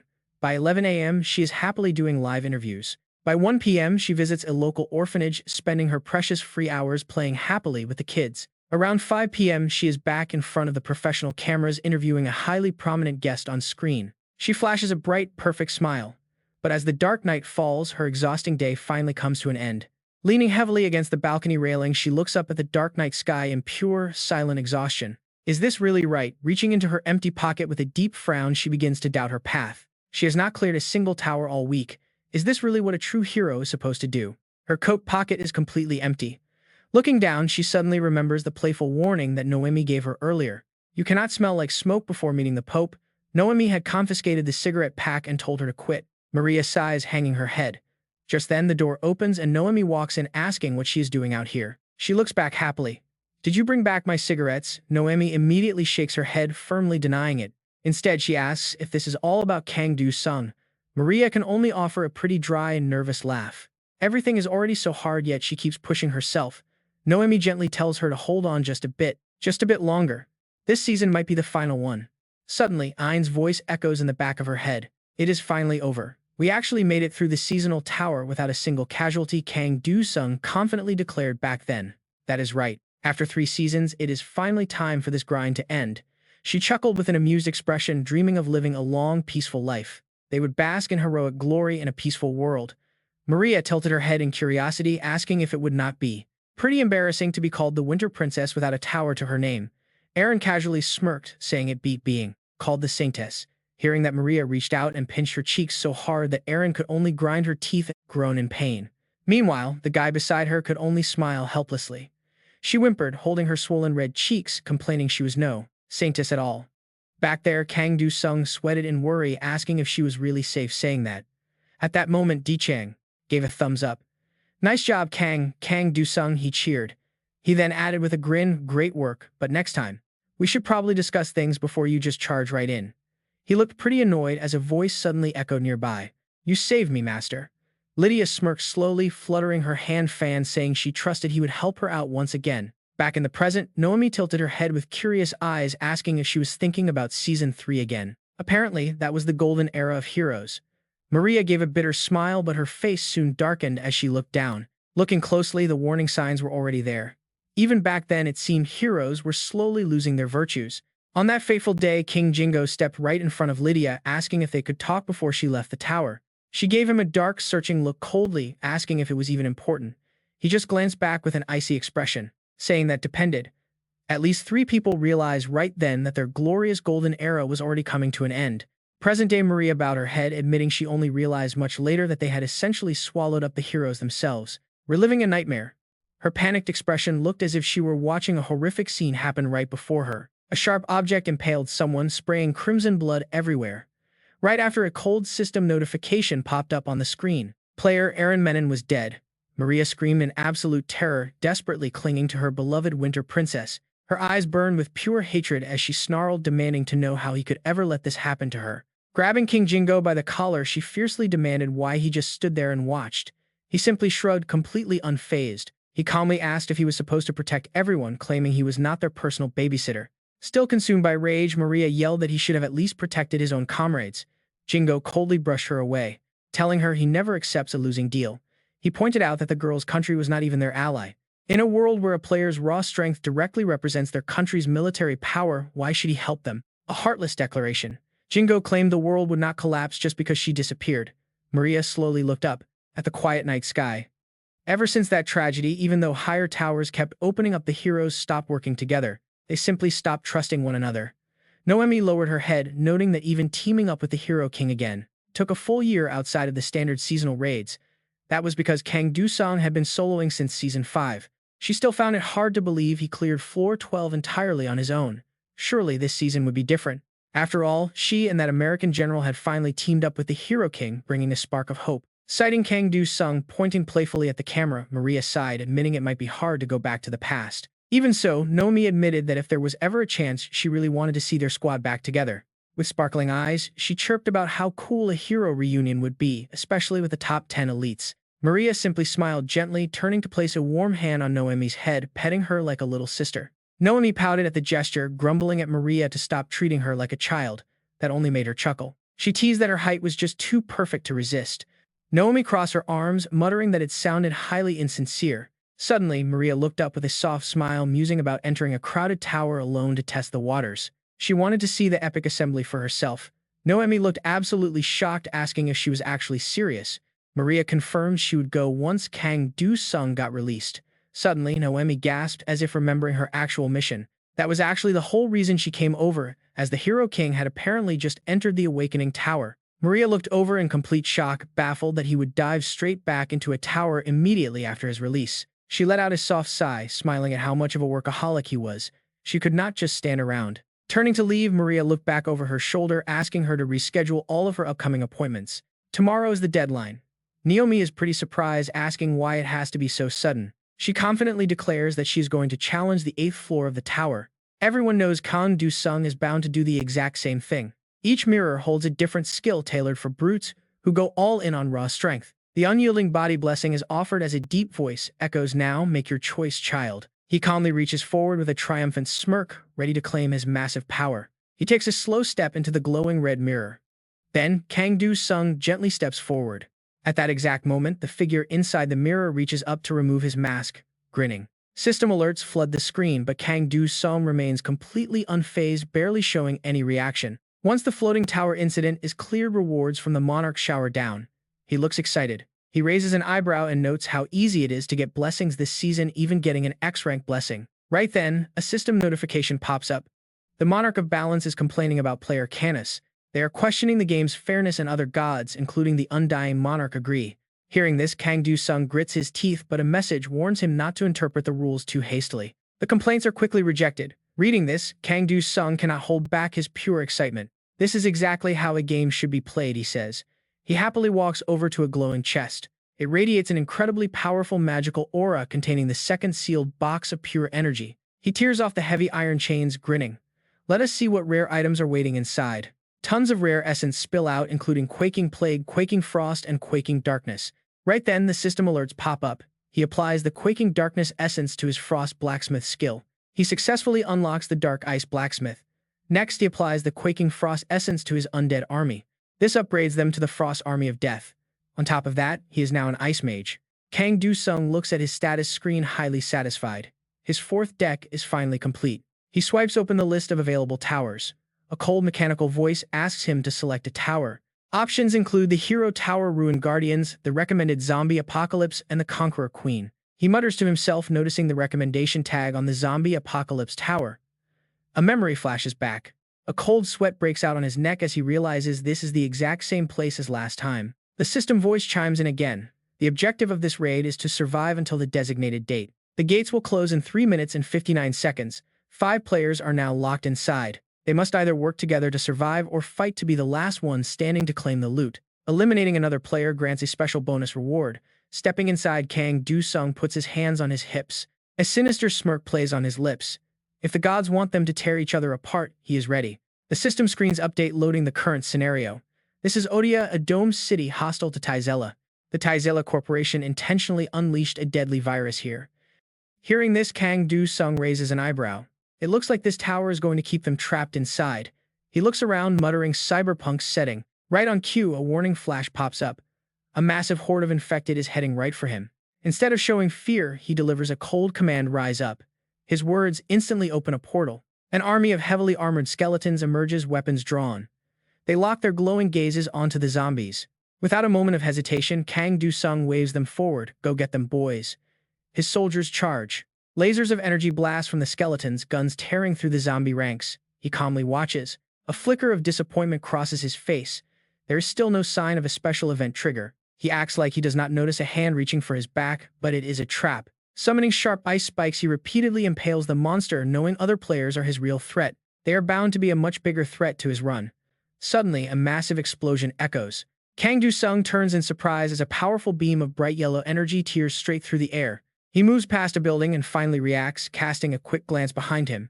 There stands Maria, looking completely calm and nonchalant. She sighs in disbelief, tilting her head to comment on his dark assassination plague skills and now his new undead summoning magic. "Your deck is getting nastier by the day, Do-sung." Seeing her, he simply grins and responds with absolute cheer in his voice. He notes that the Saintess looks purer with every reunion, teasing that a priest's true weapon of choice should obviously be a heavy mace. He babbles on, asking if she knows why role-playing game priests carry maces, explaining that spilling blood with a blade is seen as an act of disrespect, so they show mercy by crushing skulls instead. Maria breaks into a cold sweat and sighs, glad he is still healthy and talking nonsense. Do-sung shrugged off her concern with a shrug, confidently claiming he is always in perfect healthy shape. Suddenly, she reaches out and pulls him down, her eyes narrowing with genuine concern as she asks if that is really true. Stunned by her expression, he pauses for a moment before making his helmet vanish and letting a gentle smile slip across his face. He confidently points out that crazy people never actually admit they are crazy, so luckily for her, he is totally sane. Seeing his boundless energy, she sighs in exhaustion, muttering that he has officially left her completely speechless. She closes her eyes and asks if he will join her, just as a system prompt invites him to team up with Maria. At that very moment, his skeletal summons receive a massive upgrade, boosting all their essential combat stats right away. Thrilled, Du-sung lunges forward, declaring his love for the Sanctus and shouting how much he missed those bony backsides. Maria shrieks in horror, asking if he has lost his mind, but he just smiles back mischievously. He asks if seeing unholy skeletons blessed with holy light feels bizarrely wrong, making her sigh and admit that it actually does. He flashes a gentle smile, thanking her for everything. Hearing those unexpected words of gratitude, Maria is caught slightly off guard.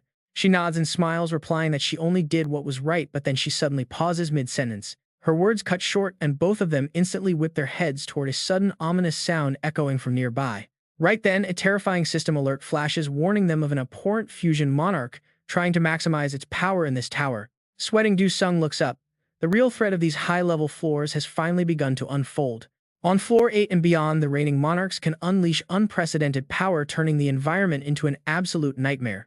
Innumerable ghastly faces are sucked into a central vortex as horde after horde of undead pack tightly together. They are merging to construct a colossal beast. Two grotesque malformed heads tear open their massive jaws, letting out a deafening roar. The towering zombie reveals a giant blood-red eye staring right out of its bloated stomach. Du-sung can barely stomach the sight. Gagging, he jokes that his breakfast wants to escape, earning a dry, sarcastic glance from Maria. She teasingly replies that she is just glad he ate this morning, even as they both unleash a relentless hail of gunfire. Thick gray smoke fills the air as chunks of undead flesh fly apart. Acting fast, Du-sung waves his hand to activate his magic. He channels his powerful ice spell to freeze the monster's giant arms solid, creating an icy pathway for Maria to charge forward. She sprints along the frozen limb, raising her sword high in the air, before bringing it down in a devastating swift strike. Seeing her execute the strike, Du-sung's skeleton army immediately erupts into a round of enthusiastic applause. Raising his eyebrows, Du-sung jokes that the Saintess's playstyle seems to get significantly more violent with every passing season. Confused, she asks what he is talking about, but he just cheerfully muses that game violence is clearly corrupting her. Wearing a sweet but terrifying smile, she asks in a low voice if he wants to test her violent tendencies firsthand. Sensing her thick killing intent, Du-sung breaks into a cold sweat, claiming he can practically see her glare through her visor. Maria cuts the banter short, urging him to focus as she analyzes the hive mind data from their third fusion tier. The monster has already adapted, gaining high resistance to ice, darkness, holy light, and raw destruction spells. Its speed has spiked dramatically, forcing them both to look up at the sudden red energy. A vibrant current of crimson energy swirls overhead, signaling that the beast has now gained resistance to fire and blood magic. The central hive mutation is complete, and a system message pops up warning them that they are all one. It commands everyone to merge until the entire world becomes a single entity, just as a barrage of attacks rains down. Du-sung grits his teeth under the heavy pressure, watching the relentless onslaught decimate the ground around them. He groans at how many resistances the beast has stacked while taking cover behind a glowing golden shield with his skeletons. They raise their weapons against the undead, but Du-sung can only look on in absolute utter confusion. He cannot fathom why the enemy's ice resistance is so ridiculously high, prompting a worried Maria to ask if he's okay. He answers with a shrug, there is simply no other choice. Without a nearby shop, swapping his card deck is completely out of the question. Someone went absolutely wild with ice skills before he arrived, and that useless troublemaker is not helping at all. Meanwhile, Maria, actively fighting, hears this and snaps in frustration. She demands to know if now is the time to blame others instead of picking a route. She suggests teaming up with the remaining players, but Du-sung is busy calculating. Giving their targets any more time to adapt is extremely dangerous. Instead, they must group up and hunt down the main body immediately. Without wasting a single second, the two quickly join forces against the horde.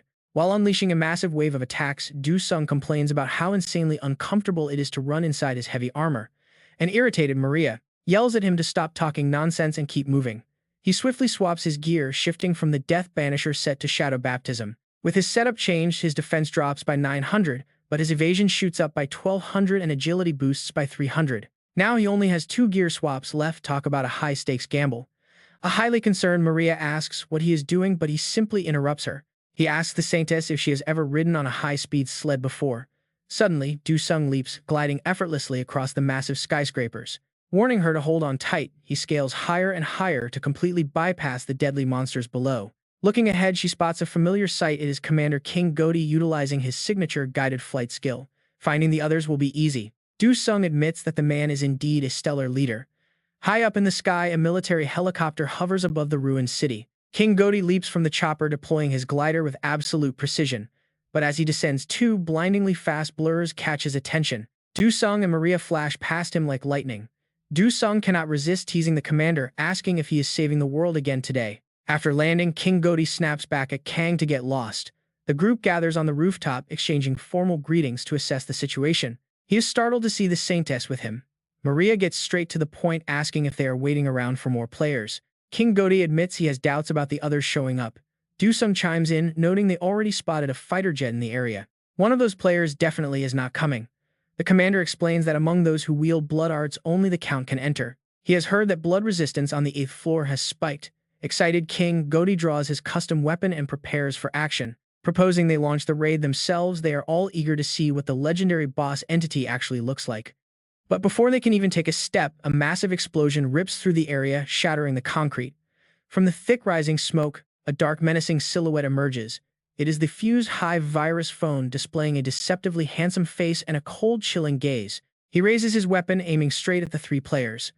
A highly confused King Godi yells out for him to wait. Glaring right back at the enemy, Du-sung grits his teeth and fiercely channels his inner energy to prepare for battle. He realizes this guy is the reason ice resistance skyrocketed.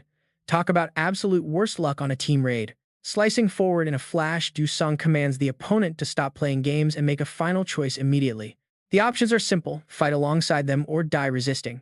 But the sheer aura of the boss entity leaves everyone frozen in shock. The entity slowly mutates into a grotesque beast, muttering that the Lotus must become one as it prepares to strike. Watching this horrific mutation, Du-sung realizes this thing is definitely no player. King Godi gasps, wondering if he is a Frost Apostle. Maria asks if slicing off those grotesque tentacles will restore him to normal. Du-sung grimly reminds her of the Plague King incident. Even if they take down the main host, the highly contagious infection will still continue to spread. Since there is no known cure to save him, they have absolutely no other choice but to eliminate him on the spot. He swaps 3 cards from his secondary deck, ordering a full assault to chop down the towering tentacles as the system flares to life. The system announces that the Immortal Synergy has faded, activating the Assassin class to apply a massive defense-melting debuff. He commands everyone to end this quickly before the target is fully corrupted. It is the only real mercy they can offer him. Across the battlefield, Count Vladimir emerges from behind the thick biological veil, slowly reaching out with his pale hand. Glaring with crimson eyes, he mutters that blood itself is merely a tiny instrument in this grand, highly sophisticated symphony. He roars at them for daring to shatter the blood pact, promising an inescapable blood curse for their ultimate betrayal. Consumed by pure rage, the Blood Monarch declares that they are eternally bound as one entity sharing the same flesh and soul. The grotesque Fused Monarch bestows a dark blessing upon Count Vladimir as he willingly merges his very consciousness with the beast. Alerts flash as his old contract is cancelled, replaced by a fresh pact that initiates a horrifying physical fusion. The mutated phone screams for them to merge into one. But before he can even launch an attack, Du-sung makes his move. He unleashes a blindingly fast slash that sends the beast crashing hard into the ground, completely pinned and unable to move. With another clean swing, Du-sung severs the massive tentacles on one side. Still unsatisfied, he advances with his sword, raised for more. Attack, a direct blow to the chest, sends crimson syrup spraying from Zone's mouth. He swiftly strikes an acupoint, activating a buff to expose its weakness. Maximum stacks achieved. This is the first form of the demonic heavenly sword art, another sweeping upward slash from below, leaving Zone completely paralyzed. As Kang Du-sung lands, the boss slowly fades into the void. Right after the system sounds an announcement. You have defeated the merged hive virus Zone. Helping from behind, Kingo speaks up, noting there is no message showing they failed the raid. Across the field, the battle still rages on, and honestly, Kang Du-sung's patience is wearing incredibly thin. Stealing his resolve, he raises a single hand toward the sky. The tentacles charging right at Kang Du-sung suddenly burst into a massive shower of crimson syrup, wave after wave dissolving into the wind before exploding across the sky. Standing together, Kang Du-sung, Maria, and Kingo watch the crimson syrup swirl and gather. Sensing the heavy pressure, Kingo wonders if it could be a count. Kang Du-sung narrows his eyes, realizing something is off. Suddenly, the ground beneath their feet begins to surge with thick, swirling crimson syrup. The system issues a sudden warning: obstacle, encountered Blood Clan. Hearing this notification, the trio is struck with instant alarm. As the swirling syrup settles, 3 powerful vampires materialize right before their eyes. These are members of the elite Blood Clan, a high-ranking faction. Serving the Blood Lord, these high-ranking vampires share his elite lineage. Bound to feast on human blood, they cannot survive under direct sunlight. They dread the Holy Cross, absolutely despise garlic and onions, and can never cross running rivers. Even if they somehow manage, they remain bound by ancient taboos. This race is heavily restricted by these ancient taboos. Spotting Kang Du-sung, Maikeo steps forward and addresses him directly, calling out that he finally found him. Kang Du-sung calmly replies that they must have the wrong place, as there are no Blood Clan players in his party. Mikio simply smiles in response. He confidently asserts that they are exactly where they need to be, a chilling statement that instantly puts Kang Du-sung's entire party on high alert. Kang Du-sung wonders if they intend to attack, but then remembers that faction actions are strictly limited by the rules of each tower floor. Placing a hand on Kingo's shoulder, Kang Du-sung asks if a faction like theirs would really dare to directly attack active players on the 8th floor. Hearing this, Mikio flashes a highly mysterious smile. Now watch, he snaps his fingers, telling the group not to misunderstand their intentions. Right as he speaks, a massive explosion detonates directly above the group, sending shockwaves of panic through everyone on the battlefield. A massive protective sphere expands, shielding the players from the dangerous blasts. Mikio quickly explains they have absolutely no intention of fighting them. On the contrary, they want to offer their own strength to Kang Du-sung. Hearing this, he lets out a quiet sigh of relief. He asks what they want in exchange for this help, wondering if they must accept the Count and keep a good relationship with him. Mikio shakes his head. He explains that the player Vladimir broke his blood oath, betraying their lord by merging with a hideous monarch. He has now become a loyal apostle of that disgusting merged monarch. Because of this, they are begging the Hero King for aid. They want him to help them get revenge, offering a temporary two-way covenant with the Blood Lord. Standing nearby, Maria feels uneasy. She urgently whispers to Kang Du-sung that he must decline, warning him that accepting will drag him directly into the War of Monarchs. Without answering her, he looks at the vampires and asks what happens if he refuses their offer.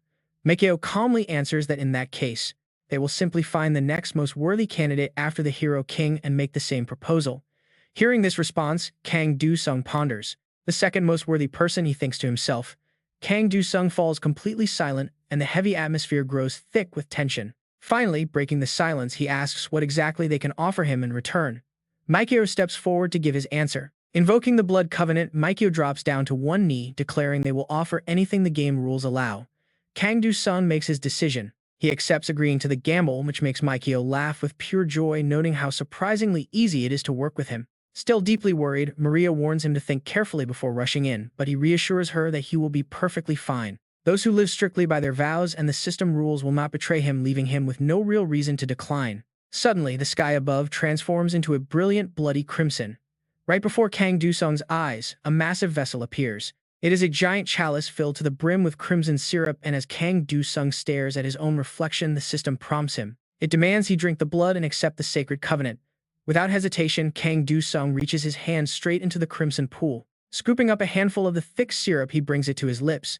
Right away, the system flashes a successful notification. He has successfully signed the Blood Covenant with the Blood Lord, earning official recognition from the Blood Clan as Kang Du-sung. He receives the physical blessing of a grand vampire, infusing his mortal body with the incredible power of an immortal. With his blood magic compatibility boosted to incredible heights, the Blood Lord grants him a highly exclusive rental deck. This deck contains the exclusive Prince of Blood cards, which cannot be swapped or shared and will automatically vanish once the rental time expires. No matter where he is in the season, all skills will be recalled. Kang Du-sung lists them off in total shock: 1 mythic, 2 legendary, and 3 hero cards. Staring down at them, he mutters to himself, recognizing the unique trait of the Hero King, his own merchant mindset. Hero. He stares down at the cards, muttering about the Hero King's unique trait, a merchant mind. Junkin only. Suddenly, the voice of the Jester Monarch echoes out, the child of 1,000 faces and talents. What do you think? Kang Du-sung looks up in surprise. Right there, the Jester Monarch is smiling wildly at him. He stays completely calm and laughs out loud. He replies that he also thought the previous reward was pretty boring. This, he thinks, is the real deal. Reward for his second awakening. As the projection begins to fade, it leaves behind a final reminder: I will leave everything to you. Out of the swirling, thick black smoke, a brand new figure slowly emerges right in front of everyone. Kang Du-sung looks over with curiosity, not at all surprised by this new guest. Vladimir is the first to speak, stating that everyone is finally here. With just one simple sentence, Kang Du-sung completely flips the script on him. I have been waiting for you. Hearing those words, his face goes totally blank.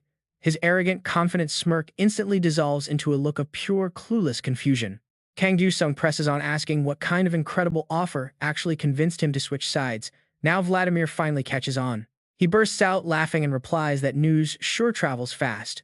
Sure, it was a sweet deal, but the real reason goes much deeper. Lies in a grand revelation under a law where one becomes all and all becomes one. Absolutely nothing in this world is unreachable. Dodging Vladimir's sudden strike, Kang Du-sung casually fires back, joking that some dead Prussian revolutionary must be cheering in the underworld right now. But before the villain can even make his next move, Kang Du-sung drives a sharp sword straight through the middle of his chest. Mocking him, he says that he honestly pities him for failing to realize the supreme order and harmony of this beautiful universe.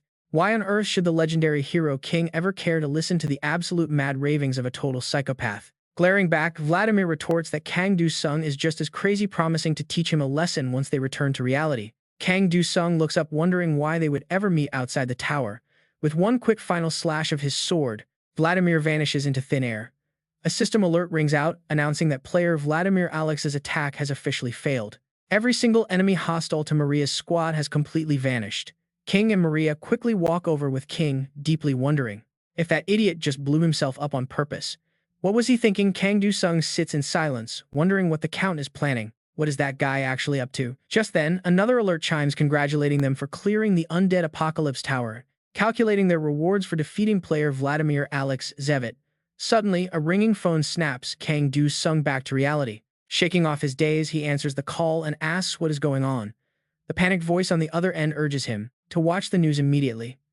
On the television screen, a news anchor is seriously reporting on the unfolding crisis in Moscow. The mastermind behind this unprecedented biological terror attack is revealed to be none other than Russia's top hero, the Count. Hearing this makes Kang Du-sung freeze up suddenly, remembering Vladimir's warning that he would teach him a lesson once they returned.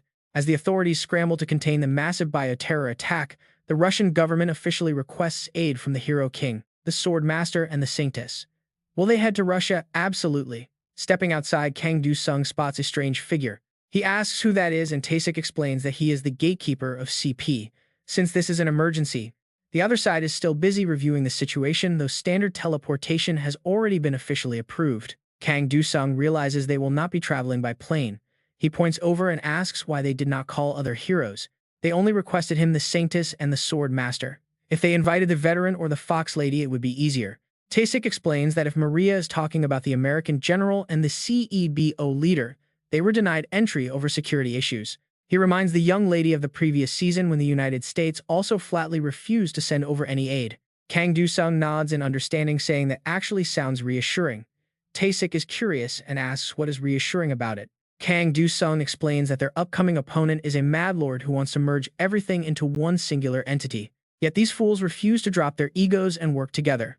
With the world on the brink, how will they ever unite? Their capital is crumbling on live television, yet they stay petty.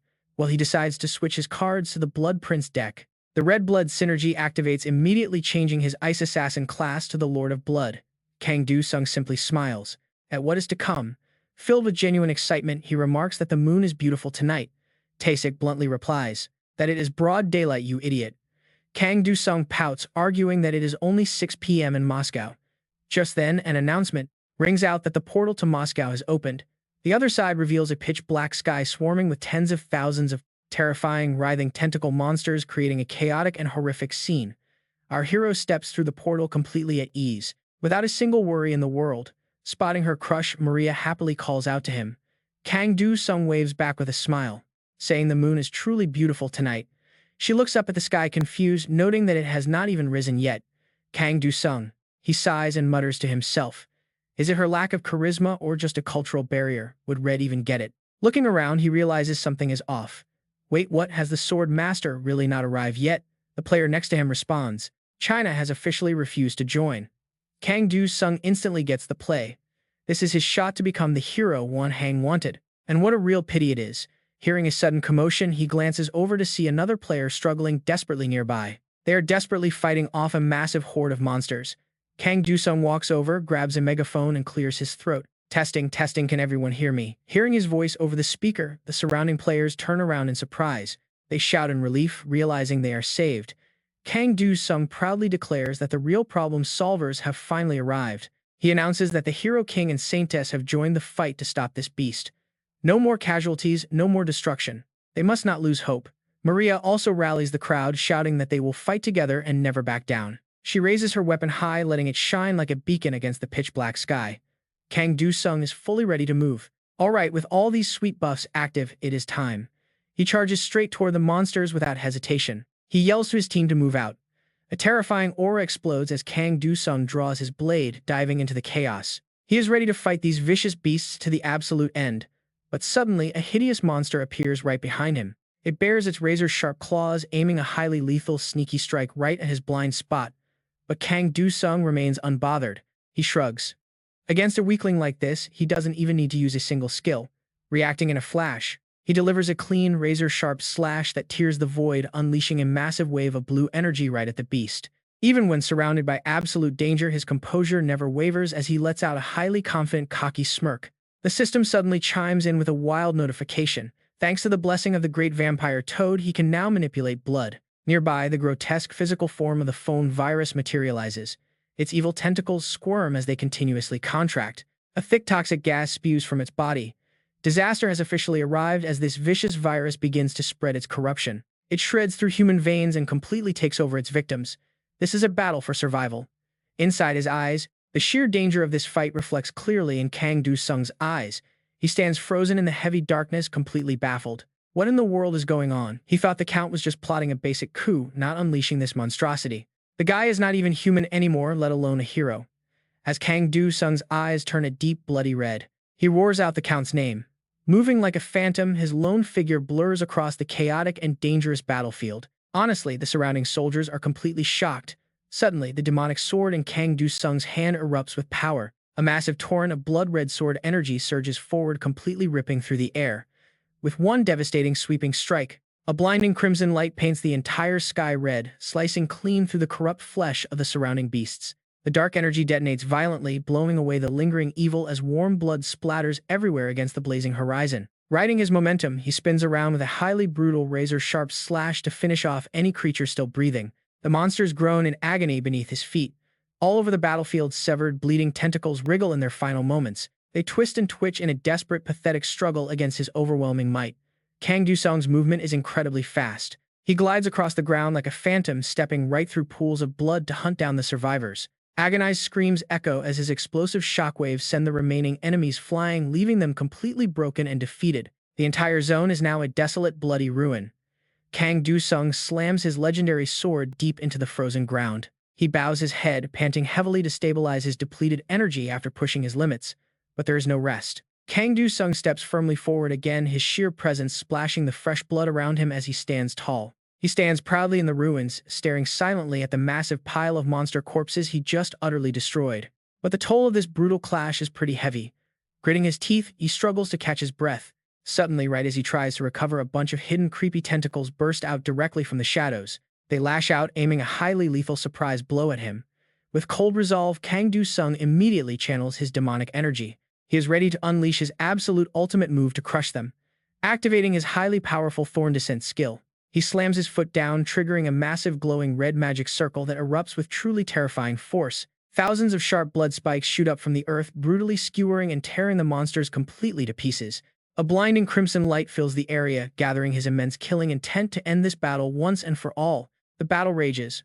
Maria stands at a distance watching the brutal clash with anxiety as she whispers Kang Do-sung's name. The moment his special skill activates, a swarm of bloodthirsty demonic birds rises from the crimson sea, spreading absolute terror everywhere. He vows to leave absolutely none of these cultists alive. With a heavy decisive swing, he unleashes a devastating forbidden art. This brutal skill purges the entire battlefield. Right in the middle of the gory chaos, Kang Do-sung tears through the enemy ranks. His blade flashes with lethal precision, carving up the vicious cult beasts. With a massive sweeping strike unleashed at full force, a giant monster instantly collapses in a gory heap, its dark blood spraying to stain the ruined battlefield red. Showing no mercy, he tightens his fist, channeling raw power to completely obliterate the remaining dark forces on the field. As Kang Do-sung draws back his energy, his expression shifts. He senses an incredibly powerful, warm aura rising right behind him. Providing him with vital backup is Maria, who steps forward like a goddess descending onto the chaotic, fiery battlefield. Standing tall amidst the flames, she grips her spear, preparing to assist her ally. She channels her energy into her weapon, unleashing a blinding golden beam that cuts through the dark night, heading straight toward the cluster of vile creatures. The spear unleashes a massive, terrifying fireball that streaks through the sky like a falling meteor, heading toward the dark core. It slams directly into the center of the dark rift. This colossal blast ruthlessly tears through the monstrous horde, completely vaporizing the mutated beasts in a split second. Watching this terrifying display of raw, world-shaking power, the nearby soldiers freeze in absolute shock, and honestly, who can blame them? Maria's divine weapon continues to explode with brilliant energy. purifying every last trace of demonic energy and bringing this brutal blood-soaked battle to a definitive end. With the threat cleared, Maria runs over calling his name. Kang Du-sung just smiles and asks how she knew he was done. She catches her breath and tells him they need to move fast, find the traitor, and stop him before it is too late. Meanwhile, in the dark shadows, Blackie is busy consuming the lifeless bodies that were already half-eaten by the monsters. Thanks to their heroics, lives were saved. The survivors watch Kang Du-sung and Maria walk away, their eyes filled with deep admiration. They cheer, promising to follow these heroes to protect their land from the beast. Overhearing this, Kang Du-sung quietly reflects. He realizes the monstrous Count is no longer the man he once knew. Anyone can become a hero or a villain. On this stage of life, who we become is entirely up to us. But if switching sides is really that simple, if a hero can turn into a monster in an instant, he stops wondering how people would react if they knew. Would they ever trust a hero again? Arriving at the massive space-time portal, Kang Du-sung breaks the silence. He tells her they probably do not need to run anymore. The enemy seems ready for the final showdown. A system prompt suddenly flashes, inviting the King of Heroes to step forward and merge with them. The hideous boss is openly provoking Kang Du-sung. He turns to Maria, asking where she thinks the enemy is waiting for them. She honestly admits she has never seen an environment like this, noting it does not seem to belong to their world. The system chimes in again, demanding they complete the contract and make him pay in blood. The Blood Monarch is impatient. Kang Du-sung sighs at the prompt, noting the guy is in a serious rush. He then steps toward the portal. He tells Maria he is heading in. Worried, she begs him to let her tag along, asking him to please reconsider. But he gently declines, explaining they won't let her in because this is strictly a battle between two monarchs. He suggests she take a walk around Moscow instead. She tries to argue, but he assures her he will finish quickly. Those words put her mind at ease. She softly promises to wait for him right there. As soon as he steps through, the portal glows intensely in the darkness. Inside, Kang Du-sung keeps a steady pace, walking down a rugged, uneven path. Suddenly, Vladimir's voice echoes through the void, welcoming him. He speaks of an organic beauty filled with supreme order. He promises to let him experience this ultimate harmony. But Kang Du-sung is not buying it, delivering a cold, uninterested reply. He tells the boss he is good, since he is not bored enough to listen to this endless rambling nonsense. He has been ready for this final boss battle for a long time. Plus, he cannot keep Maria waiting out there. Vladimir scoffs at his arrogance, telling him to look closely at this magnificent power that completely transcends human limits. He claims it is a rebirth into the absolute existence that rules over them all, inviting Kang Du-sung to join him. The horrific Demon King whispers in his ear, offering him one final chance to merge and become part of them. Before the boss can even finish, Kang Du-sung delivers a swift, clean slash, severing one of Vladimir's tentacles as a warning. Surprised, Vladimir asks if he is truly going to resist them, especially now that they are no longer just a single being. Of course not. You are nothing but a barking dog who caved to the cheap temptations of the Demon King. Infuriated by the mockery, Vladimir snaps back, calling them low-class scum who could never hope to stand united. They will be scattered like sand, left to argue, divide, and destroy themselves as a cancer to the cosmic order. Vladimir boasts that he is no longer a lowly human. Kang Du-sung looks at him with pure disgust. He calmly replies that sticking to being a human would have been a much better choice. Suddenly, a notification flares. The God Slayer blessing is partially unlocked, boosting his raw attack power by an insane amount when facing a Demon King. It increases by 9,999%. He has received the Enemy of the World blessing. A blinding light erupts from Kang Du-sung, shocking Vladimir. The unique great effect is active, though not fully unlocked yet. The system describes humanity as truly deserving of this title. Fully transformed, Kang Du-sung finally speaks up. Honestly, he admits he does not have much confidence. Yet he immediately fires a warning shot straight at Vladimir. He confidently declares he will not lose. As the words fade, Vladimir finds himself completely unable to fight back. Other Demon Kings tremble in sheer terror. The Joker Demon King laughs hysterically, wondering how this is even possible. The Game Demon King watches in silence, but that silence is cut short as Kang Du-sung brings him to his knees. Blood splatters everywhere. With eyes full of murderous intent, Kang Du-sung swings his weapon, tearing straight through the void. He ignites a brutal deathmatch with the colossal demon. Pure violent energy erupts, practically tearing the sky apart. He channels his full power to cleave Vladimir in two, mocking him as a tumor that only brings chaos. The struggle is suffocating deep in the valley. Kang Du-sung's small figure stands alone, surrounded by pure danger. Ready for a final showdown, the monster suddenly snaps back, asking if Kang Du-sung honestly thinks he can kill him. Vladimir opens his massive bloody jaw, clamping down on Kang Du-sung's blade to shatter his main weapon. Staring at the beast's struggle, Kang Du-sung asks what else it can do besides wait for death. Moving like lightning, he pivots and slashes right through the monster's mouth, dispersing its protective dark aura. The violent impact lands heavy. Vladimir screams in agony as the blade completely shatters his rows of sharp teeth. Black blood stains the ground, yet the demon stubbornly snarls, demanding to know what he thinks is next. Just when it seems over, Kang Do-sung freezes. The space around them begins to warp, leaving him completely disoriented. The demon is up to something. Dark magic surges as hideous shadows of Vladimir suddenly howl across the battlefield. They distort space and time, preparing a lethal counterstrike. The fused Demon King is gathering all of his power. Standing in the eye of the void, Kang Do-sung tightens his grip on his dual blades, brace for anything. The enemy's formless movement keeps him on high alert as the massive corrupted body of the demon begins to shift. The fusion skill fully activates.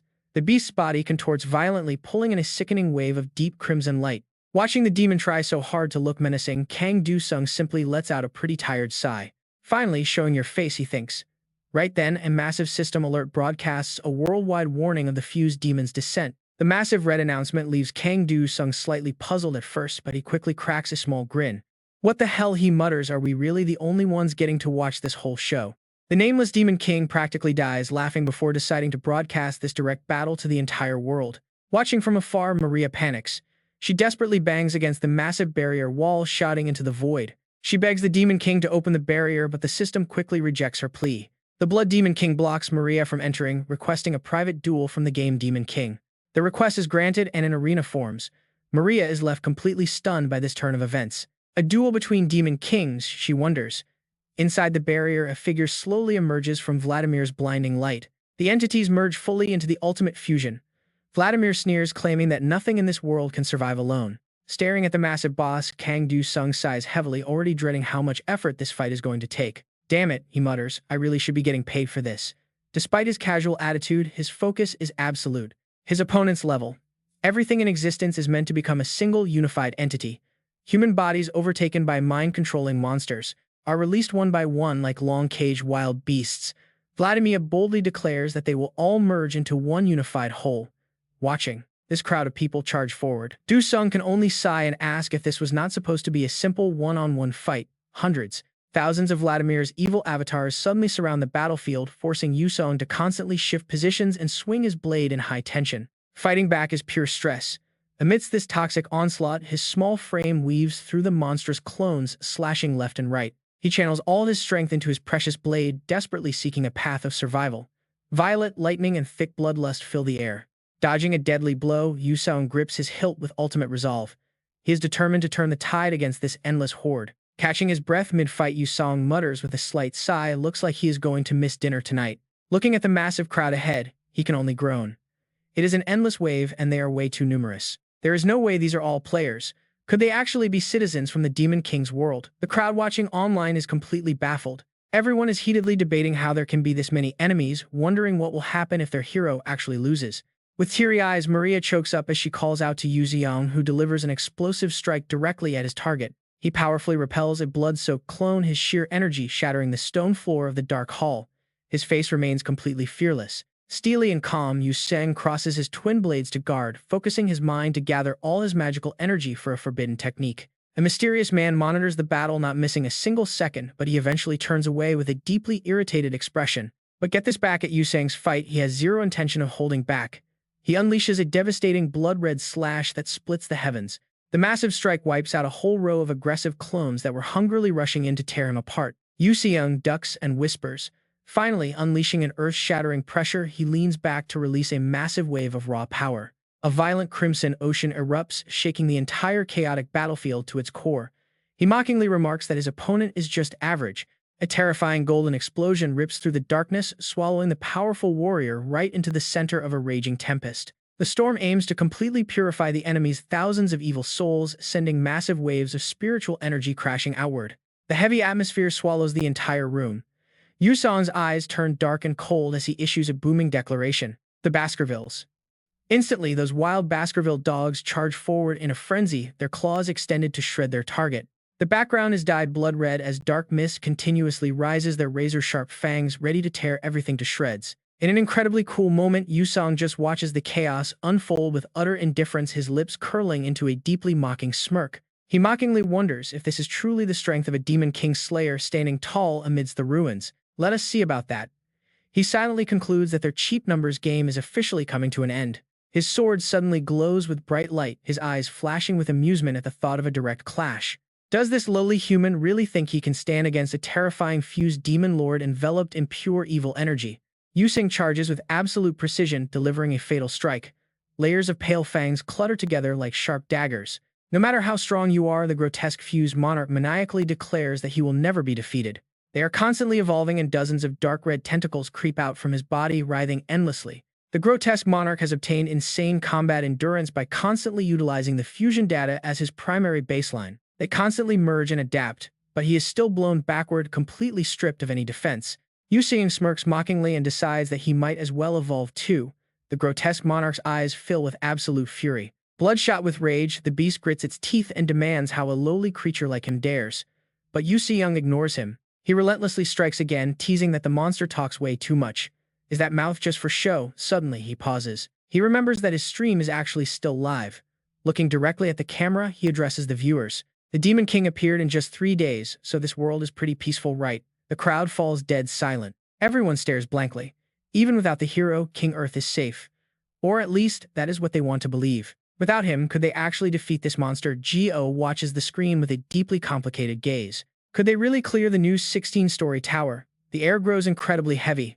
Can they even beat the floor 16 boss? Maria remains quiet. Yusung raises his sword, his killing intent exploding. Even if they somehow manage to defeat it, the grotesque monarch's body is flung back, its limbs twitching uncontrollably. How many lives would have to be lost?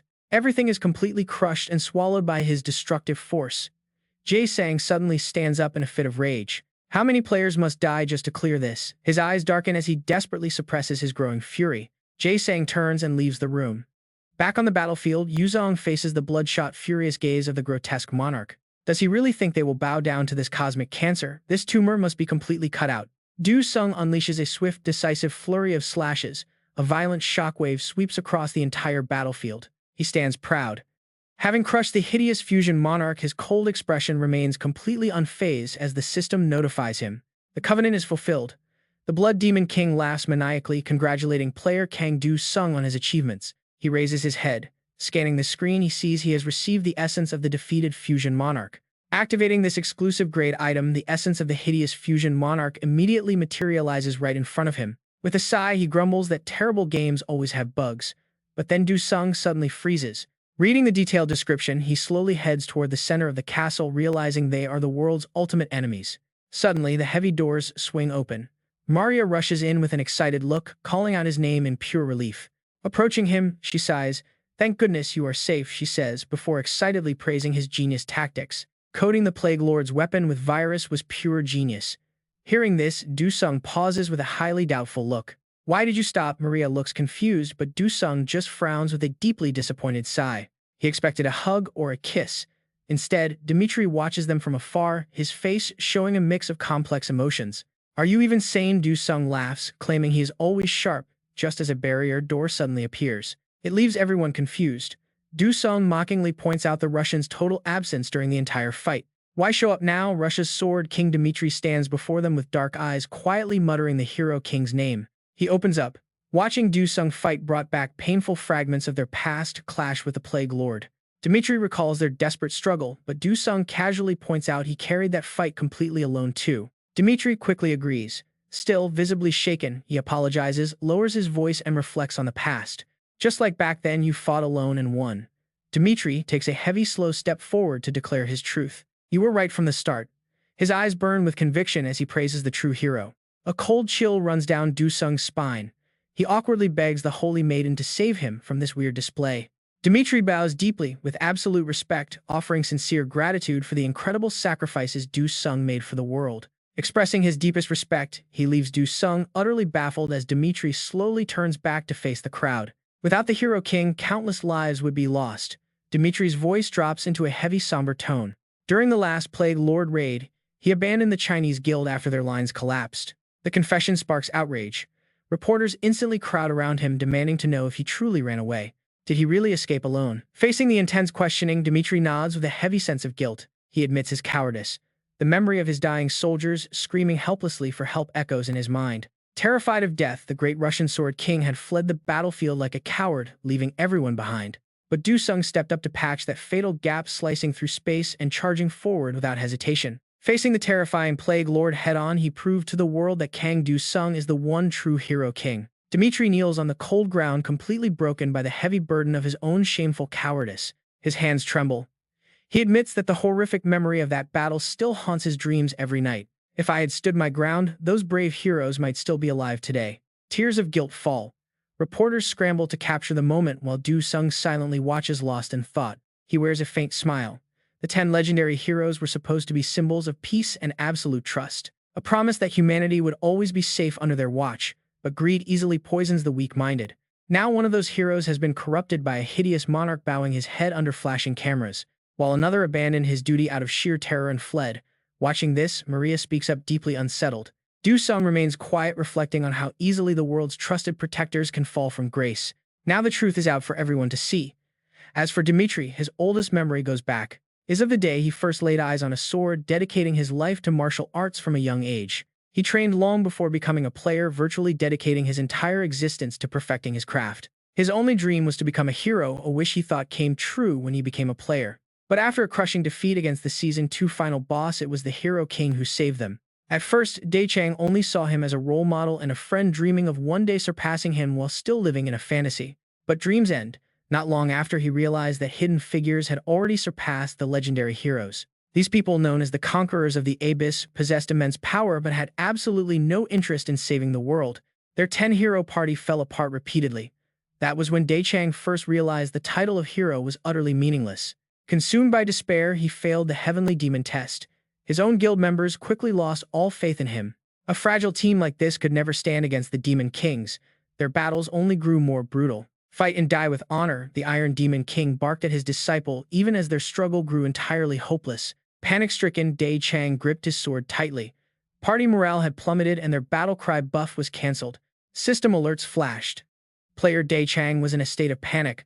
The warrior buffs of Valhalla were completely deactivated. He no longer met the requirements for his Crest of Honor artifact. The legendary effects refused to activate. With his blessing gone, terror took over. Fearing for his life, Dae Chang turned and fled. Yet again, the Hero King saved the world. Right on cue, the system screens announced the next season. The Endless Labyrinth season has officially begun. Clenching his fists, he swore he would never run away again. Behind him, Kang Min called out excitedly, urging the Sword King to take these people along. Nameless just turned away. That cold gaze sent a shiver down Dae Chang's spine, turning him pale as Nameless muttered that going solo was better. Leaning in, he whispered sharply that everyone knew Dae Chang had abandoned his guild members to save himself. If he had not left them behind, they would have replaced him. Hearing this, Dae Chang froze with a complicated expression. That was the anonymous connection. Nameless smirked, whispering that hell would kill him. Soon, Dae Chang was drowning in blood. Enough, he thought. His face darkened with intense self-loathing as he faced the fact that he was a coward. The metallic stench of blood hung heavy, dripping from his blade as he recalled his failed duty at the tower. Calling himself a coward, Dae Chang stared out at the city, unaware of the mysterious figure looming silently behind him. Nameless spoke up mockingly with heavy bloodlust, asking if Dae Chang really thought the media would change anything. Dae Chang slowly replied that he already knew the world would never change just because of some headlines. Nameless demanded to know why he did it then, but Dae Chang's heavy gaze showed he was carrying a massive burden. He declared they must acknowledge their sins to fix them, swearing he would change even if he died for it. Nameless scoffed immediately, telling him to drop this childish act because it was not going to save him. He sneered that Dae Chang was being incredibly reckless, but then raised an eyebrow with a cold, calculating look. He offered a second chance as a reward for his past deeds, leaving Dae Chang highly skeptical of this sudden offer. Leaning back, Nameless pointed out that Dae Chang had never actually abandoned his subordinates during the Plague Lord raid. He warned that another notice would arrive once the details were finalized. No stepping outside until then. He commanded him to stay put, looking down indifferently at his phone as he enforced the house arrest. They would be cutting off his internet access for the duration, keeping him completely isolated from the outside world. Nameless paused, thoughtfully wondering what he would say next as Dae Chang clenched his fist and demanded answers. Did he really expect him to play the hero? He was nothing but a coward who ran to save his own skin. Nameless scoffed that even if he denied it, he was still a hero as raw energy flared from his fist. Nobody cared if it was just an empty title. Dae Chang gripped his sword, matching that explosive pressure. Nameless grew highly alert as a blade suddenly drove straight through the chair, serving as a silent, lethal warning.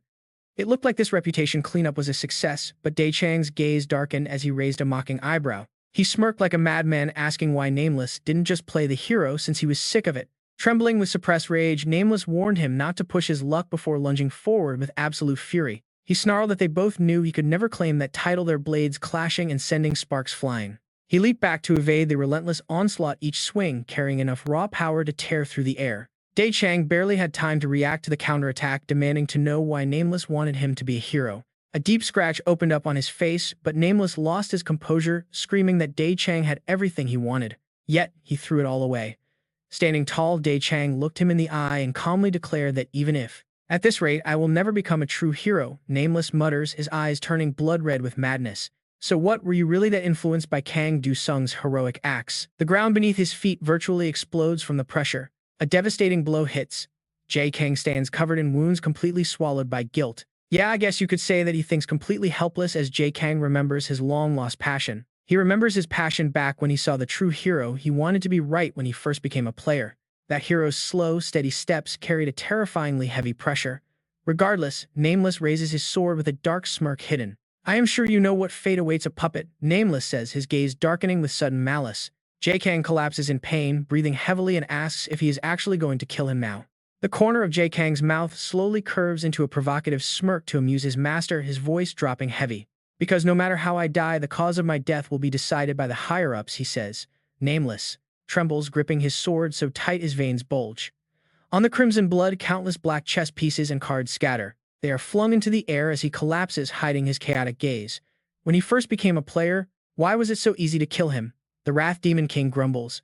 Nameless smiles, wondering if he hasn't suffered enough. He slumps low, completely swallowed by emptiness and pain, even as he openly admits to being a fake hero. But to me, he was a true hero, he thinks. He killed his own role model, and now he is jealous of a loser. The air reeks of thick blood as the Wrath Demon King nods, acknowledging that he brought his disciple. He is impressed by his martial talent. Nameless sits silently on the blood-soaked floor while the Demon King proposes a disciple contract, wishing that everyone would just die. Nameless slowly stands up with a sarcastic sneer, wondering why. Why did things turn out like this, and why did this idiot cause so much trouble? Suddenly, a firm voice rings out through the screen, declaring he is truly suited to be a hero. Instantly, the crowd erupts in fury, asking what that madman is doing. Jae Kang speaks up, calling this his final sign of respect. Nameless stands there still in complete shock. To Kang Do-sung for his noble sacrifice and achievements. Kang Do-sung. The corner of his mouth curls with sarcasm. Yes, Kang Do-sung. As a horrific explosion tears through the city on screen, he clenches his fist until his knuckles turn white. It is all because of that cursed hero king. Kang Do-sung slowly answers the phone, still half asleep. What is it? You know I have to fly out, right? He suddenly freezes upon hearing the news. The Sword Master has taken his own life. Kang Do-sung stands frozen in absolute shock, completely unable to process it. A public statement about the Sword Master ending his life out of regret will release soon, currently kept secret. It is currently top secret, but the news will spread everywhere today. Now watch his face pale as the truth hits. Is he really dead? Did he commit suicide? Kang Do-sung remembers Jae Kang's helpless back, realizing he looked off yesterday. The car's atmosphere grows heavy. They must head to the airport immediately because of a potential bomb threat. They must return on separate private jets. Kang Do-sung stares out the window, his voice dropping low with heavy confusion. Why did this happen? His face is a mix of complex emotions as Jae Kang's voice drops into absolute emptiness. This is what I should have done long ago, he thinks. Why did it take me this long? Kang Do-sung senses something is wrong. Jae Kang speaks with sincere eyes, telling his friend to never change and always stay a hero. Kang Do-sung stares at Jae Kang with deep concern. Why talk like you are about to die? Jae Kang firmly declares he will not die. The scene transitions to the quiet airport at night. Jae Kang smiles warmly, bids Kang Do-sung farewell, and turns to leave. Sanctis Maria watches him with a look of deep doubt. She hesitates, calling out for the Sword Master to wait. Jae Kang halts instantly. He stops with a heavy expression as she asks if he will continue being a player. Jae Kang slowly turns back and smiles sincerely. Back in the present, Kang Do-sung is still reeling from the shock, cursing the man who promised not to retire. His team coldly reports that according to information from the noble consort, there is a high chance he was actually assassinated. Kang Do-sung freezes, muttering if the Sword Master was truly killed. Meanwhile, fingers type on the keyboard, checking their network. They found suspicious bloodstains and evidence everywhere at the crime scene, pointing directly to the forces of the Void. Kang Do-sung asks if they mean the trash from the Void. The colleague resolutely warns him that a major storm is coming. They must stay alert. Kang Du-sung sits lonely on his bed with a blank expression, his shoulders slumped as he watches. Lucky immediately asks with concern why Du-seong looks so gloomy on such a beautiful day. Du-seong hesitates before answering. It is true, right? Daenex has a complicated expression as Du-song says he has too much on his mind, urging them to just play. Suddenly, a beautiful glittering mark of trust appears on screen, revealing accessible towers like the Hero Tower and Guardian Tower. The Ruins Queen of Conquest Tower and sub-equipment unlock next as the Mark of Trust exerts a powerful influence. The Queen of Conquest Tower officially summons player Du-seong, and the system immediately displays details about this legendary place. He sighs softly with an indifferent gaze, noting that the two most amusing sights are watching a fire and watching a fight. Two massive armies clash in a tense standoff, leaving him wondering if it is actually fine to just stand by and watch. As the stench of blood fills the air, Du-seong speaks in a commanding voice, asking how many fortresses were taken without him. Sia answers decisively, telling him to wait just a bit longer, while a confident smirk plays on the edge of her lips. She promises that a battlefield for him will open soon as he stands opposite her, listening seriously to her offer. She tells him to stay by her side as her most loyal knight, prompting Du-seong to chuckle softly with amusement. He finds it highly ironic that an elf queen is invading humanity while she herself relies on humans for protection. Her calculating eyes lock onto him as she asks if he regrets betraying his own kind for her. Contemplating in silence, Sia admits she is simply remembering his old self, questioning if this is the end their goddess desired. Placing a hand on his shoulder, Sia guesses that he must think she has changed, and she readily admits he is right.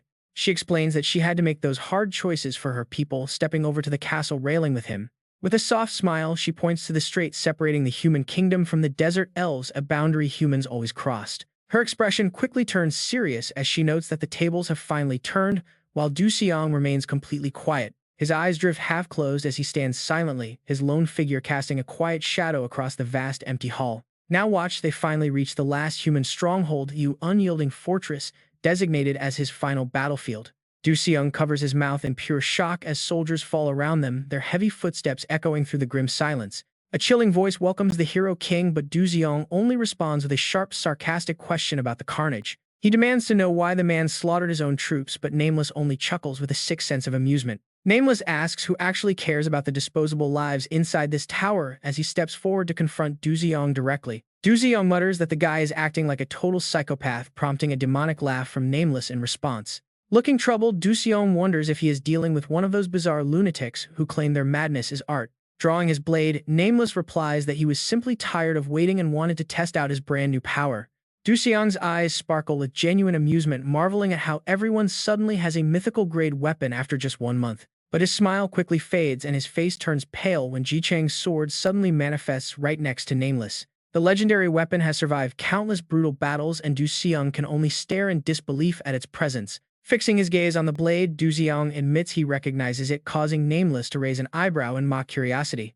Du-seong demands to know if he murdered the previous owner as Nameless's eyes flare with a manic crimson glow. Nameless sneers, asking if that even matters before commanding Du-seong to draw the Lord of Pestilence sword and fight. Keeping a remarkably calm expression, Du-seong watches as a massive storm of summoned swords suddenly rains down on them. Nameless sighs mockingly at the display, recognizing the Frost Blacksmith deck that Du-seong has brought to the fight. He points out that this is exactly how Du-seong took down Victor, forcing Du-seong onto absolute high alert. Nameless lists off his skills from the occult demon god summon to the deadly Frost Assassin class, knowing everything. Nameless admits the combat style against Victor was impressive, leaving Du-seong with a deeply unsettled expression. He demands to know how Nameless found out, since there were no witnesses before launching a sudden decisive attack. He challenges his foe to prove he can even handle this deck as his flying swords pin down the puppets. Du-seong taunts him, asking if that is really all he has, while his own eyes flare with absolute fury. He mockingly asks if this is the best a thief can do with stolen hero gear, forcing Nameless backward. Nameless grins maliciously, noting how unfortunate it is that they met in the tower where the deathmatch rule applies. Unleashing a barrage of attacks, Nameless asks if Du-seong really thought a single demon god strike would defeat him. Du-seong can hardly believe his eyes as the attack is blocked right before the entire ground beneath them violently shakes. Did you really think I wouldn't prepare for our fight? The Hero King is certainly no fool. He is mutating to boost his power. As the defender of this fortress, Nameless sports a crazed, unbreakable smile. Pure madness. A few hours ago, he stared intently at the monitors, sighing at how Hero King Kang Du-sung was making things difficult. The room fell silent as everyone's expressions turned incredibly grim. The matriarch's surveillance had gotten much tighter. This entire board is shifting despite our best efforts. A dark smirk played on his lips. He really wanted someone to go deal with him. Any volunteers? Nameless had stayed quiet until now.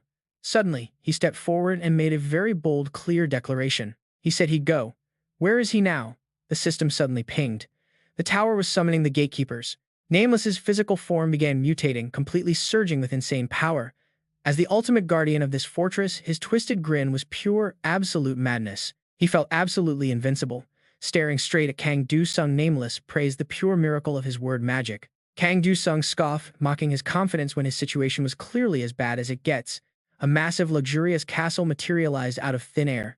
He had heard tales of this legendary, undefeated fortress. Hearing this, Kang Du-sung paused, asking with a pretty skeptical tone what exact level this tower actually was. Nameless raised an eyebrow. It's only level 6. But Kang Du-sung's eyes narrowed, knowing it was actually level 8 difficulty. Damn it, the combat adjustment is going to hit them hard. Nameless just grinned, completely thrilled by the challenge. He laughed, calling the tower world fair despite how absurd it seemed. Talk about mind-blowing. Kang Du-sung lowered his voice, his own body silently mutating. He wasn't quite sure either. Suddenly, an overwhelming pressure exploded from him. He was simply too overpowered for this to be fair. Nameless effortlessly dodged the blow, claiming the swordmaster used to talk that exact same trash. Kang Du-sung pointed his blade, demanding why he killed the swordmaster, then struck back as illusions of Nameless spawned. Why keep a useless puppet on stage when it's lost all value? Who was he to decide who lives or dies? Nameless taunted, claiming he wouldn't believe who they were. Kang Du-sung suddenly froze in realization. He stared in utter disbelief, wondering if that kid was actually one of them. They would soon completely flip the entire world upside down. Gripping the Black Death's sword with explosive energy, he struck. Nameless didn't hesitate to mount a deadly counterattack. He sneered that Kang Du-sung's little hero act was finally over, earning a pretty sarcastic smirk from the Hero King. The issue with side characters is they talk big only to end up crying shamelessly in the very next episode. Nameless's eyes burned crimson as he mutated further, promising to drag him straight to hell. Instantly, Nameless was ripped apart by swarms of parasitic larvae. Kang Du-sung pointed his blade right at him, deadpan. That escalated quickly. Looks like he was the one getting sent to the abyss. The thick stench of blood filled the room. The defeated challenger had officially failed the climb and got completely banished back to the outside world. Telling him to get lost, Kang Du-sung looked on with mixed feelings. A level 8 tower wouldn't end this easily. The system suddenly flashed an angry red warning. The high-tier light overseers had officially entered the fray. He stared blankly at their armored vehicles, muttering that they were probably just here to act as walking experience points. Kang Du-sung let out a pretty bored sigh. Honestly, these easy fights were starting to get kind of tedious. Right then, the screens flashed. The light overseers had unleashed an absolutely unbeatable level of ancient magic. He felt a literal jolt of shock. Maybe he spoke a bit too soon. He slumped down, feeling incredibly stupid. A magnificent castle popped up as he successfully accessed the regression shop. The Black Death sword instantly vanished. Kang Du-sung froze as a sweet voice welcomed him from upstairs. Oda was holding a ledger, looking quite excited. She happily welcomed him back and reported his balance of 9,609,700 achievement points. Telling him to buy a card pack, Kang Du-sung just raised an eyebrow. Again, he asked to see the catalog. Oda hesitated, mentioning a legendary item was about to drop. His eyes grew complicated as he brushed it off. He grabbed a choice transfer increase ticket first, then decisively added a few more items and a card pack. He stopped in his tracks, staring with utter confusion at a rather mysterious mechanical key on display. Why does this item require special permission anyway? And what does hidden even mean when there is literally a massive obvious mark on it? Oda's face turned absolutely pale. She begged him not to touch it, warning that buying it would destroy him. You will be in danger, but Kang Du-sung remains completely unfazed, asking why his friend looks so pessimistic. Automata is determined to advise him that it is too risky and his chances of dying are sky high. Mata stares back with deep worry. Kang Du-sung helplessly proposes a compromise, asking if he will sell just one card pack, but the merchant girl cuts in, demanding he buy 2 packs. The mechanic girl has authorized the purchase of a mysterious mechanical key, so he reaches his hand out with resolve. He demands the card pack, and the system quickly flashes an alert confirming he has bought a random skill card pack. Kang Du-sung looks skeptical, wondering why he did not have to buy 2 packs, but Automata speaks in a serious tone. He tells him to save the other pack for next time, leaving Kang Du-sung jokingly asking why he is raising a death flag. The alert confirms his purchase of the mysterious mechanical key. Kang Du-sung holds up his card and boasts to his enemies. He claims it is his secret weapon to crush them all, just as the system announces that he has opened the pack. With high expectations, Kang Du-sung watches as the system grants him a common tier skill card called Unbearable Anger. Giving a helpless sigh, Kang Dusung mutters that he really cannot tolerate this anger before boldly stepping forward to challenge his foes. He dares the bastards to come at him. Soon after, the enemy armored vehicles lose their power, completely neutralized. Their invincible fortress crumbles. The system alerts that his assassination skill has reached its maximum level of 20, ready for awakening. Kang Dusung smirks in pure satisfaction. Standing among the peaceful crowd, Queen Xia gazes forward and makes a grand historic declaration. She solemnly swears that she will not rule as a mere elf queen nor as a ruthless conqueror of mankind. Standing powerfully in her palace, she vows to rule instead as a leader for all people across the land. The gods bow down in deep respect as Xia raises her voice to inspire the crowd, bringing a final end to the bloody conflict. She promises that under her reign, every single person on the continent will be treated with absolute and complete equality. Kang Dusung watches the crowd celebrate their newfound happiness, knowing that this bright future was only possible thanks to him. While he remains calm, Xia looks up at the starry night sky to share her deepest thoughts about the past. She tells him she finally remembered her past, admitting she had long dedicated her soul to the dark goddess.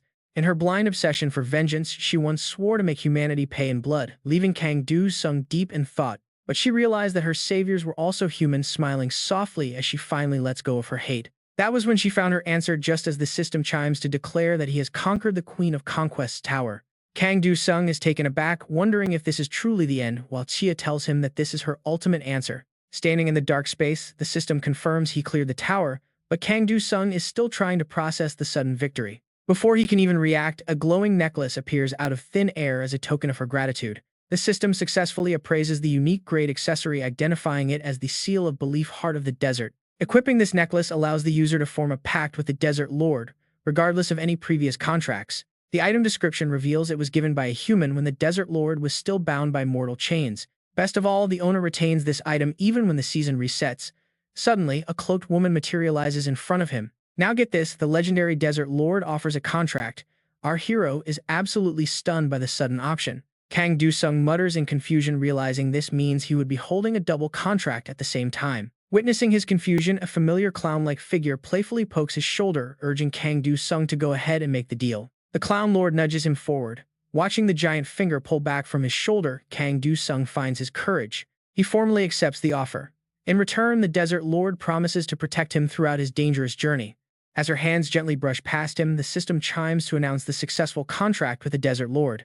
A beautiful diamond-shaped gem materializes in the palm of the Desert Lord as their legendary pact is officially sealed. The Desert Lord bestows a legendary awakening stone upon Kang Dusung, finally unlocking his ultimate assassination skill. Spending 1,000 achievement points to finalize the unlock, he wakes up back in the real world, clutching his collar.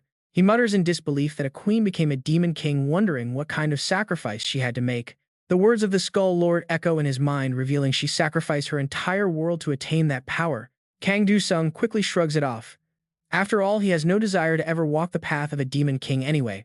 Leaning back in his chair, he spots his cat typing away on a keyboard and asks Daki what he is doing. The cat replies with sheer annoyance, claiming he is writing comments because the world is filled with complete idiots. Understand a single thing, so I am personally teaching them a lesson. Hearing that, Kang Dusung asks with curiosity, teaching them how. Glancing over the computer screen, the comments are mostly from those in the dog faction. Poor souls who have never once experienced the feeling of a cat actively approaching when you reach out.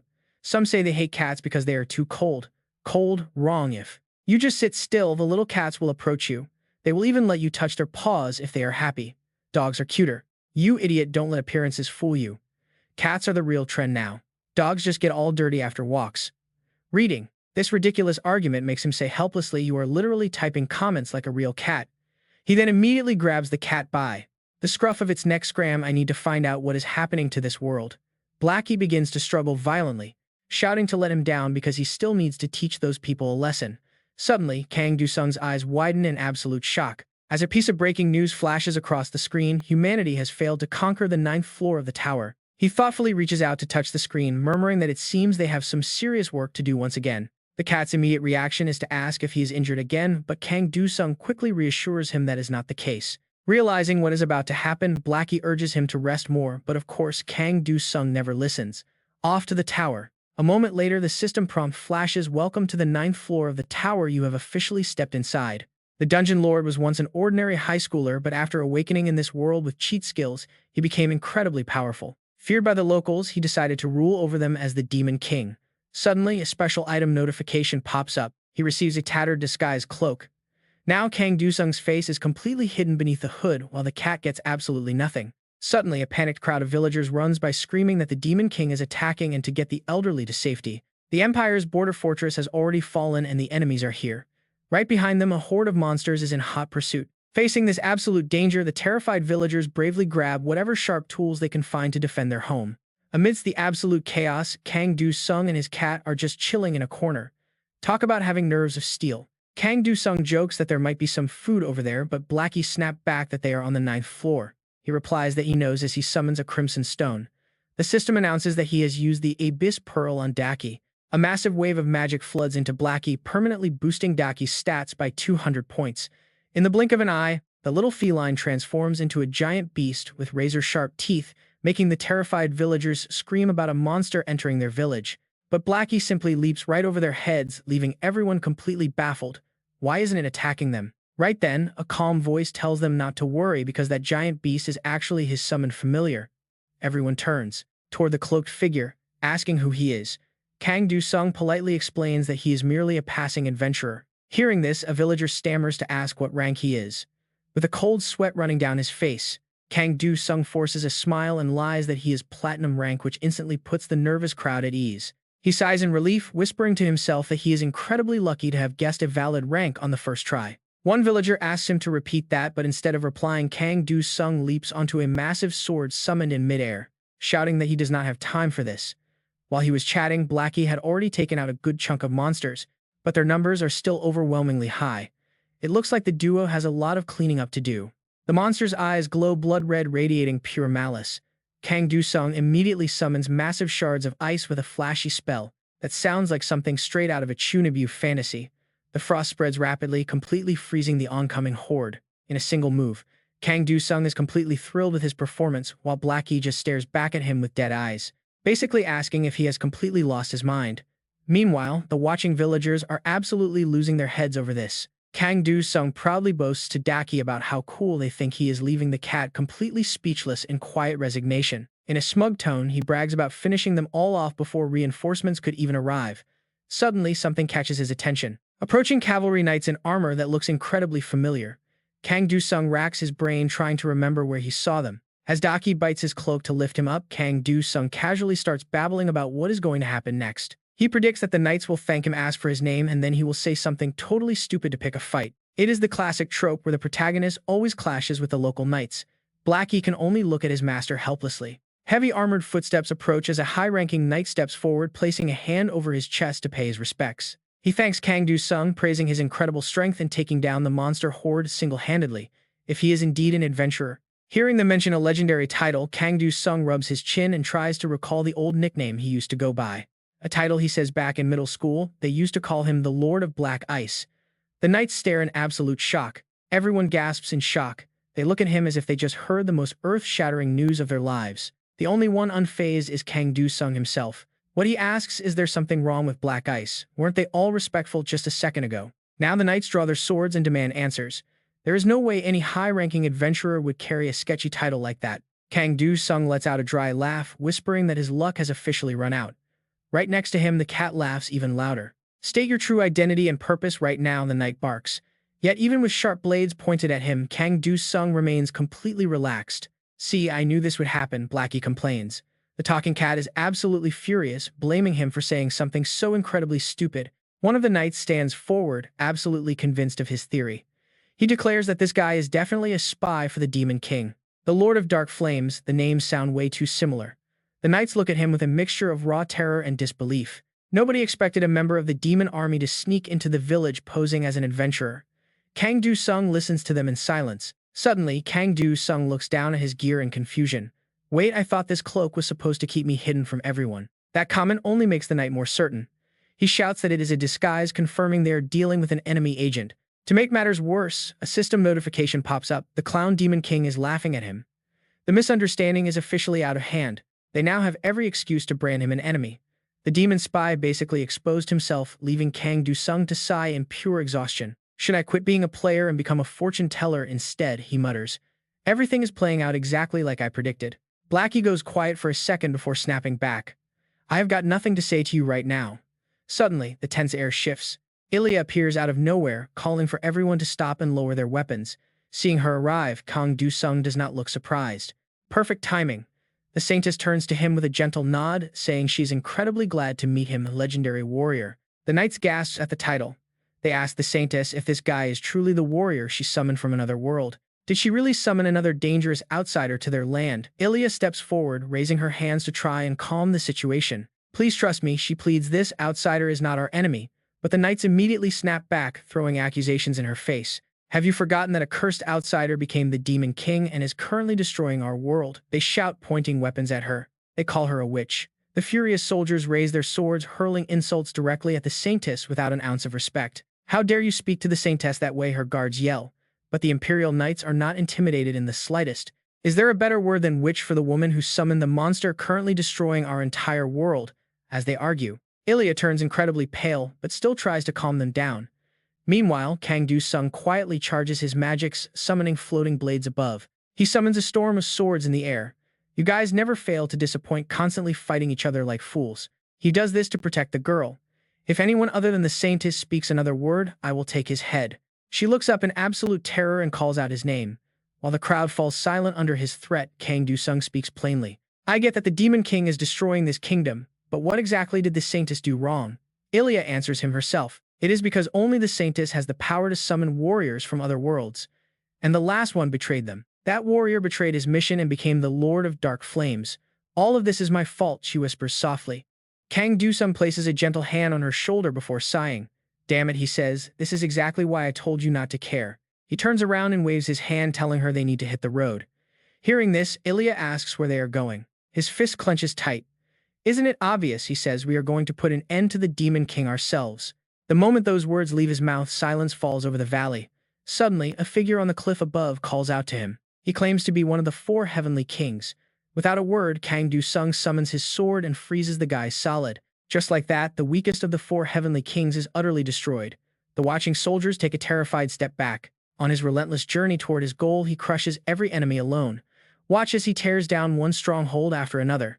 The 3rd seat of the 4 heavenly kings falls. The 2nd seat follows. The demon fortresses and the Black Citadel collapse. 2 weeks pass in a flash. An elite demon gets crushed by a massive block of ice, unable to accept his defeat. He cannot believe he fell to someone like Kang Du-sung. The strongest of the 4 heavenly kings, is officially defeated. At long last, the desperate road to the Demon King's castle is wide open. The soldiers let out a massive cheer for their hero. Yet Kang Du-sung responds to their wild cheers with a pretty cold stare, entirely focused on the final battle ahead. Kang Du-sung clicks his tongue. Seeing his expression, Ilya feels a wave of anxiety and confusion. Her face darkens, her smile turning a bit strained. Later that night, they sit in front of a warm campfire. Ilya suddenly breaks the silence, asking the warrior to forgive her for being so foolish. She bows her head in shame. She admits she was wrong to think that every summoned soldier from other worlds would be as righteous as him. She feels she should have stopped them from entering this world in the first place, but she ultimately failed to do so. She felt powerless back then, forced to obey the Pope's absolute orders. But Kang Du-sung finds this self-blame pretty confusing. Why is she the one taking the blame for everyone else's sins? She looks up, ready to protest his words. But she points out how his expression grew increasingly dark as they drew closer to the Demon King's castle. He flinches, covering his face with slight guilt. He quickly denies it, but she remains trapped in her own guilt, convinced that he must be deeply disappointed in her. She had the power to make choices, yet she acted like a coward. Kang Du-sung looks down with a bitter smile. A coward, he thinks. He can't even remember the tragic fates of the people who used to say those exact words. He gently reassures her that he is not disappointed at all. Standing up to absolute authority is brave, even if you fail.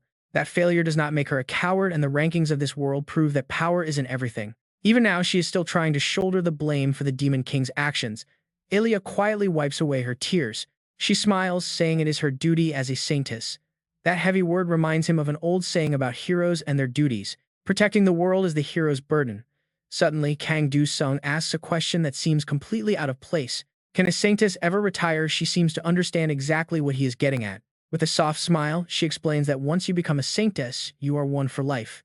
It is not something she can just abandon. Even if the burden becomes too heavy to bear, he asks. Ilya's gaze softens. Indeed. Meeting him made her realize that he was truly born to save this world. Being by his side gave her the courage to stop running, and she promises never to look away from danger again. Kang Du-sung looks up at the starry sky, simply replying with a quiet sigh.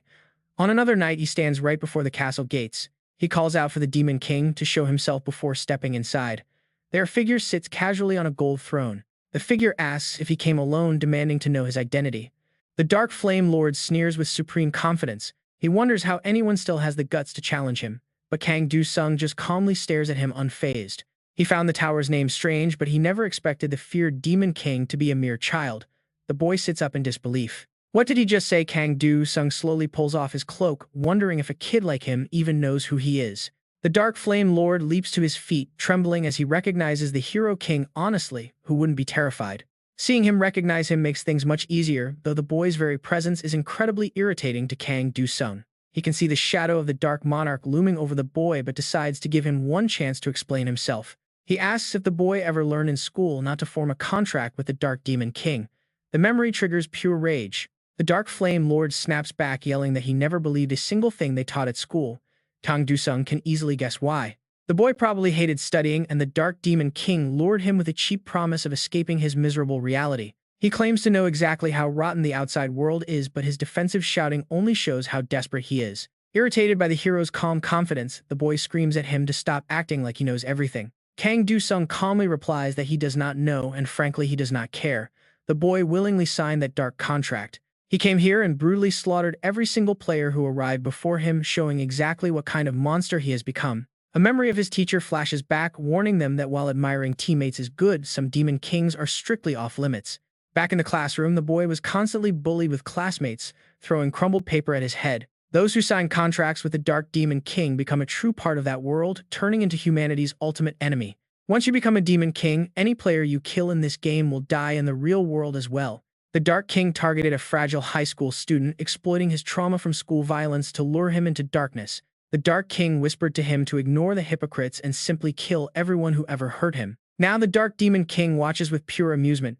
Kang Du-sung looks at the boy, declaring that he must pay for his choices.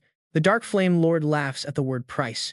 A dark dragon tattoo begins to glow brightly on his arm. He commands the dark flames to consume his foe, unleashing an explosive wave of dark magic that fills the chamber. He is incredibly confident and arrogant about this newfound power, bragging that it is his ultimate cheat ability. But it won't mean a thing, especially against the big brother. Cheating is pretty cool, except for the fact that he just lost his hand. The Deathmark keyword has already triggered. Instantly, the arm that was channeling all that magic power is completely cut off, sending red liquid splattering across the floor. The Demon King player's accuracy, agility, and evasion stats all plummet by 1,000 points each. 9 layers of debuffs, exposing his weaknesses, are now fully applied. Du-sung activates his skill, swapping 3 cards from his subdeck with a curse skill. Hearing this, the Black Flame Lord turns back in absolute terror, stuttering as the Devil's Decapitation and Destruction curse are both applied. The skills flood into the young man, including the Dual Grave curse, pushing his debuffs far past his actual base stats. He can clearly feel his own body rapidly breaking down. He's absolutely terrified, now completely consumed by the fear of death. The Black Flame Lord begs for his life, crying out for mercy. But a simple apology won't save him now. Did he really think he wouldn't pay for his crimes? The whites of Du-sung's eyes turn pitch black. His crimson pupils glare down coldly at the kid, asking if he hadn't warned him every single season already. If you become a villain, the Hero King will find you and drag you straight to hell. But the kid just grits his teeth. He screams out, calling Du-sung a liar, uttering words that cause the hero's eyes to snap back to normal. You weren't there. The Black Flame Lord's voice cracks with pure agony, crying out that when those villains trampled him, the hero was nowhere to be found. He mocks the word hero, as tears stream down his face, demanding to know why the hero didn't save him if he was real. When he needed help the most, nobody came.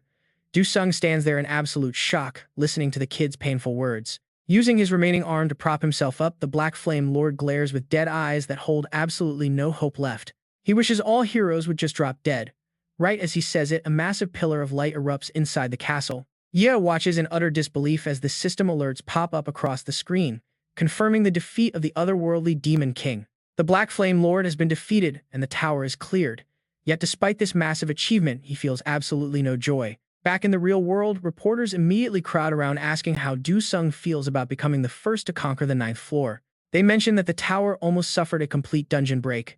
But as the crowd of reporters grows even louder, Du-sung grabs the microphone, clenches his fist, and yells out a massive screw you to every single one of them. He says he had no choice but to kill a villain to protect the world, warning that if anyone else turns dark, the Hero King will track them down. This intense live interview is currently being broadcast across televisions everywhere. Shouting into the microphone with sheer rage, he directs his wrath toward the corrupt villains lurking in the shadows. The Dark Demon King, the Evil Demon King, and the Suffering Demon King, specifically targeting the bastards of S49. His vow rings out over the airwaves. Watching the footage on his computer, Do-sung wonders if his threats will actually stop the villains. He mutters to himself, wondering if doing this will actually stop them. He really doesn't want to face another kid like that. He just hopes he won't have to fight anyone like that again. Meanwhile, the main news broadcast continues, airing his live fury. It shows the Hero King's intense rage directed at all the villains still running free out in the world, especially those who have made absolute contracts with the dark, evil, or suffering monarchs. He warns them to remember his words and fear him. He promises to hunt them to the ends of hell. Watching this broadcast, Nameless can't help but chuckle and scoff. Hunt them to the ends of hell. It's not like the guy has ever actually been there. But then, a sudden thought makes Nameless freeze. He slowly sits up and sighs, wondering if he should just show him what hell is like. He seems to know exactly how to bait him. A week after clearing the Demon King's tower, Do-sung meets up with his contact, confused as to why he was summoned this time. Tae-shik grumbles as he recalls the details of the mission he was given. He tells him that Si-ino is requesting his cooperation. The moment those words leave his mouth, Do-sung's outfit instantly morphs. He blinks in confusion, asking what on earth is happening. But a few seconds later, he's eagerly praising the cool new technology. Yi then steps forward to quickly explain the situation. She says it happened a week ago in the slums of Hong Kong, specifically deep within the back alleys of the Black Dragon Citadel. The incident took place roughly 3 hours after his press conference, leading them to believe his statements might have triggered the culprit. She adds that while they suspect his speech provoked the enemy, they absolutely do not intend to lay the blame on him. Hearing this, Tae-shik immediately loses his temper, shouting that of course they can't blame him and demanding to know what she's playing at. He yells that this wasn't what they agreed on beforehand.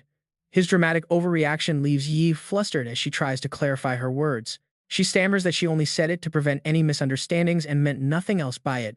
But before they can argue further, clearing his throat, Kang Do-sung mutters that this is completely pointless, asking why he even has to sit here listening to this nonsense while the other guy stammers out of sheer instinct. Just as they mention it is a player's duty, Kang Do-sung quietly cuts the man off with a few simple yet razor-sharp arguments. The suits at CE claim my actions are nothing but some childish self-defense mechanism, and that I am putting the entire world in grave danger. It is funny how everyone suddenly has such a massive sense of responsibility.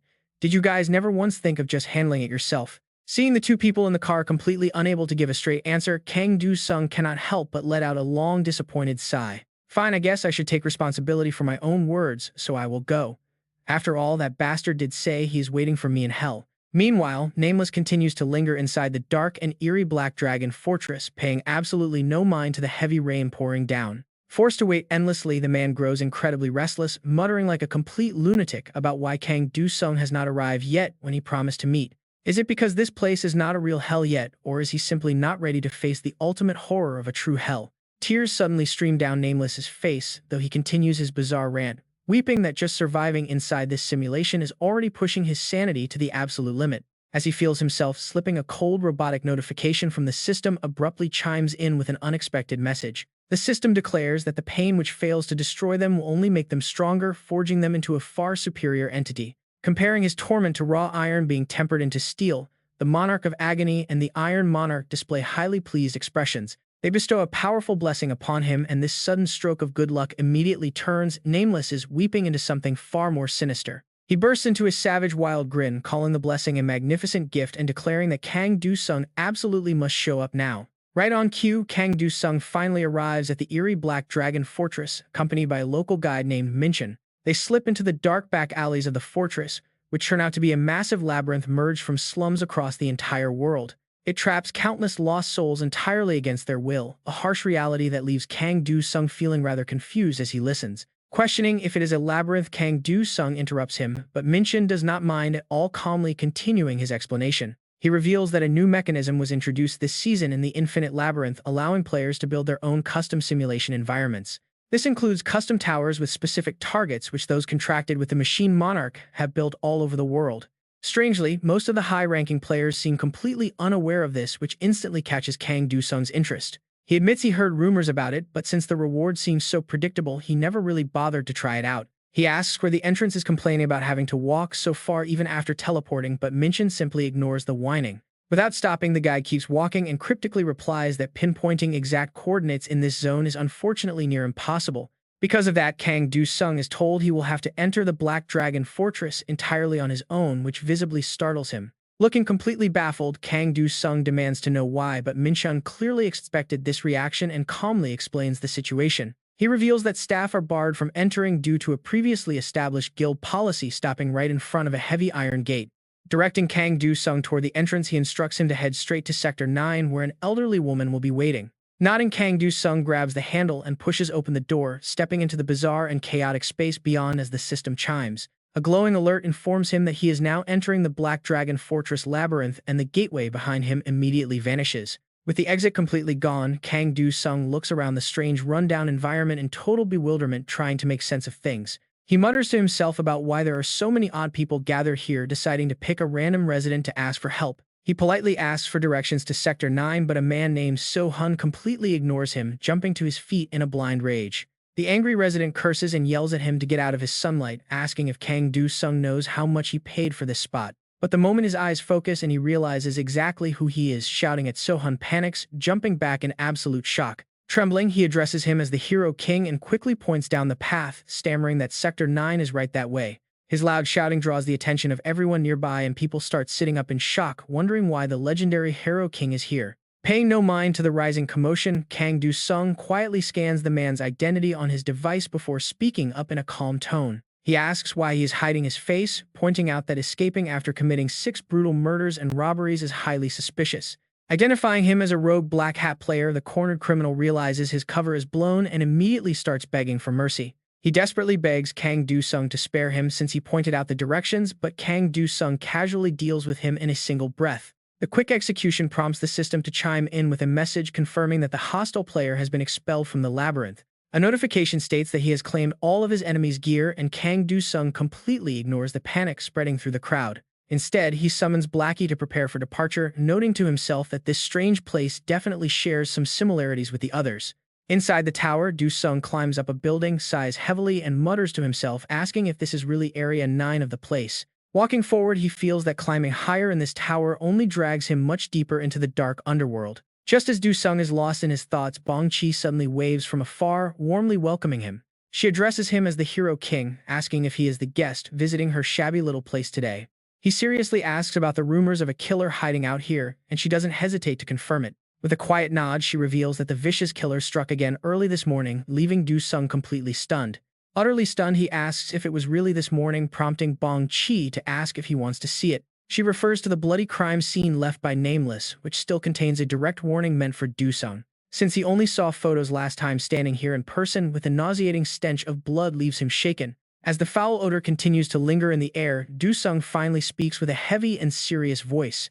He notes that inside the tower, players are forbidden from killing each other, but Bong-chi only sighs heavily. She sighs and explains these victims are not players, just innocent, ordinary citizens dragged away from the slums against their will. Learning that someone is stepping on innocent blood just to get attention completely infuriates Do-sung, making his voice turn ice cold. He demands to know if she has any info on the killer, and Bong-chi casually replies that her rats always bring news. Pulling a stack of yellow papers from her clothes, she speaks chilling words about the cold child behind the murders. She explains that child seized the Black Dragon Fortress and now rules this entire filthy land like a brutal king. Do-sung slowly asks if that guy really rules this area, and Bong-chi pauses in deep thought before replying. Bong-chi explains that the kid only shows up occasionally to control the population and offers to provide him with a guide.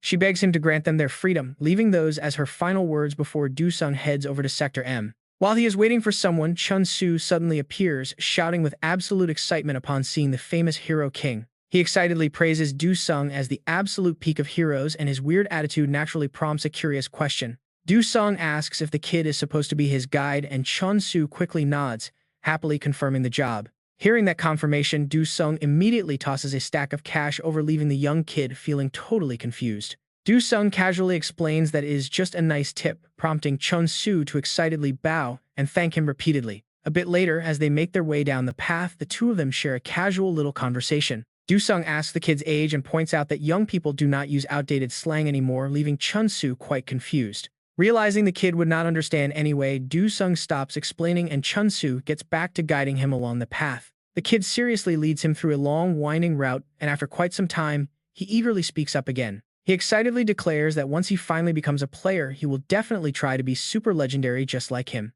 Do-sung asks what a top-tier player even is, but Chun-Su does not even look back as he continues to explain. The kid bluntly says he just wants to get rich, which completely stuns Do-sung, leaving him completely speechless. Chun-Su does not care about the awkward silence and casually continues directing his companion forward along the dark path. He warns him that the upper levels are a massive maze, so he must stay close to avoid getting lost. As many stairs lead to dead ends because of expansions, he suddenly crouches down, panicking over a nearby growling noise. Hearing the nearby growls of vicious monsters, he screams that they have been spotted and urges Do-sung to run fast. Later, in an underground tunnel, Do-sung clears out the beasts and remarks he did not expect monsters to be here. Chun-Su, currently busy fixing some electrical wires, replies that having monsters is completely normal inside these giant towers. The kid's casual attitude prompts a highly curious Do-sung to ask why he is even doing such dangerous work. He wonders why a non-player would risk coming all the way down here only to receive a very straightforward reply. The kid admits that the great pay makes it totally worth it, adding they are now almost at Area 18. But as the kid continues explaining, he completely fails to hear a monster gate opening right above his head. At that moment, Do-sung asks him if his only goal in becoming a player is simply to make lots of money. Meanwhile, a beast hiding inside the pipe above readies itself, waiting for the perfect moment to strike down on them. It suddenly leaps straight down toward Chun-Su, its hideous mouth stretched wide open, ready to tear the kid apart. Luckily, Do-sung uses his incredible agility to instantly dash forward and slice the terrifying beast clean in half. Thoughts vanish as they calmly chat. The kid admits he thought he was a goner, calling Do-sung absolutely top-tier cool. Do-sung just looks confused and asks him how he can worry about being cool when his head was almost chopped off, but the kid just shoots back with a highly logical reply, insisting that it really was awesome. What is wrong with giving credit where it is due? Chun-Su, showing absolutely zero concern for his own safety, leaves Do-sung feeling slightly annoyed. A bit later, the moment the kid climbs out of the sewer drain, he immediately begins loudly reminding Do-sung, warning him that a player cannot just walk ahead of his personal guide. Do-sung completely ignores the warning though and instead calmly orders Blackie to deploy a shield. The moment Chun-Su realizes he is fully protected as Blackie wraps a mobile energy barrier around him, he excitedly cheers that this is absolutely legendary. Now that Do-sung is finally confident that the kid is safe and out of danger, he clears his throat and tells him to start leading the way. As they walk, Do-sung keeps digging for more personal information, bluntly asking why he is so obsessed with getting cash. Chun-Su just flashes a sly smile and tries to change the subject, joking that he never expected the famous hero king to be so incredibly nosy. Do-sung easily reads the kid's moves and makes a direct offer, promising to keep funding him. To prove he is dead serious, Do-sung immediately pulls out a thick stack of bills and hands them over. Chun-Su grabs the cash and shoves it into his backpack, letting out a soft sigh. He mutters that it is just a very ordinary story. To prevent Do-sung from noticing his sudden change in mood, the kid quickly leaps away to keep his distance before opening up about his life.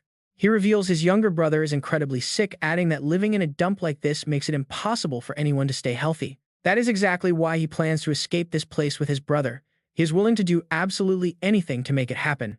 Chun-Su freezes for a brief second before repeating with total conviction that he is truly not afraid of anything. He explains that the cash is purely for basic medical expenses right now, but he is confident everything will change for the better once he becomes an official player. Hearing those hopeful words makes Do-sung, who has already witnessed the darkest sides of being a player, bite his lip to hide his complicated emotions, still caught up in his own heavy thoughts. Do-sung listens as the kid quietly promises to get his brother to a much better place. To escape this absolute hell, he will do whatever it takes. Do-sung has no idea how to respond to that, so he simply remains silent. But a second later, he gives the kid a gentle nudge, quietly warning him to be extremely careful with his choices. That seemingly small, casual gesture snaps Chun-Su right back to reality. The kid quickly speaks up with a highly serious look, complaining that taking it slow would simply take too long. But before he can even finish his sentence, Do-sung cuts him off, pointing out that they have finally arrived. Chun-Su looks up at the number 18 painted clearly on the wall and lets out a sighing nod. When Do-sung asks one more time to be absolutely sure if this is the spot, the kid confirms immediately without a single second thought, pointing right up. Hearing this, Do-sung slowly raises his hand and pats the kid on the shoulder, telling him to wait right there. He also commands his pet beast before heading straight up the stairs, ordering Blackie to stay back too. The soft clacking sound of his steps echoes steadily. After climbing up for what feels like forever, Do-sung finally reaches the rooftop. There, Nameless, who has clearly been waiting for quite a while, looks down and speaks with total arrogance, welcoming him. He mockingly asks how it feels to finally stand at the top of a man-made tower. That incredibly sarcastic attitude instantly irritates Dusung, who immediately draws his dual blades. Under the dimming evening sky, a swarm of surveillance drones begins to gather. Dusung does not care about being watched by cameras and only mutters a quiet response as he slips into full combat mode, calling it absolute hell. His calm battle stance only makes Nameless burst into a cold laugh, mocking him that he really should have moved a lot faster. He claims he has been waiting for him in this very hell. The moment those words drop, they clash like moths to a flame. Nameless smoothly slides into a defensive stance, giving his opponent room to strike while boasting that the pain inflicted on him only makes him stronger. But just as Dusung prepares to unleash a devastating strike, a sudden system alert flashes with the truth about the demon god's ascension. It reveals that when facing an exceptionally powerful foe, the user can fully absorb all of the target's memories and combat experience. This sudden revelation floods him with a surge of energy, allowing him to strike back with absolute ferocity. Meanwhile, Nameless's mind is racing, completely baffled as to why he cannot read Dusung's movements like before, wondering if the guy truly got this incredibly strong in just 1 month. To test his theory, Dusung suddenly speaks up mid-clash, asking if he is an assassin and pointing out that people call him Nameless. Before the other can answer, Dusung strikes his blade down with massive force to snap his distracted opponent back into the deadly reality of their duel. That heavy strike successfully snaps Nameless back to his senses, prompting him to instantly counterattack with both lethal blade strikes and furious words. It unfolds right before their eyes. Thanks to Dusung's action, Nameless finally snaps out of it. He strikes back with words and fists. Wait, he had no idea his opponent spent all that preparation time just researching him. Halftime chats are definitely getting pretty wild now. That trash-talking mouth keeps moving, but there is more to it. The guy is actually pretty famous. A rising star. He absolutely dominated Season 3 with raw power. Yu Jung quickly recalls those viral articles about him. An identity swap. A killer turned hero. But how could a filthy assassin ever become a true savior? The fallen hero sighs heavily. He mutters, watching his dark assassin past get completely exposed to the public. You failed to become the hero you wanted. Is that why you hate them so much? This exposed past hits hard. Nameless hangs his head in absolute silence, completely unable to say a word. This silence gives Kang Dusung more confidence to keep talking. It was unfortunate, but that was your choice. You are a criminal who contracted with the monarch of suffering. Suddenly, Nameless glares back with lifeless eyes. He slowly speaks with an eerie calm. Do you really think you understand me with just that? Kang Dusung speaks his mind out loud. Why are you even explaining all of this to me? Nameless simply turns away, slowly muttering. I heard you lost your entire family back in Season 1. And after that, I was trapped in Black Dragon Castle. This place is pure hell for the privileged. He slowly unloads his dark thoughts. For a well-raised child like you, this must be absolute hell. Most people here suffer from extreme poverty and oppression. Brutal criminal syndicates rule over every single street. They created a lawless, hollow world. To catch a glimpse of sunlight, you must travel far, to the suburbs or the higher floors. But since the upper levels are packed with crazy killers like me, most people pay to sunbathe in the suburbs. Nameless continues speaking, completely ignoring his opponent's rising anger. If you have no money, you must catch rats to eat in the dark, living like wild beasts. They feed on leftover scraps from the upper levels. Even if things here are pretty bad. Would you believe me if I said this place is better than the real Black Dragon Castle? To escape this prison, I will do absolutely anything. This triggers Kang Dusung's memories of Chun Seo's words. She also vowed to do whatever it took to escape, leaving a heavy impression on his mind. A few seconds later, Kang Dusung scoffs and snorts, desperately trying to block out those swaying words. Yet Nameless's chilling speech keeps ringing in his ears. I did what had to be done. He grips his sword tighter to stay focused, refusing to let those dark words cloud his mind. Just as Kang Dusung regains his composure, Nameless continues sharing. I rolled with corpses as an assassin. I even managed to become a player by forming contracts with those completely garbage demon kings. While Kang Dusung furiously charges forward, Nameless continues chatting with an eerie and completely relaxed demeanor. When fallen heroes abandon the spotlight in their final moments, I gladly send them to eternity myself. But out of nowhere, Kang Dusung suddenly unleashes a powerful memory-peaking spell, catching Nameless completely off guard. Unable to resist, he curses inside his mind. Images of a terrifying beast instantly flash in his head. The beast opened its massive jaws. Fortunately, some brave soldiers arrive right in time to save him. Their arrival extended his life. Yet, the chaotic noises of that tragic battlefield still ring in his ears. While everyone else was being evacuated, he could only stare blankly at his mother in utter shock. Unlike his opponent's painful family tragedies, Kang Dusung always had a reliable support system to lean on. After narrowly escaping that near-death experience, Nameless had to endure a rapid succession of heartbreaking tragedies. He desperately screamed for them to let him go while Kang Dusung remained safe and warmly protected. Kang Du-sung was surrounded by love. This stark difference in their upbringings leaves him completely stunned. He refuses to look into a criminal's tragic past, but Nameless instantly seizes the golden opportunity. He grins, whispering that this is the end as he quickly swings his sword to shatter the link. Reliving these sad memories only bores Nameless, who mutters to himself while effortlessly dodging his opponent's attacks. He asks if his story is really that boring before flipping back to create a safe distance. But before Nameless can make another move, Kang Du-sung suddenly summons a network of razor-thin steel wires. He meticulously guides the sharp threads, making sure they completely surround Nameless from every single angle. With a flick of his finger, the sharp wires instantly slash across Nameless's cheek, drawing fresh blood. Feeling the wetness on his cheek, Nameless grins, asking why he stopped if he wants him dead. His smile instantly vanishes, replaced by a cold glare as he asks if Kang Du-sung pities him. He did not need any time to think. No, the Hero King had zero sympathy for criminals, and before his opponent could even finish speaking, his hand swung the sword high, delivering a heavy blow that Nameless had absolutely no hope of dodging. On top of that, the blazing aura erupting from Du-sung's blade sent him crashing far backward. It took quite a while before a struggling Nameless finally pushed himself up from the shattered stone rubble behind him. Ignoring the intense pain racking his body, he spoke with absolute arrogance, claiming he had no idea how such weak power could ever affect him. But seconds later, Nameless snapped and flew into a rage, charging forward with his weapon. To him, they were just pathetic clowns drunk on power playing hero. Blinded by fury, summoned multiple clones to overwhelm Du-sung in close combat, but the hero did not show a single trace of fear, calmly raising his sword to meet the incoming onslaught. With elegant precision, Du-sung drove his blade straight into Nameless's heart. Warm droplets of blood splattered everywhere, instantly canceling the mythic state active within Du-sung's body as Nameless took the fatal hit. Even as blood rained down, Nameless wore a calm smile despite the lethal thrust from Kang Du-sung. Meanwhile, Du-sung stood there, radiating intense bloodlust, his face deadpan and stern amidst the crimson spray. Suddenly, Nameless's blood-soaked hand reached out to grasp, the blade deeply embedded in his own chest. He asked mockingly if the hero truly planned to drag him out of here. He clutched his wound, wheezing out that players are forbidden from killing other players within this specific zone. Hearing those smug words, Kang Du-sung grit his teeth in sheer frustration, cold sweat mixing with the blood on his tense face. What a pity.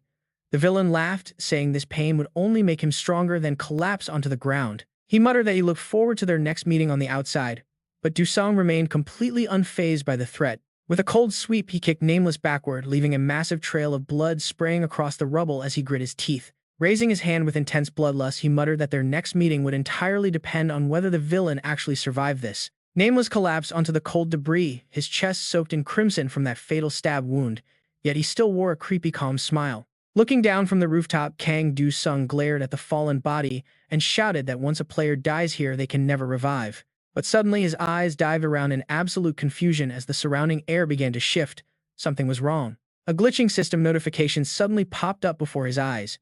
Kang Du-sung stood completely frozen, utterly baffled by the strange error. His jaw literally dropped in shock as he yelled out in disbelief, demanding to know what was happening to the system. Before the glitched screen could resolve itself, a massive blinding white light erupted violently, swallowing everything in the area. A cryptic system prompt asked if any of that really mattered right now.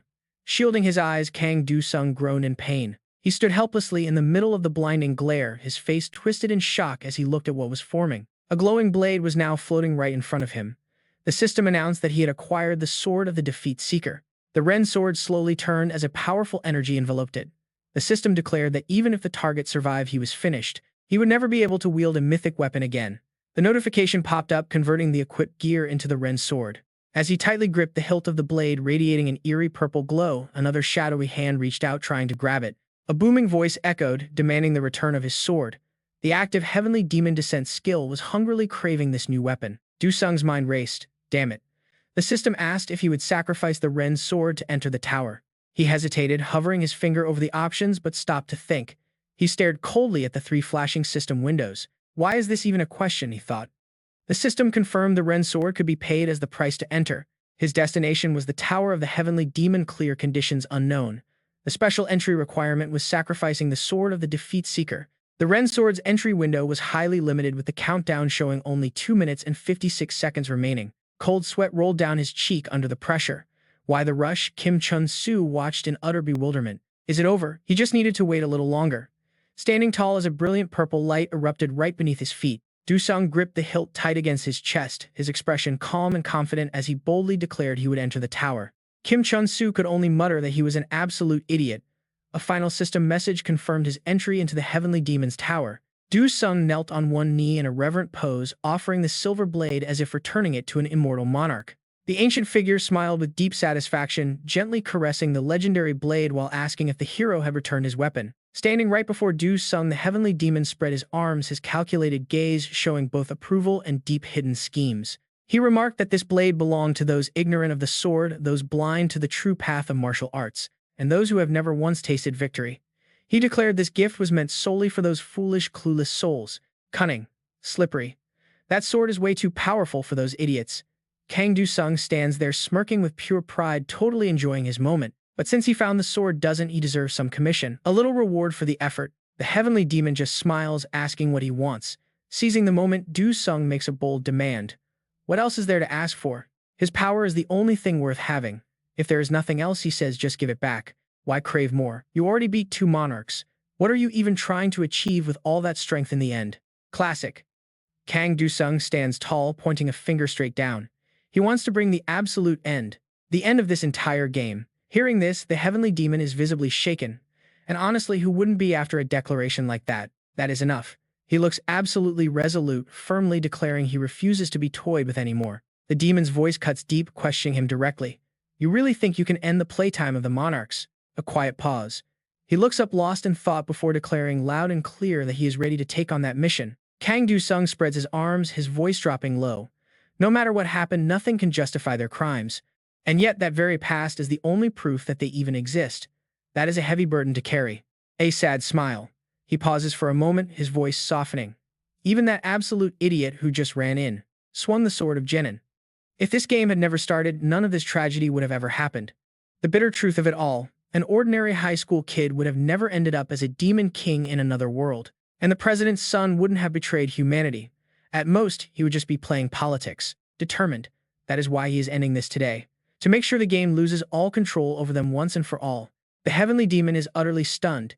He freezes, completely unable to process what he just heard in this moment. Then he bursts into wild laughter, asking if he really thinks he can just slaughter every monarch and end the story. Utterly useless, he sneers. When a monarch dies, the Throne Council immediately handpicks a brand new replacement. He sounds entirely certain. Even if you manage to slaughter all 999 of them, absolutely nothing changes. You cannot stop this. The demon takes a slow, deliberate step forward, a wicked smirk on his face. Just like before. Observing this, Kang Du-sung's mind races as he quickly calculates his next move to survive this. If that is true, he asks quietly, what happens if I just kill the Supreme Monarch too? The demon freezes, completely speechless. If the Throne Council decides everything, then what about the other 995? All those who pleaded innocent, or the 4 who were interrogated. Only the Supreme Monarch actually took responsibility. And because of that, the corpse monarch was judged guilty. So if the one who pulls the strings is dead, will this game finally end? He stares the demon down, his eyes somehow sharper and colder than absolute ice.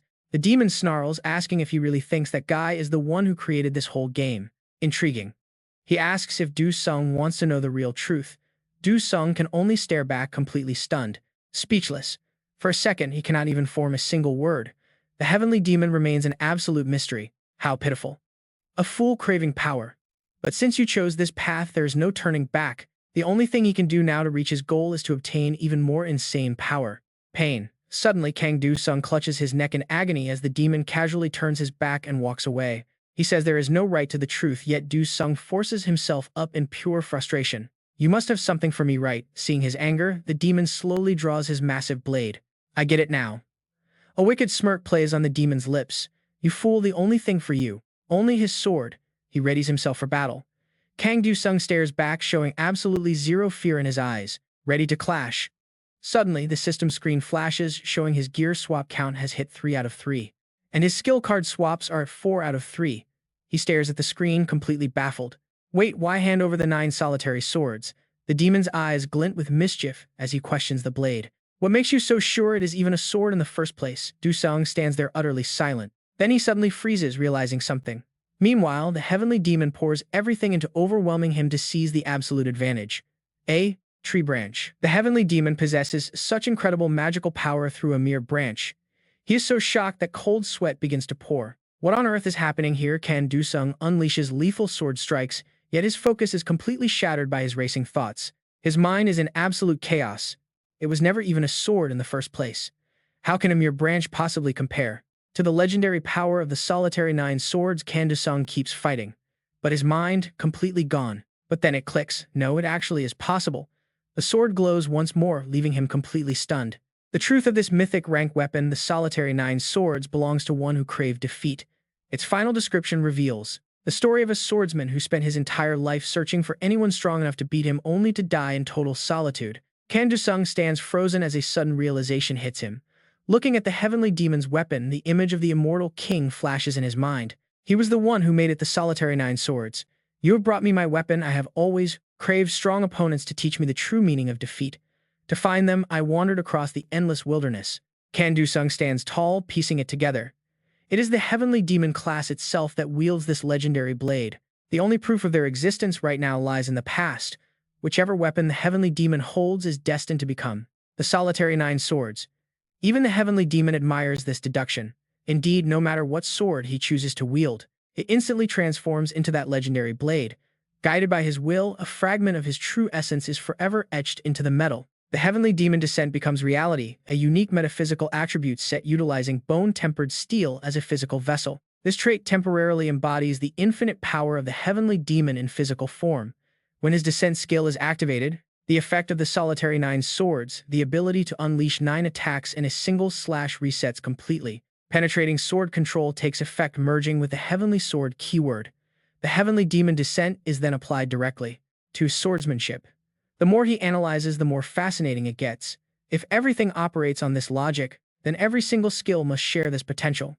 He charges forward, swinging his blade in a relentless storm-like flurry, where every powerful strike carries the devastating solitary nine swords effect. He suddenly freezes right after the relentless onslaught. Has the legendary solitary nine swords truly fused with the heavenly demon descent? In an instant, the branch planted on the battlefield trembles violently before flying straight back to the immortal king. He finally reveals the truth he kept hidden so long. That is the absolute power you earned on the path you walked. No matter what sword you choose to hold, it will always become the weapon of the heavenly demon. And that weapon will always unleash the solitary nine swords. Can Dusung stares blankly at the floating system text. His pupils contract as his hand trembles against the sword hilt. A system notification rings. You have conquered the tower of the heavenly demon. The king turns and leaves, blasting him backward. Keep moving forward and I will be waiting for you to teach me the true meaning of defeat.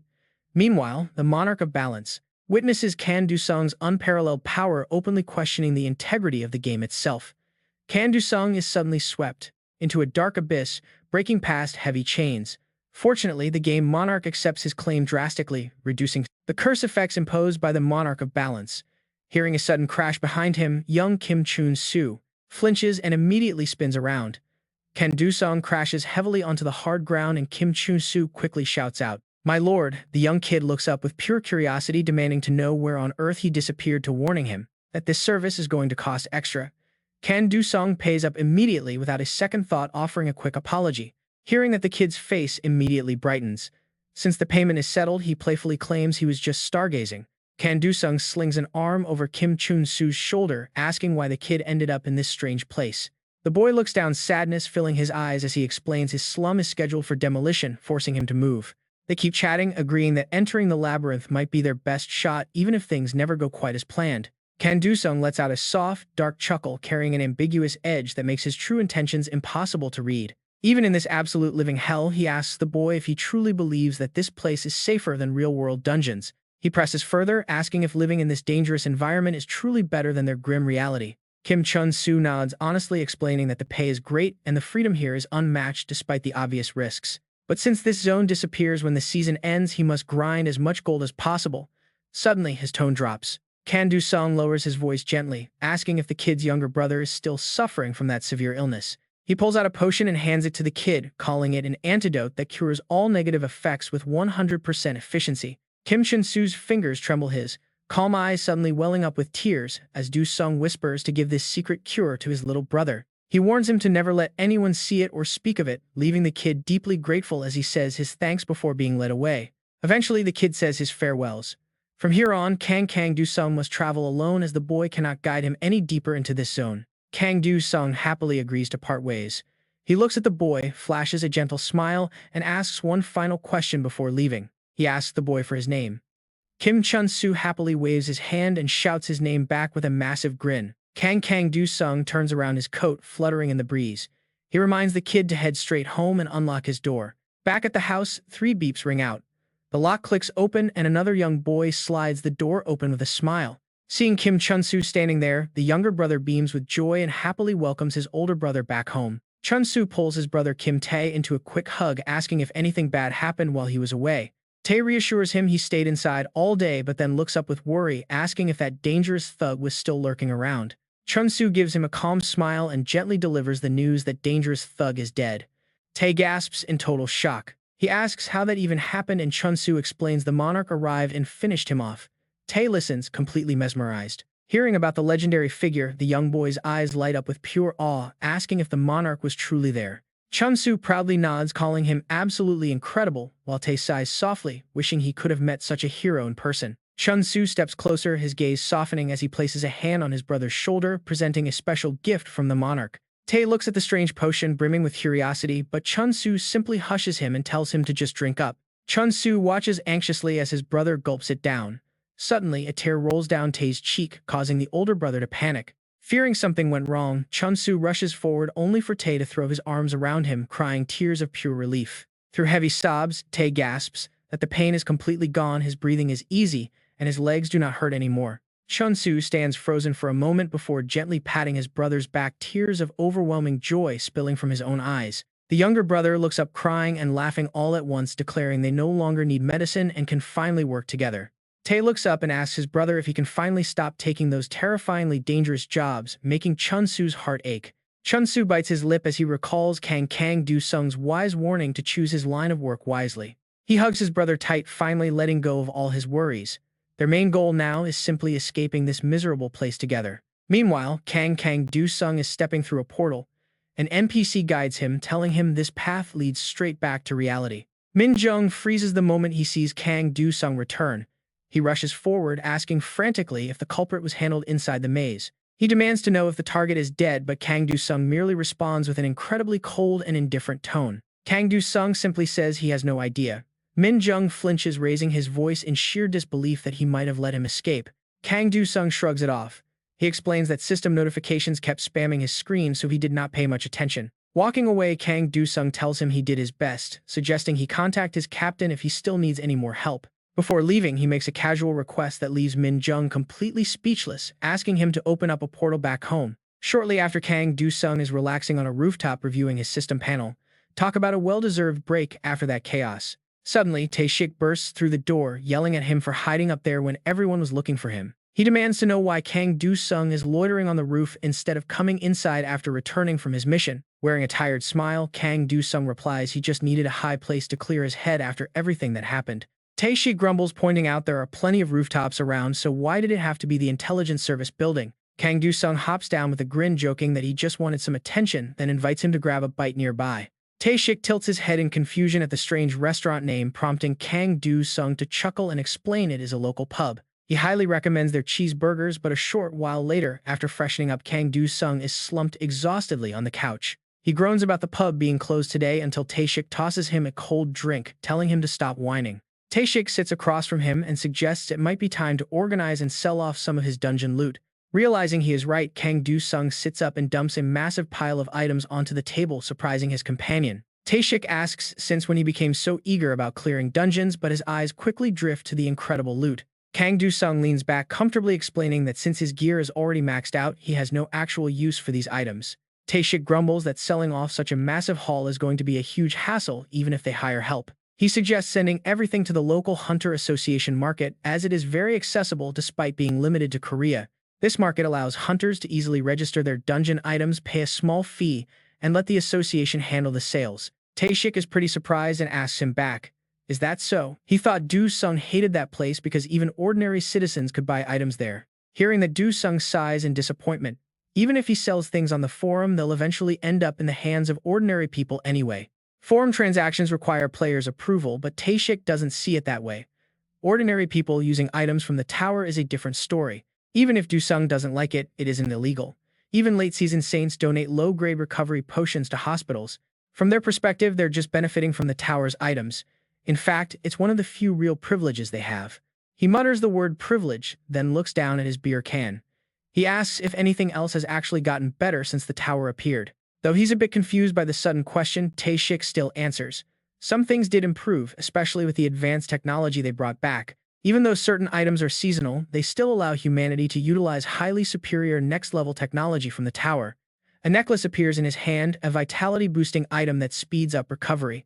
Plenty of heroes even make fortunes selling these to ordinary folks. Dio-C always said that ordinary citizens are the ones suffering the most from the tower, so why shouldn't they benefit from it too? He was speaking the truth. Even the old gravedigger back then was a player. Having heard all of this, Do-sung just chuckles softly. Squeezing his empty can, he mutters that those loose rules are exactly why Season 2 turned into a total disaster. Unregulated items were constantly smuggled out back then. Players relied too heavily on them, entering the tower completely unprepared for the real danger. The result was a massive wave of failed raids. Because of that, strict international player regulations were finally established from Season 3 onwards. First, non-players were strictly restricted from buying or using tower gear without official approval from an affiliated organization. Second, player gear could only be purchased through registered forums or licensed guilds. Tower items were under absolute lockdown. Despite the strict control on ordinary citizens, those who had already tasted the benefits didn't want to lose their privilege. This eventually led to new crafting rules. First, player-crafted items would follow their own highly specific set of separate regulations. Second, crafters were banned from producing or selling weapons without a proper license. Third, when player-made items were sold, they could actually be legally distributed to non-players. Ultimately, this greatly relaxed the laws surrounding crafted goods. As long as the world hasn't collapsed yet, Do-sung whispers that they should just be glad they can still reap these benefits. Then he poses a deeper question. What does Tae-shik think will happen to everyone if this entire game finally ends? Opening another beer, Tae-shik replies that they'll see if they can ever find a way to actually make that happen. His voice sounds exhausted, but his eyes burn with pure resolve. Watching him, Do-sung brings up a funny scenario. If the tower disappears, won't all these magical items vanish too? That question immediately makes Tae-shik snap at him. He asks if Do-sung is stupid. He wants this game over so he can finally quit, open an internet cafe, and relax. Getting yelled at like that makes Do-sung shut up instantly. But right after, Tae-shik shifts gears and offers a different idea. He thinks partnering up with Do-sung and the X-Ghost squad might actually be a goldmine. Do-sung just shifts the topic to Tae-shik's workload. He asks if work has been exhausting lately. Tae-shik sighs heavily, grumbling that despite the good pay, the job is basically industrial espionage. It's a shady business of exploiting players. Curious about Tae-shik's plans, Do-sung asks where he's heading next. Tae-shik responds naturally, asking where else he would go. He's still investigating, but this time he definitely has a solid lead. The target company's boss poured massive funds into the player industry after his youngest son awakened. Suddenly, memories flash in Do-sung's mind. Recalling when he grabbed that idiot's head, Do-sung admits he never expected the CEO to go this far. He smiles, saying Tae-shik must be exhausted. While they chat, Tae-shik taps his system screen, asking if Do-sung is actually down to sell all his loot at the association market. Tae-shik tells him to go ahead, but asks to keep some gear for his students first. Do-sung easily agrees to that condition. After all, those kids are his students too. Tae-shik pulls up the gear, explaining that while there isn't much, some pieces are quite good. Since it's early in the season, they might find a gem. Tae-shik suggests visiting the market, noting that crafted gear quality has seriously improved. He asks if Do-sung is still using cheap store-bought accessories. Do-sung just shrugs and sighs, admitting he doesn't have the cash for upgrades. Tae-shik quickly calls him out, pointing out that he definitely has the money. Do-sung awkwardly looks away, claiming he has no time to spend it. Tae-shik doesn't push him on it. He just sighs and shifts the subject, asking if Do-sung has actually returned to the tower yet. Instead of answering, Do-sung asks Tae-shik when he last took a break. Pulling out his phone, Tae-shik admits he's using Do-sung as his excuse. He messages his contact stating he won't be in the office tomorrow. Reading this, a colleague named Aika is completely caught off guard. She shoots back a shocked text, but Tae-shik simply replies that he is taking Huskin to the market and shouldn't be disturbed. The next morning, Tae-shik drives Do-sung over and offers to grab the tickets first so the main character won't get mobbed by reporters. Confident in his disguise, Do-sung assures him he is fully covered up, but just a few moments later, a massive crowd already spots him. They keep bombarding him with questions, asking why Kang Do-sung would post so many nasty comments on a pet forum. What do you have to say about the class action lawsuit? Feeling completely helpless, Do-sung pulls down his mask. On screen, we see his black cat aggressively typing on a phone. Those toxic comments were meant for you crazy cat lovers. You know what cats are like. but dogs just follow their owners blindly, and yet there are still so many idiots out there. So Do-sung has to explain the ridiculous truth. I did not write those. My cat typed them. But still, I want to apologize. I am sorry if anyone got hurt by those words. But since he reached the marketplace, another reporter quickly asks another question. Are you planning on donating anything to the public? Confused, Do-sung asks what they mean, but Siwoo steps up and speaks bluntly. He points out there are tons of recovery potions released at the season end, but they are needed all year round. Do-sung stops taking off his hood when he hears this. Last year, the heroes ended the season way too fast. His blue eyes glow as his lips curl into a mocking smile. They ended the season quickly, leaving everyone shocked and terrified. While the crowd looks on in disbelief, she keeps nagging. Because of the quick, clear holiday items were never even released. So many people are still waiting for the Tower blessings. Another reporter tries to jump in and defend him, but it fails. But she ruthlessly cuts them off. She asks why he can't just share his hoard of potions with everyone. Do-sung shifts his gear and speaks up. He repeats her words back to her about the Tower blessings. So we cleared the season too fast, did we? Watching his heavy aura flare, Tae-shik looks on with absolute shock. Do-sung releases a massive pressure wave, forcing everyone back. He sighs, saying he has heard people complain about him before. He never expected to be blamed for saving the world too quickly. Since when did they welcome this apocalypse? Since when did he accept this cursed tower and its items? Now he sees how much it has corrupted humanity.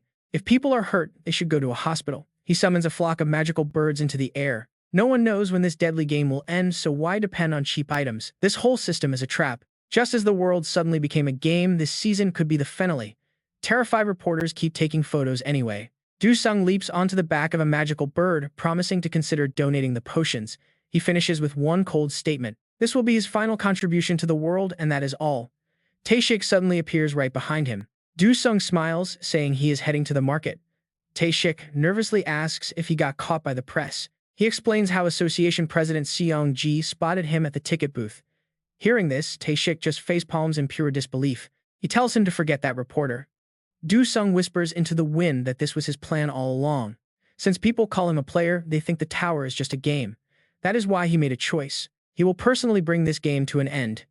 Meanwhile, lifeless bodies are scattered across the floor of the UN office. Barely breathing, Lothan looks up and asks why their supposed hero is doing this. A familiar sword swiftly silences him. The hallway is piled high with bodies drenched in blood, with dim light casting shadow over the entire scene. The light illuminates the culprit. As another figure steps out from the shadows, Do-sung calmly asks what she wants. It is Maria, looking utterly devastated. The Saintess grips her weapon tightly, her palms trembling in absolute despair. She helplessly asks if he truly understands what he is about to do, but his expression remains completely ice-cold. He replies that he knows exactly what he is doing, making Maria scream that this is real life, not a game. Do-sung remains perfectly calm, stating that even he would never mistake actual reality for a silly game. His hand touches her armor, closing the distance between them.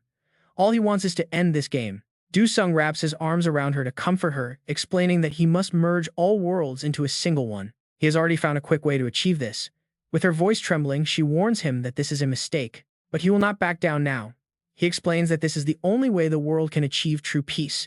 In this new peace, humanity will only face a single common enemy, and defeating them will end the game for good. Maria bites her lower lip, desperately trying to convince him that there has to be some other way to save everyone. As he walks away, Do-sung calls out to the Saintess and looks back at her with cold, completely lifeless eyes.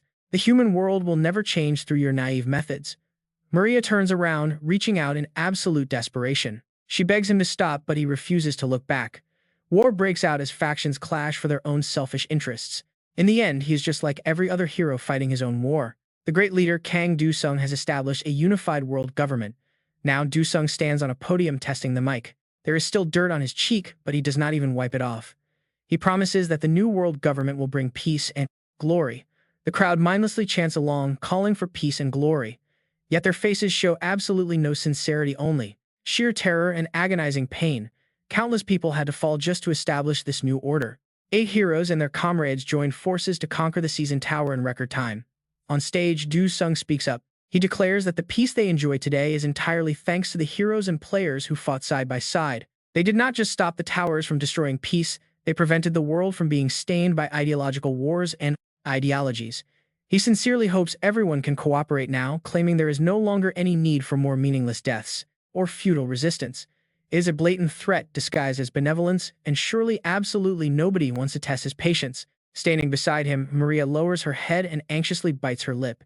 He continues, promising that if they comply, as the king of heroes and leader of the world government will protect them. The massive screens show him declaring his promise to protect this peace at all costs. Watching the broadcast, a viewer scoffs, calling him a total madman who actually managed to take over the entire world. His current headquarters used to be the old United Nations office. Inside the leader's office, Du Sung is writing at his desk when a sudden space distortion ripples in the air, stopping his pen in its tracks. Without even looking up, he complains that his visitor always appears and vanishes as they please, his eyebrows furrowing in annoyance. He asks how much longer she will do this, wondering how many chances he must give her. He suddenly stands up, declaring that absolutely nobody is allowed to oppose him, and she knows that very well. The cloaked figure remains completely silent. In the blink of an eye, Du Sung vanishes, instantly reappearing right in front of them. Sparks fly as their blades collide. Du Sung asks if she wants to share the same gruesome fate as that dead general. While the intruder crosses dual blades to block his strike, suddenly a blue gem embedded in her sword glows brightly. His eyes widen in shock as a massive, overwhelming force violently repels him. Du Sung is sent skidding backward across the floor, his gaze sharpening instantly. He demands to know how she got her hands on the Plague Lord's legendary weapon. With a quiet scoff, Du Sung points his blade directly at her chest, angrily shouting at her to answer him. Finally, she pulls back her hood, revealing a shockingly familiar face. It is actually Du Sung himself, wearing a smirk because he killed. To understand how things reached this point, we have to go back 10 minutes earlier when a nameless mechanical key summoned player Kang Du Sung. Staring at the floating object in surprise, he suddenly remembers Adada's ominous warning echoing in his mind. Buying that hidden item meant facing extreme fatal danger with a very high chance of death. It was a secret item purchased from the system shop. Du Sung raises his hand to open his status window, examining his legendary gear and skills. Staring at the floating screen, he chuckles that he is not someone who is easily killed. Meanwhile, the active balance curse debuff is shown. The balance curse is a mythic-grade curse that permanently tags him with a special scale weight effect. Any opponent fighting him temporarily receives a massive power boost. Watching the screen, Du Sung casually taps his fingers on the table. He realizes that if there is real danger ahead, it is definitely because of this absurd debuff that buffs his enemies. His lips curl into a smug grin, wondering if a mere system balance patch is all they have to counter his monstrous strength. With that, he prepares to enter the tower, knowing that the only person capable of defeating him is himself. As he enters system, notifications flood his vision, confirming he has answered the call of the mysterious key. He is transported to a chaotic alternate timeline, and the system automatically equips him with a special item called the Trader's Cloak. Seeing the familiar gear, Du Sung sighs in disappointment, complaining about getting stuck with yet another identical cloak. He grumbles, wondering if the system has any other special items, as historical records of this timeline flash before him. It states that the Hero King conquered the world. Reading this, he breaks into a cold sweat, completely baffled by whoever accomplished this impossible feat. Records show the legendary hero leading his party to clear the season in record time. A red system warning pops up, stating that this tower world is entirely fictional. Then a live broadcast screen appears, showing the Hero King promising global peace. A standard disclaimer reminds him that all these characters and events are completely fictional. Any resemblance to real individuals, living or dead, is purely coincidental. The system then displays his primary quest target, which happens to be the alternate version of himself on the screen. The broadcast plays on praising the heroes who united to defeat this world government leader. To clear the stage, he must assassinate him within a 12-minute time limit. Kang Du Sung pulls up his hood in irritation, complaining that this game's balance is so trash even he cannot finish the season. In a flash, why is the balance so bad? Because they want him to win a mirror match against a stronger version of himself.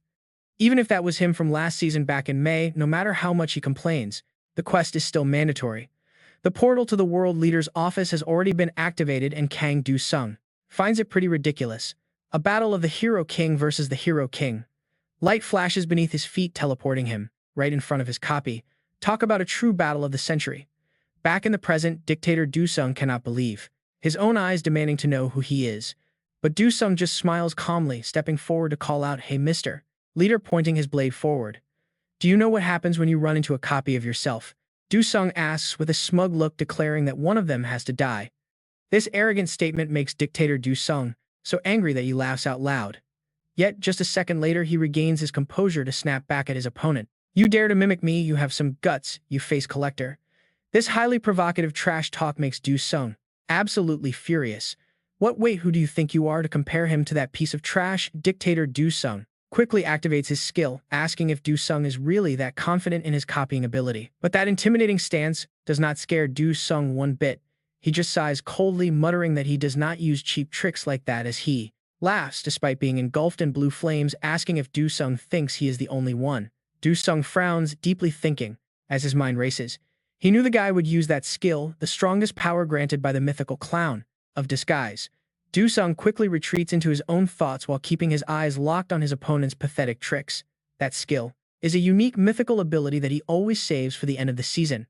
As long as the target's gear is at a lower tier than his own, it acts as a massive trump card, letting him copy any skill or equipment. It is a level that ordinary players can never reach or comprehend. A secret of the clowns and mages that only those contracted with the clown demon king can wield. A split second after that brief thought, the two clash like raging beasts. The moment their two legendary swords clash, Du Sung's mind instantly goes into overdrive to calculate every single possibility. Even if he can exploit this, copying the same gear and skills is best. But there is one thing that absolutely cannot be copied, and he will use it to strike a decisive blow. Du Sung easily channels a stream of raw energy straight into Dictator Du Sung, but his calm face only fuels his irritation. Why is this guy not reacting at all? Suddenly, a massive system notification pops up right in front of Dictator Du Sung, warning him that he is currently fighting a player who carries the balance curse.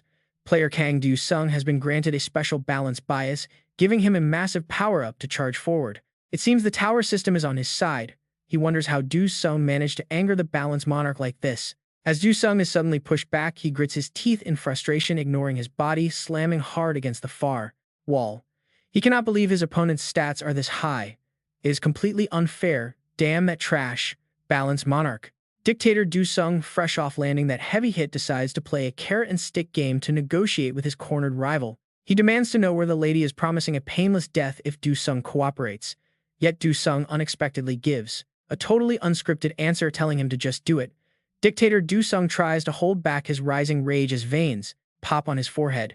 Gritting his teeth, Du Sung snaps that nobody tells him what to do before suddenly charging straight at that arrogant bastard, calling him a damn tyrant. Dictator Du Sung just leisurely waits for the fool to walk right into his trap. Tyrant, he says. As Du Sung gets too close, Dictator Du Sung swings his blade, slicing clean through his opponent's arm. Losing his arm in a flash, Du Sung is in too much agonizing pain to even scream. His entire body collapses onto the cold ground under the icy gaze of his copy. Seeing Du Sung completely broken, Dictator Du Sung cannot help but laugh and mock him, asking why he is called a tyrant when he only carries the heavy expectations of the people. But, unexpectedly, Du Sung refuses to submit. He clears his throat and roars back, telling him not to make him laugh because nobody wants to be ruled over. Enraged by those words, Dictator Du Sung slams a brutal fist into his face, his voice growing incredibly cold. He declares that the world chose him to be its ultimate protector. People are terrified of the end of days and desperate for a hero. Some even go so far as to beg for a savior of peace, and that is him. He slams Du Sung's head into the dirt, applying crushing force with his hand. Within a few agonizing seconds, the scene turns incredibly bloody. Dictator Du Sung looks down at his broken opponent collapsed at his feet, his voice dropping to a cold whisper. I am not something that can be copied and imitated. The opponent, talking arrogantly like a winner, makes Can Du Sung burst out laughing, calling him completely insane. As he speaks, his mind quickly activates his super regeneration effect. Feeling his body heal, Kang Du Sung laughs out loud. He mockingly asks if the guy really just called himself a savior, enjoying the system notifications while watching the utter shock on Tyrant Kang Du Sung's face. The adaptive cell armor has been activated, successfully adapting to resist all incoming physical attacks. Your physical resistance has increased. Within seconds, Kang Du Sung completely heals and immediately starts mocking his opponent again. He casually explains that he has made a pact with the Monarch of Truth. That is exactly why. He can see through everything. He declares that the tyrant is no savior and his disguise is nothing but a cheap illusion. This arrogant declaration fuels Kang Du Sung with confidence as black energy wraps around his secondary body. Getting hit with this sudden attack makes Tyrant Kang Du Sung scream in absolute fury, demanding to know how he dared to do that.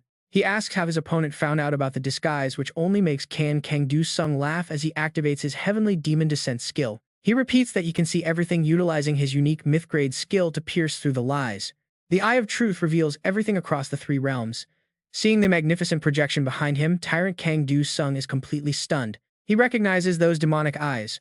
While Kang Du-sung is busy showing off and asking if it looks cool, his enemy quickly accesses the system to activate a backup deck. His mind is racing with panic over how his secret was exposed. Realizing he cannot win this fight using ordinary legendary skills, Tyrant Kang Du-sung completely loses his playful attitude. He mutters that even though he does not know how this clone did it, he finally accepts him as the real Kang Du-sung. But in this world, only one of them needs to exist. Kang Du-sung instantly changes his form to match, declaring that he will be the one who survives. He summons a massive row of levitating ice swords to suppress his opponent, agreeing that only one can remain standing. Kang Du-sung realizes his final trump card is the Heavenly Demon Descent.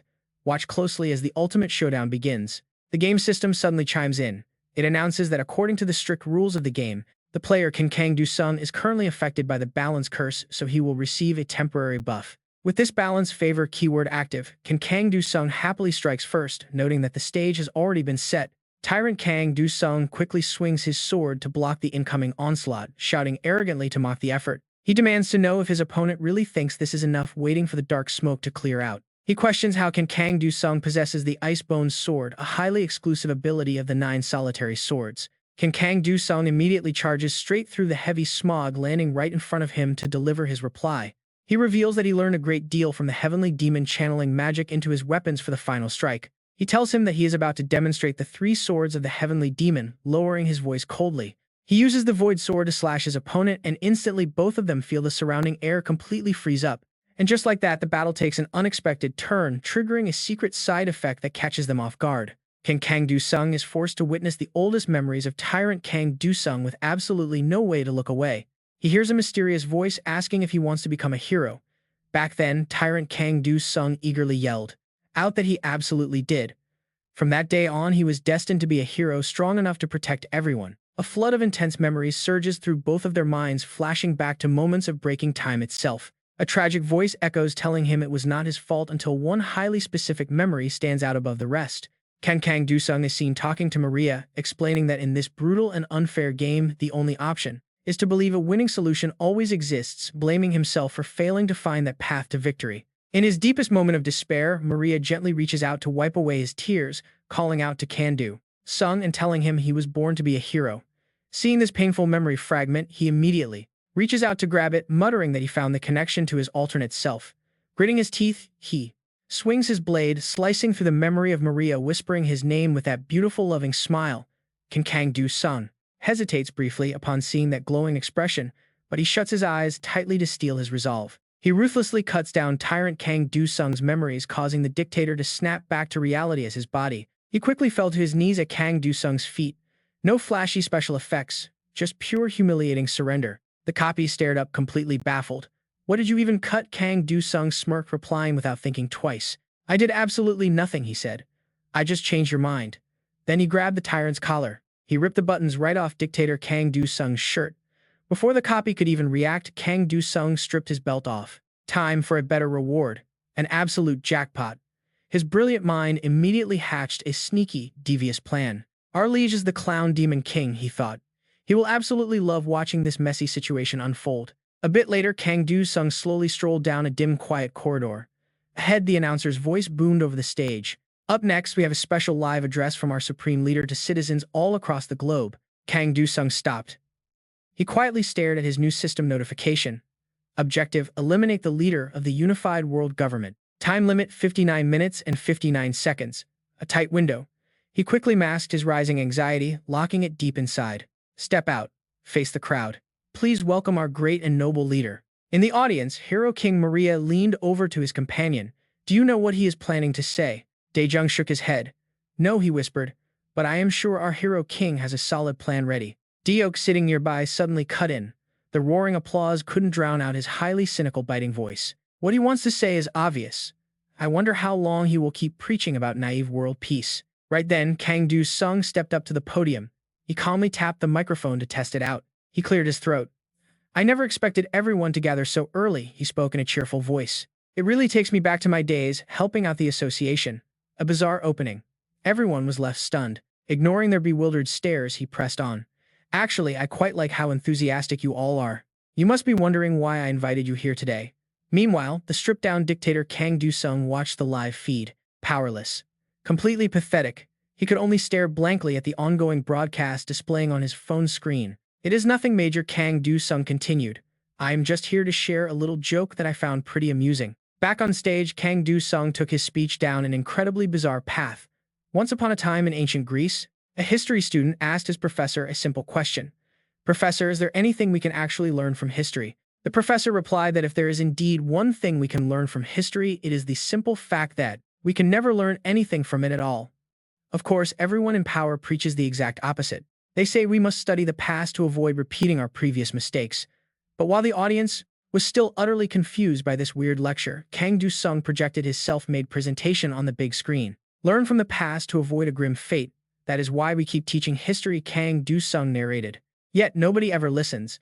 Humans are simply hardwired to repeat the exact same stupid mistakes over and over. Right then, the professor exploded on screen as punishment for telling the truth. A brutal graphic display. While that bloody scene flashed before everyone, Kang Do-sung just laughed like a complete maniac. His cackling echoed. It sounded like the twisted, chilling voice of a demon. The audience turned pale with absolute terror, yet they had to force themselves to clap and cheer. Hilarious leader. But then Kang Do-sung's grin faded. He revealed a cold, unsettling expression. Everyone, what are you even clapping for? The uniforms, the meaningless jokes. Is this really what true peace looks like? The moment Maria heard this, he knew something was terribly wrong. He immediately rushed toward the front. Kang Do-sung saw him but didn't even think of stopping. He casually continued. I do not think so, he declared. If you do not know, go ask the elders guarding the tomb. I am sure they would thrive under a real tyranny.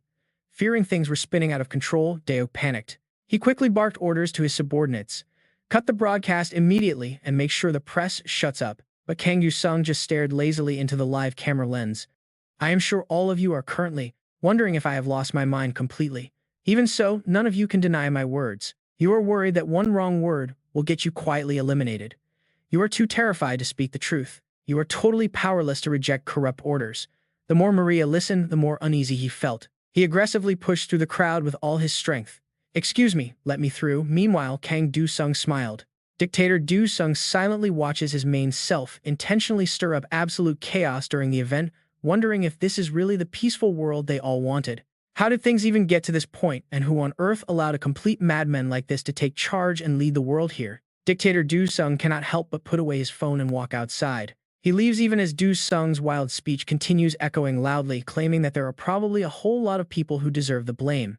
If anyone is looking for the root of all these problems, they just need to look in the mirror, because whoever looks back is partly responsible. They played a part in turning the world into this mess, and just as Maria tries to rush onto the stage to stop him, she gets intercepted. She wants to plead with Do-sung to please step down, but Dictator Do-sung quickly grabs her and muzzles her mouth from behind. As Maria stares back in utter confusion, Dictator Do-sung quietly whispers in her ear to stay put and not disturb the man on stage. Addressing her as Saintess, while the real Do-sung pays no mind to the backstage commotion and continues his mind-blowing presentation on stage. He says that to achieve true peace, there is only one thing left to do, but the world leader the crowd worships cannot stand it anymore. He loses his mind and screams at his subordinates to drag Do-sung off the stage immediately before he can say another word. But as the elite veteran warriors rush the stage to seize Do-sung, he calmly smiles and drops a quiet, devastating bombshell. He tells them that the leader is already gone, which instantly prompts the game system to flash several crucial notifications on screen. The unified world government has collapsed, dissolving the leadership position and completing his quest to eliminate the world ruler. Having successfully cleared the rogue tower, the Jester King bursts into a wild fit of laughter, watching him wrap things up so cleanly. Do-sung slips out of the chaotic scene before anyone can capture him, leaving CJ laughing hysterically at his ultimate victory. She notes how this kid always finds the most absurd solutions, gladly bestowing the legendary blessing of the Desert King upon him. The Machine Monarch eagerly agrees that Do-sung is entirely unpredictable, handing him a mysterious mechanical key of unknown utility. Now designated as key number 2, Do-sung finds himself standing in a void of pitch black, staring at the endless notifications popping up. The Desert Monarch has granted player Kang Do-sung the EX-ranked Desert King blessing, and his strange mechanical key gets an upgrade. It transforms into the second version, while the Jester King also tosses a mysterious gift to him, instantly boosting his mood.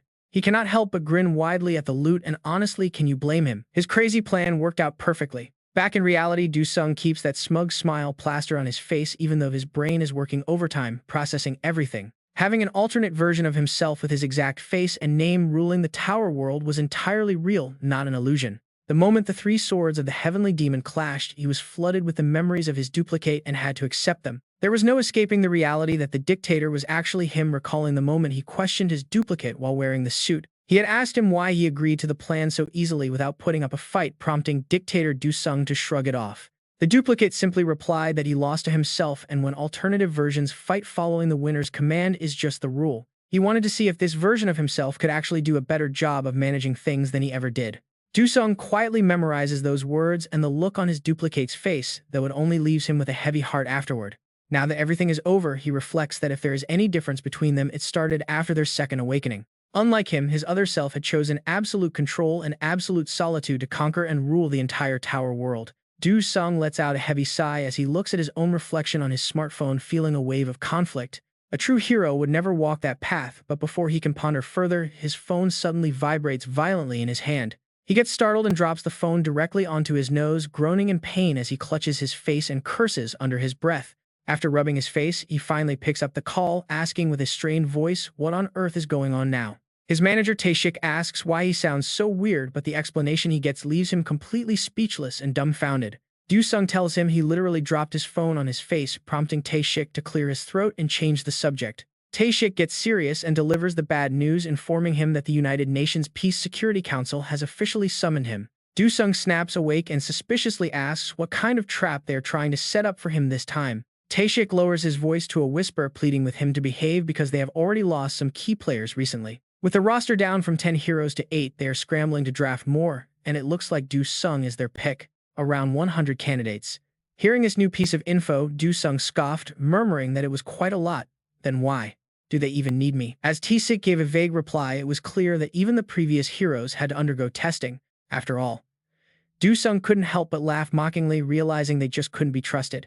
The top 10 hero title it is awarded to the top 10 players at the end of every season. But is this ranking really just about individual power? Not exactly. For those holding these high titles, there is an unwritten rule that wealth and power will naturally gravitate toward them. So in this world, people do not simply rise up to become heroes. Instead, these heroes are carefully manufactured, yet there are always exceptions. This silent rule eventually brings the top heroes and global political leaders together. They gather at the United Nations Security Council conference room in New York. Maria sighs heavily, looking around for a familiar face. Kang Du Sung is still nowhere to be seen. That is when Lydia chimes in with a relaxed, effortless tone. "Our king always does exactly what he wants," she says, "and as his loyal subjects, it is our duty to respect his wishes." What? Before anyone can say more, Sammy suddenly speaks up, asking Lady Lydia if she has a moment to spare. That familiar voice is incredibly annoying, but she suppresses her irritation, turns around, and agrees with a polite smile. The moment Lydia is out of sight, the heroes start whispering. What is going on? Is this about going in there? Maria wonders, silently, deeply confused. Going in there, Kin Go mutters under his breath, wondering how long it will take this time. They are not even helping with the raid strategy. His constant grumbling makes Maria feel a bit awkward as she prepares to speak. "From what I have heard," she begins, but before she can finish her sentence, a loud noise cuts her off. Kang Du Sung kicks the door open, strutting in like a total superstar. The Hero King has arrived, wearing a smug grin on his face. He ignores the heavy tension in the room, greeting them warmly. His sudden entrance immediately puts Maria and Kin Go at ease. As all eyes lock onto him, Kang Du Sung speaks in a relaxed, casual tone, addressing the crowded room of busy elites. Now that everyone is here, he suggests they get straight to business. Should we grab each other by the collar and start fighting? Lydia acts like a perfect lady, hiding her soft chuckle behind a delicate folding fan. "Of course not," she replies smoothly. "We are here to establish a whole new era for heroes." Hearing this, Kang Du Sung cannot help but burst out laughing. Restructuring the hero system? He completely disagrees. Lucen slowly drops his smile and speaks up with a serious expression. "Please do not be so defensive. We plan to keep the current top 10 heroes exactly as they are. We simply want all designated hero players to be officially appointed directly by the United Nations General Assembly." That condescending tone makes Kin Go grit his teeth in absolute fury. Losing his cool, he slams the table and stands up. He yells, demanding to know if they want to control the heroes. How dare they say that without even attempting to conquer the tower? In response, Adam clutches his chest, putting on a dramatic show of deep sorrow as he defends their stance. This critical decision was made solely to maintain world peace. After all, we have all witnessed the devastating consequences of the Moscow incident. When a single hero goes rogue, the level of destruction brought upon the world is unfathomable. Even the patient Maria loses her temper. She shouts out, refusing to accept any massive organization taking complete control over all active players. Listening to both sides argue relentlessly, Kang Du-sung frowns as he processes the situation in deep thought. Are the Sanctus and the General really the only ones standing against this? In the middle of this heated debate, Sammy speaks softly. He notes that some disagreement was fully expected, but they absolutely will not allow history to repeat itself. After all, the majority of the top heroes have already agreed. Hearing this, Kang Du-sung looks around the room in disbelief. Keeping his composure, he lets out a cold, sharp laugh, even as his hands tremble with suppressed rage. After a long, tense silence, he clears his throat and delivers a deeply sarcastic remark. He did not realize they had planned this all along. Nikolai, who fully anticipated this reaction, calmly addresses his concern with a very smooth, reassuring tone. He explains they have made significant concessions, recognizing how incredibly dedicated the current heroes actually are. As long as they pass the upcoming hearing, they will be officially appointed immediately, and any vacancies will be filled from a backup pool. Kang Du-sung realizes they have been backed into a corner. Seeing no way out, he reluctantly asks when the hearing will take place. Seeing his surprisingly cooperative attitude, Sammy smiles faintly and responds with an incredibly calm voice. Since everyone is already gathered right here in this room, they should begin immediately. He then turns to face Lydia.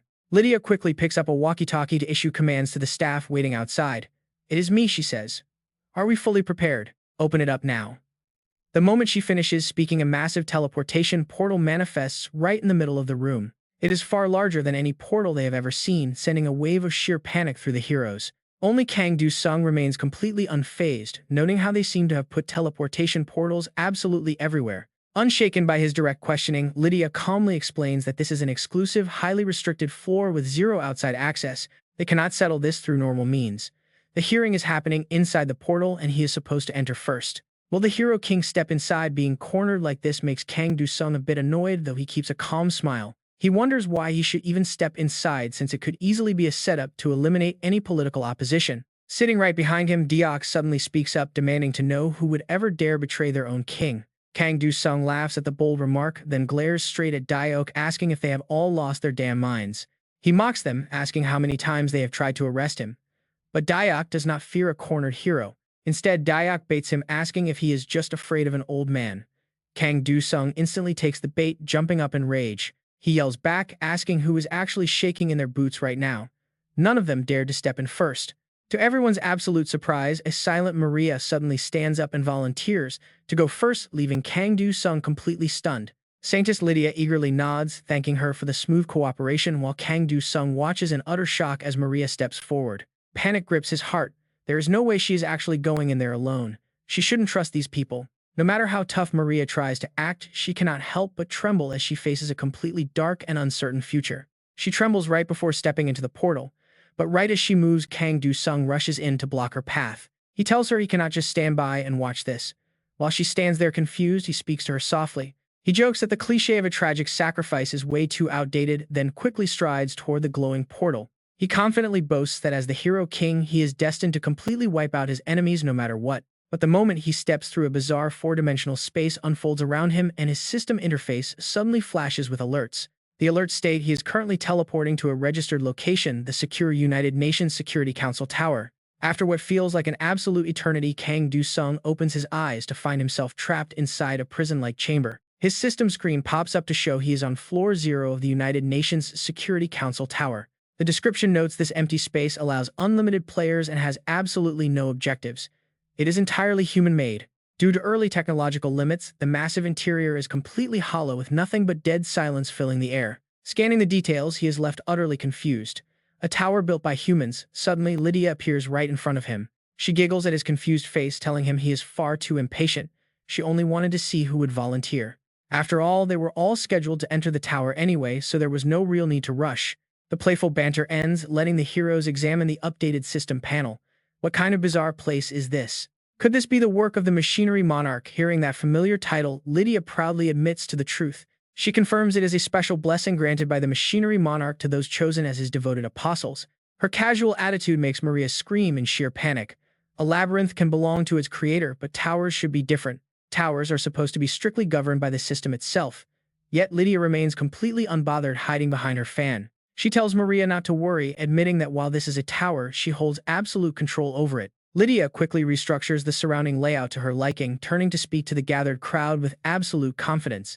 She presents 100 hero candidates who arrived ahead of schedule, handpicked from every single corner of the globe. These are not just regular players, they are elite individuals driven by a genuine deep sense of responsibility. Hearing her emphasize that specific keyword, Kang Do-sung scoffs.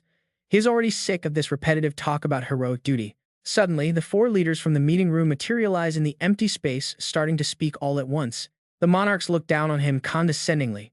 Representing them, Sammy steps forward to deliver a harsh, sharp reminder. She stresses how absolutely critical this is, noting that very few players possess such unwavering and stubborn determination. They talk about his years of service since awakening, but Kang Do-sung blocks out the noise, responding with utter disdain. He mockingly comments on their supposed wisdom, pointing out they seem to have forgotten exactly who they are dealing with. He warns them he is sick of this nonsense. Yet Lucien ignores his rude outburst, keeping a calm, devilish smile. The man continues to speak with a smooth, calculated tone, behaving like a seasoned devil in human skin. He claims to understand his massive burdens and deep fears of losing everything he has built with his own hands. He acts sympathetic about his fear of corrupt leaders, promising him he no longer has to carry this heavy burden. He tells him he can stop pretending, speaking in his capacity as a leader of the Peace Council Hero Alliance. The United Nations promised him absolute protection, but Kang Do-sung simply smirked, giving them a very brief, mocking reply. Do you honestly think I would believe such nonsense? Meanwhile, Lucien kept his fake polite mask on as they spoke. It is truly a shame you don't trust us. Yet Lucien never expected Kang Do-sung to cut him off so shamelessly. Right in front of everyone, Kang Do-sung called them out, guessing their plan to use the Hero Alliance for global control. They wanted wartime soldiers, not hunters clearing out the endless towers. The second Kang Do-sung finished his sentence, Lucien leaned in, putting on a show of genuine curiosity, asking if true heroes shouldn't fight for global peace. Kang Do-sung laughed out loud at the question, wondering if this guy was incredibly naive or just plain fake. Peace can wait when the entire world is literally hanging by a thread, staring down total annihilation. But if the Earth actually ends, will you take the blame? Kang Do-sung's fierce direct question hit them hard. Lucien and the other delegates fell dead silent for a moment, only to burst into absolute hysterical laughter. Their smug, dismissive attitude irritated Kang Do-sung, making him ask in a dangerously low voice, "What's so funny?" As the laughter echoed, Lucien stepped forward. He reminded Kang Do-sung that since he alone held the power to save humanity, he should be the one taking responsibility if everything goes to hell. He addressed him as the Hero King. In that moment, Kang Do-sung looked around at their slimy, deceitful faces, their fake smiles making his blood boil. Suddenly, a system notification flashed right in front of him. The Clown Monarch was watching him with absolute indifference. As Kang Do-sung's rage simmered, he finally understood. This was exactly what the entity had warned him about. Talk about a cruel twist of fate, this was the terrible price of becoming a legendary hero, standing above all others. He remembered that fateful day when the Clown Monarch excitedly proposed a deal to make him the ultimate hero. But the entity warned him that people would never recognize his sacrifices, treating him as a mere jester to ridicule. Back then, Kang Do-sung had stubbornly cleared his throat, declaring that he still wanted to save everyone no matter what. Seeing his dead serious expression, the Clown Monarch couldn't help but let out an amused giggle at the irony. The creature then materialized right before him, acknowledging him as the next savior who would protect their world. Speaking softly, the Clown Monarch reached up and peeled off his mask, revealing the hidden face beneath it. "But remember this," he said, dropping the mask to the floor, "sometimes ignorance is the only true bliss." That chilling warning echoed in his mind, cutting through the obnoxious laughter of the politicians surrounding him. Suddenly, Maria stepped forward to defend him, directly questioning the absurd claims of the corrupt leaders. "So if the world falls, it is all the Hero King's fault." Standing firmly beside him, she spoke coldly. She swore on her holy title as the Saintess that they would face severe consequences for insulting their savior. Instead of backing down, the delegates smirked, completely unfazed by her warning, while mockingly asking for forgiveness. "Can you believe the nerve of these guys?" They mockingly noted she would also have to share the blame. "That's not what I meant," she screamed. Just as things grew intensely heated, Kang Do-sung heard a familiar giggle. It was the Clown Monarch asking him if he still wanted to play the hero on this ridiculous stage. He reminded him that they could play the savior or easily turn into the ultimate villains of this show. They could be absolutely anything they wanted. Suddenly, the entire foundation of the tower began to violently shake. Responding to Kang Do-sung's silent command, chaos erupted as terrified delegates screamed out in sheer panic. Someone yelled that the floor was rising as massive roots shot up, lifting the entire platform into the air. Confused by the sudden shift, King frantically turned to the lady, demanding to know what she was doing.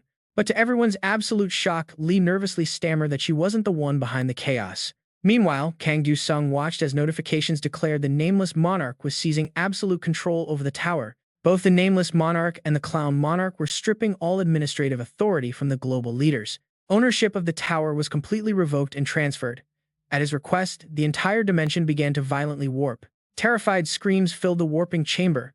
Suddenly, the clown monarch spoke, noting that every performance needs a stage. His amusing comment made the nameless monarch burst into wild laughter, preparing to broadcast their show globally. A global broadcast was forced onto every screen. While everyone panicked, Kang Du-sung remained completely still. He quietly observed the escalating madness as the clown monarch laughed hysterically and prepared to speak, right in front of the whole world. Look at this, these fools actually built a tower themselves. Amidst the terrifying screams of agony of the foolish people trapped inside the tower, he casually comments that this will be an absolutely spectacular show. Meanwhile, the heroes are still panic-stricken, not knowing what to do. Kang Du-sung silently watches the farce broadcasting to the entire world, unable to resist stretching his body to get a little more comfortable. But this chaotic situation apparently still isn't chaotic enough, especially when the clown sovereign suddenly adds fuel to the fire. "Oh, come on, you forgot the most important part," he sneers. Hearing that mocking voice, the Hell Sovereign suddenly unleashes his absolute authority over the tower, summoning raging hellfire to rise. The clown sovereign excitedly commentates, "Scream in terror, everyone." Almost immediately, the hero candidates run around in panic, screaming until their voices go hoarse. A few of them, who are still rational, shout out instructions telling everyone to run toward the center. Little did they know those words would trigger the Hell Sovereign to unleash bursting lava across the entire area, summoning the Demon King Thanatos right inside the tower. The horrifying sight instantly forces the desperate candidates to reveal their true ugly nature. "Stop right there, Vanguard team, hold the line. Are you telling us to rush to our deaths? Thanatos is a level 10 beast boss after all." And yet, as if this fiery feast isn't hot enough, the Abyss Sovereign quickly appears to exercise his own absolute authority. He instantly tears open the abyss, letting legendary monsters crawl out and dragging everyone into absolute despair. What on earth is even happening? Suddenly, the Outworld Sovereign also arrives, using his absolute authority to unleash the Outworld Guardian immediately. Unchaining all these monstrous subordinates under the Sovereigns literally turns the arena into a living hell for the hero candidates. Their desperate screams echo all the way up to the heroes watching from above, pleading for someone to save them. They cry out that they do not want to die. Leah watches the chaotic scene in absolute speechless terror. Meanwhile, the candidates have already started betraying each other just to buy themselves a few more seconds of life. They yell at each other in sheer anger, and King is the first to react by instantly casting his own skills. The candidates stand zero chance against the monsters. They must be eliminated by other players to get expelled from the tower. Hearing those words, Leia and the other heroes immediately follow suit. That is right, eliminate all of them. Suddenly, a chilling system announcement pops up. The rules have been altered under the absolute authority of the Nameless Sovereign. All restrictions on player killing are completely removed. Any death caused by another player inside this tower is permanent. Players will not respawn. Reading the system message, Leah finds it hard to breathe. Is there really no way out? Suddenly, Kang Du-sung, who has been silent this entire time, casually speaks up. "I thought you had complete control over this tower. Oh, so this is the great blessing your gods bestowed upon you." Hearing those words, Leah desperately grabs his arm. "Please, Hero King, save them," she begs.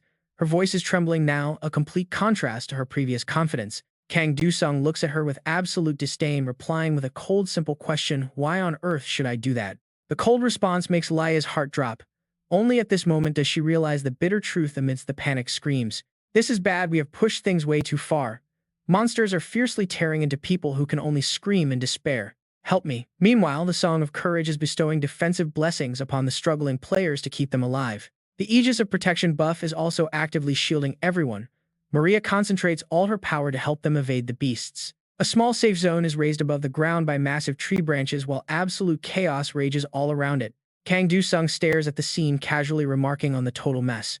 Blackie sits down to rest next to him. She asks if he plans to jump in and help. When Adam sees his indifferent attitude, he immediately yells out in frustration. "What on earth are you doing right now, Hero King?" The others also frantically demand that he take immediate action. "You have to step up and help the candidates. Hero King, 12 of our absolute best players are currently down there. If China falls, the northeastern part of Asia will collapse right along with it." Everyone is panicking over the potential loss. 10 of our elite players have already entered. Yet he remains completely relaxed, ignoring the desperate calls of Hero King. Kang Du-sung casts a cold, piercing gaze at the scene below. People are screaming in terror, pleading for salvation as they fall back. "No, save me," they wail, completely helpless and crying. The chaotic screams continue to echo loudly in his ears. "We are finished, it is over for us." Maria slowly approaches him, prompting Blackie to step aside as she arrives. He smiles, waiting to hear what she has to say. "Do you need something from me, Saintess?" he asks gently. She sits down and suddenly speaks up, apologizing because he does not seem to care about any of this. What is this? Maria has always carried a boundless love, wanting to save everyone she can. Confused, he asks her about it. Why is she slowly introducing all of the hero candidates down below? She decides to share a hidden truth with him, that they are just being used. You see, ignorance is not a sin, Du Sung casually remarks while she prepares to take action. He looks up, wondering if risking their lives to save these people even makes sense anymore as she moves forward. He wonders about the Saintess. How can she possess such an incredibly powerful sense of duty? At that moment, she offers a gentle smile and prepares her magic to dive straight down into the chaos. But her true motivation is actually much simpler than that. I just want to save them. Her unexpected explanation catches him completely off guard, leaving him stunned for a few seconds. Du Sung watches closely as Maria charges down. She's a true hero, diving straight into the monster horde to protect the helpless. Seeing her defend the weak, Du Sung quietly mumbles to himself, wondering if that is the kind of person he always wanted to become. Just then the Jester King appears and asks if he wants to be a hero. Suddenly, a skill card materializes. The Jester King has gifted player Kang Du Sung a single-use disguise skill card. He stares in surprise at the hovering item. It remains active until the current tower is cleared. Grabbing the card, Du Sung smiles and asks himself if he really wants to be a hero. Without hesitating, he immediately activates the card, copying a vital skill using the unique effects of his new disguise. Reaching his hand out, Du Sung conjures a massive barrier. For him, that question was incredibly easy to answer. Below them, protective shields instantly form around the active fighters and the defenseless alike. He has cast a defense to cover everyone. He deployed the Steel Bunker skill, which creates a powerful barrier separating ally from foe, blocking monsters while letting friends pass through. The crowd erupts in joy at his timely intervention. People celebrate being alive, shouting that the Hero King just saved them with his shield. Maria sighs in relief, seeing his magic. Standing high above, Du Sung is showered with cheers from the grateful crowd below. They thank the Hero King, but he just stands there. That is when an annoyed Lucian steps up to question him. Why did you wait so long to act? Countless lives were almost lost because of you. But Du Sung immediately fires back. He asks if they are seriously blaming him now. Turning directly to the cameras, he questions where they even are right now. Is this not the United Nations Tower? His blunt words leave them trembling with rage, unable to offer a single counter-argument. Who was it that insisted on building this tower? He asks, fearlessly, completely silencing the leaders because they are the ones responsible. Both the viewers watching the live stream and the exhausted fighters on the battlefield are stunned by his brutal honesty. Do not the people of the world deserve to know the truth? Everyone tunes in as he exposes the reality behind the disaster. This terrifying catastrophe only happened because humanity dared to build this tower. Lucian winces, desperately trying to dodge the subject. He asks if that even matters right now, but Du Sung casually voices his irritation. To him, it is about fairness. Pointing down, he bluntly calls out their hypocrisy. He saved their lives from a crisis of their own making. Yet they still blame him, even claiming that if the world ends, it will somehow be entirely his fault. His argument is airtight, questioning if he is the weird one here, when any 100 people would agree with him. He delivers his next words with heavy emphasis, reminding them that all these people almost die because of the leaders. Still, they stubbornly criticize him, begging the Hero King to wake up and show some proper responsibility. Extremely annoyed, Du Sung drops a direct threat.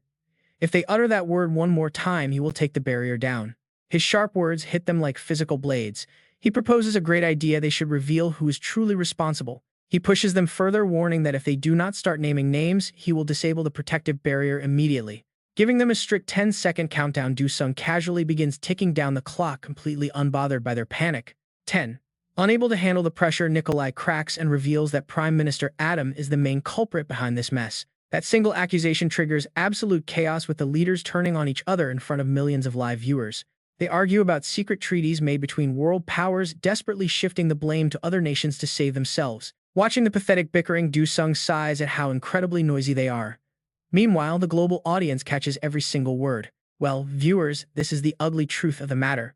So listen closely and judge these corrupt leaders for yourselves. With the audience left completely stunned, Du Sung flashes a cheerful grin, waving a playful goodbye directly to the camera. Announcing that he has some hero business to attend to, he dissolves into a cloud of black smoke and vanishes. Du Sung leaps high into the air, pulling out his signature Black Death sword to prepare for the upcoming fight.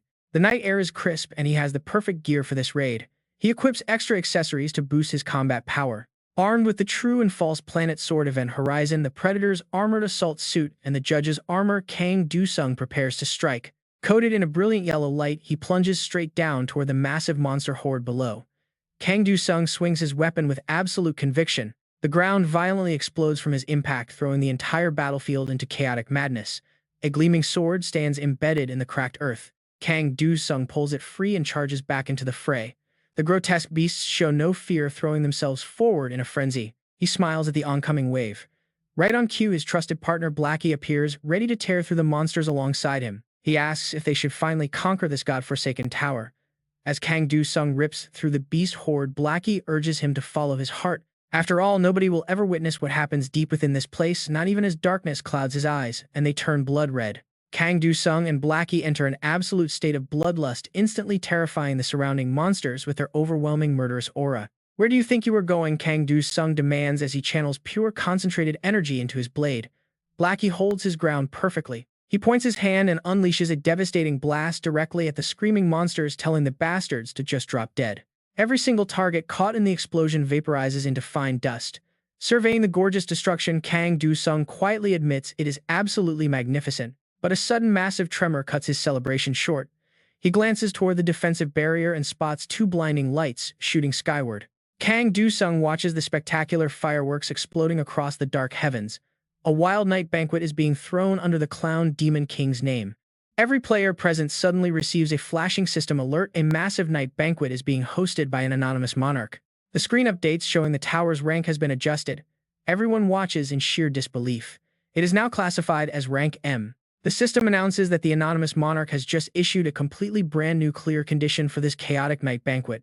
Maria struggles to understand what kind of twisted game the monarch is playing now as another major warning flashes on the screen. The UN Security Council Tower is now classified as rank 10, requiring players to survive a massive, relentless onslaught of hostile forces. Kang Do-sung smiles at the notification, realizing they finally have a clear path out of this terrible place. He immediately glides back into the horde to resume his slaughter.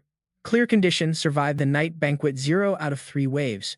With 5 minutes and 59 seconds remaining, Kang Do-sung carefully analyzes the battlefield while continuously slicing down the enemy. Since new monsters have stopped spawning for now, he deduces that the remaining enemies currently on the field represent the entire first wave. Amused, he mutters that there are certainly a ton of them.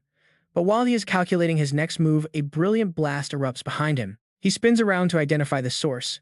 The heroic song buff is actively casting a powerful blessing over all active players. A gentle golden light wraps around his body as a series of system alerts begin to pop up in rapid succession.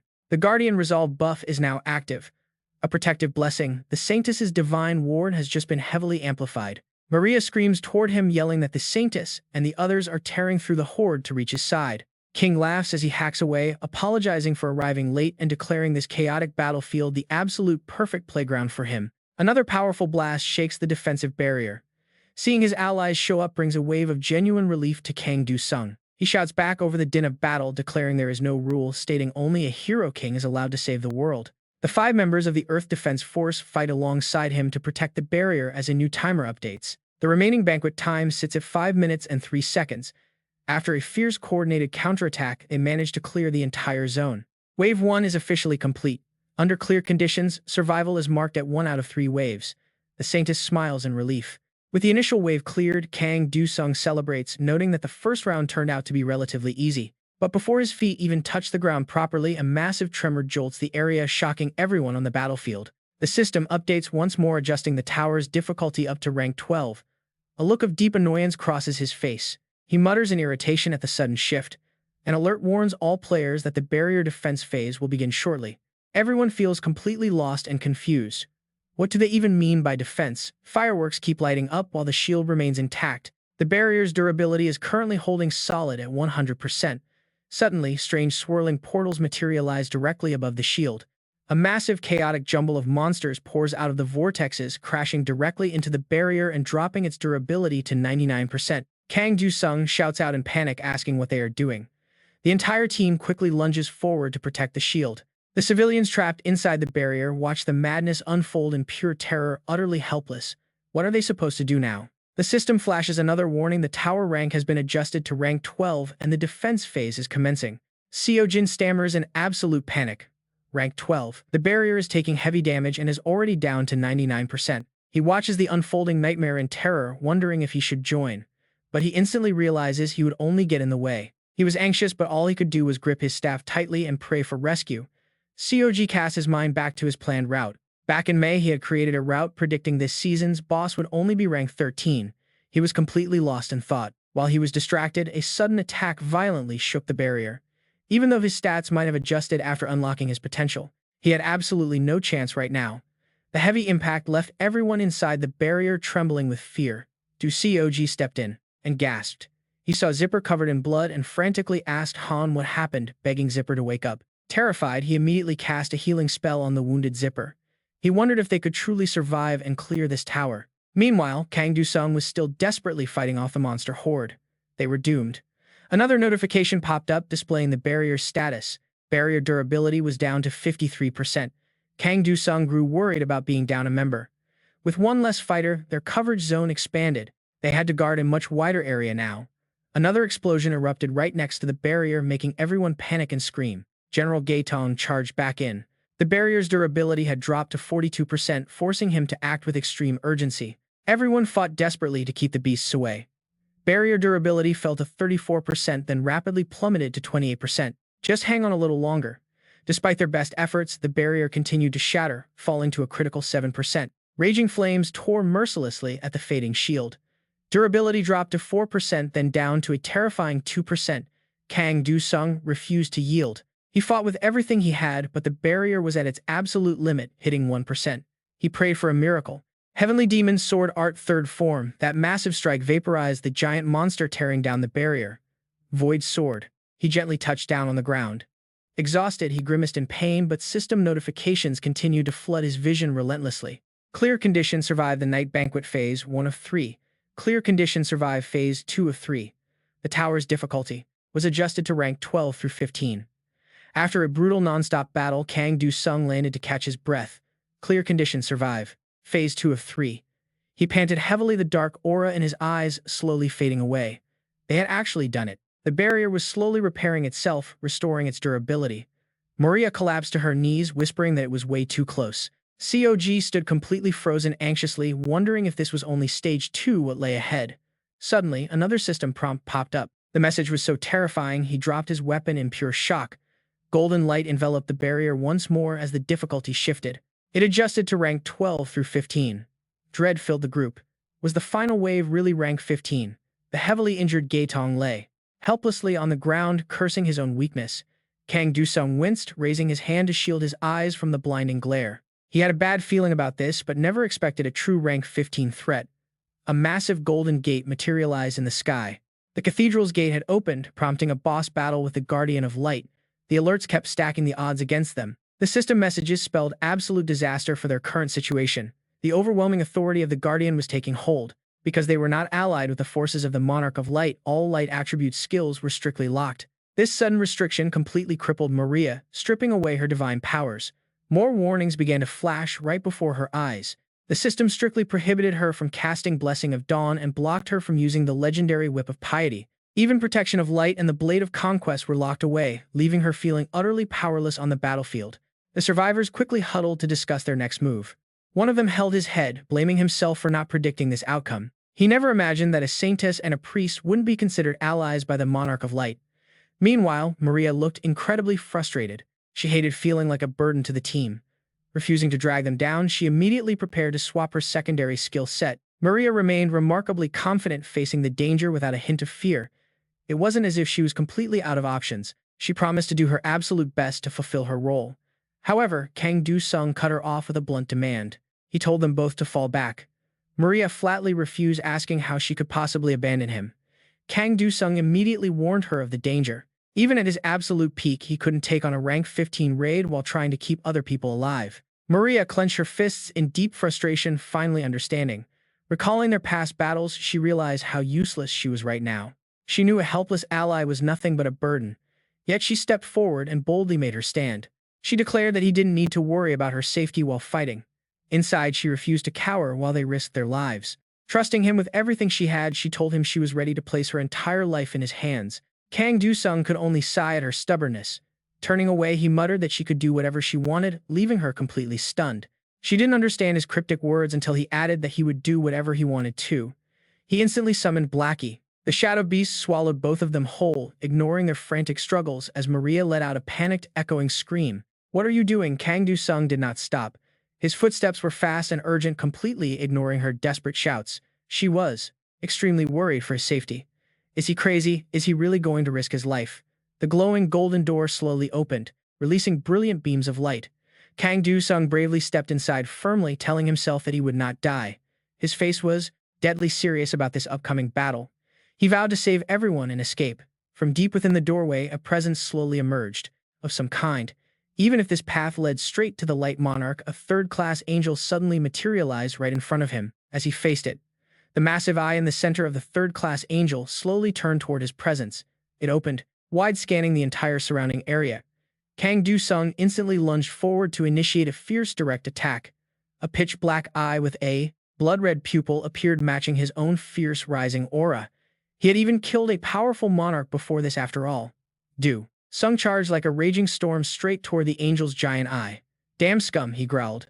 Dozens of other eyes on. The floating circles locked onto him and fired a brutal barrage. Kang Du-sung's face was instantly slashed open, and his wound immediately triggered a passive skill just as his body was being torn to shreds. The effects of super regeneration had kicked in. With his adaptive cellular armor successfully deployed, his light resistance stat instantly received a massive boost. But he was still helpless against the relentless onslaught.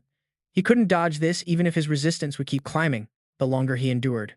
Kang Du-sung desperately searched for a way out while his body dissolved, knowing it would all end if he took a single vital hit. "Damn it," he cursed, staring at the monster. How could he possibly defeat this massive creature? Gathering his resolve, he gripped his sword. No, he told himself, there was always a way to beat a gaming level. Risking everything, he sought to plunge his sword into the eye, and that was when a strange, brilliant light burst forth while he fought. There had to be a way. Suddenly, the Desert Monarch appeared to offer her aid and deliver a message. It seemed he was in a pretty tough battle, but now the Desert Monarch was lending support while unleashing her vast power. Allies were finally joining the fight, leaving him absolutely stunned by this sudden turn of events. Of her arrival, a small smile played on his lips. If he could only hold out until they got there. Sharp golden wings stabbed deep into his flesh, but Kang Du-sung ignored the pain and blood. He was violently blasted back by the massive wings while coughing up blood. Dozens of sharp golden feathers flew directly toward his retreating figure. To him, the experienced adventurer blessing rose to 100%, while the death-cheating blessing prepared to block one final fatal blow. As he fell, Kang Du-sung was severely battered but still pushed his limits. It was not over yet. While falling, a swarm of bats suddenly swirled around him. Naturally, a voice whispered he could not let him die here. Du-sung was completely baffled by this sudden rescue. A bat, even the third-class angel, took note of the strange anomaly as Meal emerged from the swirling swarm. He offered a cheerful greeting, saying it was wonderful to meet again. Kang Du-sung stared in disbelief at his sudden arrival. Why was he here instead of the desert? Meal quickly conjured a glowing crimson shield around them and casually asked if they could chat for a bit.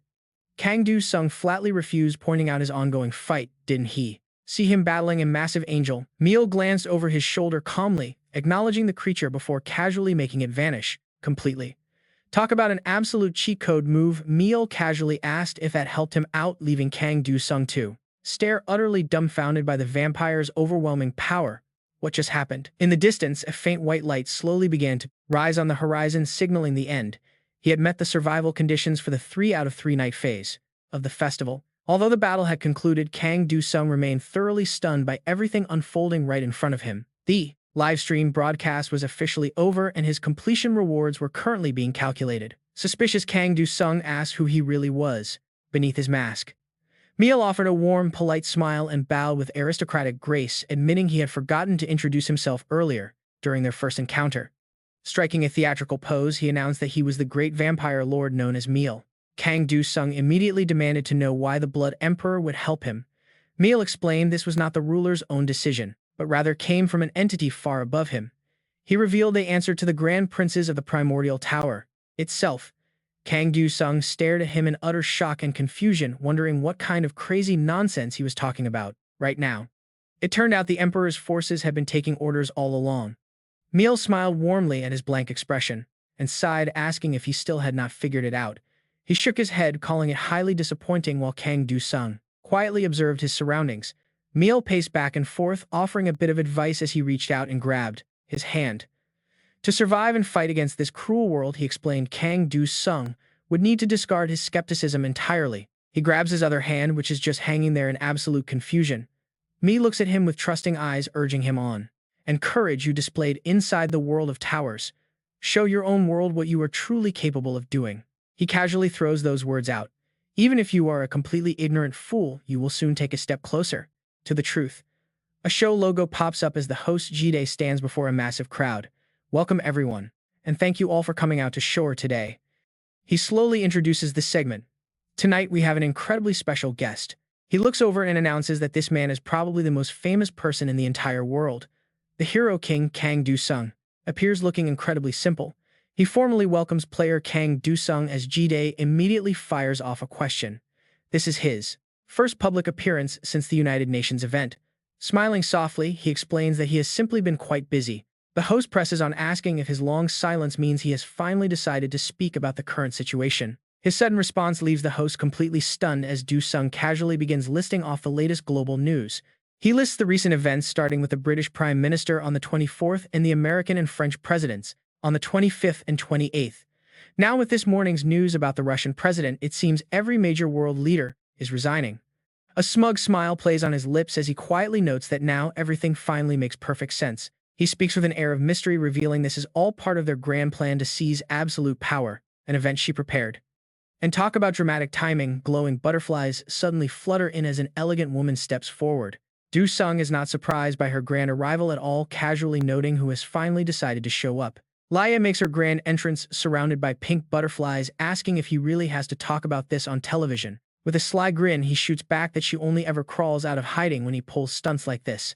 He explains he was looking for her right after the battle, but she vanished the second she left the tower. She calmly dismisses his claim, calling it a necessary strategic retreat to clean up and restructure their messy plans. He cracks a highly cynical smile at her choice of words, mockingly questioning her about this supposed restructure plan. He mentions watching the video footage recorded inside the barrier where Laya was apparently very busy creating tons of clones. He details her past actions, reminding her of how she demanded the Demon King be sealed and even had a highly interesting chat with the Gravedigger. Do-sung questions her motive while readying himself for an all-out fight to extract the truth from her. She can only offer a forced smile as he asks what they discussed. He asks if she is building a new hit list to control things from the shadows. She merely sits down beside him, asking what changed since he never used to care about these things. She makes no effort to hide anything, admitting that what he said is true. It is all part of a grand design to make a much better world, frankly explaining that by eliminating those who try to weaponize powerful players, she sends a clear warning to others. Hearing this, he immediately calls her out, questioning if this reckless method of hers is not exactly what almost pushed the entire world directly to the brink of absolute ruin. He keeps a very close eye on her reactions. She apologizes quietly, fuming inside about a key traitor who completely threw off her calculations. Who could have expected that a dedicated follower of the Machine King would betray them? This unexpected revelation catches Do-sung completely off guard. He is shocked that the creator of that very tower actually betrayed her. She holds her face, explaining that although many nations are currently hunting for him, he has likely already been captured by villains. Do-sung sighs, ignoring her sharp gaze. He casually points out that they are all essentially villains anyway. Leah quickly corrects him, presenting their distinct perspective, claiming that true villains kidnap and hold people hostage. In comparison, they see themselves as a necessary evil here, whose sole purpose is protecting humanity. However, she admits there is still one major issue she deeply worries about. She fears the powerful leader of the Dark Players might have captured the very target they are currently hunting. He finally gets it, mocking her for choosing such a roundabout way to ask for his help before standing up. He agrees to track down the Machine King's follower, though his tone grows incredibly serious as he sets terms. He warns her that he won't let her run the show this time.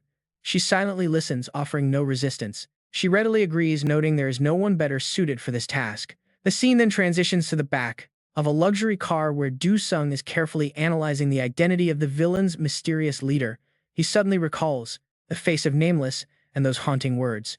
The moment he heard that name, he knew he was the boss. Ours. Every firm word and gesture from that guy was impossible to forget. He will soon turn this world upside down. Even if he didn't want it, that scenario would soon catch up to him, he told himself. However, to end this game, 3 stages he had to transcend to overcome everything.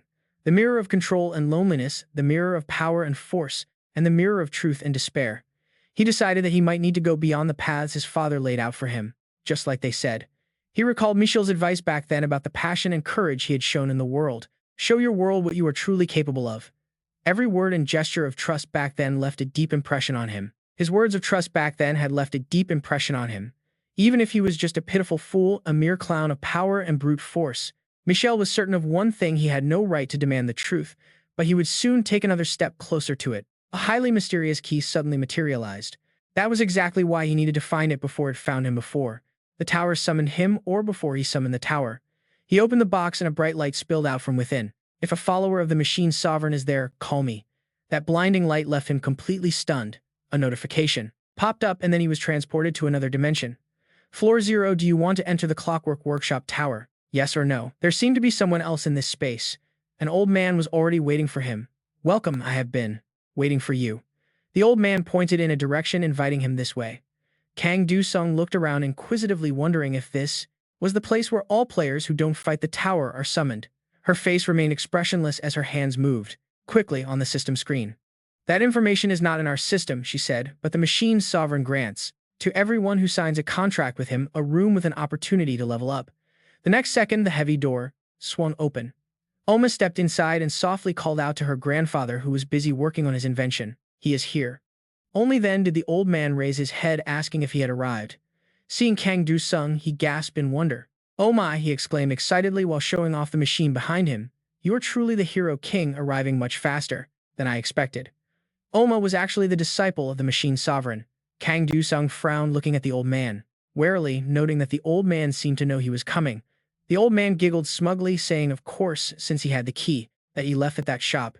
Hearing this, Kang Du-sung's eyes widened in shock as the old man continued to chatter non-stop. He knew Kang Du-sung would eventually show up, but he never expected it to be today. However, he had to admit that this was not the best time to visit, and it would be unfortunate if his location were revealed right now. Kang Du-sung clenched his fists to suppress the urge to punch him.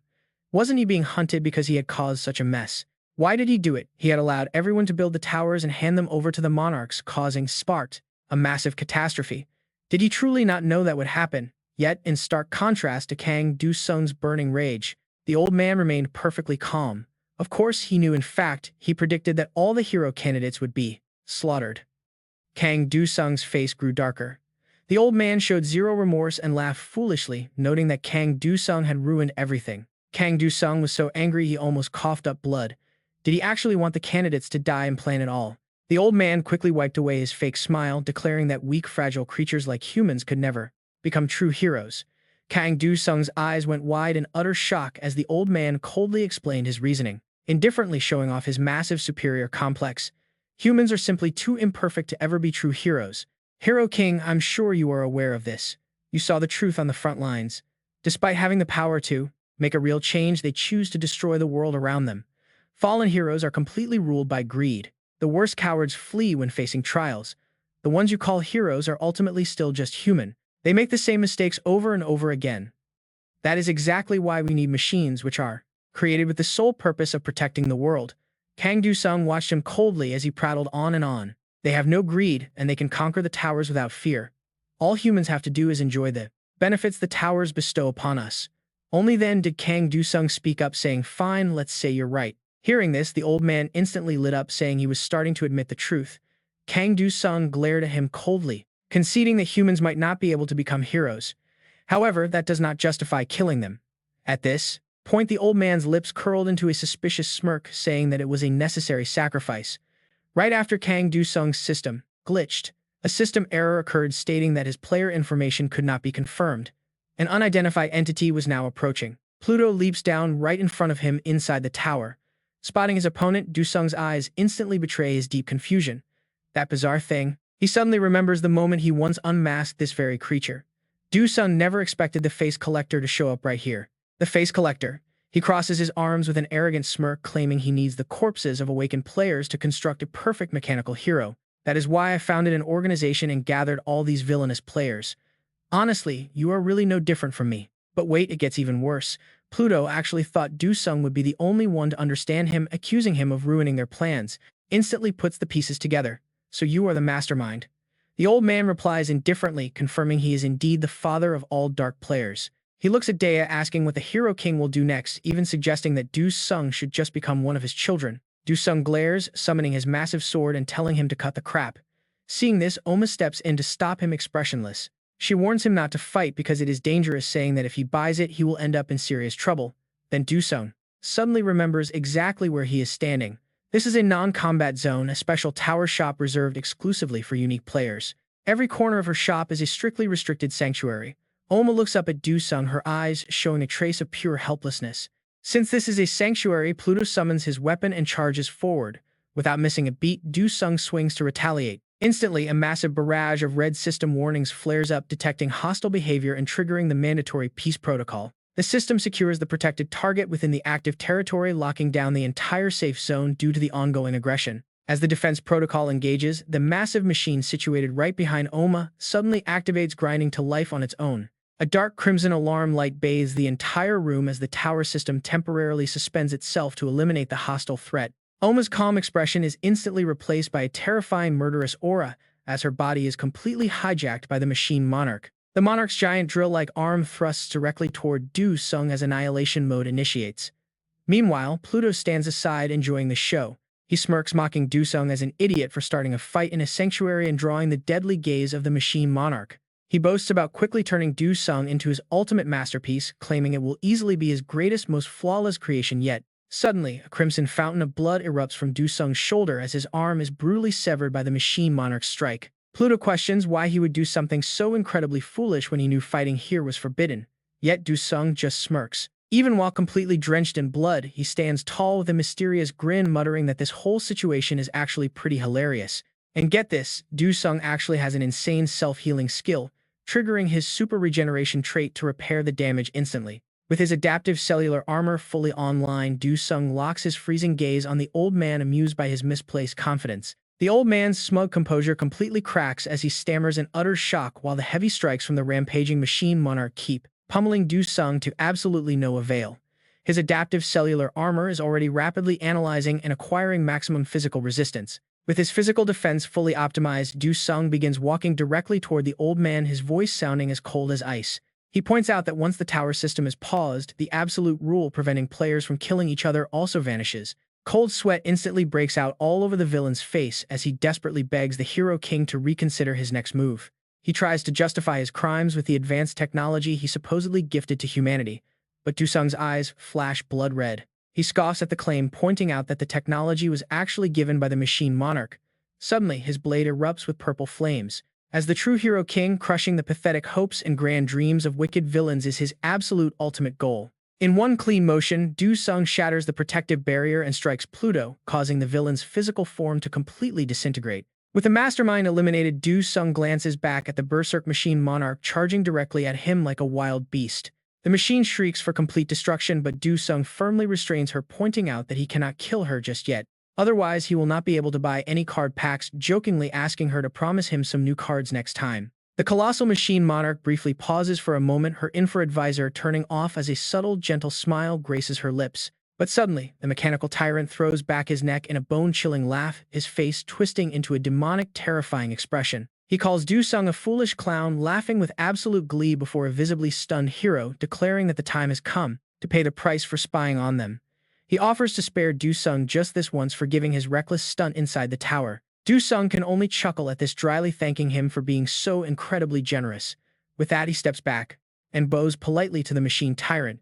The mechanical lord chuckles, finally calming down from his maniacal outburst. Amused by this formal gesture, he wonders aloud how far this Hero King will actually go to exceed his lofty expectations. Remaining bowed, Do-sung merely glances upward with a look of genuine confusion, wondering what expectations he could possibly mean. Since I raised this child myself, she should at least be on the level of a Season 9 elite courtesan.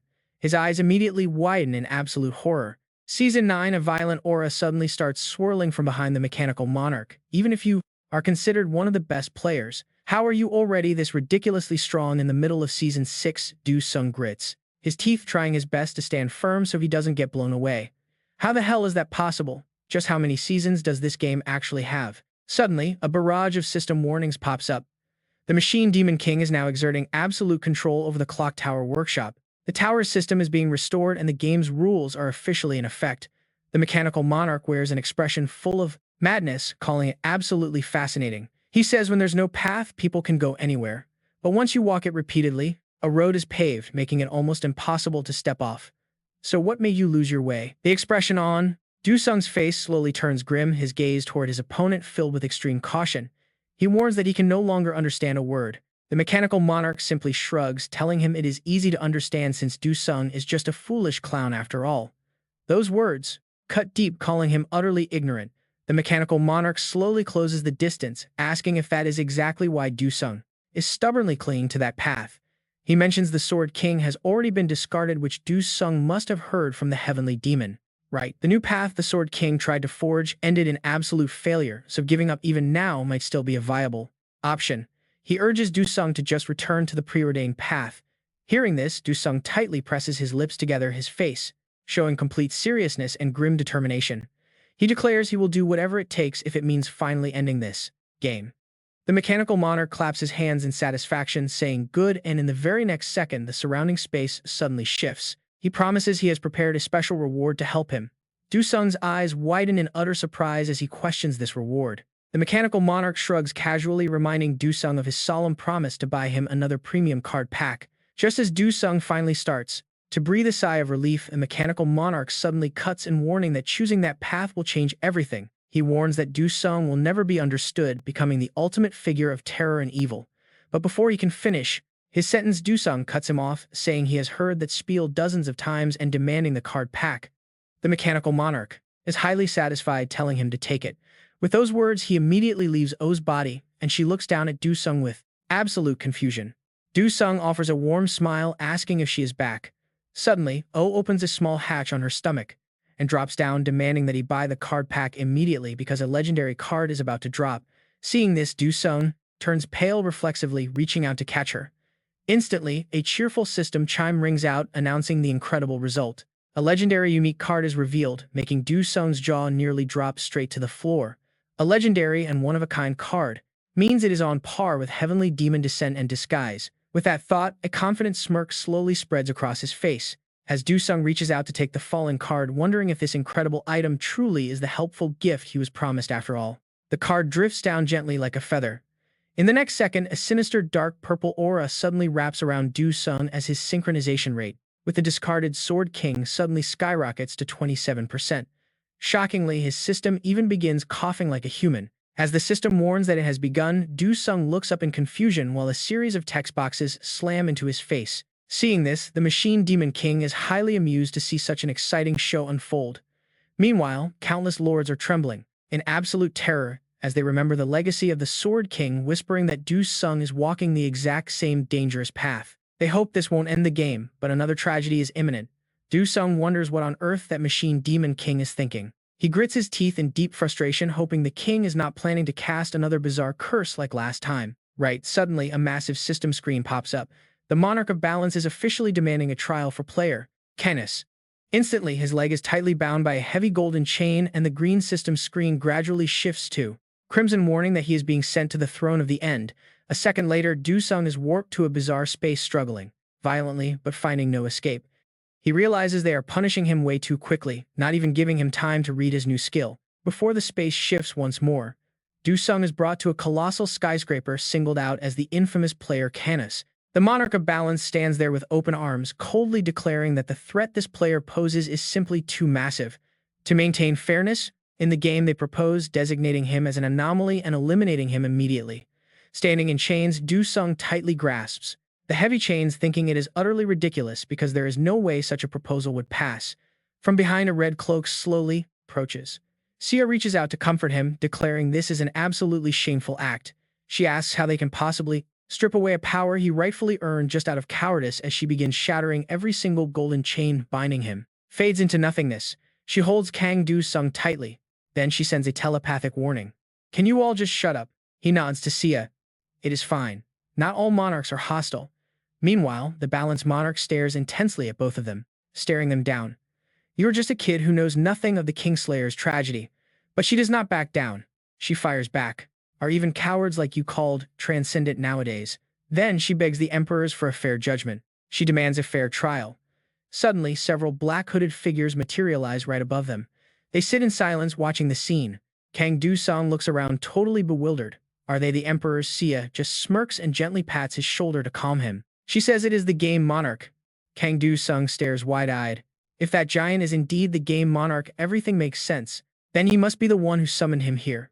Right when he was claiming the immortal monarch's rewards. Facing the balanced monarch, Kang Du-sung freezes.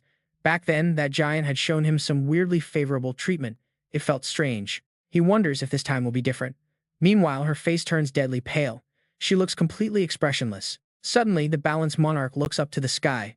He declares in a booming voice that the power of Kang-du-sung is ready. Right then, see his face flashes alongside the balanced monarch's image. This power has officially been accepted by the system. The system rules granted to him. Let the game continue.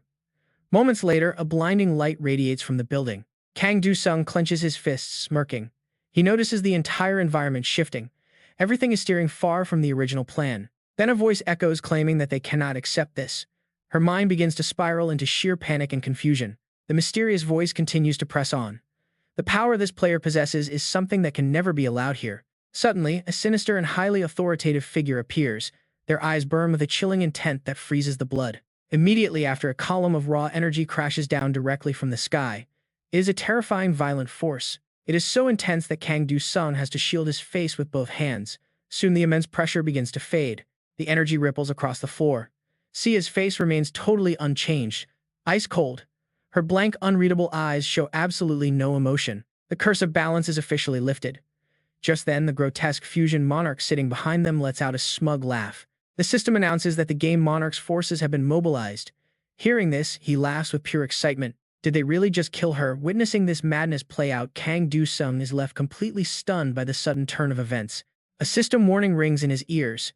It states that the game's balance is on the verge of collapsing. The ominous alert echoes through the massive chamber, leaving the remaining monarchs to watch in stunned, dead silence. Meanwhile, at a tavern serving as the temporary base for the Information Bureau, Tae-shik meets up with Kang Du-sung to talk. Kang Du-sung explains everything. Tae-shik is utterly shocked. Did you say you were actually there? He cannot believe it. But Kang Du-sung admits he did not get to see everything. His brow furrows deeply, and his expression grows incredibly serious. The game monarch reached out. There was a blinding flash of light. When Kang Du-sung opened his eyes again, it was all over. He vividly recalls the system notification declaring the balanced monarch dead. Hearing this, Tae-shik rubs his temples in frustration. The world was already chaotic enough because of you, and now the monarchs themselves are starting a civil war. He grumbles in annoyance. He does not care if they slaughter each other. However, the game's balance collapsing is a massive, deeply worrying problem. Tae-shik's rough, calloused hand picks up his beer glass. It would make life easier if they knew when this madness ends. Kang Du-sung rests his chin on his hand, sighing. At least 9 seasons, he says. This statement instantly shocks Tae-shik. Tae-shik nearly spits out his drink. What Kang Du-sung remains calm, explaining that the Machine Demon King mentioned in 9th season. He remembers the Automata's claim about raising this child to reach at least the level of a Season 9 master. The moment those words are spoken, everyone sitting around the tavern, including Tae-shik, immediately locks their eyes directly onto Kang Du-sung in utter surprise. That is why they are looking at 9 seasons minimum, though it could go on much longer, he explains casually, picking up his fork. Taking a bite, Kang Du-sung speaks in a low, contemplative tone. He does not think they can just sit back and let this happen. It is time they start looking at the bigger picture here. Hearing this, Tae-shik's brow furrows with deep concern. Do you actually have a plan? Kang Du-sung recalls his brief glimpse of the massive council of 999 monarchs, plus their single supreme ruler. He stabs a piece of chicken on his plate, declaring with absolute and unshakable resolve, they need to go to war against them. Hearing this impossibly bold and reckless plan, Tae-shik is completely stunned. What? You are actually planning to fight the entire system itself? I thought you said you were going to end the game. Facing his skepticism, Kang Du-sung stands firm, believing they actually have a shot at this as Tae-shik raises his hand. Tae-shik stares straight at him in disbelief, demanding to know if he truly meant that person killed a monarch with a single snap of his fingers. Kang Du-sung stays completely calm, casually chewing his food. Having been there in person, he had witnessed a few rather remarkable things firsthand. After watching the powerful monarchs tear each other apart, he realized one major thing: these entities are not as all-powerful as everyone believes. At the same time, the speed at which players are gaining strength has been skyrocketing with each passing season. Even if he combined the results of his previous 4 seasons, it would barely match what he accomplished over the last 4 months. Kang Du-sung stares up at the sky with a distant look, noting that this rapid growth is exactly why they are finally closing the gap. He feels they are rapidly approaching the tier of the monarchs themselves. Hearing this, Tae-shik falls completely silent in astonishment. His gaze drifts to the side before he suddenly whips his head around to check on the rest of the party behind him. He catches the gloomy, heavy expressions on their faces. Behind them, Isha suddenly freezes mid-bite as the weight of the words sinks in. After a long pause, Tae-shik sighs heavily, telling Kang Du-sung that this insane progression likely only applies to him alone. Kang Do-sung glances over at Isia while Tae-shik continues his serious warning, admitting it would be great if everyone could grow that fast. But in reality, that is just impossible. Looking at the familiar faces around them, Tae-shik can only draw one harsh conclusion. Kang Do-sung is the only one truly narrowing the distance to the monarchs while the rest of them are lagging far behind. Perhaps only the 8 legendary heroes stand on his level. From the back, Aisha listens intently to every word Tae-shik says. For ordinary players, reaching that height is still a distant dream. Kang Do-sung merely listens in quiet contemplation. He eventually turns his head away with a soft sigh, realizing he has no other choice but to move forward alone.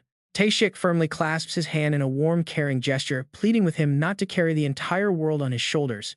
He gently warns that now is not the time, as they are already drowning in the critical issues right in front of them. Even if they cannot help him reach his ultimate goal right now, they are steadily and surely catching up to him. Hearing those words triggers deep doubt within Kang Do-sung. Is it truly just a matter of the timing being wrong? His eyes reflect intense calculation, knowing deep down that merely waiting around will never bring about real change. Right as he wrestles with these heavy thoughts, a system notification suddenly flashes before him with a cryptic message. It states the show cannot start if everyone remains spectators. An unnamed monarch is summoning the Hero King and his allies. At that exact moment, everyone in the tavern receives the same system alert. A critical prompt appears before their eyes. It asks if they wish to enter the level 10 difficulty dungeon, the Witch and Walpurgis Tower. Tae-shik completely freezes up in terror. Cold sweat pours down his face as he wonders if the tower is actively summoning them. The system displays the dungeon details. The scenario is the Witch and Walpurgis Tower, a level 10 difficulty quest. Player limit is 1 to 10, and there is no shop. Tae-shik grits his teeth and shakes his head, muttering that he has absolutely no time to abandon his duties for this. With Western nations already on high alert because of you, jumping into a scenario tower right now is out of the question. His eyes betray deep conflict, torn on what to do. He mutters an apology.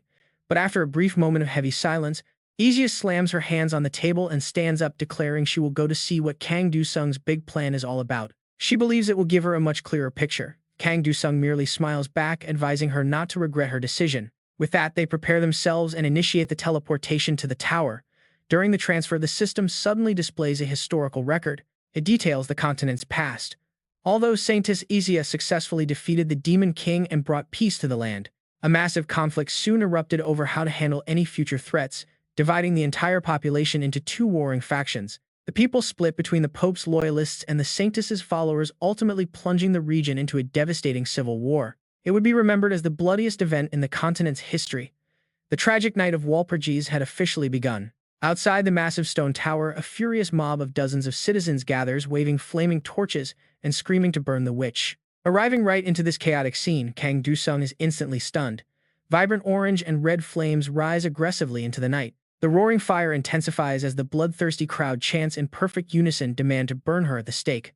Their deafening screams echo everywhere. Tied tightly to a wooden post engulfed in searing heat, the Saintess trembles and cries out. She begs to know why her lord has abandoned her in her final moments. Standing nearby, Kang Do-sung observes the situation. A system alert suddenly orders him to rescue the burning Saintess.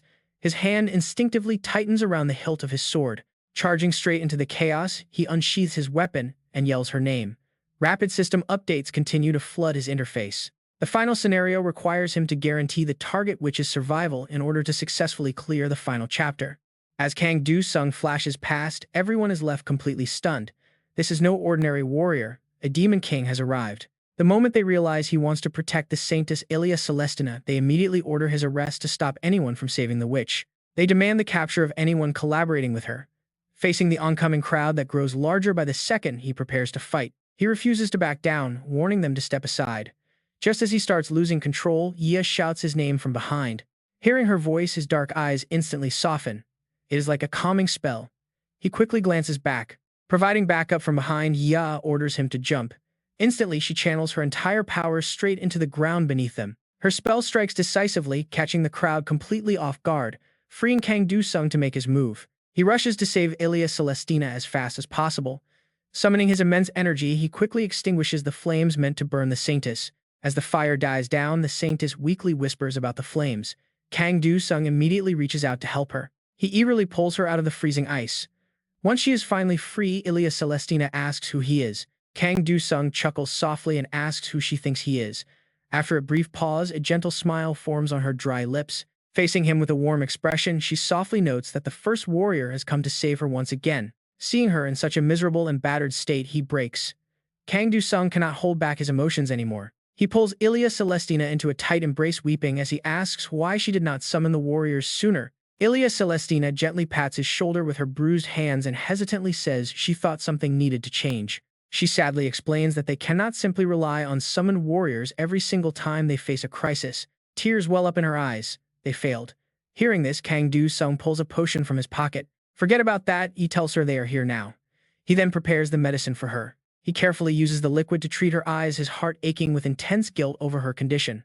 He blames himself for arriving so late, but she simply shakes her head and smiles, comforting him. She calls his arrival a miracle when they needed him most. Suddenly, Roscoe and a few others rush over in a panic. He begs the Saintess to escape with the warriors while his group holds off the pursuing enemies. Ilya Celestina holds his hand tightly, unable to leave them behind. Yet Roscoe desperately pleads with her to run. He cannot even finish his sentence. A dagger pierces him from behind. It is a brutal, unexpected ambush. Talk about a total backstabber. The treacherous attacker is none other than Vieta, who sneers with a malicious laugh. She mocks the Saintess for summoning 2 demon kings without a holy relic, claiming she knew it all along. Calling her a witch with spies among them, Vieta accuses them of being heretics who betray the entire empire. The Pope's guards capture them all. Sadly, Roscoe is killed instantly. He is gone forever, leaving Ilya Celestina devastated. Ilya Celestina feels his hand go limp and begins to tremble, desperately asking why this had to happen. Watching her suffer, Kang Du-sung frowns deeply. He looks toward the castle, noting that this place never truly changes. Biting his lip in sheer frustration, Kang Du-sung mutters to himself that he is completely sick of dealing with these people. At that moment, Ilya Celestina reaches up with her weak, trembling hand to wipe his eyes softly, telling him not to cry. Kang Du-sung smiles and asks why he would cry, gently checking if she is okay, which she confirms with a warm smile.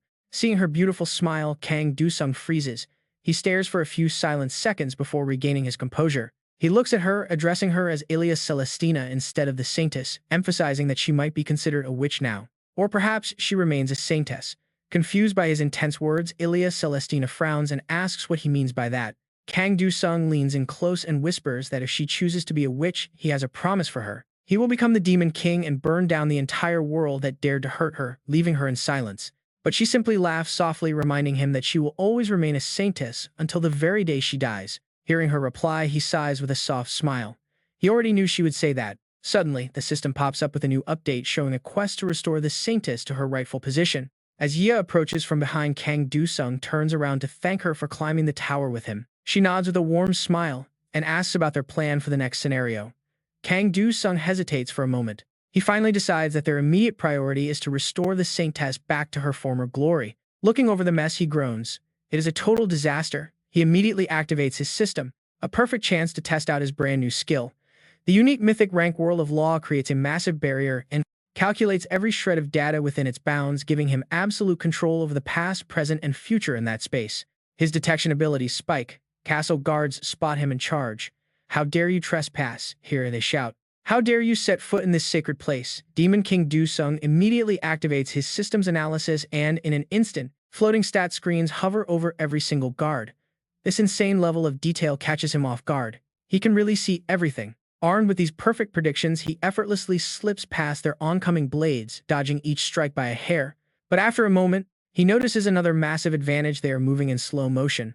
Without wasting a second, he channels his power, summoning ice arrows. The frozen shards rocket forward, cutting through the air and biting directly into the advancing crowd. Multiple guards collapse on the spot as Du-sung cleans house. Yet the non-stop hateful screams still echo in Ilya Celestina's ears. "Kill the Demon King," they scream, even bare-handed. Angry guards point their weapons toward the witch standing in the distance. Take them down. But their desperate charge is instantly cut short by a dark spell. The Awakening of Dark Hell card silences the entire field.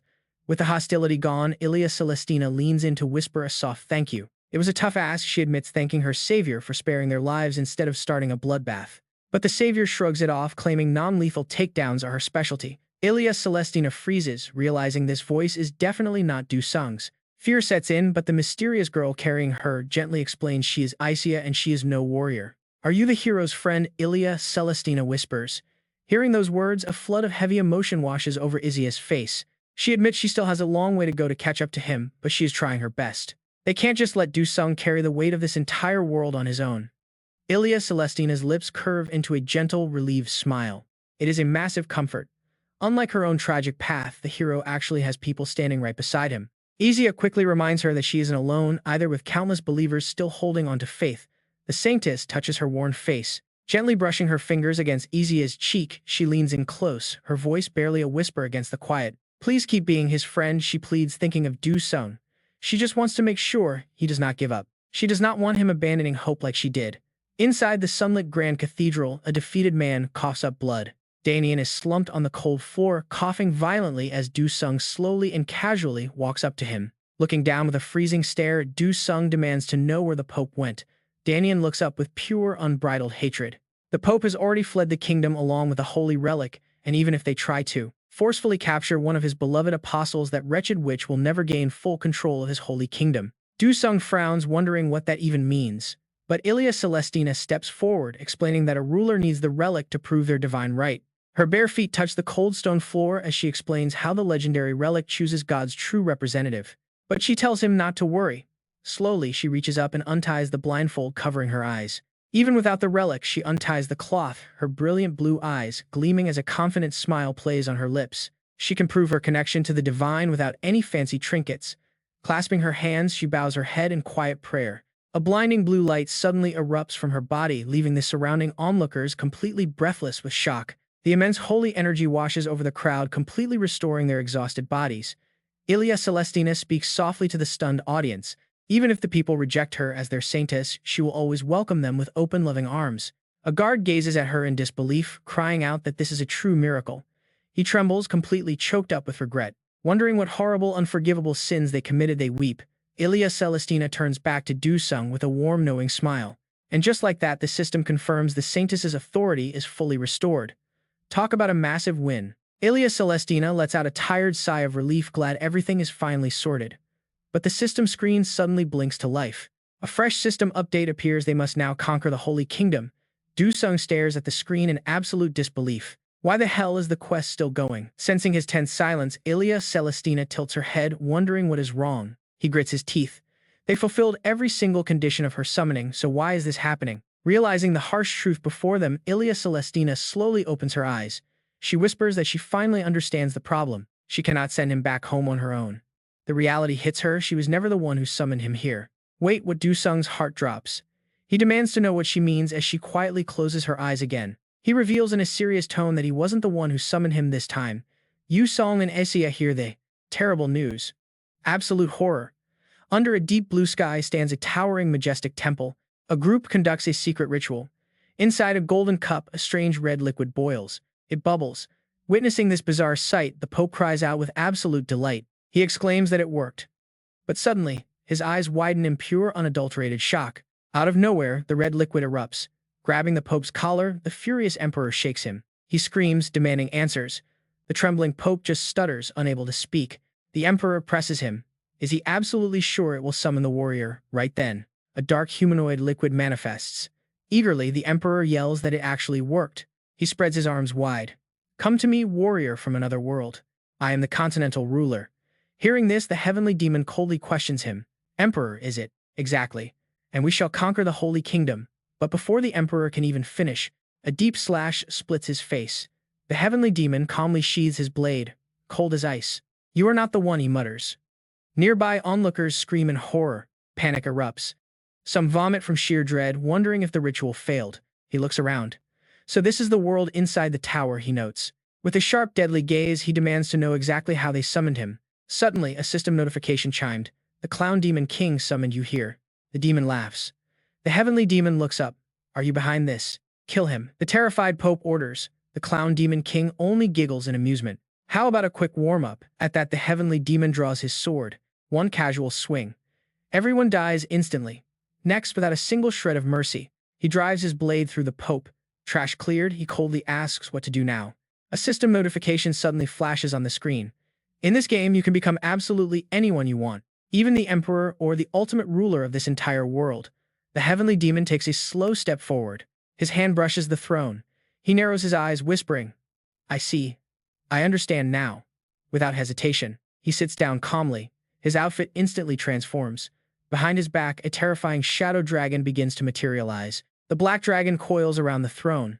A system message announces the Sword King's descent. Yusung reads it. He turns pale, panicking. Is the heavenly demon really here? Right then, the system alters the tower's difficulty. It was adjusted.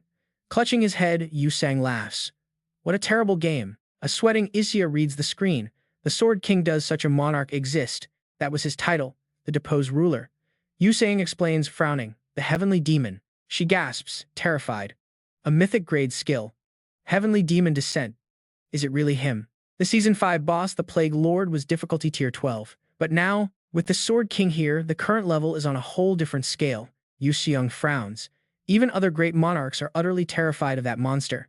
If the tower was tier 16, what insane level is it right now? I doubt I can help much, Isia says softly, clenching her fists in frustration. If I activate my absolute dark barrier, maybe I can give a tiny fraction. A 0.1% chance of victory. Hearing this, Yusung bites his lip. It helps, but she will collapse. He closes his eyes, imagining her broken body. He summons his sword. Isia, let's go together. But before he can finish, a system alert cuts him off. The main cast has gathered. No more waiting. The Guide Monarch is already corrupting the Mage Tower and Vandiri. Suddenly, a massive wave of energy blasts the temple doors wide open, pure power exploding outwards. The moment the people inside were hit by this aura, they clutched their chests, coughing up pools of red blood. Yia reflexively wrapped her arms around to shield Ilya while Dusung stood out front, conjuring a massive block of ice to block that devastating magic from reaching him and the two behind him. Sweating profusely, Dusung gritted his teeth and stared straight ahead. Suddenly, the space before Dusung's eyes began to distort. A vision of the heavenly demon sitting proudly on a golden throne appeared while the ground was littered with the bodies of the Pope and the priests. His cold gaze stared straight at him. Locking eyes with that cold stare, Dusung couldn't hide the sheer horror on his face. At that exact moment, the heavenly demon's hand moved slightly. Panicking, Dusung quickly raised his hands, forming a square right in front of him. Staring at the approaching man, he thought in terror that even if this guy was the heavenly demon, as long as he had his unique mythic skill, Lapless World. But suddenly, the demon vanished without a trace right before Dusung's eyes. He stared in utter shock as the heavenly demon suddenly appeared out of nowhere, unleashing a devastating swift slash. Dusung reacted instantly, barely blocking the fatal strike. Watching the sharp blade graze a thin line right across his face, he gritted his teeth and cursed, "Damn it." Taking advantage of Dusung's brief distraction, the demon forcefully shoved him back. While he was still dazed, the heavenly demon lunged forward with glaring eyes, continuously unleashing a barrage of powerful slashes. Yet Dusung dodged every single strike, weaving his body out of harm's way. Watching the enemy's blade graze past, he couldn't hide his terror. The sharp screech of clashing steel echoed through the air. In that moment, time seemed to freeze. Both swords in his hands shattered, and after taking the full force of the blow, Dusung coughed up a pool of bright red blood. Seeing this, the heavenly demon coldly muttered that it was unfortunate things turned out this way. Then, without a shred of mercy, he delivered a lethal slice straight across his neck. Yia stared at the bloody scene in absolute horror, drenched in sweat as she screamed out Dusung's name. Suddenly, Dusung snapped awake with hot red blood dripping rapidly down from his nose. Only then did he realize he was still alive and was still just observing the image of the heavenly demon. Confused, Dusung wondered what the hell that was. The heavenly demon smirked, noting that it seemed he had obtained a rather interesting ability. He released a massive wave of dark energy, laughing proudly to himself, and asked him what he thought he could do. Can you see a future where you win? Right then, the system screen popped up, displaying his chance of victory against the target. On the screen, the number was a flat 0%. Suddenly, blood poured from his nose and mouth. Dusung collapsed directly onto the ground, violently retching and vomiting. Seeing this terrible sight unfold, Yia panicked and rushed toward him. But after taking just a few steps, she suddenly froze as if held back by something. Ilya looked down at the thin threads wrapped tightly around her hands, completely bewildered. What on earth was happening right now? What kind of attack did he use? The heavenly demon calmly stated that he hadn't done a single thing. With a contemptuous glare, he mocked him in a low voice. Foolish brat. No matter how many times you use that skill, the result will always remain the same. Just then, Yia placed a hand on Dusung's back, calling his name. Helping him up, she warned him through her sweat. I don't know what skill you're using, but you need to stop. We can't push any further. With blood streaming from his ears and eyes, Dusung kept his head low, silent. His eyes held nothing but utter helplessness at being backed into a corner. A question echoed in his mind. Did she want him to just give up? A single drop of blood fell, with a soft drip. An internal voice immediately answered, "That's right, let's just give up. This is a hopeless battle. As long as we defeat the season's final boss, the tower won't collapse. Sure, all the trust built with you." would be completely shattered, but surviving, this is what matters. If he hesitated any longer, he might lose everything. At that moment, the Jester King's voice rang out from behind him. What's stopping you from giving up? Hearing this, Du-sung snapped his head back. Staring at Ilya sitting helplessly on the ground, he resolved firmly in his heart. There was only one reason. If he gave up, fear washed over his face, the saintess would die. Ilya sat there, biting her lips silent. Suddenly, as if filled with newfound strength, Du-sung leaped back to his feet. To Yia's absolute shock, seeing him step forward, she stammered in fear, Du-sung. The demon's eyes widened in realization, exclaiming, "Are you actually planning to fight?" Gripping his sharp dagger, Du-sung pointed the weapon directly forward. He points his weapon at the heavenly demon. He boldly declares he will save the innocent. Ilya Celestina turns pale as she watches him, challenging the impossible. He thoughtfully raises an eyebrow. Resting his chin on his hand, victory is already his. Meanwhile, the Clown King stands there with his arms crossed, treating it all like a joke. Smirking confidently, he declares that that is what it truly means to be a hero. A fierce, powerful energy erupts from Kang Du-sung's blood-red eyes. In that exact moment, he summons a massive longsword. Kang Du-sung calls out, his voice turning dead serious. He asks her to watch his back. Ilya Celestina is completely stunned, pointing a finger at herself in total disbelief. She asks if he is actually requesting her help. Kang Du-sung glances back, his voice dropping low as he admits fighting alone is too hard. It is just too difficult on his own. Hearing this open request, Ilya Celestina can only stare at him in absolute shock. A soft voice suddenly echoes in her mind, urging her to stay by his side as a true friend to the warrior. She wants to prevent him from giving up on everything the way she once did. Reaching her hand out, Ilya Celestina grabs hold. She grips the glowing threads confidently, promising to do her best because she was waiting for him to ask. Hearing this, Kang Du-sung freezes. He freezes for a brief second before a confident smirk spreads across his face, telling her it's time to go. Ilya Celestina immediately steps back, letting him charge straight into the fray. Kang Du-sung grips his hilt with both hands, channeling his power. He unleashes a devastating slash. Their blades clash with a deafening screech that echoes through the entire chamber, followed by a sudden, blinding explosion.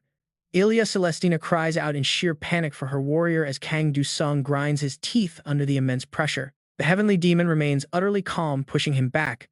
Ilya Celestina screams out in terror, gripping her dress as her mind races. These heroes have their own worlds to save, yet here they are risking their lives just to protect our people. She slumps to the ground, realizing this is all her fault. She cannot just sit there doing absolutely nothing. But what else can she actually do? Suddenly, a mysterious low voice whispers right in her ear, "Watch this." Turning toward the doorway, she sees a dark hand reaching out as the deep voice asks if she wants to save them. Terrified, Ilya Celestina instinctively backs away from the dark shadow. Gathering her courage, she cautiously asks who is lurking there. He points a finger forward, introducing himself as the Lord of the Gods, the supreme ruler over her own deity. Ilya Celestina gasps in shock as the memory of the clashing deadly blades flashes in her mind. The Lord of the Gods lowers his voice, pointing toward the heavenly demon and revealing that their enemy was once a god himself. Ilya Celestina's face turns completely pale as sweat drips down her neck. No way. Suddenly, the god offers to help her for a price. Her hands tremble uncontrollably as she hesitates. Right then, she watches Kang Du-sung take a brutal beating on the battlefield. The heavenly demon stomps a heavy boot directly onto Kang Du-sung's chest, his face completely devoid of any emotion or mercy. He looks down with a cold stare, sighing that he expected something different, yet Kang Du-sung cannot even keep up. The whole fight is nothing but a joke to him. Slowly, the heavenly demon raises his razor-sharp blade high. He looks down at Kang Du-sung with icy eyes, declaring that continuing this struggle is entirely pointless, and then he drives his weapon down without an ounce of mercy. Ilya Celestina watches the horror unfold and screams for Kang Du-sung to run. Staring at the incoming blade, Kang Du-sung breaks into a cold sweat. But wait, a strange hollow hand blocks the strike. Ilya Celestina uses her bare hand to block the heavenly demon's lethal strike. The demon is taken aback, his brow furrowed in surprise. Kang Du-sung cannot believe his eyes either, gasping out to the saintess. Yet she remains completely silent, holding the blade. Ilya Celestina slowly wraps her fingers even tighter around the razor-sharp steel. With an icy, detached tone, she begins to speak. She calls upon the Lord of the Gods. Kang Du-sung's eyes widen as he frantically questions what is happening. A god above all other gods, Kang Du-sung looks up, a terrifying realization hitting him. Don't tell me she did it. Ilya Celestina's freezing voice echoes through the air, declaring she wants to witness the end of this twisted puppet show. Rocks and debris float into the sky around them. With dark black liquid dripping from her eyes, she makes her vow. She offers the fate of this entire world to the god. Kang Du-sung, sweating bullets, gasps out in sheer confusion. He desperately asks the saintess what she means. Suddenly, a bright crimson light flashes as the Lord of the Gods laughs. The god praises her decision as absolutely perfect. Kang Du-sung stares up at the sky, his face pale with horror. The god smugly accepts her offering. Suddenly, Kang Du-sung's eyes snap wide open as if waking from a terrible nightmare. He looks down in complete confusion, realizing he is standing right before the throne of the end itself. Ilia Celestina calls out to her warrior. Kang Du-sung looks up shocked to see the Lord of the Gods draped over her. He panics, yelling out to ask why she would ever do this, why she would form a pact with a monarch. Ilia Celestina speaks softly, reminding him that from the very beginning he had always sacrificed his own safety for her sake. She gives him a gentle, bittersweet smile, telling him it is her turn to save him now as he watches paralyzed. Hold on, Saintess. The deity suddenly raises a finger, signaling outsiders to keep quiet. Then the Lord of the Gods. He commands them. From this very moment, before all 7 candidates, the ritual of the throne will officially begin. Throne. Sweat pours down Kang Du-sung's face. He is bewildered. What on earth is this throne ritual? Meanwhile, the Lord of the Gods pulls back the veil. Step forward, child. Face what remains of the fool who chose neutrality. Only stood for neutrality. The deity keeps mocking him. He is utterly clueless about his own demise. Then the Lord of the Gods touches the ancient stone throne. Sit down, he offers calmly. Everything will be yours. Finally, Kang Du-sung snaps. Out of his daze, he pieces it together. This throne ritual is exactly what they used to fill vacant royal seats. Suddenly overcome by panic, he screams out for the saintess with all his remaining strength. But golden chains flash before his eyes. A cold voice warns him. Do not disturb the ritual. Countless golden chains bind him tightly. They wrap around his entire body successfully, stopping Kang Du-sung from interfering. He strains against them. No, saintess, do not accept this. A world of sacrifice has no future at all. Is this what you truly want? The saintess says nothing. She simply purses her lips in absolute silence. She gently wrings her hands. She turns to Kang Du-sung. You are right, she whispers softly. There is one thing I must protect. Her faint smile gives him an incredibly bad feeling. Her slender hand gently touches the throne. Suddenly, Ilia Celestina reaches out, grabbing the dark, ominous power that slowly swirls over the ancient seat. The throne instantly warps into a terrifying sight. Eerie blue flames erupt from nearby candles as dark feathers rain down everywhere. Ilia Celestina slowly closes her eyes. Kang Du-sung watches the entire horror unfold in absolute panic. He screams out, begging her not to let this be the end. But a gentle smile appears on her face. Her nails turn solid black. Her deep voice echoes, "This is not the end. The Witch Queen has claimed her seat." She looks like an entirely different person, sitting elegantly cross-legged on her dark new throne. She opens her eyes. She smiles, declaring this is just the beginning. A system message suddenly flashes. The Witch Tower and Vantari have completely vanished. Ishia wakes up with a start, staring into the dark. She is confused. Where am I? Suddenly, a system notification rings, shocking her completely as she stares. The Witch Queen is whispering. Looking at the illusion, she gasps, asking if the saintess has actually become a king. Ilia Celestina replies, "Yes, by my own will. I chose to become a king to stay with the warriors." She fought with them. She felt what they felt and will face whatever lies on their path. That is why she asks. Ilia Celestina looks directly at Izia and sternly poses a very serious question about her loyalty. Do you still want to fight beside him? Clenching her fists, Izia firmly agrees that she does. I want to. I finally understand what he faces and what he is protecting. Hearing this, Ilia Celestina smiles. Gently touching her cheek, she happily whispers her thanks. Right at that moment, the system alert flashes again. Pops up. The Witch Queen offers a contract. Izia softly asks the Dark Monarch if she can make another deal. Instantly, Kang Du-sung's voice echoes, declaring that he accepts her request fully and completes the new contract with the Witch Queen. The scene shifts to a tavern table with half-empty mugs and plates. Tae-shik sweats, profusely gritting his teeth. I cannot believe the tower has disappeared. Kang Du-sung and Izia have returned. The older man yells in shock, asking if it actually just vanished. Has this ever happened before? What went down there? Seeing him stay silent, Izia hesitates, but speaks up. I will report everything to you, she says. Hearing the crazy story, Tae-shik drops his jaw in shock. He bows his head in exhaustion. The tower difficulty was suddenly adjusted to unmeasurable right before vanishing. And now a new king is born. Tae-shik frowns, looking up. How can anyone trust these tower rules anymore? Are you sure you can fight against them and win? He looks intensely at Kang Du-sung for answers now. Kang Du-sung sits quietly. That would be impossible, he replies in a low, flat voice. The two hang their heads in disappointment. But his very next words make them look up in surprise. I mean, if I am alone. Taeshik stammers, unable to believe his own ears. What did he just say? Kang Do-sung looks out the window, narrowing his eyes. He knows those tower masters are not entirely unreachable. But to truly reach their level and bring them down, he knows he cannot use standard methods anymore. He cannot use the same method as the Heavenly Demon. Do-sung stands up, admitting that going solo is just too difficult now. He needs backup. When he notices the hesitation in the room, he asks if they are worried about not being on his level yet. Reaching out a hand, he lowers his voice. He will simply force them to rise to his level. With a confident smile, Do-sung clenches his fist and declares they are starting a guild. Before long, time slips away. Cameras flash relentlessly as reporters scramble to capture the perfect shot for the morning headlines at the press conference. The announcer's voice echoes through the hall with some massive breaking news. The hero king Kang Do-sung is forming a guild. The moment the host finishes the announcement, a wave of questions floods the room from eager reporters. They demand to know how many members he plans to recruit, especially since local laws make new guilds technically illegal.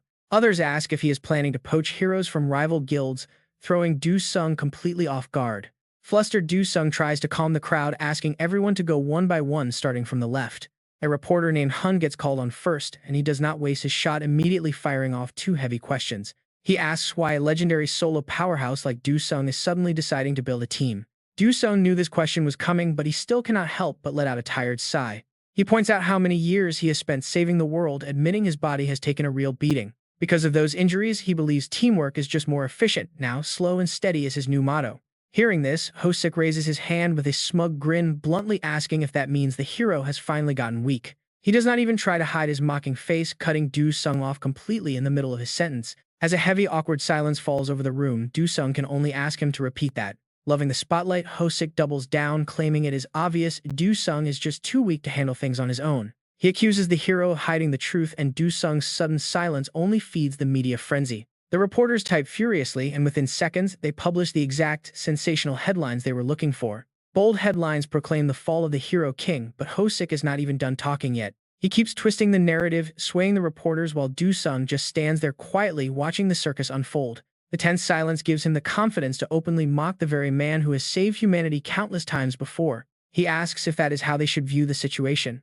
The next day, Do-sung ignores the drama. He focuses on keeping a positive attitude because today is the official recruitment day and he is the head judge. He enthusiastically calls for the next applicant to come in, but Isaiah watches his cheerful act with deep concern. She asks if he is really sure about this, but Do-sung just looks back at her completely clueless. She lets out a tired sigh and brings up yesterday's disastrous press conference, reminding him of how bad it looked. Normally, he would have fought back, but by walking away silently, he is letting everyone misunderstand him. Ignoring her worries, Do-sung just leans back in his comfortable chair. He does not care what they think. Baseless rumors never last more than a week anyway. But before Isaiah can press him any further, the door is suddenly kicked wide open with a loud bang, startling both of them half to death. A massive muscular applicant named Chili bursts inside, flexing immediately and shouting that he is here to join. He claims he became a player solely because he worships Do-sung, begging the hero to accept him. Do-sung holds his head in amusement, noting the guy is even wearing a cheap custom fan t-shirt. He agrees to let him join on one condition: he just has to pass a single simple test. Excitement rushes through Chi-Li, but his smile quickly fades when Do-sung calmly demands a fight to the death. He completely freezes, wondering if he misheard, but Do-sung suddenly flips the entire desk right at him. Panic sets in as Chi-Li is thrown backward. Before his massive frame even hits the ground, Do-sung strikes. Drawing his blade, Do-sung cuts off any escape, his cold eyes making the tough guy instantly beg for mercy. He screams for his life, apologizing over and over while crying out for the hero to stop. Disgusted by this pathetic display, Do-sung asks if this is how he plans to face the towers. He asks if he will beg the monsters and tower bosses for mercy too, then swings his blade. With a single lightning-fast strike, he shuts the applicant down, proving this is definitely not a game. Kang Do-sung watches the simulation. It shows Jin Li's brutal, bloody end. He sighs deeply, unable to hide his disappointment. The system chimes in to announce the simulation is complete. The screen boldly flashes a 0% combat failure rate. Kang Do-sung just sighs. Next candidate, please. Jin Li, who was excitedly posing, is left totally bewildered by the sudden rejection. Absolutely no explanation. He simply waves his hand dismissively, telling her to leave so the next candidate can step inside. The next round of applicants steps in. Kang Do-sung runs the simulation only for those same disappointing alerts to ring out again. 0% failure. Every single time he delivers the same blunt rejection. He tells them they failed and moves on. Absolutely no potential. None of them have it. An exhausted Kang Do-sung finally hands the tedious rejection duty over to Isha. Izia is baffled. She cannot see what her guild master sees. She speaks up during a quiet lull between interviews. She asks if he actually plans on hiring anyone, wondering how he can decide who passes or fails in a split second. What exactly is your criteria? Are you seeing something that I completely lack? Her barrage of questions catches him off guard. Kang Do-sung freezes. He pauses for a few silent seconds before answering her with a cold, direct, "Yes, I absolutely can." He remembers the simulation. He acted as an overwhelming, terrifying threat, watching their hands shake in pure, helpless terror. He let the system run, which displayed a tiny combat failure rate of 0.001%. It's a microscopic gap. But Kang Do-sung sighs, muttering that even this tiny difference will grow massive in future battles, especially in the brutal battles ahead. It is the kind of gap that spells doom when they face the heavenly demon. Suddenly, he extends his fist, explaining that those who refuse to back down are the exact people he wants. Just like you did back then, Isia. Seeing his quiet, absolute confidence, she cannot help but smile and shake her head. She bumps his fist in response. "I guess I have no choice but to place my full trust in you." Before their knuckles can even touch, the door flies open. A sudden intruder bursts inside, his voice instantly startling Izia completely. "I am here to join." The uninvited guest announces himself loudly, prompting a dry, sarcastic smirk from Kang Do-sung. "Well, look who is here. Shin-seo." The mention of that name instantly plunges the room into suffocating tension. Kang Do-sung silent. He ponders why a famous hero who abandoned his own country would suddenly want to enlist. He is hiding something. But Shin-seo merely scoffs, asking if they are actually planning to reject him. That confrontational attitude makes Kang Do-sung let out an awkward laugh. "Of course not," he says quickly, denying it. "You are obviously more than qualified." But to keep things fair, he quickly brings up the system interface. The test begins. Kang Do-sung explains he must take the same test, but the next system message freezes him. A shocking warning flashes across the screen, stating that his combat failure rate is completely incalculable. Breaking her silence, Izia suddenly screams that his nose is bleeding. That shout snaps him out of his daze. He quickly wipes away the blood as his mind races, remembering that the system could calculate his odds even against the heavenly demon. He accidentally mutters his thoughts aloud, wondering how it is possible. This bizarre result only fuels his growing curiosity. A sudden thrill of excitement surges through him. He smirks while Shin-seo silently awaits his final evaluation. But as that initial wave of excitement fades quickly, a new, deeply unsettling dread begins to creep in. He remembers the UN Tower. Kang Do-sung flashes back to that day, recalling the cold, alarming system messages. He was not aligned with light. Because of this, Shin-seo could not use light attribute skills. He was completely locked out from those powers. Kang Do-sung still remembers Izia's frantic, panicked voice back then. How was that even possible? That was the exact moment they realized Shin-seo was hiding a massive secret. He had no contract with light. Then which mysterious hidden power had he actually sworn himself to? Shin-seo flashes a creepy, knowing grin. He whispers a chilling question that stops Kang Do-sung dead in his tracks. "Are you upset because Laplace cannot read me?" This mockery prompts a furious Kang Do-sung to slam his chair aside. He lunges forward. Kang Do-sung grabs him by the collar, staring down as if facing some unfathomable monster. "What are you?" Kang Do-sung barks in frustration, demanding to know how he got his hands on such sensitive info. A sudden violent tremor hits. The entire room begins to shake, leaving Izia looking on in sheer panic. Shin-seo just laughs softly. He mutters that if Kang Do-sung truly wants to know the truth, he must follow him. The system codes his body. He dissolves into thin air, leaving behind a final echoing command to enter his tower. Kang Do-sung boils with absolute rage. But suddenly, a mysterious, blurry system window pops up right in front of him. "Do you want to enter the tower? Yes or no?" Kang Do-sung snaps out of his daze and mutters seriously. "I do not think I have lately seen anything labeled so perfectly." But before the next words on these damn system screens can even pop up, Izia's sharp voice cuts in first. "Can Kang Do-sung, you cannot do this. Is clearly a trap." She has good intentions, but Kang Do-sung irritably growls back, "Do not try to stop me, because no matter what is waiting inside, I will win in return."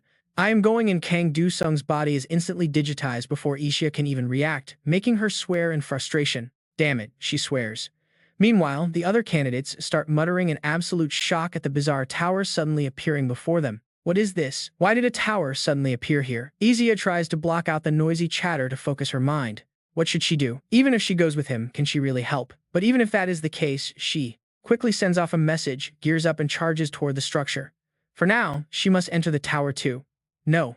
The interview room is left completely empty, save for a single system screen hovering in midair. Who knows how much time passes before a new notification suddenly pops up reading "Assistance request. A support request has been sent to the designated player." Meanwhile, as soon as Kang Do-sung spawns inside the tower, he cannot help but mutter, "Damn it, What is that horrible smell? While he is standing there like an idiot desperately trying to shield his nose from the stench, Izia suddenly appears, shouting, "Can Kang Do Sung, it is too dangerous alone, I am going with you." But her words are cut short when talk about terrifying, a female skeleton suddenly swoops down from above, catching even these battle-hardened fighters completely off guard. As they freeze in panic, the system suddenly begins to narrate the dark lore behind this tower. Across the 5 continents, the fallen saintess Aya grew to hate this world, forming a contract with a demon. As a result, over half of all living things were slaughtered, leaving nothing but ashes. To stop the rise of a witch, the Holy Church decided to cleanse every single young girl. Hearing this tragic history, Kang Do Sung cannot help but let out a curse. Damn it, he cannot stop thinking about it. Is this really the tragic result of a saintess making a sacrifice? Suddenly, Ishi reads the system quest, her face turning pale. The goal is to help the church find the worst witch and cleanse her. Kang Do Sung looks up at the sky and screams in frustration, "Stop messing around. Why on earth do we have to do this?" Even Izia, who is usually so quiet, suddenly blurts out her inner thoughts in sheer panic and confusion. Is this our fault? If only we were a bit stronger, there would have been no need for sacrifice and this would never have happened. Upon hearing those heavy words, Kang Do Sung desperately slams his hand against the ground. The gloomy atmosphere around them makes him think in agony. I cannot even argue with that. Kang Do Sung bites his lips bitterly to stop his tears from falling because it is all true. At his weakest moment, the maniac disguised as Isia, standing right next to him, quickly reveals his true form, lunging at his prey with an incredibly excited look. He quickly raises a strangely shaped dagger to finish off Kang Do Sung. Luckily, Maria appears out of nowhere like a savior, holding a massive weapon in her hands. She shouts, "Stay still." Can Kang Do Sung, swinging her weapon, she obliterates the demon before it can even hit the ground. Right in front of Kang Do Sung, he stares blankly as Maria's golden hair flutters in the wind. Before he can speak, to ask the saintess, Maria hits him on the head without a word, making him cry out in panic. "What are you doing here?" As his voice fades, the area falls dead silent for a few seconds. Then Maria smiles warmly and chats, saying, "So you really are." And Kang Do Sung, "Sorry about that. I had to check if you were a demon in disguise." Kang Do Sung suddenly remembers his companion and shouts, "Where is Izia?" only to receive a calm reply from Maria. "She is over there clearing out the remaining demons. Isia is the one who called me here. She told me that something bad might happen to you.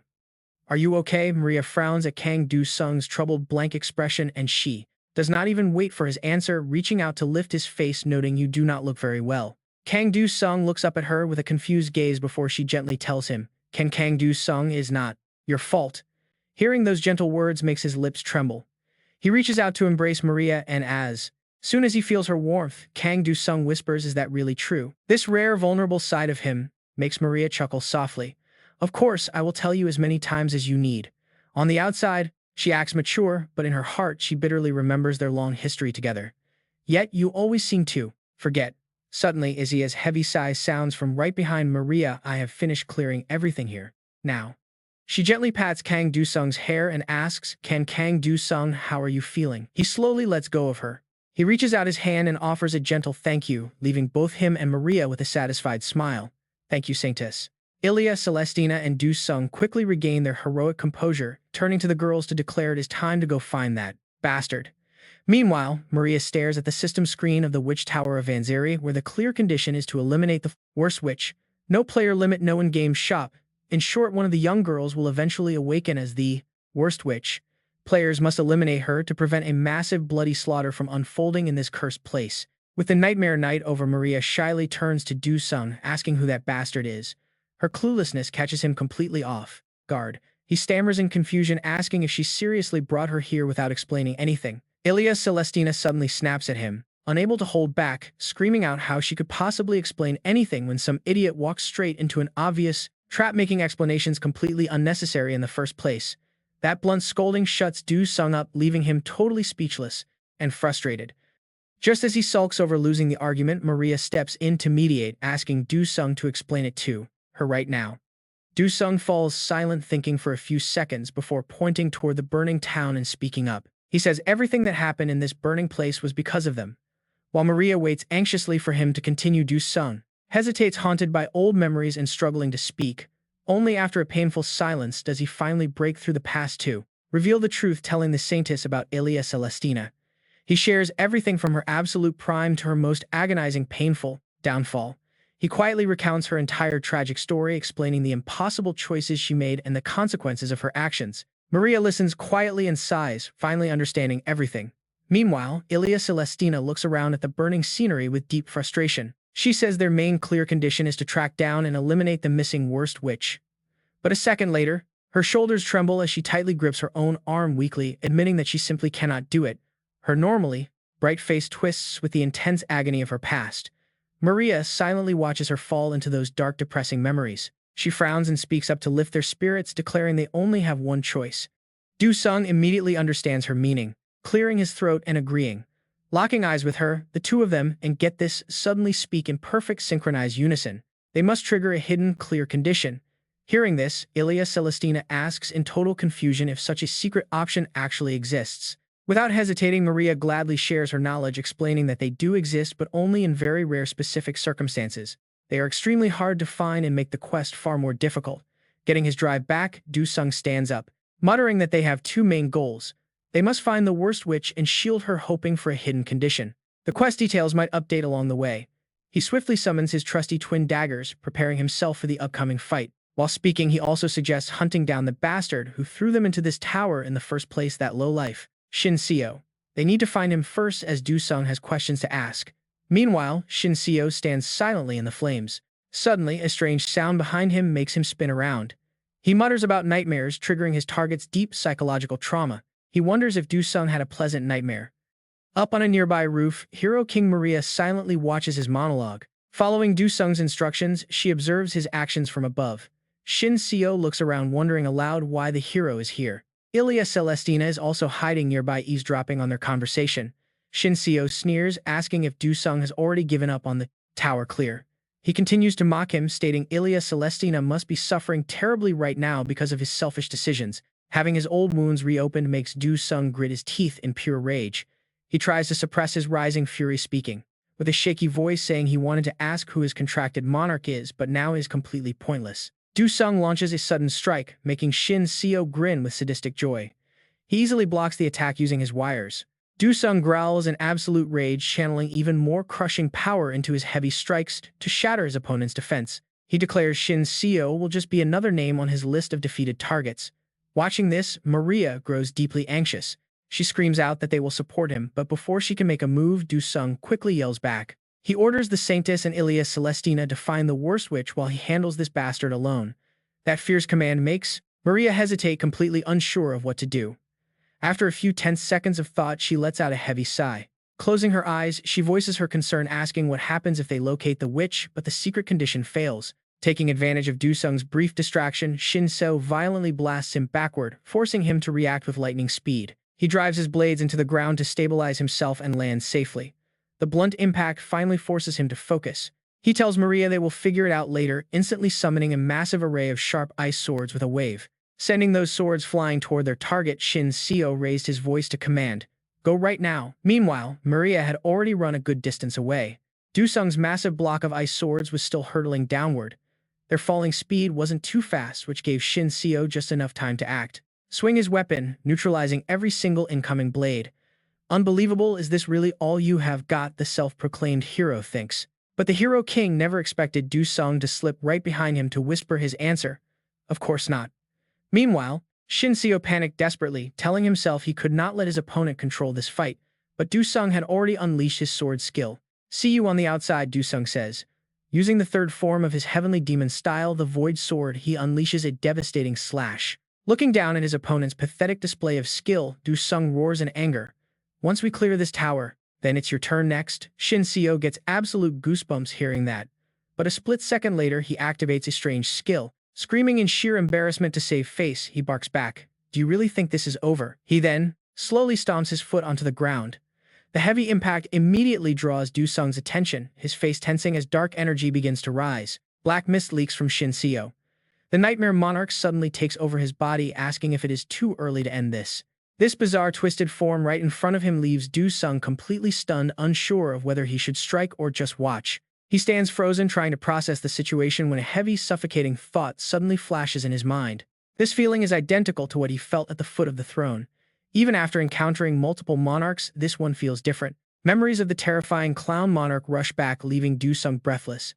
With this heavy pressure looming, he takes a defensive stance. He raises his guard, demanding to know if this entity is one of the candidates. Surprisingly, the Nightmare Monarch confirms it with a slow nod. Exactly, he says. He is the Nightmare Monarch, ruler of towers and one of 7 candidates. Hearing this shocking truth, Du-sung immediately demands to know why the Nightmare Monarch has hijacked Shin Seo's body. The entity responds by bringing up a past event that makes Du-sung freeze, mentioning the United Nations Tower disaster. Back when everyone fell into deep despair surrounded by 100 hero candidates and 10 legendary heroes. This immediately makes Du-sung recall King Ji's miserable groans cursing their absolute helplessness. Yet, the Nightmare Monarch continues. The Nightmare Monarch keeps talking with a cheerful mocking tone, laughing that even the great hero king could not handle it. What do you think he would do? Shin Seo once pleaded with me. The entity says, adjusting his vocal cords to mimic him. Please stop, get me out of this nightmare, the mimicry goes. And then he turns back to Du-sung with absolute glee. Staring at the defensive hero who is ready to strike, the monarch proudly claims he is simply granting his victim's wish. Du-sung, tired of listening to this twisted explanation, shifts his grip on his sword like an assassin, telling him to shut up. We might have strayed from our path, but Shin Seo was still a hero once. Why did you do this to him? What is the ultimate goal of all you monarchs? The Nightmare Monarch, eager to gloat, slowly begins to explain his design. Smirking at such a naive question, he asks if Du-sung really wants to talk about goals. Monarchs are entities bound by destiny. Their very names dictate their destinies, and they crave those fates. The Blood Monarch always seeks out fresh, flowing blood. And the Ice Monarch yearns for freezing cold. If so, what do you think I seek? The entity asks. Du-sung frowns deeply. He grumbles the word nightmare under his breath. Hearing this, the entity bursts into a sinister, mocking laugh, twisting his body unnaturally. He gleefully blurts out his twisted desire. Exactly, I want everyone's nightmares, and I want them to suffer their worst fears. Suffer their absolute worst dreams. That is exactly why I will use these towers, merging dream worlds with actual reality, dragging every last human into a never-ending torment. This sickening selfish goal is enough to push Du-sung completely over the edge. He grinds his teeth in pure rage, planning his next move. In a split second, a heavy torrent of water erupts. I will never let that happen, he vows. Right then, the system screen flashes to life, announcing a massive power-up. His Monarch Slayer title is now active, boosting his offensive stats by 9,999% against any monarch.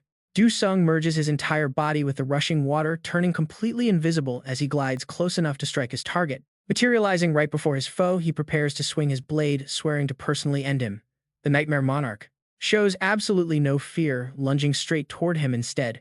He excitedly stops the flow of time, freezes time completely, raising a hand as his flimsy, limp arm suddenly swells into a grotesque, massive weapon. Once everything is set, the Nightmare Monarch slowly whispers if that is so before snapping his fingers to release the space, returning the surrounding space back to normal. Let us see what you can do, he mocks as the Nightmare Monarch quickly swings, delivering a heavy blow that sends Du-sung flying backward. His back crashes violently through rugged stone walls, leaving him in absolute danger. Talk about a rough landing. Slammed hard against the ground, he bounces right back up into the air and keeps skidding across the dirt, kicking up dust. The thunderous crashing echoes through the entire area. Lord knows how much time passes before Du-sung finally manages to use gravity to stop himself. He crashes far outside the fortress. Stopping his momentum comes at a pretty heavy price. Slamming hard on his back, the brutal impact forces blood to rise up, coughing it out. What is this raw power? How can a single wave of that guy's hand cause this much damage? Fighting through the pain, Du-sung tries to stand, but his mind screams. He knows when he is hopelessly outmatched. He is completely sure of it. Du-sung rarely feels this kind of sheer dread on a battlefield, knowing there is zero chance of winning. Right as despair starts to swallow him whole, a glowing golden thread suddenly shoots straight toward him out of nowhere. Maria is using her special wire skill to call her chosen target, and that is Du-sung. He sits dazed, mind racing. Is this her magic? Oh great, why now of all times? Suddenly, the Nightmare Monarch commands him to answer the call, mocking that perhaps some good news is waiting on the other line. That smug, arrogant tone makes Du-sung grit his teeth and force his rising anger right back down. After a brief, tense mental struggle, the anxious warrior slowly lifts the glowing energy cup to speak. He mutters a quiet hello, and immediately, Maria's frantic, clear voice echoes through. She tells him they actually did it. While holding Anya tight, she delivers the rushed update that they finally found the worst witch of them all.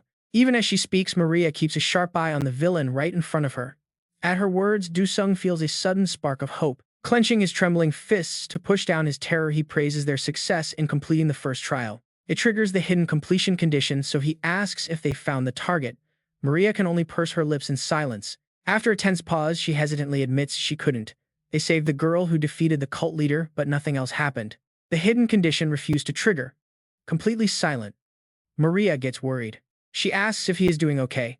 Hearing her familiar, caring voice makes Do-sung freeze up for a moment. He takes a long, slow breath to steady himself, then forces a smile and replies as if nothing is wrong. Why wouldn't he be fine? He laughs it off, claiming he is just keeping busy fighting Sin Sazor.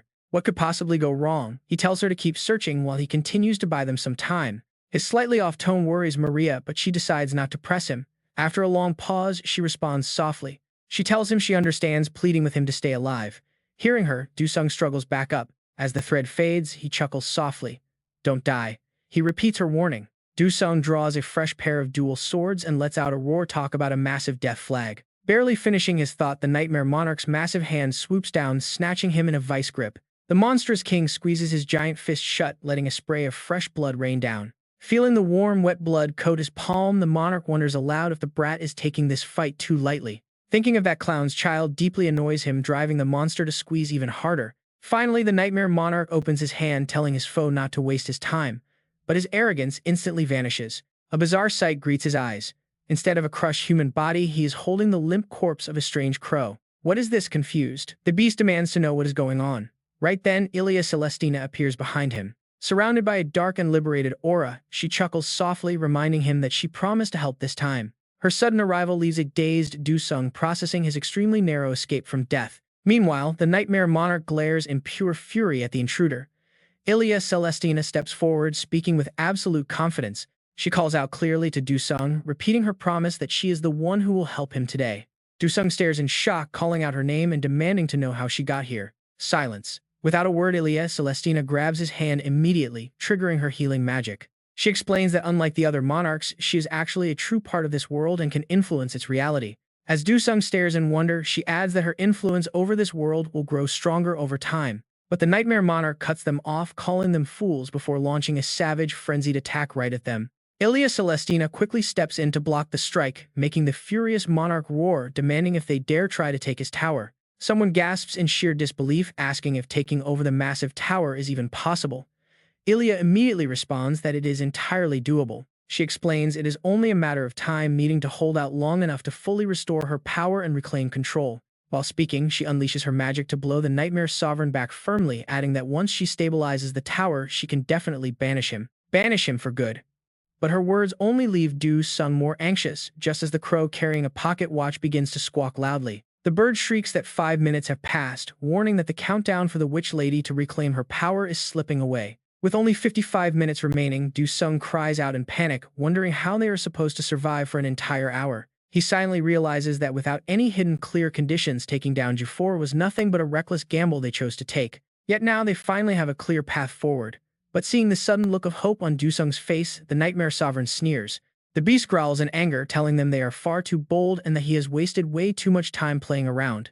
With a cold threat, he immediately unleashes a terrifying surge of dark energy directly into the sky above the battlefield. The dark power quickly condenses into a single point. Both Ilia and Do-sung stare in shock as the sky turns pitch black. The Nightmare Sovereign deeply growls that he will finally show them his true power. At that same moment, in another room, Maria, who is holding young Anya, flinches at the massive tremors. She quickly turns to Ilia Celestina, who is also completely terrified. Maria frantically asks what that noise is, while Ilia Celestina can only stutter in shock, wondering what on earth is happening outside. Everyone peers outside to find the Nightmare Sovereign transforming into a colossal, terrifying monstrosity that looks far more dangerous than ever before. Maria feels a chill run down her spine, recalling her earlier bad feeling and the strange tone in Do-sung's voice. His voice had sounded completely different from usual. She desperately hopes he is not out there fighting such a terrifying beast alone. Suddenly, a quiet, trembling voice breaks her train of thought. Anya softly asks if all of this is actually her fault. Maria looks down in sorrow at Anya, who is clutching her dress tightly with both hands, shaking with fear and guilt. Anya whispers that the priests always told her she would bring only ruin, calling her the worst witch in existence. They had screamed at her, claiming her cursed soul would trigger the end of the world, shouting cruel words of hatred. They wanted her dead, blaming her for the world's ruin. Tears stream down her face as she asks if the monster is her fault too. Hearing her desperate cries, Maria gently reaches out to pat the young girl's head softly, reassuring her that none of this is her fault. Anya looks up, asking if that is really true. Maria smiles warmly, assuring her that there is someone else who understands her pain. Outside, the atmosphere shifts completely. Do-sung's gaze sharpens into absolute focus as he prepares to activate a powerful mythic-grade skill. Maria continues explaining that this person is just like Anya, constantly crushed by expectations and blamed for things out of his control. He was forced to carry a heavy burden, constantly questioning himself until the guilt almost swallowed him whole. He blamed himself for everything. Back in the fight, Du-sung gets brutally blasted back by the Nightmare Sovereign's overwhelming force. But as he flies backward, supportive hands catch him.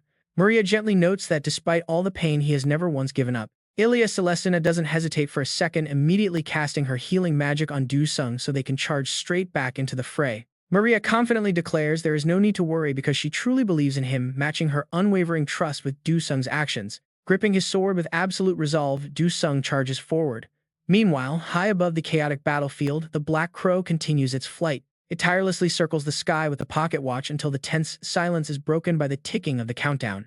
The crow loudly shrieks that 55 minutes have already passed, leaving only 5 minutes for the Witch Lady to fully recover her strength. The moment those words echoed, Du-sung lunges forward, gripping his twin swords with absolute fury as he prepares to strike. He delivers a massive slash to the Nightmare Sovereign, but a sudden system alert warns him that his weapon has shattered. He immediately triggers his frost form to keep up the pressure, unleashing a relentless barrage of attacks on the giant beast. The system alerts chime in again as yet another weapon breaks, forcing him to cycle his frost form as his swords shatter. Furious at the relentless assault, the Nightmare Sovereign curses him as a mere insect and snaps his fingers to strike back. Luckily, Ilya's summon pulls Du-sung out of harm's way just in time. Staring at the monster, he can only mutter a curse. He notices a tiny scratch on the giant's hand, quickly realizing that with his current stats, even that was a miracle. At the same time, Ilya unleashes a massive wave of magical energy directly at the boss, keeping him heavily distracted. Her relentless spellcasting buys Du-sung enough time to safely land, but the moment his feet touch the ground, exhaustion hits hard. He silently curses, realizing his body is completely drained. Even with healing magic, the sheer fatigue continues to weigh him down. Gasping heavily, he desperately wishes he had at least one more legendary-grade skill to turn the tide of this battle. If only I could have been of some help. But before his final words can leave his lips, the Nightmare King spots him. The monster suddenly materializes right behind his back, whispering that he caught him. Kang Du-sung flinches, turning around to face him. Looking at him, Ilya gasps and screams for the hero. Yet the Nightmare King ruthlessly grabs both of them with bare hands. Squeezing tight, the monster laughs insanely. He sneers, saying that a hero like Kang Du-sung would obviously make that stupid decision. Suddenly, a brilliant blue light flashes inside the demon's giant hand.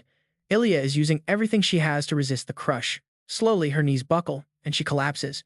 Seeing this, Kang Du-sung screams, begging Ilya to let him help her out. But then he crashes hard to the ground. Shaking, he curses. His strength is completely gone when she needs him. He wanted to protect her, but in that moment, Ilya suddenly reaches out her hand. Kang Du-sung yells in panic. "Stop it," he screams in absolute agony, begging her not to sacrifice herself again. But his words do not reach her. Ilya forcefully teleports Kang Du-sung away. Left alone, the Nightmare King immediately exerts all his strength to crush her flat. Just like that, she is defeated. Kang Du-sung frantically spins around, searching for her as she slips from the demon's grip. He springs up, bolting forward like a rocket to catch her, desperately screaming her name over and over again. Ilya. Above them, the clock continues its cold countdown, announcing 10 seconds left. Just as it hits 10, Kang Du-sung manages to catch her. The Black Crow coldly counts down 9-8. Kang Du-sung stammers, asking why she did it. 7. The clock chimes. Holding his hand, Ilya softly smiles and asks if there is really any other reason. She explains that she came here to give him her strength. Hearing this, Kang Du-sung looks at her with absolute heartbreak. 4. The crow caws. Even as her body slowly dissolves, Ilya tries to comfort him, saying he should not feel guilty. 3. The crow vanishes. 2. Suddenly, she is completely gone. Just like that, she disappears forever. She completely disintegrates. Seeing this, the Nightmare King throws his head back and laughs in triumph. He steps closer, mockingly asking Kang Du-sung what he will do now. "You struggled for an hour, but it was useless." Kang Du-sung snaps back with a fierce glare. No, none of this was useless. He instantly summons a glowing card. The system suddenly flashes with absolute shock, announcing that an extremely rare legendary card has been summoned. Feathers rain down from the sky as a massive vortex of energy explodes, completely enveloping Kang Du-sung. He is instantly cloaked in a brand new set of gear. The system congratulates him on acquiring a new title. "You have obtained the Witch King title," the Nightmare King scoffed, saying, "A new outfit changes absolutely nothing. Do you think a fancy look can save you now?" Kang Du-sung ignores him quickly, drawing his sharp blade. He calmly asks if the demon really thinks it is just one skill. Without another word, he moves. Kang Du-sung unleashes a devastating slash, their eyes locked onto each other. In a split second, he blurs forward. Moving like lightning, he appears right in front of the Nightmare King, slicing him in half without hesitation. "Let us see you talk big now," Kang Du-sung growls. Right in that moment, the system alerts pop up. The legendary Witch King title is a legendary card forged by the dying Demon King's final remnants of power. Every single strike is now infused with magic. When using magic skills, damage output increases drastically. By 9,099%, sliced in half, the Nightmare King is left in absolute shock. Slamming his giant hand into the ground, he panics, thinking to himself that it was extremely close. Right before being cut, he managed to focus his consciousness to one side to survive. He plans to quickly regenerate, but then he freezes. Wait, he thinks, did a noble being like Kofis just feel threatened by a human? Glaring at Kang Du-sung, his rage boils over at his own pathetic weakness. "Me shivering," he roars out. Kang Du-sung grips his blade tight, telling him that this is just the beginning of his payback for Ilya. The Nightmare King flinches, stepping backward in sheer terror. But right then, a mocking laugh rings out. Well, look at the great Lord Kofis shivering like a total coward before a lowly human." The Jester King cackles insanely, declaring that this grand show is too good to keep to ourselves. With his broadcast skill activated, the entire scene is streamed worldwide. The Nightmare King screams in panic. "What is going on?" he shrieks. But before his brain can even process, Kang Du-sung cleanly severs his head. Blood sprays everywhere as his massive body is thrown back. The Nightmare King gasps heavily for air. He scrambles up, cursing under his breath. Suddenly, he senses a terrifying presence, but it might be too late. Before the enemy can even react, Kang Du-sung delivers a lightning-fast slash straight to his arm. Clearing his throat, Kang Du-sung glares ahead. He glares and bellows out, "Open your eyes and look closely, because it's thanks to me that you fools get to sleep peacefully every single night. You useless bunch only have a peaceful life because of me." Right after saying that, Kang Du-sung unleashes a relentless barrage of devastating attacks. He roars out, "Do you still think I'm weak now?" Everyone in the crowd, from the ordinary citizens to the others, is left completely speechless. Anya, and even Yia, are completely stunned by Kang Du-sung's bold claim. Anya suddenly remembers what Kang Du-sung once quietly told her. He had said to just let them misunderstand, since baseless rumors never last more than a week, prompting her to desperately yell out his name. In the blink of an eye, the terrifying Demon King is reduced to a pathetic slimy puddle. The creature struggles to grow a tiny arm. He shrieks in absolute denial, "This can't be real. This is impossible." But now he is so ridiculously tiny that Kang Du-sung can crush him with a single stomp. Glaring down at the pathetic creature with lethal razor-sharp eyes, Kang Du-sung yells out, "This is definitely just a nightmare for you, and I am going to become your worst nightmare." With that, he swings his sword down. He aims straight for the helpless Demon King, but a hand suddenly blocks his path. A mysterious figure appears right in front of him, stopping Kang Du-sung's blade dead in its tracks. Kang Du-sung widens his eyes in disbelief, glaring suspiciously at the newcomer. "What on earth are you doing?" Kang Du-sung demands, recognizing the newcomer as the Game King, who immediately begins to explain. "This monarch is different from the others. If Sephos dies here, the entire game collapses. As the ruler, I must intervene." The Game King promises that since Kang Du-sung won, sparing this creature will earn him an even greater reward. Kang Du-sung scoffed internally. What kind of absolute nonsense is this? You let him run wild this entire time. But the moment he is about to die, you suddenly show up to beg for his life. Does that make any sense? Because of you, bastards, Yia can never come back. Snapping out of his anger, Kang Du-sung decisively unleashes his raw power, forcing the Game King to quickly retreat. Kang Du-sung glares coldly, declaring that if he wants to talk rewards, his demand is simple. He roars in pure rage, "Resurrect Yia right now, you filthy cowards." Without a second of hesitation, he lunges forward, ready to strike the Game King down. Terrified, the Game King yells out that such a feat is far beyond his power. Kang Du-sung snaps back, "Then call the one who actually has the power. Bring the Grand Monarch here. He can do it." The Game King warns him that he is crossing the line, but suddenly an eerie booming voice echoes through the area, demanding them to stop. Instantly, Kang Du-sung freezes, his mind racing.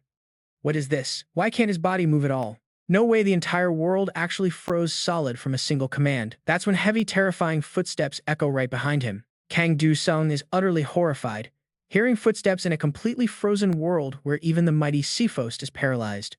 Who could possibly show up at a time like this? Right then, a figure slowly steps into view. The figure casually strolls right into the center of the battlefield, standing directly between the Game King and Kang Du-sung. With a gentle snap of his fingers, he tells them they can move.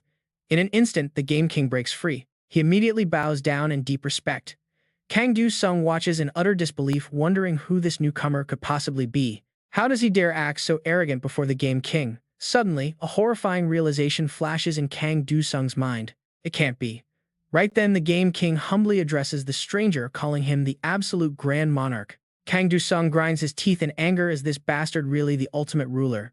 The Grand Monarch speaks. He calmly declares that the game has utterly collapsed, demanding an immediate explanation from the Nightmare King. Freed from the freeze, the Nightmare King shrieks out his excuse: it is all because of that damn witch. If she hadn't turned into a skill card, I wouldn't be this miserable. The Grand Monarch turns to the Game King, asking him for his thoughts.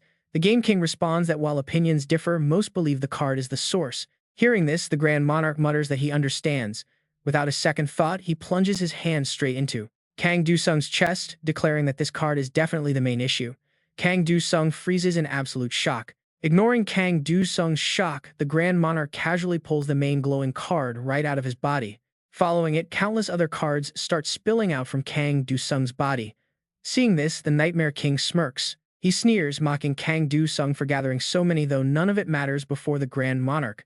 In that devastating moment, Kang Du-sung falls into deep despair. He really thought he had finally reached his goal.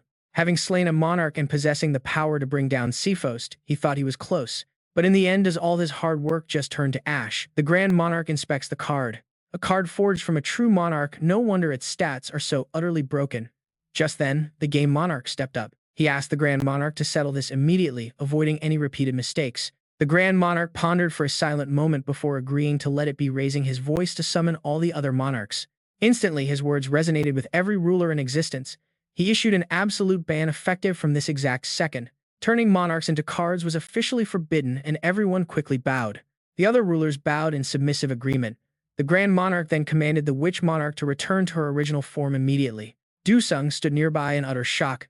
Du-sung silently vowed that he would save Ilya this time. But right then, the Nightmare Monarch cackled wildly at his futile efforts. He mocked the clown's child, demanding he watch the Witch Monarch die. As she faced death, a sudden surge of power fueled Du-sung. He roared, "In your dreams, you think I'll just watch." Somehow, he shattered the temporal freeze and sprinted. He leaped through the air and pulled Ilya tightly against his chest. The Nightmare Monarch watched in absolute disbelief. He broke free using nothing but his own strength. As massive cracks spread across his domain, the Grand Monarch realized his temporal chains had been broken. Interesting. Sensing danger, Du-sung realized he had to escape. Realizing this war zone was too dangerous, he prepared to escape as the Grand Monarch concentrated his immense power. But something suddenly forced him to halt. Blocking the attack, the Game Monarch drew a curious question from his leader. Even Du-sung stared in complete surprise. The Game Monarch stepped in, begging for their release. He asked why he should show mercy to a rogue virus that was actively corrupting their entire system. He argued that Du-sung was essential to the game. Stunned by the revelation, Du-sung struggled to comprehend what that meant. Then the Game Monarch addressed him directly. He resurrected the girl as requested, expecting top performance. Bidding farewell to player Du-sung, the system watched as he quickly fled the area carrying the saved girl. Du-sung collapsed on the grass, holding her close. He had successfully protected her. A second later, Ilya slowly opened her eyes and clutched her head as she looked at Du-sung. Still dazed, she asked what had happened to her. He offered her a choice between the long explanation or the quick summary, and she smiled, choosing the long story. He grinned, teasing that he knew she would. Maria ran toward him, calling his name with joy, but she froze in sheer panic the moment she saw his state. She demanded to know why he looked so battered. Startled, Du-sung realized she was right. Sweating bullets, Maria rushed over and bombarded him with non-stop questions. Maria asked if his skills were completely sealed. Du-sung gave a strained chuckle, urging her to relax, but she only became more frantic, shouting in panic. Maria screamed that danger could still be lurking. Telling Maria she had nothing to fear, Ilya pulled out a pocket watch just as a crow cawed above. She smiled as grass began carpeting the ground. She proudly told them to witness this grand restoration. After what felt like an eternity of terror, a cool breeze blew. A sudden gust swept by, making him spin around. Beneath their feet was a lush meadow, and Ilya excitedly declared that the witch had finally reclaimed her magic tower. Vibrant blue energy began gathering around his chest. Watching his combat outfit materialize back onto his body, the player was absolutely thrilled and couldn't hide his massive grin. Du-sung was thrilled to have his gear back. Raising an eyebrow, she quietly asked if he was truly all right. Du-sung simply chuckled at her concern. He confidently promised that every single one of his skill cards was fully recovered, so she had absolutely nothing to worry about. Maria denies it. With a hand on her chest, she clarifies that was not what she meant. She raises her eyebrows gently, asking if his heart is feeling okay. Hearing this, Kang Du-sung raises his hand. He covers one eye. Softly smiling, he admits it was rough at first. But then Kang Du-sung grins cheerfully, adding that he feels much better now and thanking her for caring so much. With a grateful heart, Kang Du-sung slowly walks toward the rest of the group. Anya gently looks up at Ilya Celestina, smiling as she pats the little girl's head, knowing she has been through a lot lately. A powerful energy flows. She happily reassures everyone that they are finally safe. Seeing this, Anya widens her eyes in sheer shock, turning around to call out softly to the legendary hero. Tears of happiness fall. Ilia Celestina wraps her arms around the little girl, embracing her tightly. She smiles warmly, thanking the hero for saving their world. Beside him, Maria smiles softly. Kang Du-sung blushes, letting out a quiet, happy laugh as relief washes over him. It is finally over. He thinks this, then faints. Maria quickly rushes to catch him as Ilia Celestina runs over in a panic, but Maria signals her to remain quiet. Looking down at Kang Du-sung sleeping peacefully, Maria softly whispers that he has simply passed out from exhaustion. With a gentle smile, she closes her eyes and whispers that he has worked hard. Right then, a system notification pops up. Talk about perfect timing, confirming the complete conquest of the tower. On the other side, the broken wall crumbles to reveal the Nightmare King barely hanging on as he crawls inside. He collapses, panting heavily. The defeated king grits his teeth in sheer rage. He glares up at the Clown King, who is sitting cross-legged and looking smug, yelling in absolute fury. The Clown King just laughs, asking how this could possibly be his fault. He tells the defeated king that his own carelessness caused such a miserable loss, making the Nightmare King grind his teeth. He curses his rival. Suddenly, the playful grin vanishes from the Clown King's face. His voice drops cold as he warns that complaining won't help, especially now that his weakened power is exposed. He warns that others want his seat as the Machine King grins wickedly. Even the serious-faced city is no exception, and the Nightmare King growls in frustration at their greedy gazes. He growls. But the Game King interrupts, stating the game will decide the rest. Turning to his playful ally, the Game King announces that he has already reported the player's status to the Overlord. With a flash of his blue eyes, he reveals the Grand Overlord's chilling response. A flashback shows their conversation with the Grand King, whose voice grew incredibly heavy upon hearing the report. The Overlord understood his role, but this player is also the one breaking the game. Looking off into the distance, the Grand King coldly made his decision with a narrow, sharp gaze. They must keep the player on track. If he strays, they must eliminate him. If the player dares to go off course, they are ordered to eliminate him right then and there. He tells the Clown King to prepare that special weapon, causing him to grimace. He scratches his neck with a deep frown, wondering if things really had to end up this way. Turning to look beside him, the Clown King mutters that this ruins the fun. The scene shifts to Tae-shik looking deeply lost in thought. Wait, does this mean we are back in the real world? A nurse approaches, asking if he is related to the patient. After he confirms his identity, she gently informs him that the primary doctor is waiting to speak with him. Tae-shik nods and walks ahead, staring silently at the figure under the white sheet. He hesitantly asks the doctor if there is any way to know when their hero king will finally awaken. 3 days have already passed. Kang Du-sung remains unresponsive, locked in a deep coma. Suddenly, Kang Du-sung breaks out in a heavy sweat, his eyes snapping wide open in pure panic. Waking up in a hospital bed, he looks around in complete and utter confusion. He pulls off the oxygen mask and needles in a complete panic, desperately wondering where he could possibly be. A hospital. A sudden noise echoes from the side as a half-peeled apple rolls across the floor. Tae-shik stands frozen in complete disbelief. He stares blankly for a few seconds before tears pool in his eyes. He cannot hold back his overwhelming emotion. Overjoyed, he lunges forward to tightly hug the patient, sobbing.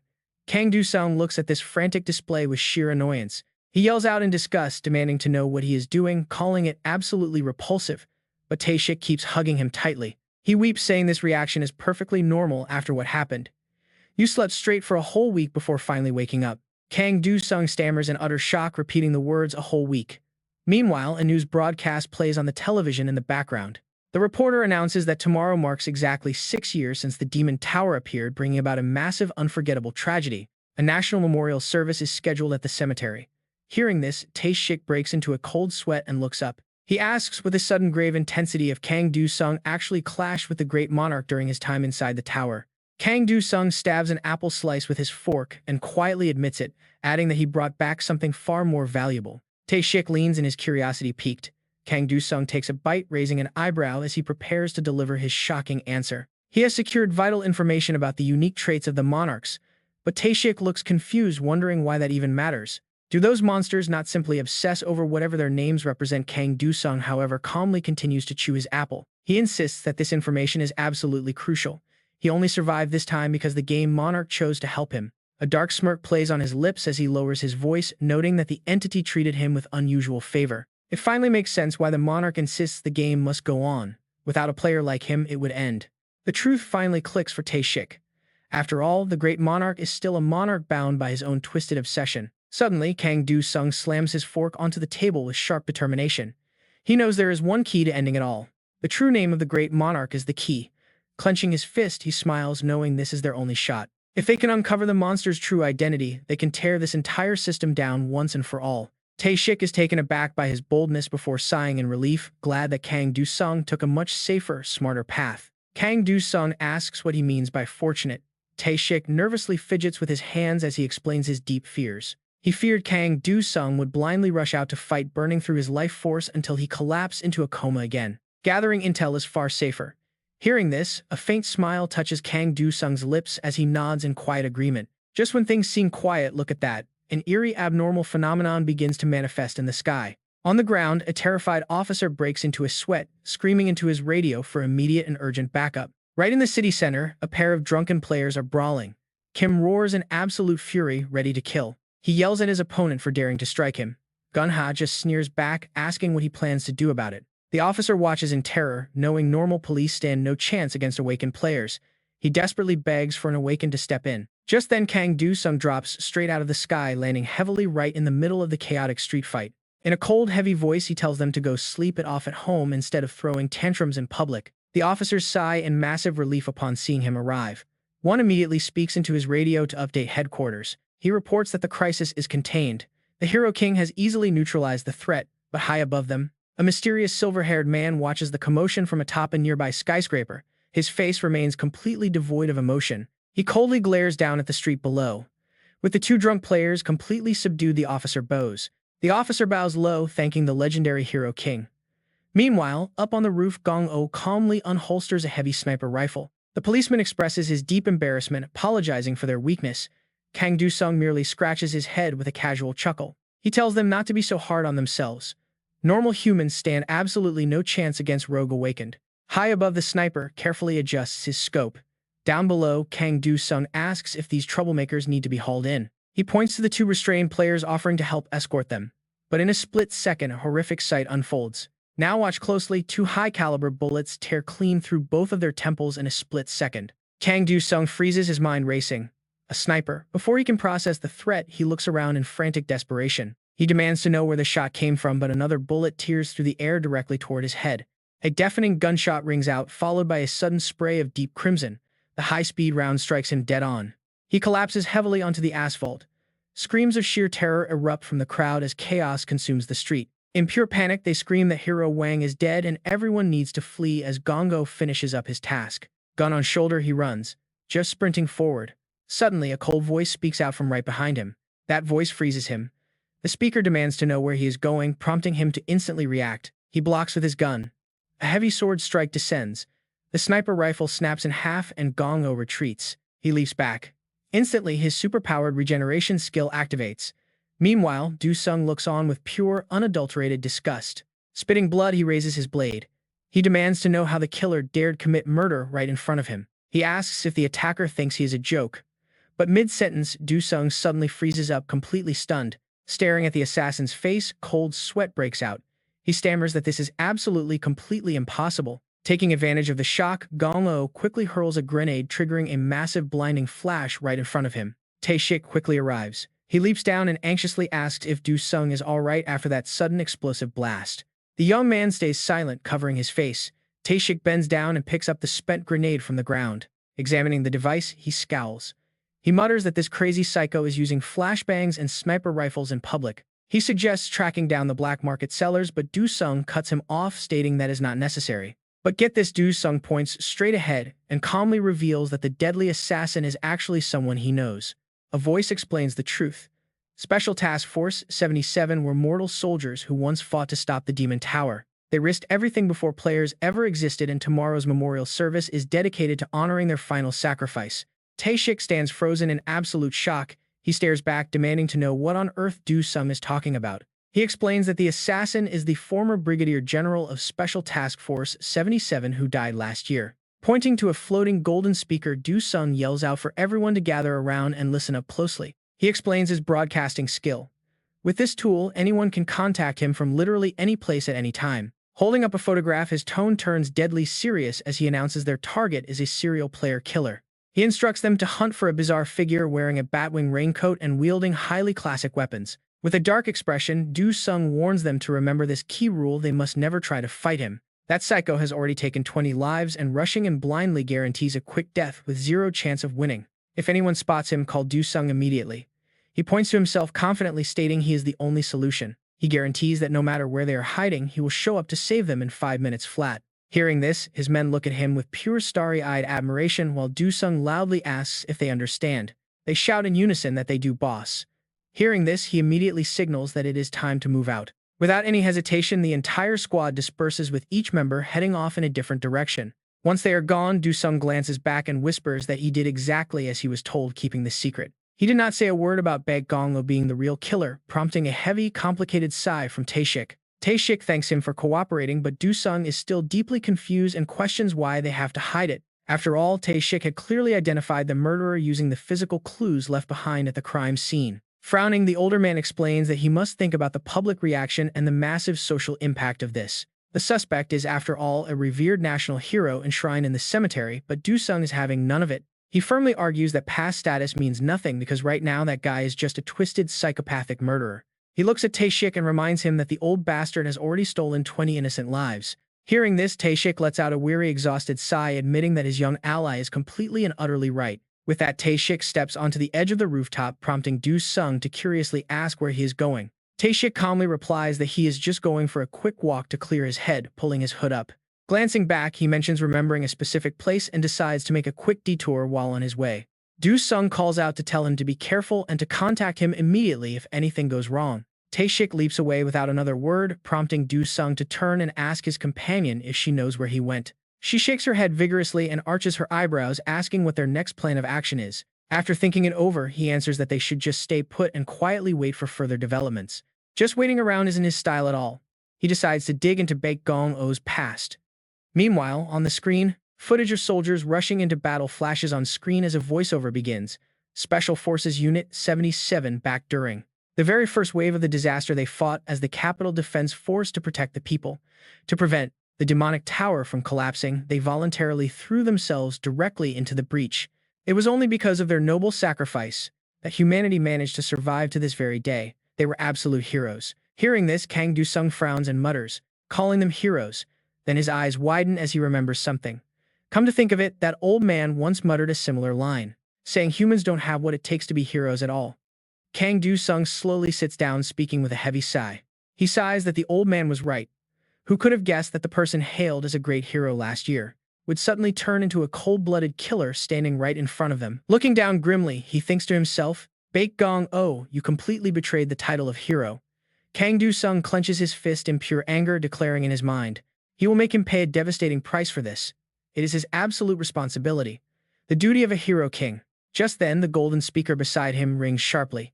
He reaches out to pick it up with a surprised look. He quickly answers, asking if his uncle found a clue and wondering if something went wrong on his end.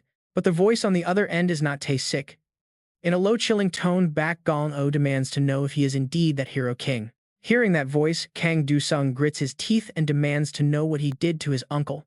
Brigadier General, Baek Gong-oh looks down blankly at Tae-shik, who is lying face down on the cold floor, struggling to move. Tae-shik trembles, trying to raise himself, but Gong-oh calmly tells Kang Du-sung that the old man is still alive for now. At least he is not dead yet. He mentions he looked into Kang Du-sung's profile, claiming the kid treats this disaster like a cheap game to play around with. He raises a finger, proposing they make things a bit more interesting. With a twisted smirk, Gong-oh suggests a little game to raise the stakes. He gives him exactly 1 hour to find his location. If he is even a single second late, he will end the hostage's life right then and there. He wishes him good luck before the call cuts. Furious, Kang Du-sung completely crushes the speaker and tosses it away. Curse words echo in his mind as he bolts forward. Honestly, who wouldn't be furious? Not a single second is wasted. Kang Du-sung spots the Special Forces Unit 77 insignia nearby, gritting his teeth in absolute frustration. Where on earth could that absolute bastard be hiding? Is it his old military base or the demonic tower he once fought inside? Sweat pours down his face as he runs blindly, realizing there are just too many suspect locations to count. Then he suddenly skids to a halt as a thought strikes him. Wait, something about this doesn't make sense. His uncle pinpointed Baek Gong-oh's exact location in no time at all. Kang Du-sung narrows his eyes, trying to analyze it. How could he have known so quickly? The only main connection between his uncle and Baek Gong-oh is their age, and the fact that they both serve as captains. As sweat drips down Kang Du-sung's face, a sudden realization hits him. Meanwhile, out on a barren wasteland stands a crumbling, abandoned building where Baek Gong-oh is waiting patiently. He peers through a pair of binoculars watching the distant horizon.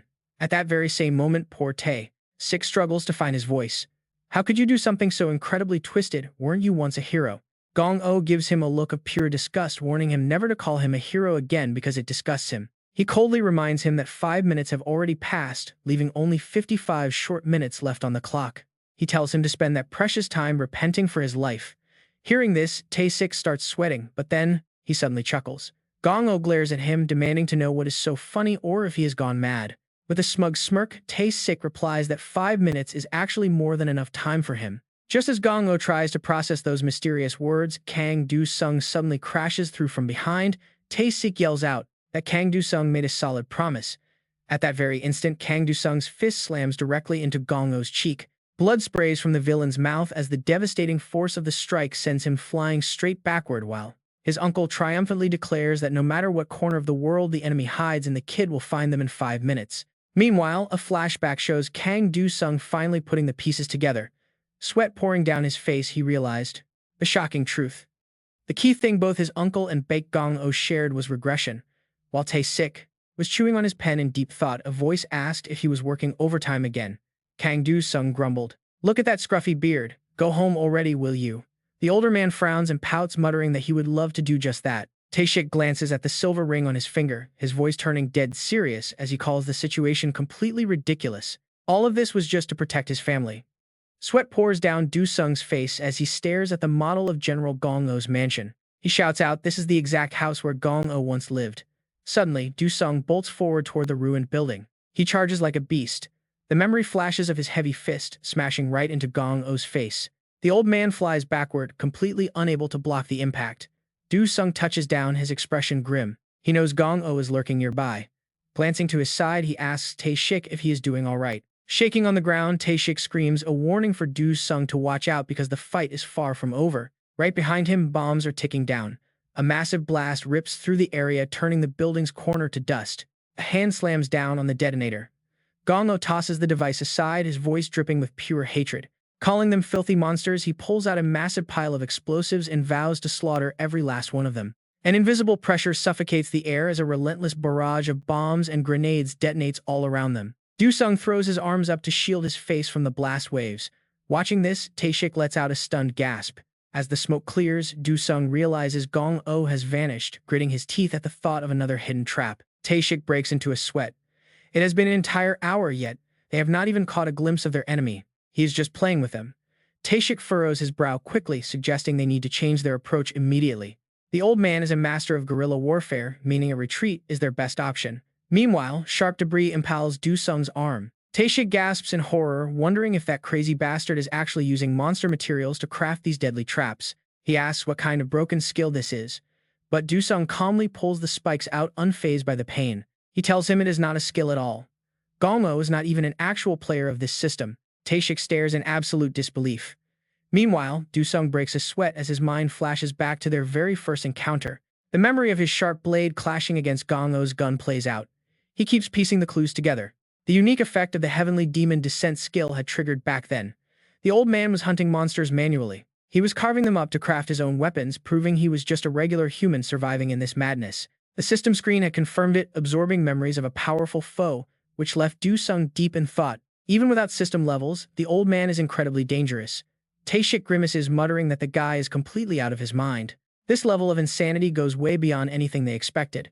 Still, Du-sung offers a calm, reassuring look. He tells his partner not to worry because he has a plan.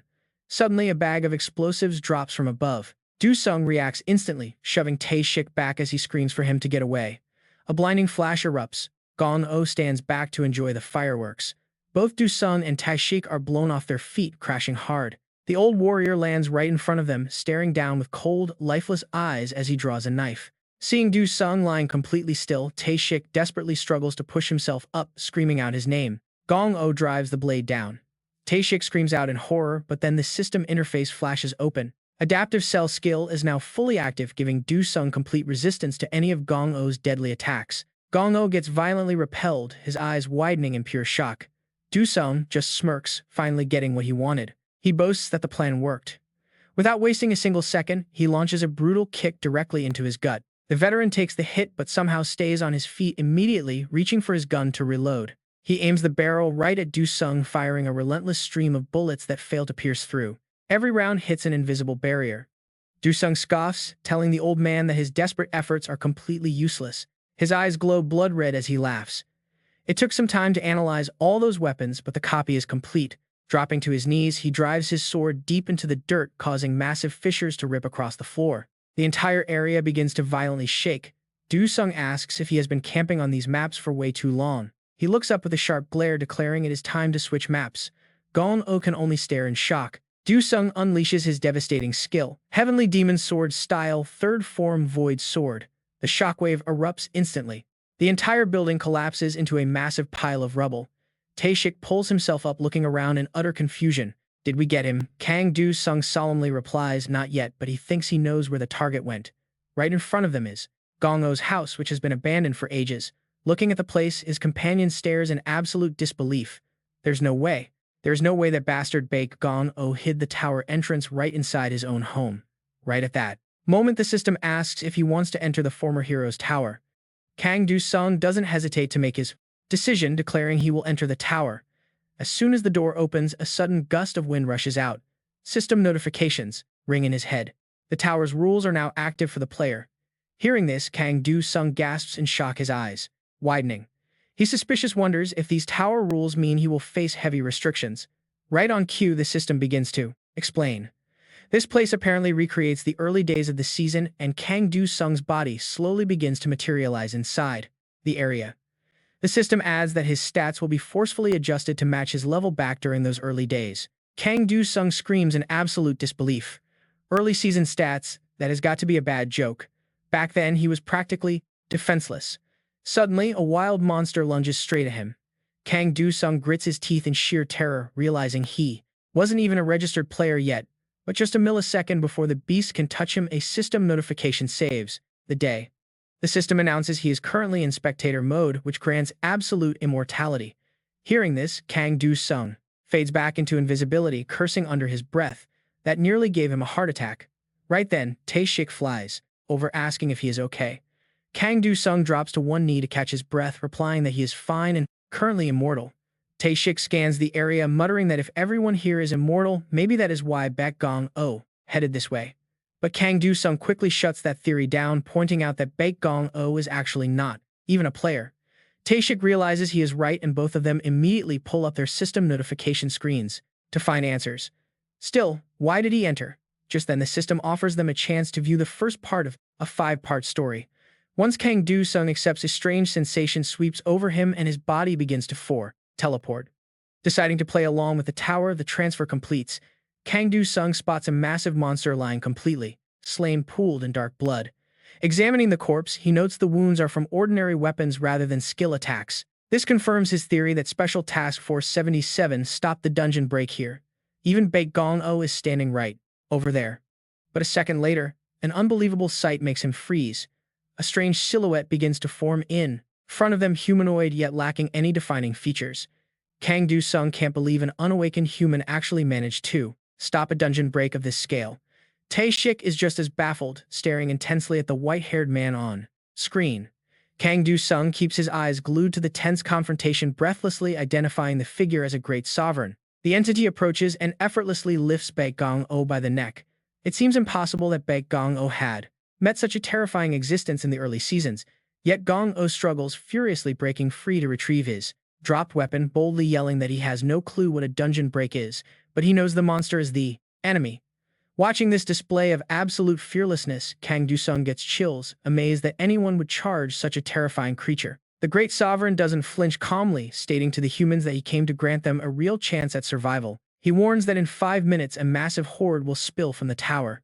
If they have fought them before, then they surely know they won't survive the next wave. Pointing toward the massive structures ahead, he offers a way out, telling them to enter the tower and slaughter every single monster inside to make it disappear. They have only 5 minutes to choose between dying right here or accepting the deadly challenge of the tower. Gong-o hesitates for a tense moment before finally lowering his blade. He looks back at his wounded comrades, his mind racing with memories of his wife holding their newborn baby.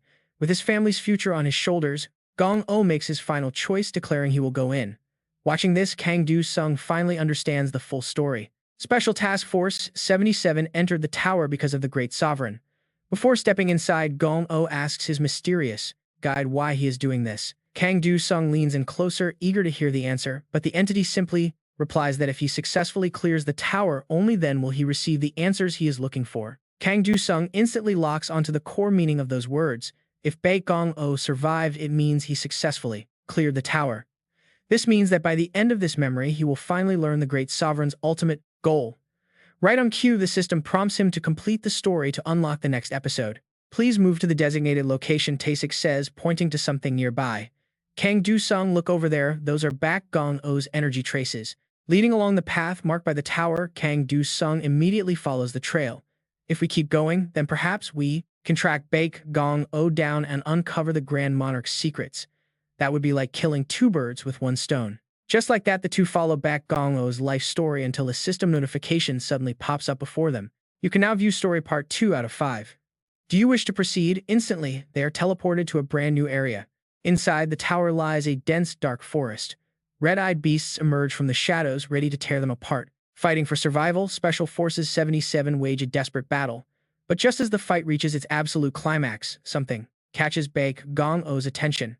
As it turns out, time inside the tower flows completely differently compared to the world outside. While only a single year has passed outside, 10 years have already flown by inside. Their supplies ran dry long ago, forcing them to survive on whatever they could scavenge from this harsh wilderness.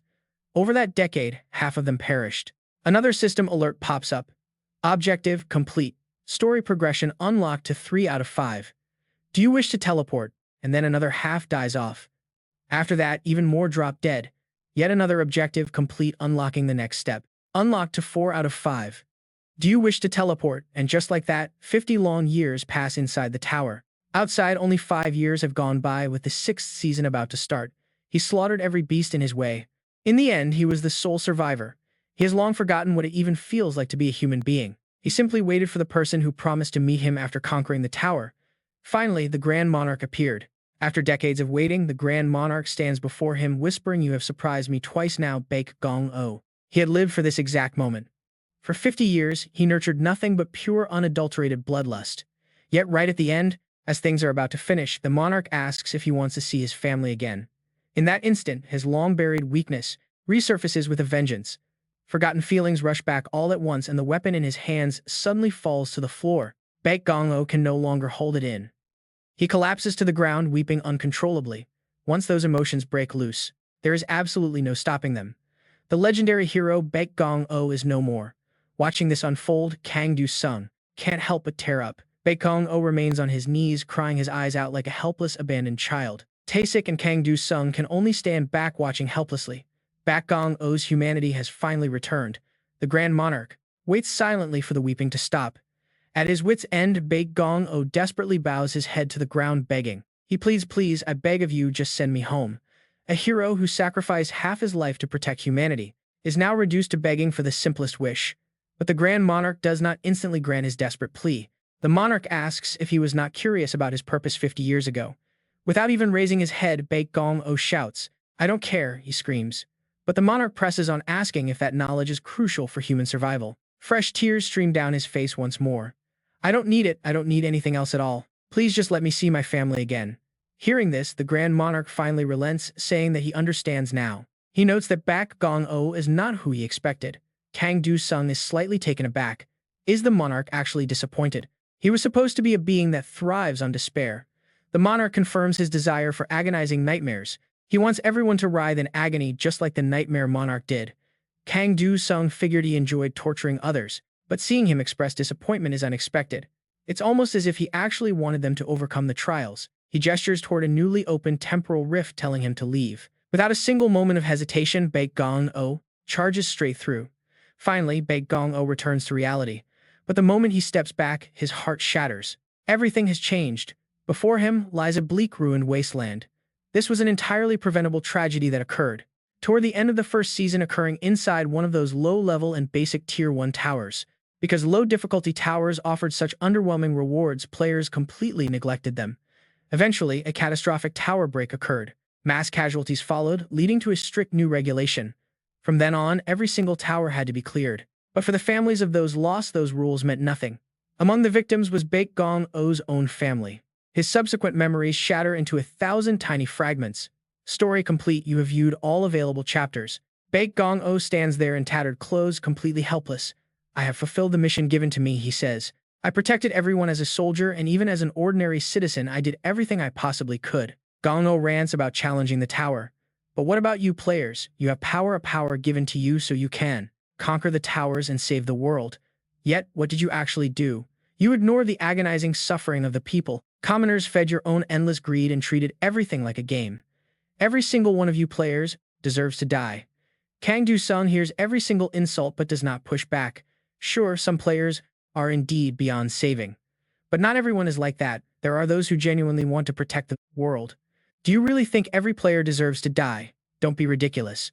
Your logic is just a childish tantrum born from the grief of losing your family. Kang Du-sung immediately acts and deactivates spectator mode. The blue light around him fades away, completely disabling his invincibility status. Now he can finally interfere with the tower itself. He does not hesitate for even a split second. So stop whining, he yells, and start fighting. I will show you what a real hero looks like. Gong-o loses his cool entirely, his eyes completely bloodshot with rage. He pulls out a sharp weapon, shouting at Kang Du-sung not to speak so arrogantly. Kang Du-sung does not flinch, and charges straight ahead. Standing on the sidelines, Tae-shik watches them clash, struggling to process this sudden violent escalation. He grits his teeth, blaming his own soft heart for letting pity ruin his chance, yet realizing what the kid said was exactly what he should have said as the adult here. It is not too late. Without another second of hesitation, Tae-shik makes a crucial life-changing decision of his own. He turns off spectator mode. Even if he cannot win, he must at least share this heavy burden with Kang Du-sung. Their strongest attacks clash relentlessly. They lunged at each other, weapons locked, grinding together in a test of pure strength. Kang Du-sung's eyes glow a fierce purple, activating his heavenly demon descending true body skill to absorb a portion of his target's memories. Suddenly, visions of a young Gong-o flash before him, starting with the day his child was born. Back in reality, blades clash furiously as neither man backs down even as the old memories keep shifting. The vision shifts to the day Gong-o was gut-wounded with monsters and constant explosions closing in on his hiding spot. He knew he could not win, realizing his life was about to end right there in the dirt.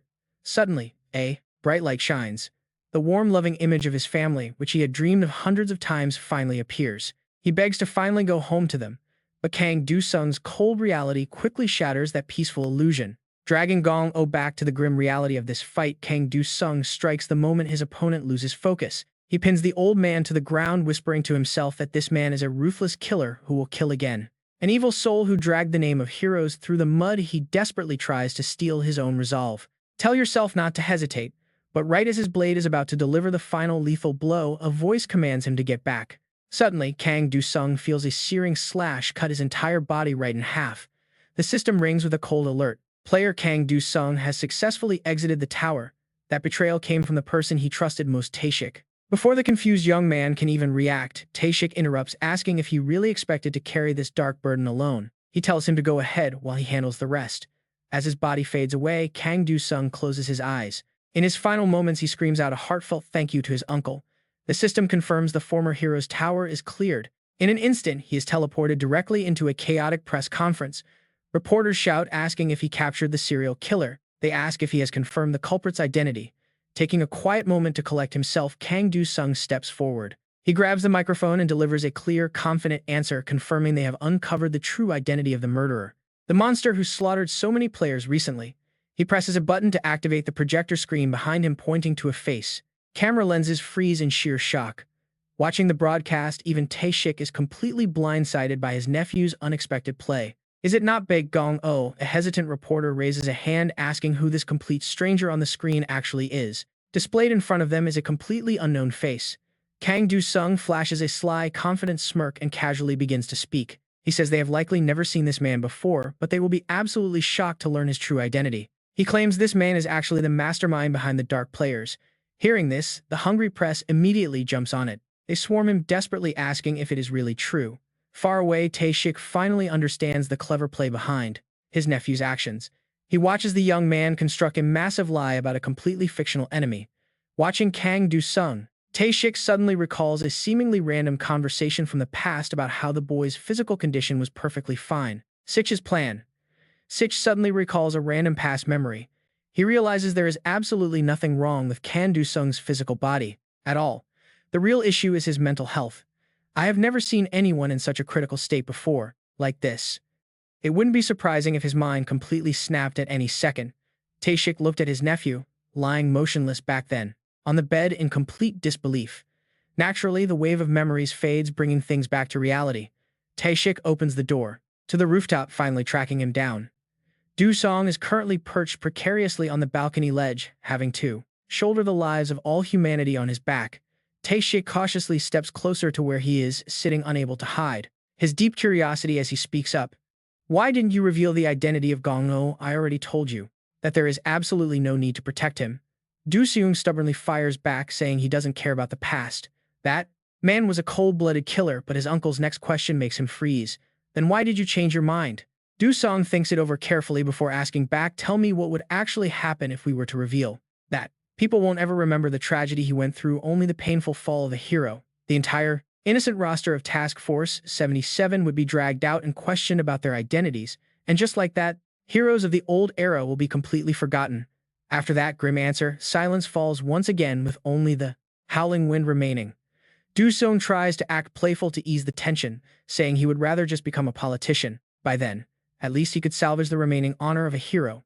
Tae-shik stares directly at the kid, staying silent. For now, it seems Do-seung's choices always leave his uncle utterly baffled.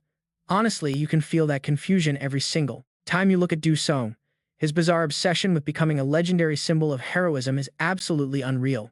That intense fixation might actually be the only thing keeping him going, the anchor that helps him stand completely strong amidst the massive waves of responsibility while constantly pushing his mental limits to the edge. Tae-shik looks towards the lonely back in front of him and steps closer, reaching out. In the next split second, he strikes him hard on the neck, telling him to stop acting so noble and go grab some drinks to forget everything. Do-seung awkwardly tries to decline, stammering that he doesn't really drink, but Tae-shik completely shuts him down, demanding he just sit and talk with him. It is the only small gesture of support his uncle can offer right now. Even so, Tae-shik hopes to one day truly help him carry this heavy burden. The two finally manage to relieve a bit of their crushing pressure, sharing a rare, genuine smile. The two men keep walking side by side despite the heavy weight pressing down. Suddenly, a clown mask drops and Do-sung finds himself pulled into a strange new dimension. Is this the exact same vision from his first power awakening? He picks up the mask, examining it with extreme caution. He used to see this constant dream at the start, never expecting to face it once more. Suddenly, the Jester King sits perched on a high iron beam, greeting the child of 1,000 masks and 1,000 talents, asking if he truly wants to become a hero. Do-sung simply sighs, utterly exhausted and ready to surrender to the inevitable. Fine, he will accept his role since it is his only real path. The Jester King suddenly expands into a towering giant, leaning down to question if that is genuinely his true desire. Do-sung's jaw drops in pure shock. The Jester King claps his hands once, instantly shattering the door directly behind Do-seung into a million tiny pieces. Then, the surrounding glass panels meet the exact same fate, completely obliterating. Suddenly, a strange object is placed right in front of him, leaving him drenched in cold sweat. This feels entirely different, representing the skipped choice from his second awakening. Could this be the legendary mirror of truth and despair? The Jester King forcefully slams a door down right before him, demanding to know if he wants the truth, even if endless despair follows. Do-sung suppresses his trembling voice, scoffs, telling the entity to move aside, declaring that facing absolute despair is entirely his own personal choice to make. Without a single backward glance, he resolutely marches toward the gateway. Will the ultimate answers finally be revealed to him? Right before crossing the threshold, he takes a deep breath, musters his courage, and steps forward without any hesitation. He seeks the absolute truth behind this deadly game, entering a brand new space. Suddenly, he wakes up in his own familiar bed, utterly disappointed. Of course, it was all just a wild dream. Right on cue, Tae-shik's incoming phone call rings out. Still completely clueless about the situation, Do-sung cheerfully answers, asking if his uncle got home safely yesterday, and inviting him out for some hangover soup. He mentions knowing a great local spot, but Tae-shik abruptly cuts him off, his voice laced with panic, telling him to forget the soup and check the news immediately. Do-sung hangs up, quickly loading the breaking alerts, while still completely baffled by his uncle's frantic attitude. What could have possibly happened? Kang Do-sung stops dead in his tracks. Staring down at his phone screen, he can't even believe his own eyes. What on earth is this? A flood of trending keywords flashes before him. Sleeping sickness. Right then, reporter Hee Sung goes live with some urgent breaking news. Hospitals are packed to the absolute brim. Countless players are currently unconscious victims of this bizarre sleeping sickness. They suddenly fell asleep and never woke up again. Not once. A major national emergency has already been declared across the country. Experts scramble for answers. Up on the second floor, Kang Do-sung looks down at the fallen players in utter shock. How could this even happen? Tae-shik stands by helplessly trying his absolute best to explain the few rumors he has heard. These symptoms aren't entirely new. It used to strike newly awakened rookies, but now is spreading to high-level veterans as well. Kang Do-sung grips the railing, tightly, blue veins popping. He asks Isaiah the hard question. Has anyone managed to wake up? But he gets the worst possible response, none. Across the entire globe, not a single patient has managed to wake up. Worse yet, some are already starting to pass away. Their bodies are shriveling up, looking exactly like dried ancient mummies. They will fade away completely without quick help. Their time is rapidly running out. Kang Do-sung immediately turns around to take action. He decides to consult the powerful entities inside the tower. Tae-shik wants to tag along. He refuses to let him go alone. But right as the words leave his mouth, Tae-shik suddenly freezes. Still, a heavy alarming thud stops Kang Do-sung in his tracks. He spins around, totally caught off guard. What Tae-shik has completely succumbed to the curse, collapsing helplessly onto the floor. Kang Do-sung rushes back, screaming in absolute panic. He is terrified. Meanwhile, deep inside a quiet cave, Automa is carefully examining some strange items. Suddenly, the loud creak of an opening door catches her attention. Bam! A massive sack bursting with cash slams down right in front of her. Kang Do-sung steps out from behind the money, looking incredibly frantic. He has no time. He demands to buy every single card pack she has. In exchange for all the cash, she needs answers. He completely loses his cool. Rushing forward, he tightly grabs her shoulders. He immediately bombards her with desperate, rapid-fire questions. Anything. Does she know anything about this sleeping sickness, even the tiniest possible clue? Someone incredibly precious to him is sick. He must save them. Kang Do-sung can't stop his hands from shaking on her shoulders, but Automa can only look back at him with helpless eyes. Nothing. She softly apologizes, admitting she knows absolutely nothing about it. Kang Do-sung slumps to the floor, completely crushed. Really, but a split second later, a chilling, unfamiliar voice echoes through the cave. A violent burst of magical energy suddenly erupts from her body, throwing him backward, possessed. It seems Automa is no longer herself. The entity addresses him as the child of the Fool Monarch. It's him. Kang Do-sung instantly recognizes that incredibly arrogant, mocking tone. It is the Machine Monarch. He speaks through her body, rambling on and on. He confirms that Automa was indeed telling the truth. He claims to know the cause of the sleeping sickness and who spread it. Surely, he asks, Kang Do-sung has already figured it out. Only one person has the power to unleash this level of chaos. The Monarch of Dreams. Kang Do-sung finally connects the dots. The Nightmare Monarch. His status as one of the firsts is highly questioned, and he is hiding inside his own tower. He hides there to avoid confronting the other lords. Kidnapped. The Machine Monarch adds that the Dream Lord is stealing active players. The unique layout of that tower only allows their minds to enter. Mind only. That is why all the victims appear to be sleeping. It is a design perfectly fitting his title. Kang Do-sung tries to act tough. He refuses to let his guard down for a second. He retorts that the entity seems to know quite a lot. But then the next casual reply leaves him completely speechless. Of course he does. After all, he built the tower himself. Suddenly, massive stone pillars erupt all around them. The pillars completely trap them inside. He introduces himself as the Machine Monarch, the architect responsible for creating all the towers. He is one of the 7 firsts, the ultimate architect. Kang Do-sung stands frozen. He struggles to process this mountain of insane information. One of the firsts, the sheer scale of it is mind-blowing. But after a brief second, Kang Do-sung regains his composure. None of that matters right now. Focus. Kang Do-sung stares straight at the possessed little girl and shouts at her. If she built that tower, she must know how to get inside. The entity smiles. Confident, he holds up a miniature tower. He claims to have the key. However, entering the Nightmare Tower is a one-way trip. There is absolutely no escape from it. Then the Machine Monarch offers a sudden deal. He claims the Dream Lord has completely disgraced the dignity of the firsts. He promises to help him kill the Dream Lord. Kang Do-sung hesitates. He definitely doesn't fully trust this suspicious entity's words, but with lives on the line, he has absolutely no other choice. None. He reluctantly accepts the key from her. Kang Do-sung leaves a final message for the little girl. He promises to open all those card packs as soon as he returns. A system notification chimes. Kang Do-sung exits the tower. The Machine Monarch watches him slowly fade away with a smug grin. he whispers to the empty air, mocking his optimism. Impossible. Truth be told, escaping from that tower is virtually impossible, had ever made it out alive. The end was closing in. He had prepared everything up to Season 9, but this time, would everything really fall apart during Season 6? Once again, Kang Do-sung stepped into another dangerous dimension completely alone. The opponent was the Nightmare Monarch, a deadly apostle. This time he had no backup from other monarchs, nor any high-tier skill cards. Yet, as he opened the door, his mind was entirely on that guy. That was why inside the room, his entire squad stood waiting just for him. Time to go all out. Maria was already fully armored. Kang Do-sung simply nodded, getting straight to business by asking if they were ready. Maria hesitantly replied that they had prepared as best they could, but honestly it was not enough. King stood beside her, admitting their severe lack of stats and numbers. Scanning the room, Kang Do-sung carefully checked the head count, wondering where the Grim Reaper and Magic King were. Folding her hand fan, Lia explained neither could make it. The Grim Reaper was hospitalized with injuries while the Magic King locked himself away due to trauma. They were basically retired. That was when the man sitting quietly in the corner finally spoke, asking if they truly had to rush. Surely everyone could feel it. They were simply not ready for that tower. He suggested preparing properly before they set off, noting only half the season had passed.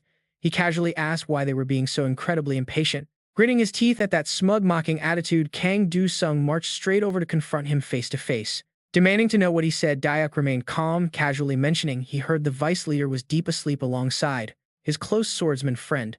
Laughing mockingly at his beloved king, Dayak made Kang Do-sung realize reasoning with him was pointless. Sighed helplessly, he massaged his temples.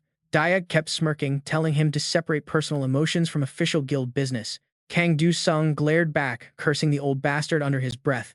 Dayak only wore a highly manipulative, sly grin, raising a single finger to demand at least 1 month of delay, cheerfully acting as if absolutely nothing was wrong. He insisted they needed time to raise their stats. Standing nearby, Maria silently listened, finding the Gravekeeper's logic hard to dispute. Clenching her fists while looking at Kang Do-sung's back, she realized rushing the raid would look. She told herself they could not just blindly demand this tower raid, as it would look entirely driven by personal emotions. She knew exactly what the old snake was trying to pull. He was trying to manipulate them all behind the scenes. He was using preparation as a clever excuse to hold those dear to Kang Do-sung hostage, but she couldn't let that happen. While Maria was lost in thought, watched closely, Kang Do-sung suddenly pulled out a bright pink key. Without a second thought, he crushed the key right in his hand, asking the old man if he was finally done. A system alert flashed, confirming he used the Nightmare Tower key. Cold sweat instantly broke out all over Dayak's face. Shocked to his core, Dayak watched as Maria stood completely dumbfounded, quietly uttering Kang Do-sung's name. The system announced the Nightmare Tower entrance was officially open with a 5-minute limit, making him sigh in deep annoyance. Glaring at Dayak's terrified expression, he made it clear that they shouldn't misunderstand because he could easily clear this alone. The only reason he even brought them along was to speed up the process, even if only by a little bit. As the old man stammered in shock, Kang Do-sung turned toward the portal, announcing he was going in right now. He refused to make excuses about being unprepared, especially when it meant losing the people he needed to save. Hearing this, Maria felt deeply moved. Recognizing the truth in his words, she quickly rushed to catch up. Leading her team right behind him, she reminded them there were people inside who desperately needed their help. There was nothing left to debate, they were coming along too. Kang Do-sung glanced back at his companions in surprise. He understood why Maria was tagging along, but wondered about the rest. Lia quickly reminded him of his past help. King chimed in, saying this was just paying back their debt to the hero king. Kang Do-sung sighed helplessly. Sucking in a breath, he agreed it was time to go. All four stepped through as the system announced their entry. Standing outside, Dayak trembled with rage, calling them fools as he grit his teeth with bloodshot eyes. Talk about a plot twist. This was his chance to crush him, but a sudden system alert made him freeze. The undead monarch was urging his contractor to act, displaying a direct message telling him to enter the tower. Staring at the screen in disbelief, Dayak asked if his master truly wanted him to follow them inside. The monarch revealed secrets about the tower, causing a wicked grin to spread across Dayak's face as he whispered. Meanwhile, deep inside a dense forest, shouts of pursuit echoed through the trees, ordering everyone to corner their targets. A group of armed hunters wear sinister grins as they corner the heavily wounded Aiza against a steep cliffside.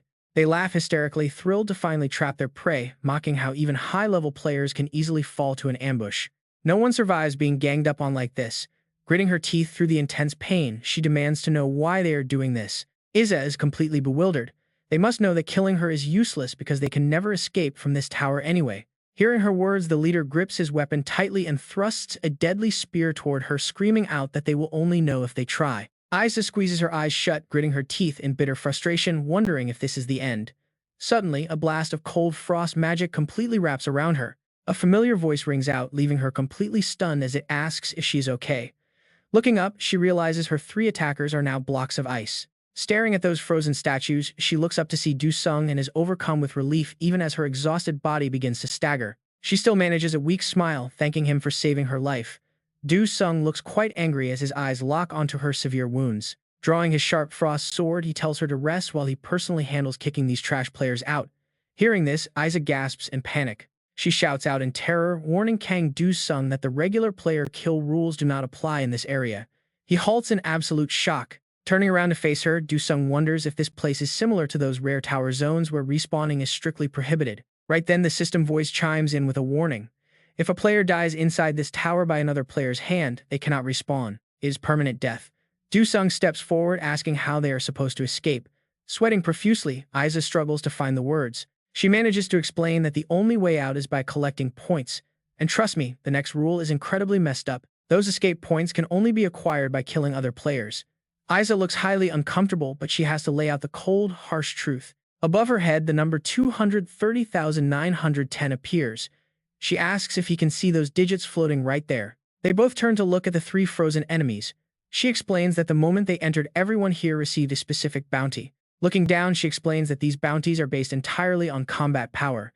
When someone dies, their points are split among the killers.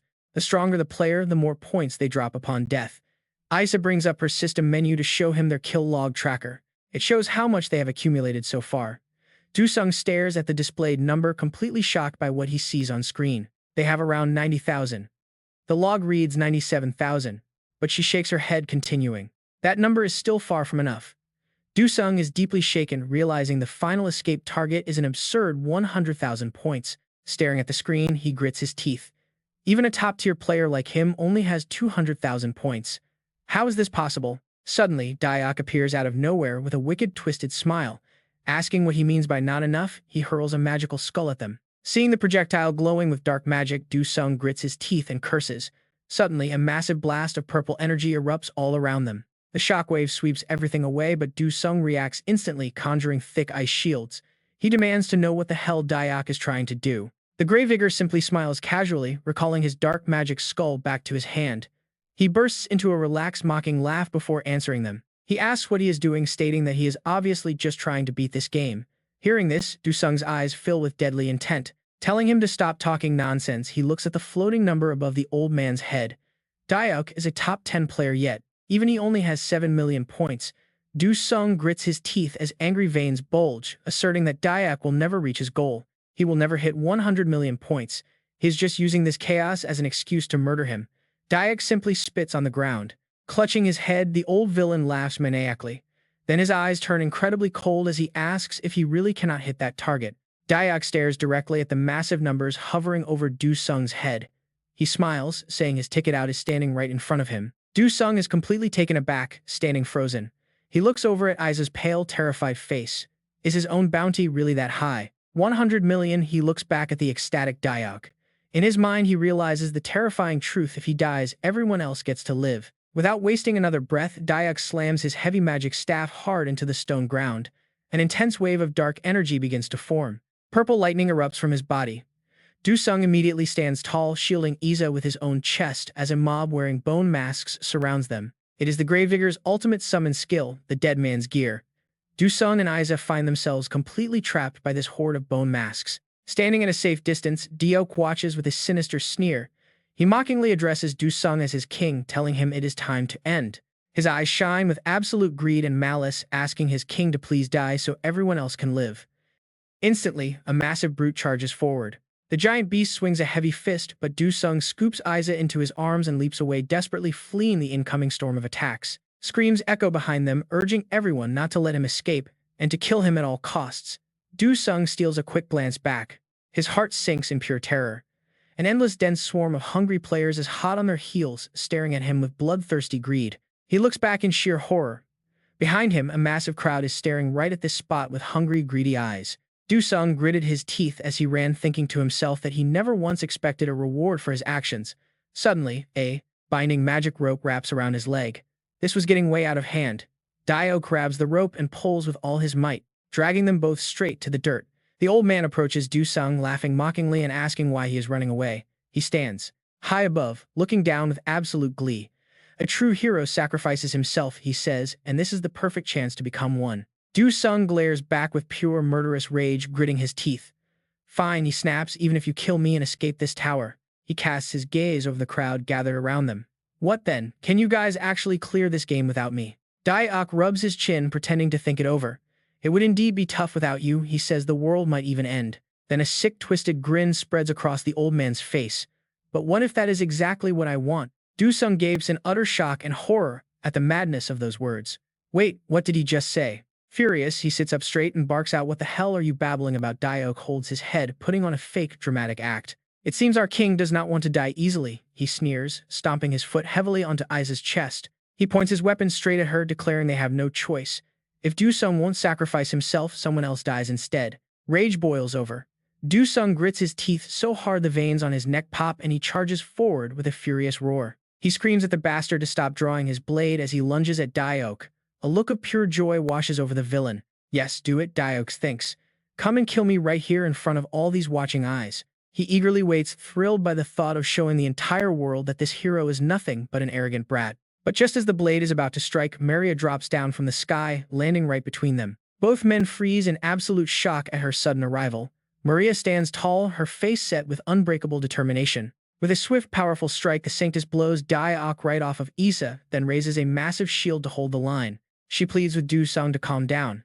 The sudden warning makes the young warrior shudder and hesitate. She warns him that if he slays the Gravekeeper now, there will be no turning back from the dark path. He grits his teeth, realizing she is absolutely right. If he executes Dio here, he will fall from grace and spark uncontrollable chaos. Dio's face twists in rage at the interruption. He demands to know what on earth the Sanctus thinks she is doing. Thick, menacing magic surges from the old man and his allies. Are you seriously trying to protect the hero king? He sneers. Talk about a dirty mind game, he asks if she is really willing to abandon everyone else just to save one boy. Unshaken, Maria stands her ground and proudly agrees. Yes, she says, because she believes with all her heart this is the right choice. Dio clutches his face with a manic grin. So now we are the shameless villains, he asks, turning to his followers. Do you think we wanted this? He yells. We simply have no other choice. Behind him, two warriors raise their weapons. They murmur in agreement, claiming they are only doing what they must to survive. They have no other options. Maria does not flinch for a second. Is that so? She asks, staring right into Dio's eyes. What if there is another path? She asks. Would you take it then? The old man stammers in disbelief. She raises a hand to address the crowd, asking if they have ever heard of a hidden method to clear the tower. We do not always have to follow the original rules, she explains. Sometimes, the objective shifts during a raid. Top players call this a hidden clear condition. Hearing this, Dio panics, shouting out to regain control of the room. That is absurd, he screams at them. The odds of a hidden route appearing are practically zero and impossible to achieve. Why should we gamble our lives on a fraction of a percent? Even Du-sung looks down, feeling the heavy truth. He realizes the old man is right. If they just sacrifice him, their problems are solved, so they have no reason to risk themselves. But Maria simply turns to him, offering a warm, radiant smile that cuts right through his despair. She takes his trembling hand into hers, giving it a reassuring squeeze before raising it high into the air. Is that really true? She calls out, because I believe the exact opposite. Du-sung can only stare at her in complete shock. She addresses the restless crowd, urging everyone to look closely at the young man standing right beside her. He might carry the grand title of Hero King, she says, but I only use his real name, so we never forget the truth. Beneath that heavy title of savior, she reminds them he is still just a young man, barely in his 20s. She pours her heart out, reminding everyone that Du-sung has sacrificed far more than anyone else in this brutal tower. She points to his callous, battle-worn hands, begging the other players to remember what he has done for them. Maria gently lowers Du-sung's arm and addresses the crowd, reminding them that they only survived this far because of his selfless sacrifices. She calls out with absolute certainty, pleading for everyone to put their weapons down because now is their turn to step up. A heavy silence falls over the crowd as they process her words, while Du-sung stands there, his anxiety growing by the second. He closes his eyes, bracing for the worst, because honestly, why would these people lay down their lives just to save him? But then clanging echoes fill the air as weapons start hitting the dirt, leaving Du-sung completely stunned as he looks up. Maria smiles warmly and tells him to hold his head high just as the crowd of disarmed players begins to step forward. She urges him to look at the incredible trust he has built right before a voice suddenly calls out from the gathering. They tell him he is a miracle worker, and seeing everyone bow down for him makes Dusung's eyes well up with tears. They vow to trust him one more time and survive together, forcing Dusung to bite his lip to hold back his tears. Dusung steps forward with fierce determination, declaring that he will absolutely save every single one of them, but then disaster strikes. The player standing right in front of him suddenly detonates into a bloody mist, leaving both him and Maria completely paralyzed with horror. The crowd behind them freezes in terror as blood splatters everywhere, staring at the horrific scene in absolute speechless silence. Blinded by rage, Dusung glares with bloodshot eyes and screams at Dayak, who is casually casting a dark spell nearby. He demands to know what the hell is happening, but the old villain only grins, utterly delighted by Dusung's despair. Infuriated, Dusung unleashes a savage roar and leaps forward with his dagger, but Dayak calmly raises a hand to signal his forces. Instantly, a brainwashed crowd of players rushes forward to shield the villain, forcing Dusung to leap back and dodge their desperate strikes. Gritting his teeth in frustration, Dusung curses the bastard under his breath while looking at the terrified expressions on the players. They are completely consumed by fear as the system suddenly alerts Dusung to an active skill currently manipulating them. The system warns him of the Dance of the Undead, a skill that forcefully controls corpses and anyone wearing their gear. Maria screams in pure outrage, demanding to know what the Gravekeeper is doing, but Dayak only lets out a wicked laugh. She asks how he could completely abandon his basic humanity no matter how much he utterly despises Dusung as Dayak's body mutates. Dayak scoffs at the very concept of humanity, claiming that such trivial moral things have absolutely no meaning to him anymore. His flesh warps into a horrific skeletal half-ghoul form as he boasts that he is no longer the pathetic man named Dayak. Suddenly, a terrifying world announcement blares from the system, confirming that the dreaded Undead King has finally descended upon them. Dusung grits his teeth as the pieces finally fall into place, remembering Dayak's past words and his bizarre lack of fear of death. It all makes sense now why the monster wanted the world destroyed and why he never feared death in the first place. He is truly transformed into the legendary Undead King, and now he stares down at Dusung and Maria with murderous intent. Dayak raises his skeletal hand, preparing a dark spell while muttering that he will just have to use more violent methods. Instead of targeting the duo directly, he turns his gaze toward the controlled crowd, ordering his new servants to attack. Dusung and Maria stand frozen in absolute shock as the horrific command to attack echoes through the cold chamber. Snapping out of it, Dusung readies his blade and calls out to the Saintess, who immediately steps forward to cast. A brilliant shield of protective golden light erupts from Maria's body, blocking the onslaught as she turns back to warn Dusung. She apologizes, shouting that she cannot hold this barrier forever, and Dusung immediately realizes they are in deep trouble. He glares at the cowardly Dayak, who is actively using the innocent players as human shields to protect his own skin. He swings his blade to shield Asa, realizing the villain is deliberately putting her in danger to restrict his movements. Safe for now inside Maria's golden barrier, Dusung grits his teeth as the sheer helplessness of their situation sinks in. He desperately tries to think of a way out of this trap when suddenly, get this, a vibrant pink butterfly flutters by. The strange sight makes him pause just as Lydia steps forward and elegantly snaps open her beautiful folding fan. Dusung watches in awe as a swarm of pink butterflies erupts, carrying a massive wave of mesmerizing mental energy. The magic wraps around the possessed players as Lydia mockingly asks Dayak if he really thought his cheap tricks would work.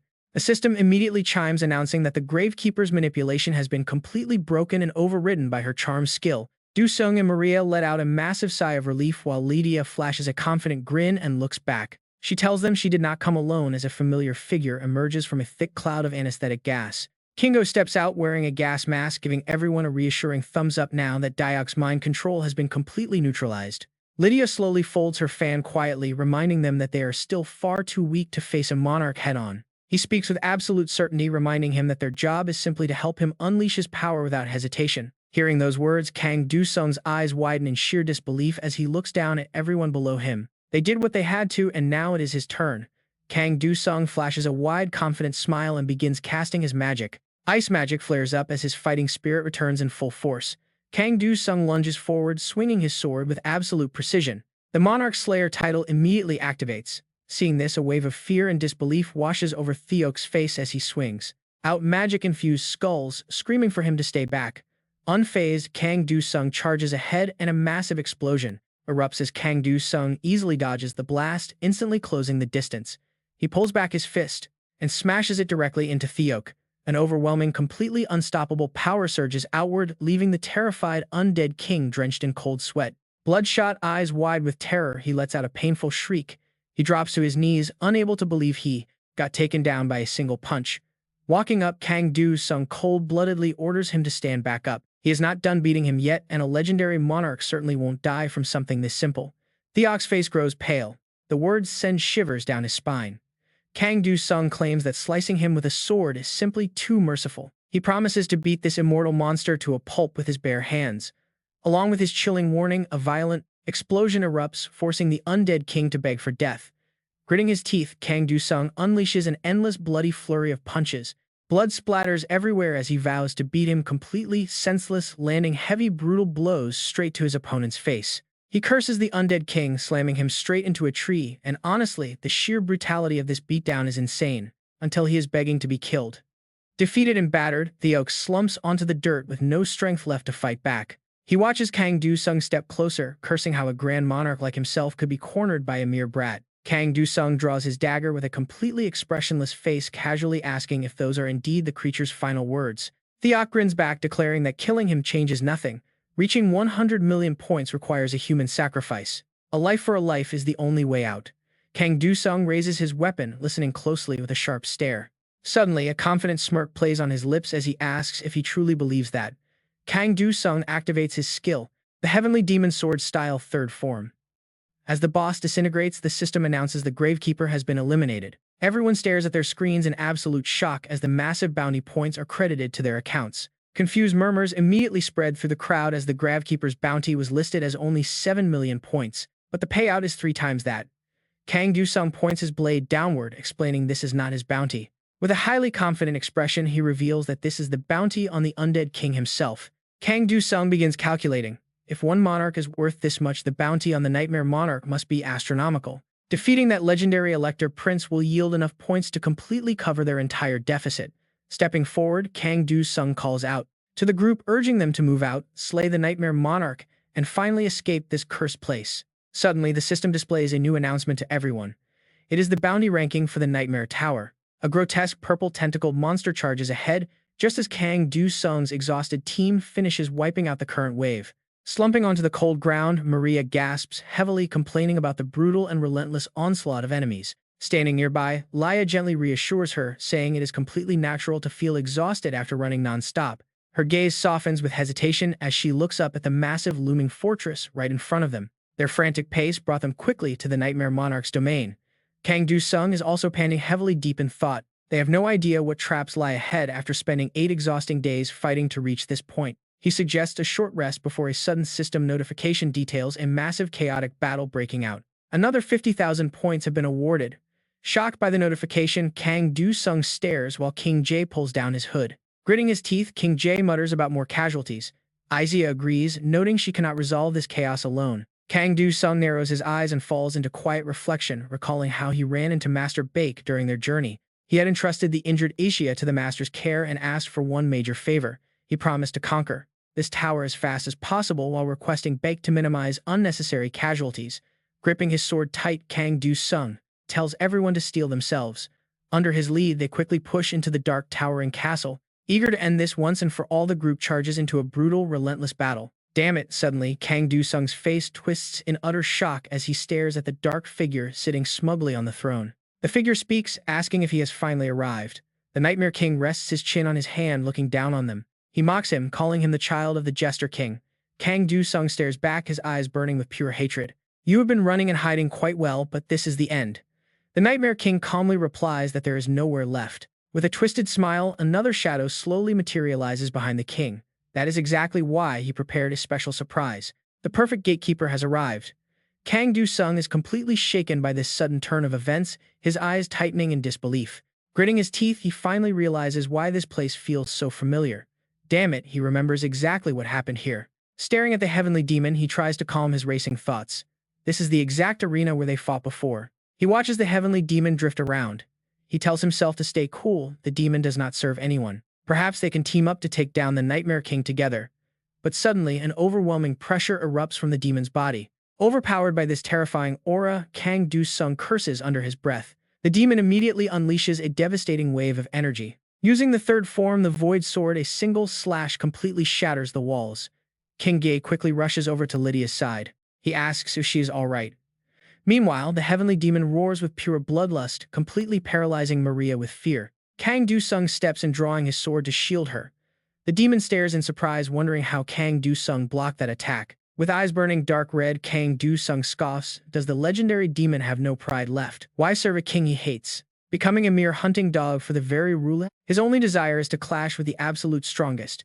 He swings his blade, declaring that his ultimate opponent stands right here. Maria gazes up at Kang Du-sung, facing down the legendary entity.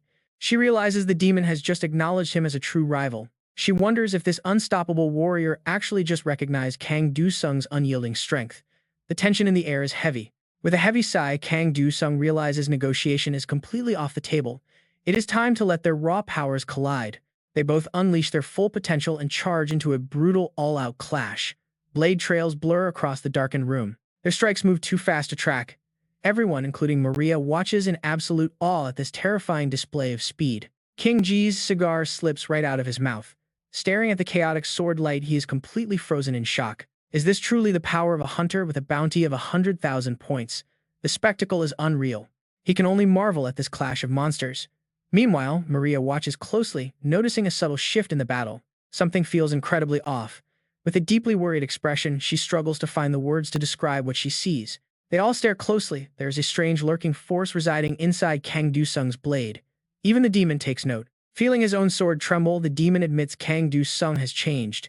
He recalls their previous fight where Kang Du-sung merely copied him. Back then, Kang Du-sung was nothing more than a powerful clown imitating his moves. The demon begins to draw even more energy. This is getting interesting, he sneers. Yet Kang Du-sung's expression remains completely stone-cold despite the demon's heavy provocations. He dares Kang Du-sung to unleash everything and show him the taste of defeat. Kang Du-sung remains quiet for a long moment. With a swift swing of his sword, Kang Du-sung delivers a shocking reply. He politely declines to play that game. The demon's face darkens as he glares. Maria gasps in utter shock, while King Ji and Lydia exchange bewildered looks. Did he just deactivate his ultimate skill? Everyone watches Kang Du-sung in confusion, desperately wondering why he would do that. Dark energy continues to billow from the demon. He demands to know if Kang Du-sung plans to fight him without using skills. Raising his sword high, the demon charges forward, calling him foolishly reckless. But Kang Du-sung does not seem bothered at all. He calmly lifts his blade to meet the incoming strike.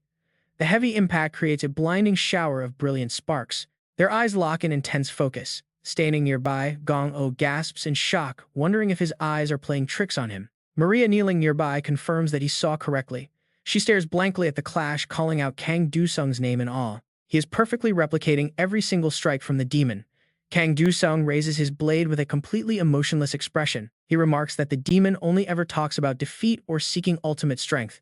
Kang Du-sung glares right back at him. He questions if that is truly what the demon desires. The demon's eyes widen in shock as the question echoes inside. Deep memories flash in the demon's mind from his youth, back when he ruled the martial world as an absolute sovereign. He recalled effortlessly taking down every rival. Ever since he was 15, that was his entire life, a relentless pursuit of power. He spent his lifetime searching for someone stronger. That burning desire had consumed him ever since he was just a child. No one had ever achieved this, not even when the heavenly demon became the Sword King. Now he looks right at Kang Du-sung, holding a blade opposite him. At last I have found him, he whispers, charging straight ahead. And as their blades clash, sparks fly. He instantly knows. This is the only man who can finally show him what defeat truly feels like. A sudden backlash of power blows them back. Gritting his teeth, the furious heavenly demon curses that bastard. A faint purple light flashes in his eyes. He roars, demanding to know what is happening. Raising his sword, he snarls. Is the boy just copying his every move like a cheap mirror reflection? Is he trying to mock him? From the sidelines, Gong-oh confirms that the heavenly demon is absolutely right. His voice is tense. Why would Kang Du-sung pull such a frustrating stunt? What does he gain by provoking him? Hearing this, Maria silently disagrees. He is not trying to provoke him. She watches his intensely serious face.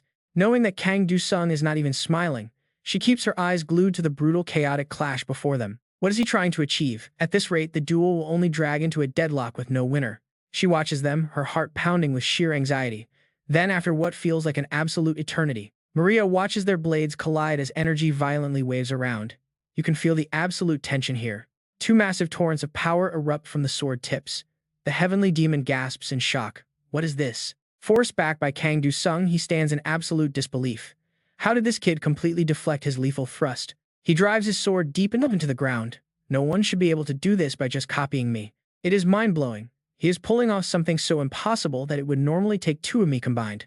Slowly releasing his left hand from the hilt, a wide grin spreads as he points his blade forward. Watching from afar, Gong-o asks in disbelief if the demon is actually smiling. Suddenly, the master bursts forward, leaving nothing but a flash of purple light in his wake. In a blink, he unleashes a flurry of strikes. Kang Du-sung merely smiles, mimicking every single slash. How fascinating, the heavenly demon thinks as his dark eyes fade.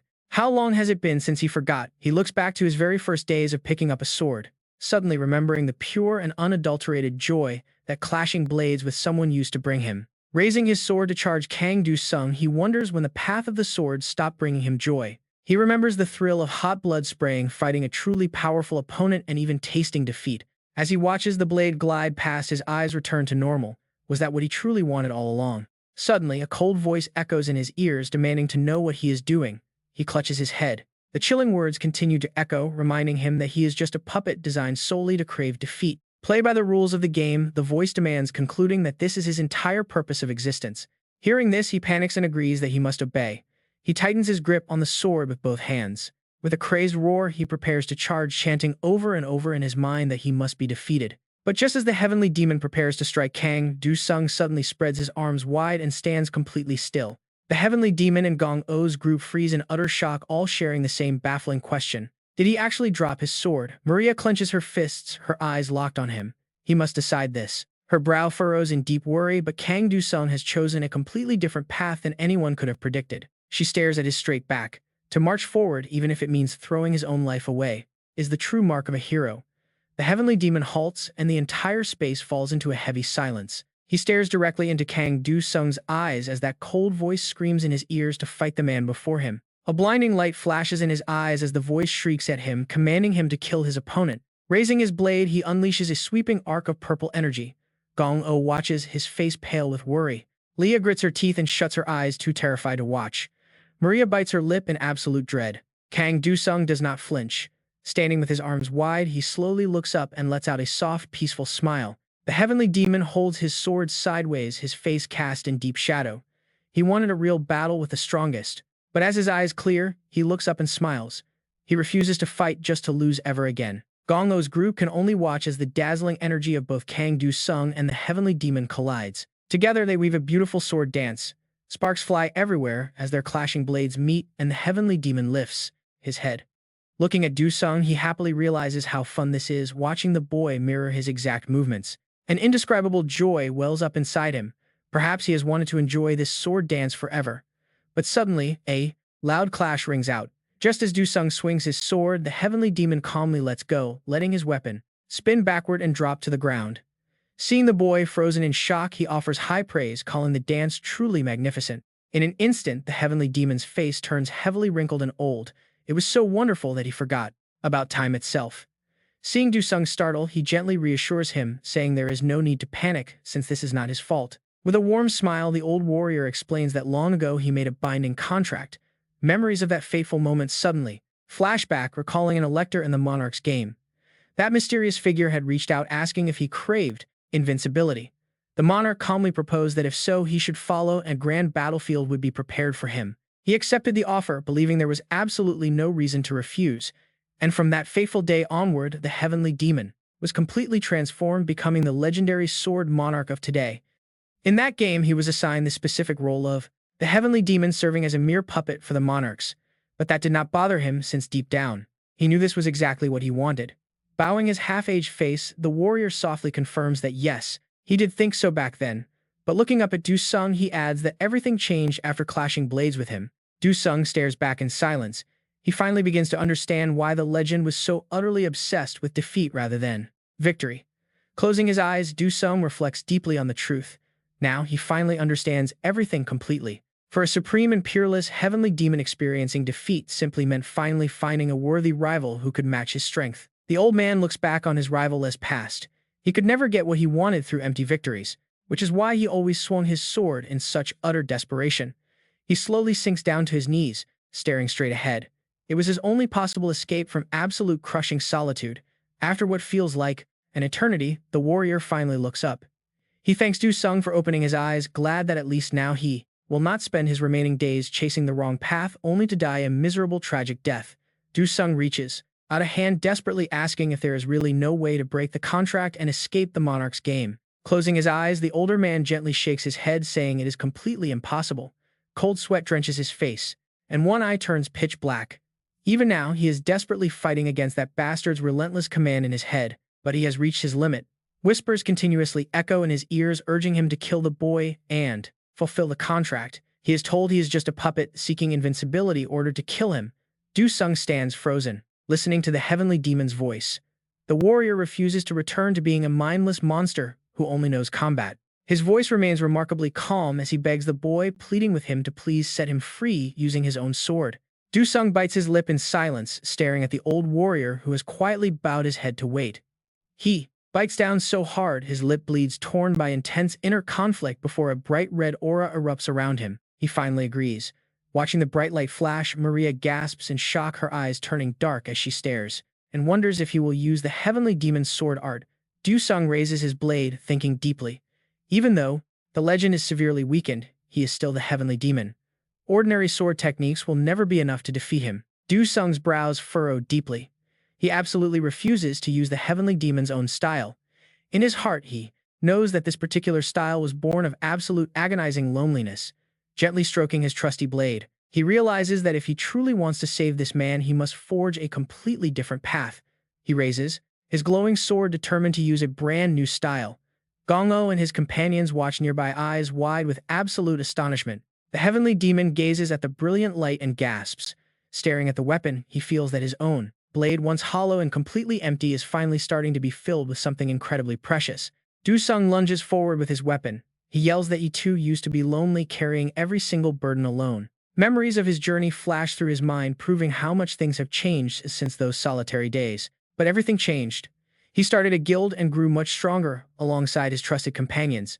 Smiling warmly, Du Sung swings his sword with a shout, pouring every single one of those precious memories into his ultimate strike. Smiling, Du Sung looks straight at the heavenly demon and yells, telling him to remember this very sword technique passed down to the world. He looks up blankly, listening to Du Sung's promise that he will no longer feel empty.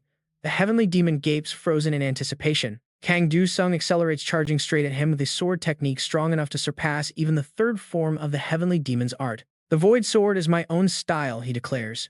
Raising his blade to strike, he roars the name of the heavenly demon's sword style. Maria and her two companions watch in absolute shock, unable to blink. Meanwhile, a peaceful, accepting smile plays on the heavenly demon's lips as he waits. It is a smile of pure liberation. Du Sung's expression darkens as he swiftly swings his sword down, shouting out the fourth form life sword. He raises the blade and gently glides right past the heavenly demon. Gong-o's group looks up, staring in dead silence without moving a muscle. After a moment, the heavenly demon touches the cut on his neck, realizing he didn't even notice the strike landing. Glancing back at Du Sung, he chuckles with deep emotion, noting how warm the technique felt. Meanwhile, Maria watches with wide, stunned eyes. She gasps as she watches the heavenly demon's figure, which is already beginning to turn into particles of light and fade away. Before vanishing entirely, the smiling demon asks what his goal is, but Du Sung does not even turn around to answer. He simply replies that he will become a hero, prompting the demon to burst into laughter at such an unexpected answer. Staring at the young man, the heavenly demon gently adds that he is already a hero just before his form fades completely. Maria's trio watches the fading embers of light in a daze, while the Nightmare Monarch glares over in absolute fury. Reaching out to catch a single stray spark, Du Sung shakes his head. Clenching his fist tight, he looks back. He whispers that he is still far from it, then lunges at the Nightmare Monarch like a streak of blue light. Leaving only an afterimage behind, he drives his sword straight through the monster's chest, forcing a painful gasp from his enemy. He coughs up blood, gripping the blade as Du Sung yells that the heavenly demon's legacy is only the beginning. His eyes glow with blue energy as he puts his entire weight into the thrust, determined to protect every single life. Because that is what a real hero does. He glares at the Nightmare Monarch, remembering the pain this monster caused. He remembers how this beast stole Alicia's world, leaving her to weep tears of blood as she begged him to stop. She had offered everything she had just to save her home. Du Sung remembers the endless rows of comatose victims he discovered. What kind of madness went on here? The Nightmare Monarch had trapped countless innocent souls inside his horrific dream realm. Blood slowly drips from his dark throne, staining the cold floor as Du Sung plants his sword firmly into the ground. He declares that this twisted, painful connection ends today, then looks up to glare at the pinned monarch. The monster is impaled on his own throne, completely helpless as Du Sung watches the system interface pop up. The system confirms the heavenly demon's defeat, awarding him 40 million points. Then a new notification appears on screen. It reveals the escape cost is 100 million points. Breakdown details show 10% was collected from fallen players. Another 20% came from defeating the undead king, and 40% was earned by taking down the heavenly demon. Kang Do-sung frowns in deep thought. He only needs 30% more, which translates to 30 million points. A knowing smile plays on his lips. If he puts down this Nightmare Monarch, the whole game is finally over. The monarch lets out a mocking laugh, asking if Kang Do-sung truly believes this is the actual end of it. His scarred face twists into a smug mocking grin, claiming that the boy will realize the dark truth soon enough. Before the villain can finish, Kang Do-sung unleashes a wave of blue energy that completely wraps around him. He raises an eyebrow completely over his dramatic speech. Sorry, but he is sick of listening to his nonsense. Turning on his heel, Kang Do-sung walks away as the system announces the death of the Nightmare Monarch. He casually brushes off his hands, expecting the final victory announcement to pop up at any second now. But instead of a congratulatory screen, a sudden massive rumble shakes the entire area, making him gasp. Maria stumbles as the ground trembles violently, while Gong-oh grabs Lai, shouting for everyone to evacuate immediately. Kang Do-sung looks up in horror as giant boulders rain down from above. The entire castle is collapsing. His face contorts in pure frustration as the entire structure crumbles, completely buried under a massive cloud of dust. He wonders why the game hasn't cleared yet until a familiar voice tells him to snap out of it. Maria points at her system interface with a terrified expression, warning Kang Do-sung that something is terribly wrong. She turns to him in panic, explaining that the points aren't enough. Kang Do-sung clutches his head in disbelief. The screen congratulates him on reaching 90% of the goal, leaving him exactly 10 million points short. He can't help but scream.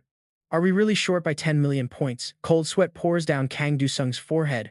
Could the Nightmare Monarch really only be worth 20 million points? He mutters, unable to comprehend why. Then the Machine King looms behind Kang Do-sung. Is it not obvious? Kang Do-sung whirls around to face the mechanical sovereign. A smug smirk plays on the monarch's lips, indicating he has completely lost his grand power as an elector. The Machine King's words leave Kang Do-sung totally frozen. The boss was demoted to a common monarch, dropping his value. That is why his bounty is so low. Kang Do-sung hangs his head in pure disbelief, whispering that this cannot be happening. It makes no sense. Below them, the Machine King looks down at the exploding landscape. With its master dead, the tower is going completely haywire. It will self-destruct in 5 minutes. Maria and Kang Do-sung lock eyes with him, teeth clenched. Just 5 minutes. The Machine King casually snaps his fingers, telling them there is no need to panic. Smiling warmly, he points toward the screen. Those points will be fully racked up in no time. Both Kang Do-sung and Maria look up at the display. Kang Do-sung's eyes widen as agonizing screams of "Help me" echo through the air. The screen flashes updates of a massive bloodbath. Players are slaughtering each other. A free-for-all brawl adds 1,000 points. The notifications keep stacking up with every fresh kill. An escape player has been detected, adding 1 million points. Another massive brawl breaks out, adding 200,000 points. Chaos spreads as more escapees are flagged. Horrified by the slaughter, Kang Do-sung grits his teeth and curses. Damn it, his hands tremble violently against the cold floor. He feels utterly powerless. Hanging his head, a crushing thought hits him. In the end, he couldn't save them. Maria quietly stares at the scoreboard. Her voice cuts through the heavy silence, noting they still need 2 million points. Maria looks up at the Machine King, her expression completely calm. She looks him in the eye and asks a question. How many more people have to die? The Machine King ponders before replying that at this rate about 1,000 more. Kang Do-sung freezes. Then Maria whispers that 1,000 is actually a relief. She suddenly draws her blade. Ready to sacrifice herself, she drives the steel straight into her own chest. She offers a soft, bittersweet smile. So my life can save 1,000 others. Kang Do-sung is paralyzed. He reaches out, but no sound comes from his throat. He lunges forward with everything he has as Maria collapses, but crimson blood already sprays into the cold air. Kang Do-sung stares in absolute horror at the blood splattering before his eyes. His outstretched hand is just a second too late. Maria, tears stream down his face, choking his voice. He scrambles through the pool of fresh blood to reach her side. He cradles her blood-soaked body in his arms while her blood-stained sword clatters loudly against the stone floor. Blurry-eyed with tears, he stares down at her. Maria gasps for air, blood pooling at the corner of her mouth. Her breathing slows. Finally, her eyes drift shut, and her limp hand drops heavily into the crimson pool beside her. Kang Do-sung stares down at her lifeless form, his voice trembling as he screams her name. A piercing ring fills his ears. The entire world suddenly loses all its color. Kang Do-sung grinds his teeth so hard they might shatter, raw fury taking over. He throws his head back and lets out a primal roar. The Jester King watches Kang Do-sung cradling Maria's stiff body. He sits there, motionless, waiting. Suddenly, a bright golden beam of light pierces down from the heavens, wrapping around them. With tears streaming down his face and desperation in his eyes, Kang Do-sung bows his head and begs the Jester King for help. The Jester King calmly looks down at him, murmuring that in the end it has happened yet again. Kang Do-sung looks up confused. "What did you just say?" He glares at the Jester King, demanding to know what he means by yet again. Suddenly, a massive bandage seals itself over Maria's chest, slowing the bleeding. The Jester King speaks again. He has temporarily delayed Maria's death, buying her a few extra minutes. Kang Do-sung furrows his brow in deep worry. Temporarily, Kang Do-sung presses further, asking if even an elector's immense power is not enough to fully save her life.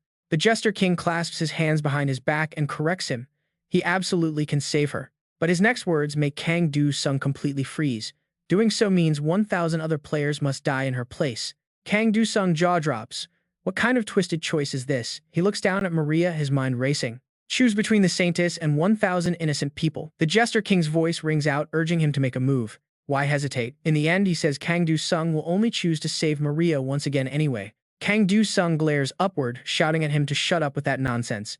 Furious, he roars that this is the very first time anything like this has ever happened to him before. Suddenly, Kang Do-sung freezes, his eyes widening in absolute shock. He places a glowing golden mirror right in front of him. Or rather, he forces him to look back at his entire past through that ancient bronze glass. This is not the first time. Kang Do-sung stares deep into it, wondering if this is the mirror of truth and despair. He stares in absolute panic at the image inside. The Saintess and he are reflected together, but they look completely different. What on earth is happening? The Jester King turns his head, staring over at them without making a single move. He looks straight at Kang Do-sung and recounts how it was a very similar situation back then when Maria and the others were forced to make an impossible choice between them. As the Jester King continues to speak, he reveals that Kang Do-sung chose Maria to save, the one he loved, completely giving up his entire path as a hero. Recalling that fateful moment years ago, his voice is devoid of all emotion, describing how the hero lost his mind. Kang Do-sung had broken down, becoming entirely obsessed with having to end the game. The Jester King of the past looks down at the sword in his hands, ultimately leading his thoughts to that final ending, and shouting that Kang Do-sung had finally accomplished his goal, slaying the great overlord and conquering every single one of the towers. The Jester King suddenly pauses as the rush of those old emotions hits him, but he still remembers his own desperate face upon seeing the cross lying abandoned on the ground, noting that there was absolutely no one left by his side anymore. He had protected her at the cost of his heroism, yet the Jester King whispers in a low voice that even Maria was eventually gone. In that memory, his past self walks blankly toward the fallen cross, staring out at the vast and empty wasteland of the tower before breaking into a bitter, hollow laugh. The sword in his trembling hand begins to shake. What was the point? In the end, he lets go. His blade clatters to the ground as everything felt completely meaningless. The Jester King places a hand over his chest, whispering to himself that this hollow ache inside might never truly go away. As Maria's face flashes through his mind, he realizes that what he had truly desired all along was interrupted by a system screen. It congratulated him for defeating the great overlord and crowned him the new god of this world. The system voice then asked what his first task as a god would be, prompting the Jester King to ask back in pure shock if he could truly wield the power of a god. Suddenly, a wild idea strikes him, and he shouts out in desperate hope that if that was the case, he would use his authority. In a trembling, quiet voice, he commanded the system to bring Maria back to life. He looks back at his past self, noting that he did not even have the courage to finish his sentence back then. Recalling that hopeless face of his past, he bursts into a manic laugh. Slowly, the Jester King's voice calms down, even though the memories still feel so raw. He acts so detached, as if narrating someone else's tragic story. Now watch what happens the day he brought Maria back from the dead. It was a massive mistake, a complete error. She could not bear the horrific truth of what had happened, that countless innocent lives had been sacrificed just to save her. Remembering her tear-stained face, he notes that even if she were revived again, over and over, that painful reality would never change. He vividly recalls how his own hands shook as he clutched her abandoned cross. He could not let her suffer through that agonizing trauma ever again. Inside the mirror, his past self screams out in anguish, declaring that there was only one solution left. He cried out to the system, demanding to restart everything from the very beginning. Outside the glass, Kang Do-sung completely freezes upon hearing this revelation, unable to take a single breath. The Jester King raises his hand, pointing directly at the glass to explain that this was how the first regression began. He points to the blinding light and adds, that he was sent back to a time long before the tragedy ever started, cast straight into an entirely new world. Kang Do-sung gasps, his eyes widening as the Jester King delivers the harsh truth that even in this clean slate of a new world, the exact same tragedy kept repeating. Looking into the glowing reflection, he cries out Maria's name. The Jester King looks at the mirrors, laying down a cold final conclusion. Kang Do-sung had completely lost his heroic spirit. Staring directly back at Kang Do-sung, he adds that he was forced to regress to yet another world. Looking at the cluster of floating mirrors, the Jester King raises his voice, declaring that there is no fresh start, as this current life is simply another pathetic rerun. Kang Do-sung can only stare, his voice trembling as he stutters, with a fierce expression, completely refusing to accept the horrifying story he just heard. He screams at the Jester King to stop messing around, demanding to know the limit to this utter nonsense. He asks why he should believe even a single word from him, demanding some kind of proof. Yet the Jester King answers back with absolute calm, telling him that he has no other choice but to accept the truth. With a slow movement, the Jester King removes his mask, revealing a face identical to Kang Do-sung, because he is the very origin of this unending tragedy. Kang Do-sung clenches his jaw tightly, desperately trying to hold back the ocean of rage rising in his throat. But his self-control shatters completely, and a raw, agonizing scream rips from his lungs, tearing through the quiet room as he yells at his double to cut the crap. Glancing down at the unconscious Maria cradled in his arms, his mind races to deny every single. It is completely absurd. But seeing his own face staring back at him makes it impossible for Kang Do-sung to deny it any longer. Could this Clown Lord actually be him from another world? Seeing the heavy silence, the Clown Lord decides to break the tension. Counting his creations, he explains that after shaping countless different realities, his vast reservoir of power has slowly begun to drain away. Letting go of the tiny sprout, his voice drops in deep disappointment. He admits he is running on empty now. All that remains is the strength of a temporary elector. But his next words reveal the brutal truth of what Kang Do-sung has survived. Other lords have already caught on to these constant regressions. Fortunately, they decided not to make a move. Lords like the Mechanical Lord or the Game Lord simply do not care about anything beyond their own twisted obsessions. Kang Do-sung immediately catches a critical piece of information. This confession prompts him to ask a burning question. If everything the Clown Lord says is actually the absolute truth, how many times has he regressed up to this point? Instead of giving a straight answer, the Clown Lord just grins like a maniac, looking straight into the prisms. He counters by asking if Kang Do-sung already knows the answer himself. The boy with 1,000 faces. 1,000 faces and 1,000 talents. Silence falls over them, once more heavy and suffocating with grief. Realizing that they are wasting precious time, the Clown Lord raises his hand to deliver a cold, urgent warning. Maria has only 5 minutes left to live. This brutal reminder snaps Kang Do-sung out of his desperate denial. Panic washes over the young man's face, but the Clown Lord remains completely unfazed, forcing a decision. He demands an immediate choice. Save Maria or save 1,000 innocent people whose names he does not even know. Before he can even process the choice, the Clown Lord reveals he once abandoned his own heroism to save her. He knows Kang Do-sung is cornered, but he loves twisting the knife. He warns that Kang Do-sung will do the same. Kang Do-sung tightly bites his tongue to keep from speaking, but his thoughts are racing out of control. He cannot deny the truth. Even as his mind calculates the options, his hand instinctively squeezes Maria tighter. Even after hearing all of this, holding the girl he loves close to his chest makes his decision instantly clear. He has to save Maria. With every precious second ticking away, he forces himself to stay calm. But just as he parts his lips to utter his decision, a soft finger reaches up to stop him. Maria has regained consciousness. Weakly, she uses what little strength she has left to hold back his words. Both Kang Do-sung and the Clown Lord freeze in shock as she begs him not to do this. She pours her heart out, pleading with him not to sacrifice himself or let the entire world suffer for her. Looking down at her pale, stubbornly defiant face, panic rises in his chest. Did she really hear everything? It takes him a long moment to find his voice. He asks the Saintess what she means. Despair and anger take over. Does she expect him to just stand there and watch her die? But she calmly confirms it.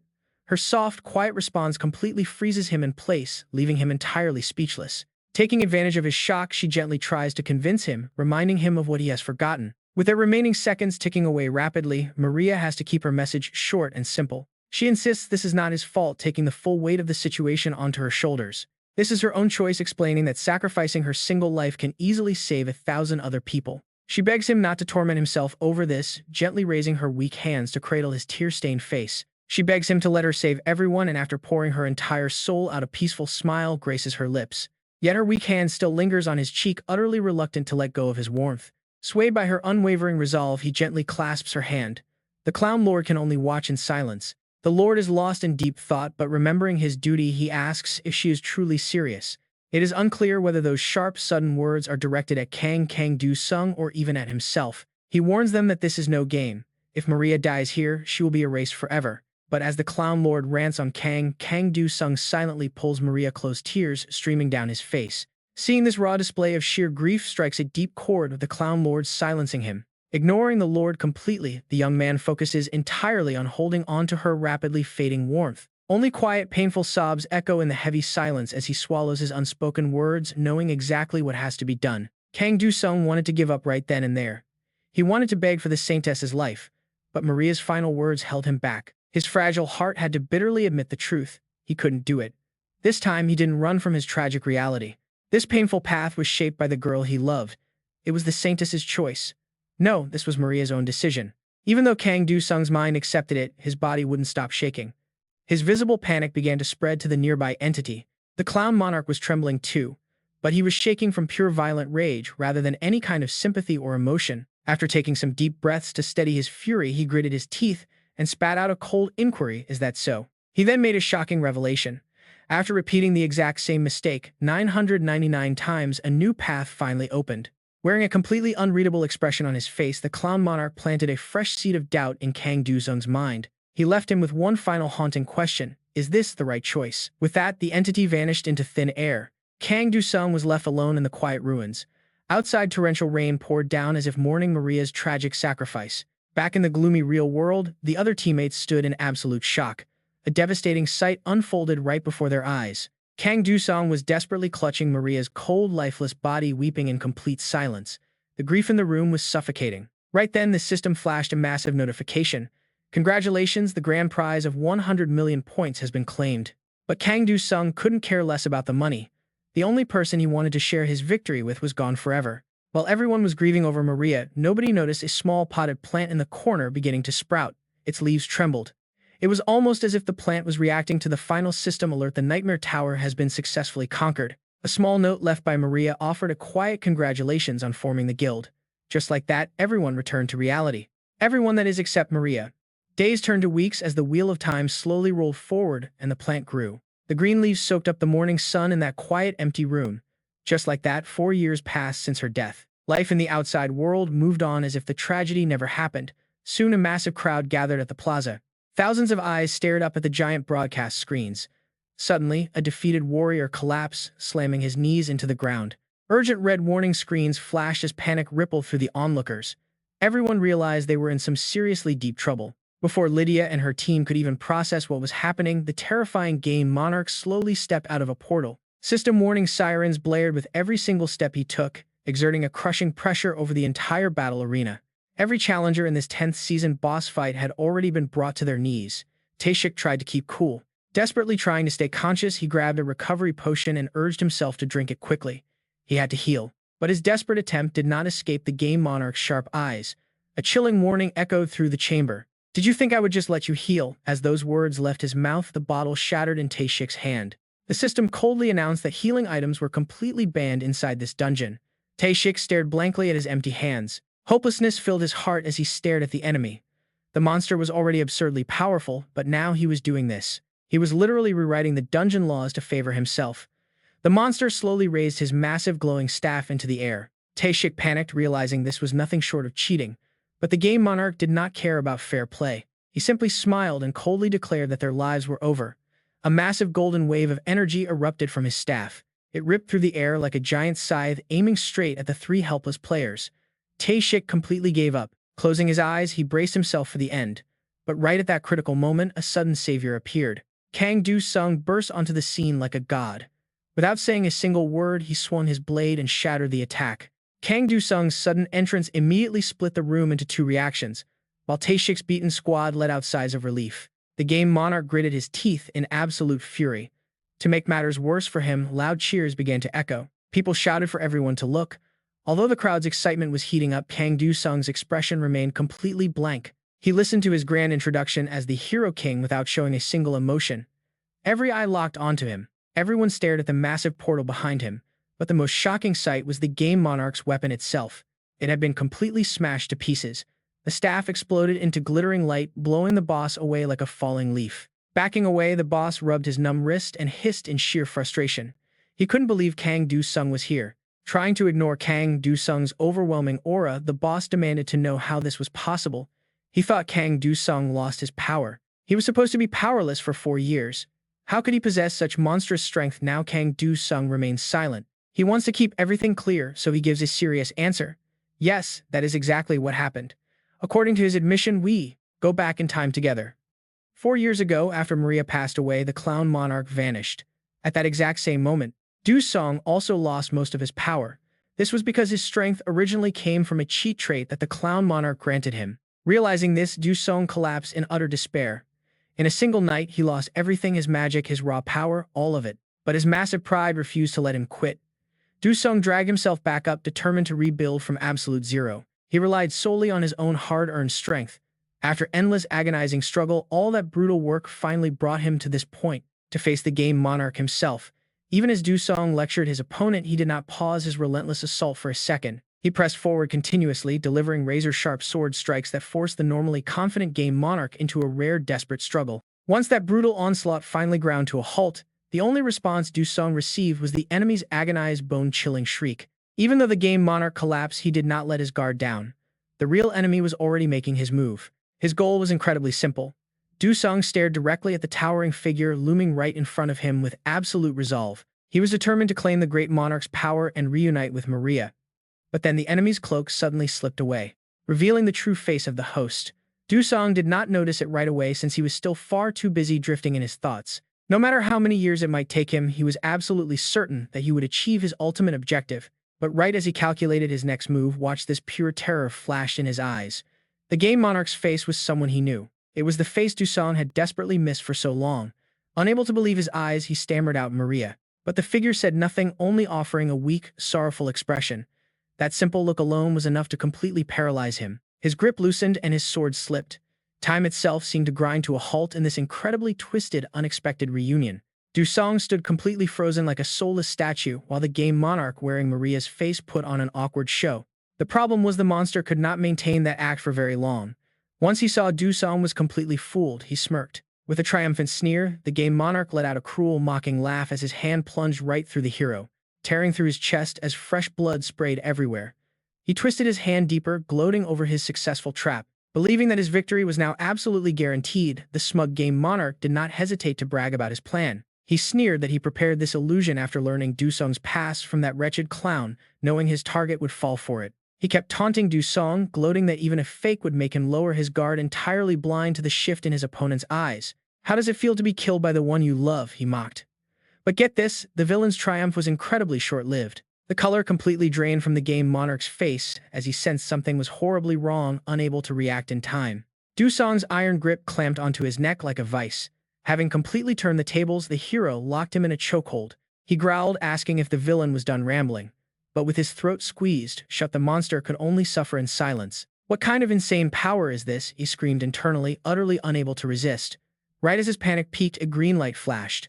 A bright green energy sphere pooled in Du-sung's palm, instantly answering every single one of the terrified villain's final questions. He realized that in terms of raw, unadulterated strength, the hero had already ascended to the level of a great monarch. But this realization came far too late.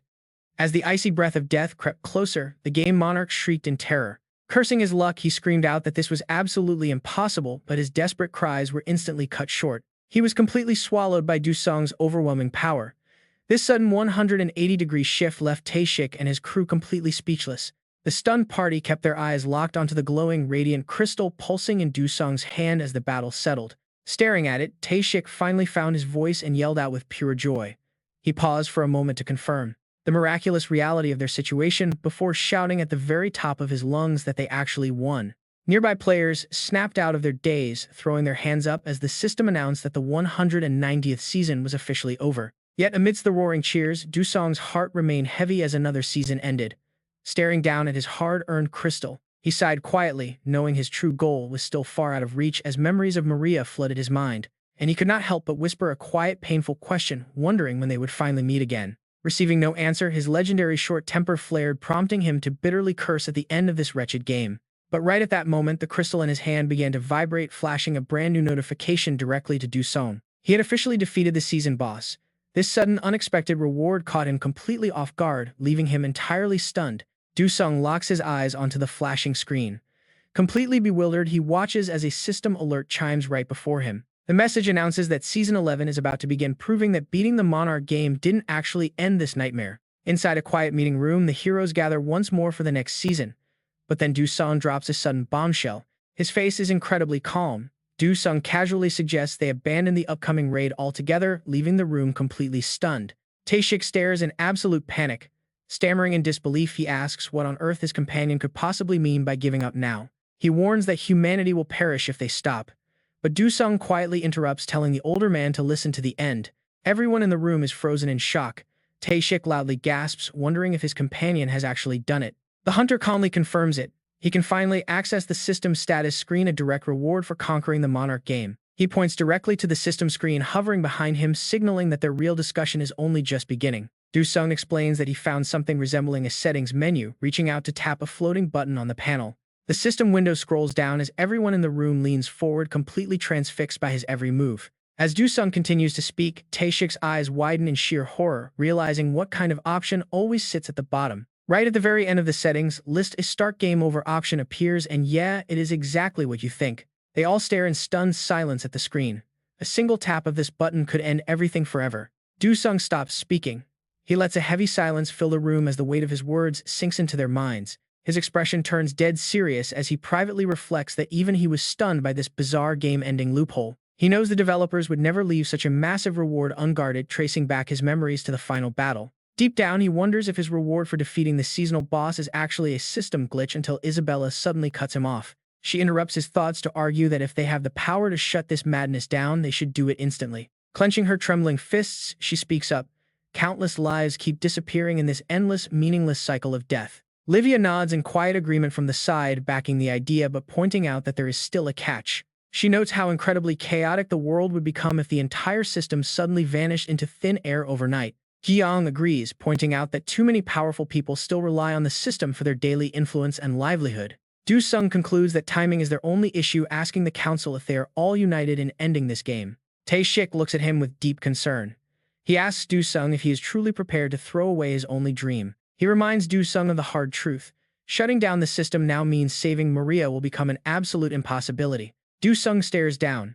He spent 4 brutal years fighting just to conquer this game and bring her back. He envisions her warm, glowing smile. His gaze drops as a wave of helplessness washes over him. Pressing his lips together in silence, he finally speaks up with a cold resolve that catches everyone off guard. He tells Tae-shik that he is wrong. Ever since the tower first appeared, he only wanted one single thing. His face is filled with absolute determination. He wants to end this cursed, endless game once and for all. With a sharp command, Du-sung orders everyone to prepare for the end. Right on cue, the system flashes.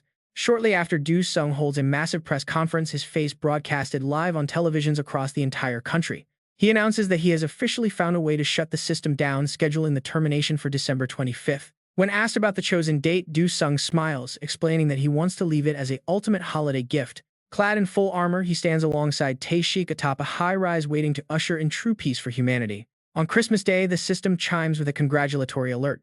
Crowds across the nation erupt in joyous celebrations. Families gather in warmth as the conflict ends. All miraculous weapons and combat skills vanish along with the system, yet Du-sung only smiles. He clenches his empty hand before slowly opening it with a look of peaceful closure. He realizes that none of the lost power matters anymore. Humanity has finally reclaimed its long-awaited peace. On a clear, beautiful morning following the grand celebrations, the government holds a ceremony to honor the legendary heroes. However, Du-sung firmly declines every single award.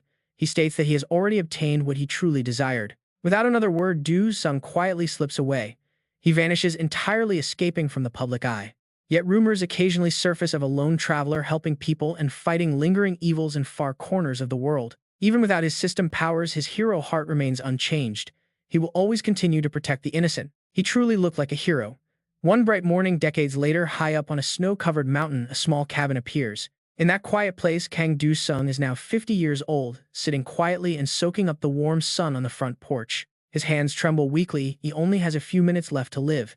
He never had any children of his own. His whole life was spent helping others, and the only person he ever loved was Maria, though he let that go long ago. In his absolute final seconds, he whispers her name.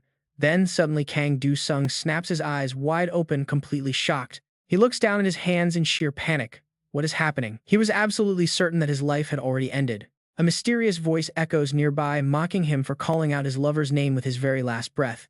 Kang Do-sung stares in confusion. The voice asks if he is Kang Do-sung, the legendary hero king who just passed away. Do-sung spins around, heart racing. He sees a blurry, shadowy figure slowly closing a heavy iron book. The entity stands tall, holding the cover of the book. Spelled across the front is the tale of the hero king. The figure sighs, calling it a truly magnificent story. He praises it as a journey worthy of a true hero. Meanwhile, Kang Do-sung watches this strange entity with intense caution. The being claims that after searching for an eternity, he has finally found it, the ultimate archetype of a savior. Suddenly, Kang Do-sung realizes who he is looking at as the shadow begins to transform into a towering warrior. Confirming the guess, the warrior slams his massive spear into the ground, unleashing a wave of pure, crushing energy. The legendary figure reveals his true identity, the Hero King. He slowly extends a hand toward Kang Do-sung. He explains that this elaborate test was designed solely to find a worthy champion. Kang Do-sung bites his lip in silence. His fists clench tight as a familiar system chime rings in his head, congratulating him on achieving the hidden ending. Old memories flood back to the moment right after he conquered the brutal game of sovereigns and faced his final choice. After claiming his rewards, the system presented him with an exit button, but choosing it meant losing all his power. Without that strength, saving Maria would be completely impossible. He grit his teeth, staring at the glowing prompt. Feeling completely trapped, he quietly whispered to the system, asking if there was any other way to save them. A path to save both his beloved Maria and the entire world. Suddenly, a new system notification flickered to life. The text revealed that a secret option indeed existed, leaving the young warrior completely frozen in sheer shock. That was his first clue about the hidden ending, revealing that the great sovereign was actively searching for a specific person. If he could become that ideal figure, he would receive the ultimate reward. Everything finally started making sense. No wonder the entity had been so deeply disappointed before. Bae Gung-oh was never the champion he was seeking. To unlock the hidden ending, he had to finish the normal path first, then prove himself worthy of the sovereign. He stared intently at the system window, which explained he would face judgment after his eventual death. To succeed, he had to correctly deduce the entity's true title and live a life that matched his grand ideals. So he started putting the pieces together. The mysterious ruler of the tower who handed out those impossible trials. Remembering how the ruler praised him for defying expectations twice, Kang Do-sung made his final unshakable decision. He knew the name he had to guess. Now back in the present, surrounded by towering stone pillars, the sovereign speaks. The massive figure repeats that his entire existence was a search for a true savior, reaching toward Kang Do-sung. Standing firm, the young man looks the godlike being in the eye. Suddenly, the system screen begins to flicker. A smirk plays on his lips as the glowing blue text confirms he has officially unlocked the secret path. His risky gamble paid off. He correctly guessed the god's identity. Right then, the Hero King speaks. He offers to reward the mortal's incredible efforts, promising to grant any single wish, no matter what it is. So far, everything is falling perfectly into place, but he reminds himself to stay completely focused and alert. One tiny slip-up and he could end up failing at the finish line, just like Bae Gung-oh did. Standing tall, Kang Do-sung looks the god directly in the eye and boldly states his one absolute demand. He asks to start everything over from the very beginning. Hearing this, the deity's expression turns instantly cold. The god asks if this desperate wish is solely to rescue the woman he loves, and Do-sung nods. His gaze is unwavering as he declares he wants to save Maria and everyone else he lost along the way. The ancient sovereign stares back in surprise. Do-sung admits that despite his best efforts, some lives were still cut short. This final chapter is his chance to fix those regrets, and he is fully prepared to jump back into the fire. He calls out that name one final time, Kang Do-sung. The Hero King closes his eyes in farewell, and Kang Do-sung confidently thumps his chest. He knows that only by saving every single person can he ever hope to become a true hero. The Hero King glances at the upside-down book on the desk with a dry laugh, wondering if this is really the end. It turns out to be the start of a legendary journey. Suddenly, a massive magic circle erupts right beneath Kang Do-sung's feet. The glowing array completely envelops both of them. Reaching out his hand, the Hero King boldly tells him to go. A blinding light flashes to send him back, accompanied by the echoing voice of the Hero King telling him to save every single soul. A massive pillar of light beams down from the sky as Kang Do-sung shoots forward along the magical array. Suddenly, a voice from behind catches him off guard, asking what this means. He looks back at the figure chasing him. He is shocked to see the Jester King pursuing him in a complete rage, demanding answers as he catches up. He demands to know why Kang Do-sung would make such a choice walking down that same failed path after witnessing his defeat. Kang Do-sung firmly replies that things will be different this time. With absolute determination, he declares he is not heading to some new world, he is traveling back into the past. Honestly, it is pretty strange since the Jester King could have easily gone back himself. Why bother trying to build an entirely new world? The Jester King freezes up at those words.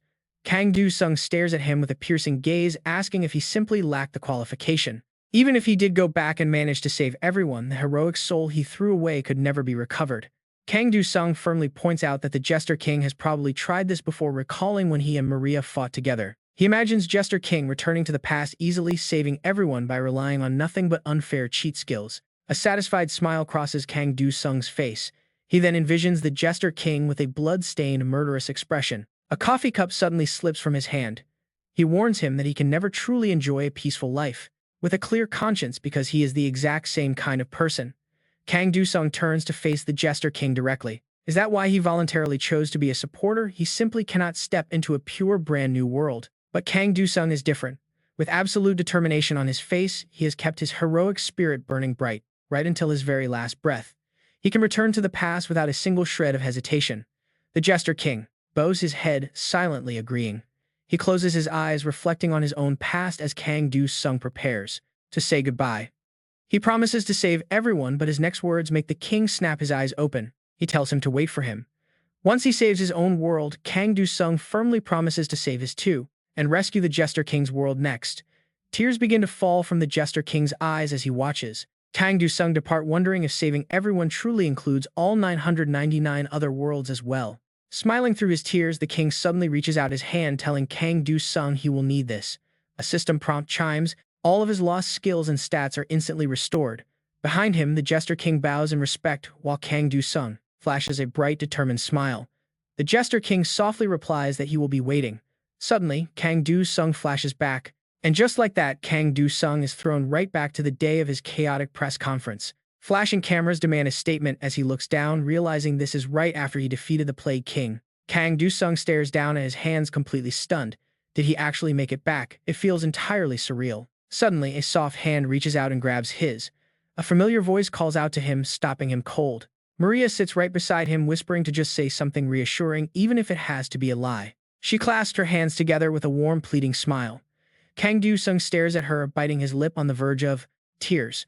Suddenly, right under the bright lights and in front of the massive crowd, he pulls her into a tight hug. Maria blushes a deep red in pure disbelief. With live broadcast cameras flashing all around them, she shrieks his name. He pulls back, grabs the microphone on the desk, and stands tall.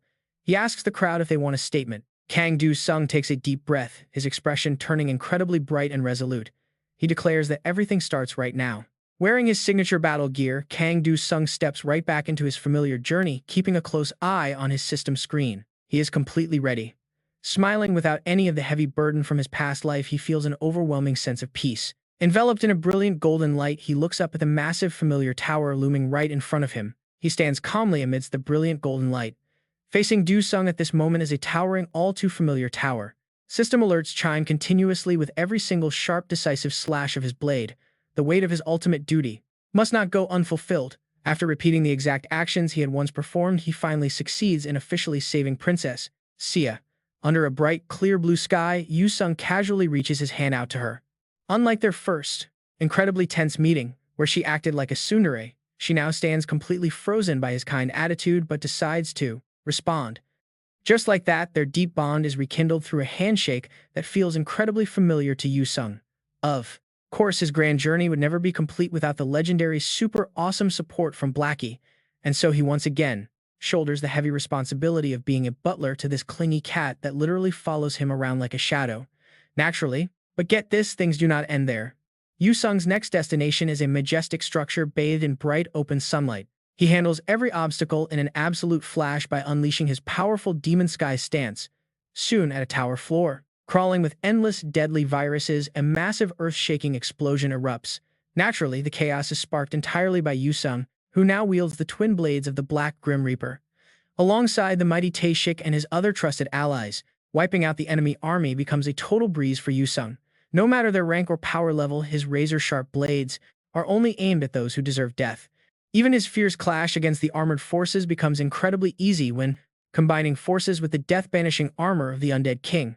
Obviously, his journey would feel incomplete without a final showdown between Yusung and the heavenly demon. An intense battle of wills between two ultimate masters of sword intent forged through decades of grueling training ignites. This time, there is no humiliating defeat for him. Instead, he takes the absolute lead, his blazing red aura completely dominating the deep purple space. Drawing upon the profound insights gained from his past life, Yusung successfully enlightens the heavenly demon once again. The darkness fades from the demon's eyes and he regains sanity. He finds Yusung's razor-sharp blade already pressed firmly against his throat. The entire room falls into a heavy silence with shock still plastered on the demon's face. Yusung just offers a warm, lively smile, radiating the pure energy of a man who has lived for nearly a century across 2 lifetimes. Without a doubt, and get ready because a true brotherhood is officially forged right here. Yusung could never forget his close friend, who became the feared Lord of Black Flames due to relentless school bullying. Arriving in the nick of time, he confronts the thugs, who had cornered his friend, forcing them to flee in absolute terror. A simple fist bump seals the deal, ensuring the Lord of Black Flames will never have to make a tragic pact with the Shadow Sovereign in this timeline. Every precious second counts now. Yusung moves relentlessly, determined not only to rewrite his own destiny, but also to save Jie Jiang, who was originally slaughtered by the Nameless. Killing 2 birds with 1 stone, he forces the chaotic villain to trade his life force, completely restoring Jie Jiang's strength. Their firm handshake is absolute proof that Yusung succeeded in rescuing his ally, saving both his body and his broken spirit. And of course, he has no intention of abandoning the other heroes, who fought alongside him like General King. Most importantly, he reunites with the absolute love of his life, Maria, sharing their special pinky promise. But the grand miracles do not stop there. Another cherished companion of Yusung, Saintess Celestina, is alive and absolutely bursting with energy. Just like their very first encounter, she excitedly explains every single detail to him. This time, however, Yusung does not show an ounce of impatience at her long-winded stories. Instead, he listens calmly as she pours her heart out. There will be no petty tricks with illusion magic to hurry her up this time. Though slightly reluctant, he is genuinely happy to see her as a cheerful saintess again, rather than the widely hated witch she once became. One by one, precious treasures from the tower residents are handed over to him as symbols of their absolute trust. He receives Rebecca's pure essence dagger alongside the legendary Ren sword. The golden key proves that Yusung is choosing the path of his past life, yet taking a vastly different approach to reach his goal. Gripping this inherited power in his hands, a blindingly brilliant light suddenly erupts. And yet, any trace of joy instantly vanishes. The terrifying sight before his eyes makes Yusung furrow his brows in deep concern. The looming threat he must face is none other than the Nightmare Sovereign, wielding a unique power he never possessed in his previous life. He stands tall with Maria right by his side. Of course, the enlightened heavenly demon who joined him after their clash of sword intents is here too. He is no longer fighting a hopeless, lonely battle. This time, Celestina participates as a powerful saintess while both Jie Jiang and Gyeong-o are alive alongside a fully energetic Taeshik. Naturally, they are joined by Izia, Lady Leah, General King, and the quiet Soso. Everyone has finally gathered here. This acts as the ultimate unbreakable shield for Kang Du-sung. It stands in total contrast to that desperate, hopeless battle from before. Now a bright smile spreads across his face. He has his teammates right by his side, and not a single one is willing to back down. They all charge forward with one goal in mind: to crush the Nightmare Monarch. And just as expected, the enemy is pummeled so hard they cannot even strike back. No matter how massive its body is, there is just no way to fight against such an onslaught of high-level players. Once his preparations are fully complete, Kang Du-sung finally charges in at blinding speed. The clash between these two colossal forces rages on, with every passing second raising the tension to a boiling point. In the end, he shines as brightly as a star above. Everyone holds their breath in anticipation for the final decisive moment. Closing the gap with the Nightmare Monarch, the beast takes a direct, devastating punch right from Kang Du-sung. And clearly, this is no ordinary blow. In the very next second, the giant monster completely explodes into a shower of shattered debris. Watching the spectacle from down below, Maria and her companions cannot hide their absolute joy, bright smiles plastered on their faces. Under the brilliant morning sun, Kang Du-sung stands tall, looking just as radiant as the daylight high above. His clenched fist is no longer a symbol of his past helplessness. It is the mark of a truly satisfying victory. Years begin to pass, and the once youthful skin starts to age day by day. All kinds of scars now pile up on his arms, showing just how many brutal battles Kang Du-sung has survived over his lifetime. Finally, this life of his reaches the exact same endpoint as his previous one. But his eyes are different now. They lack the sharp, youthful spark of his past as he looks down in quiet reflection. Yet, unlike the deep solitude he once suffered, slender fingers are now gently holding his own, those of Maria. Thanks to his struggles, Kang Du-sung solved every single crisis they faced. This time, she did not have to sacrifice herself for the world. No matter how much time slips by, their bond remains just as passionate and warm as in their youth. And of course, they have life's greatest reward: two beautiful children playing happily together right in front of them. There are no more towers left to climb. The two of them simply enjoy a peaceful, warm winter together. Suddenly, the scene begins to fade as if viewed through a screen. It turns out the Clown King is watching. Witnessing the very peaceful life he had yearned for across 999 regressions, all the bitterness on his face is gone. Now only a gentle smile remains on his lips. Suddenly, a golden light flares up, catching his eye. His pupils shrink in sheer disbelief. It seems the Kang Du-sung of that timeline has successfully completed his journey. And clearly, he did not forget the promise they made to each other. Witnessing this, the Clown King simply offers a soft smile, his eyes filled with emotion. In the next moment, he bows a full 90 degrees. That deep bow shows his profound gratitude toward Kang Du-sung. Not wanting to waste another moment, the two of them continue heading toward their ultimate destination. His face remains completely calm as a new sight reflects in his blue eyes. It is none other than his very first self, the one who chose to abandon his heroic destiny to save the woman he loved without a single regret. A smirk of pure, deep satisfaction plays on the lips of Kang Du-sung. He places his hand against the glass, matching the touch of the Clown King, or rather himself, on the other side. Without any hesitation, he calmly lets the words slip: "Should we try to save the world one more time? Right."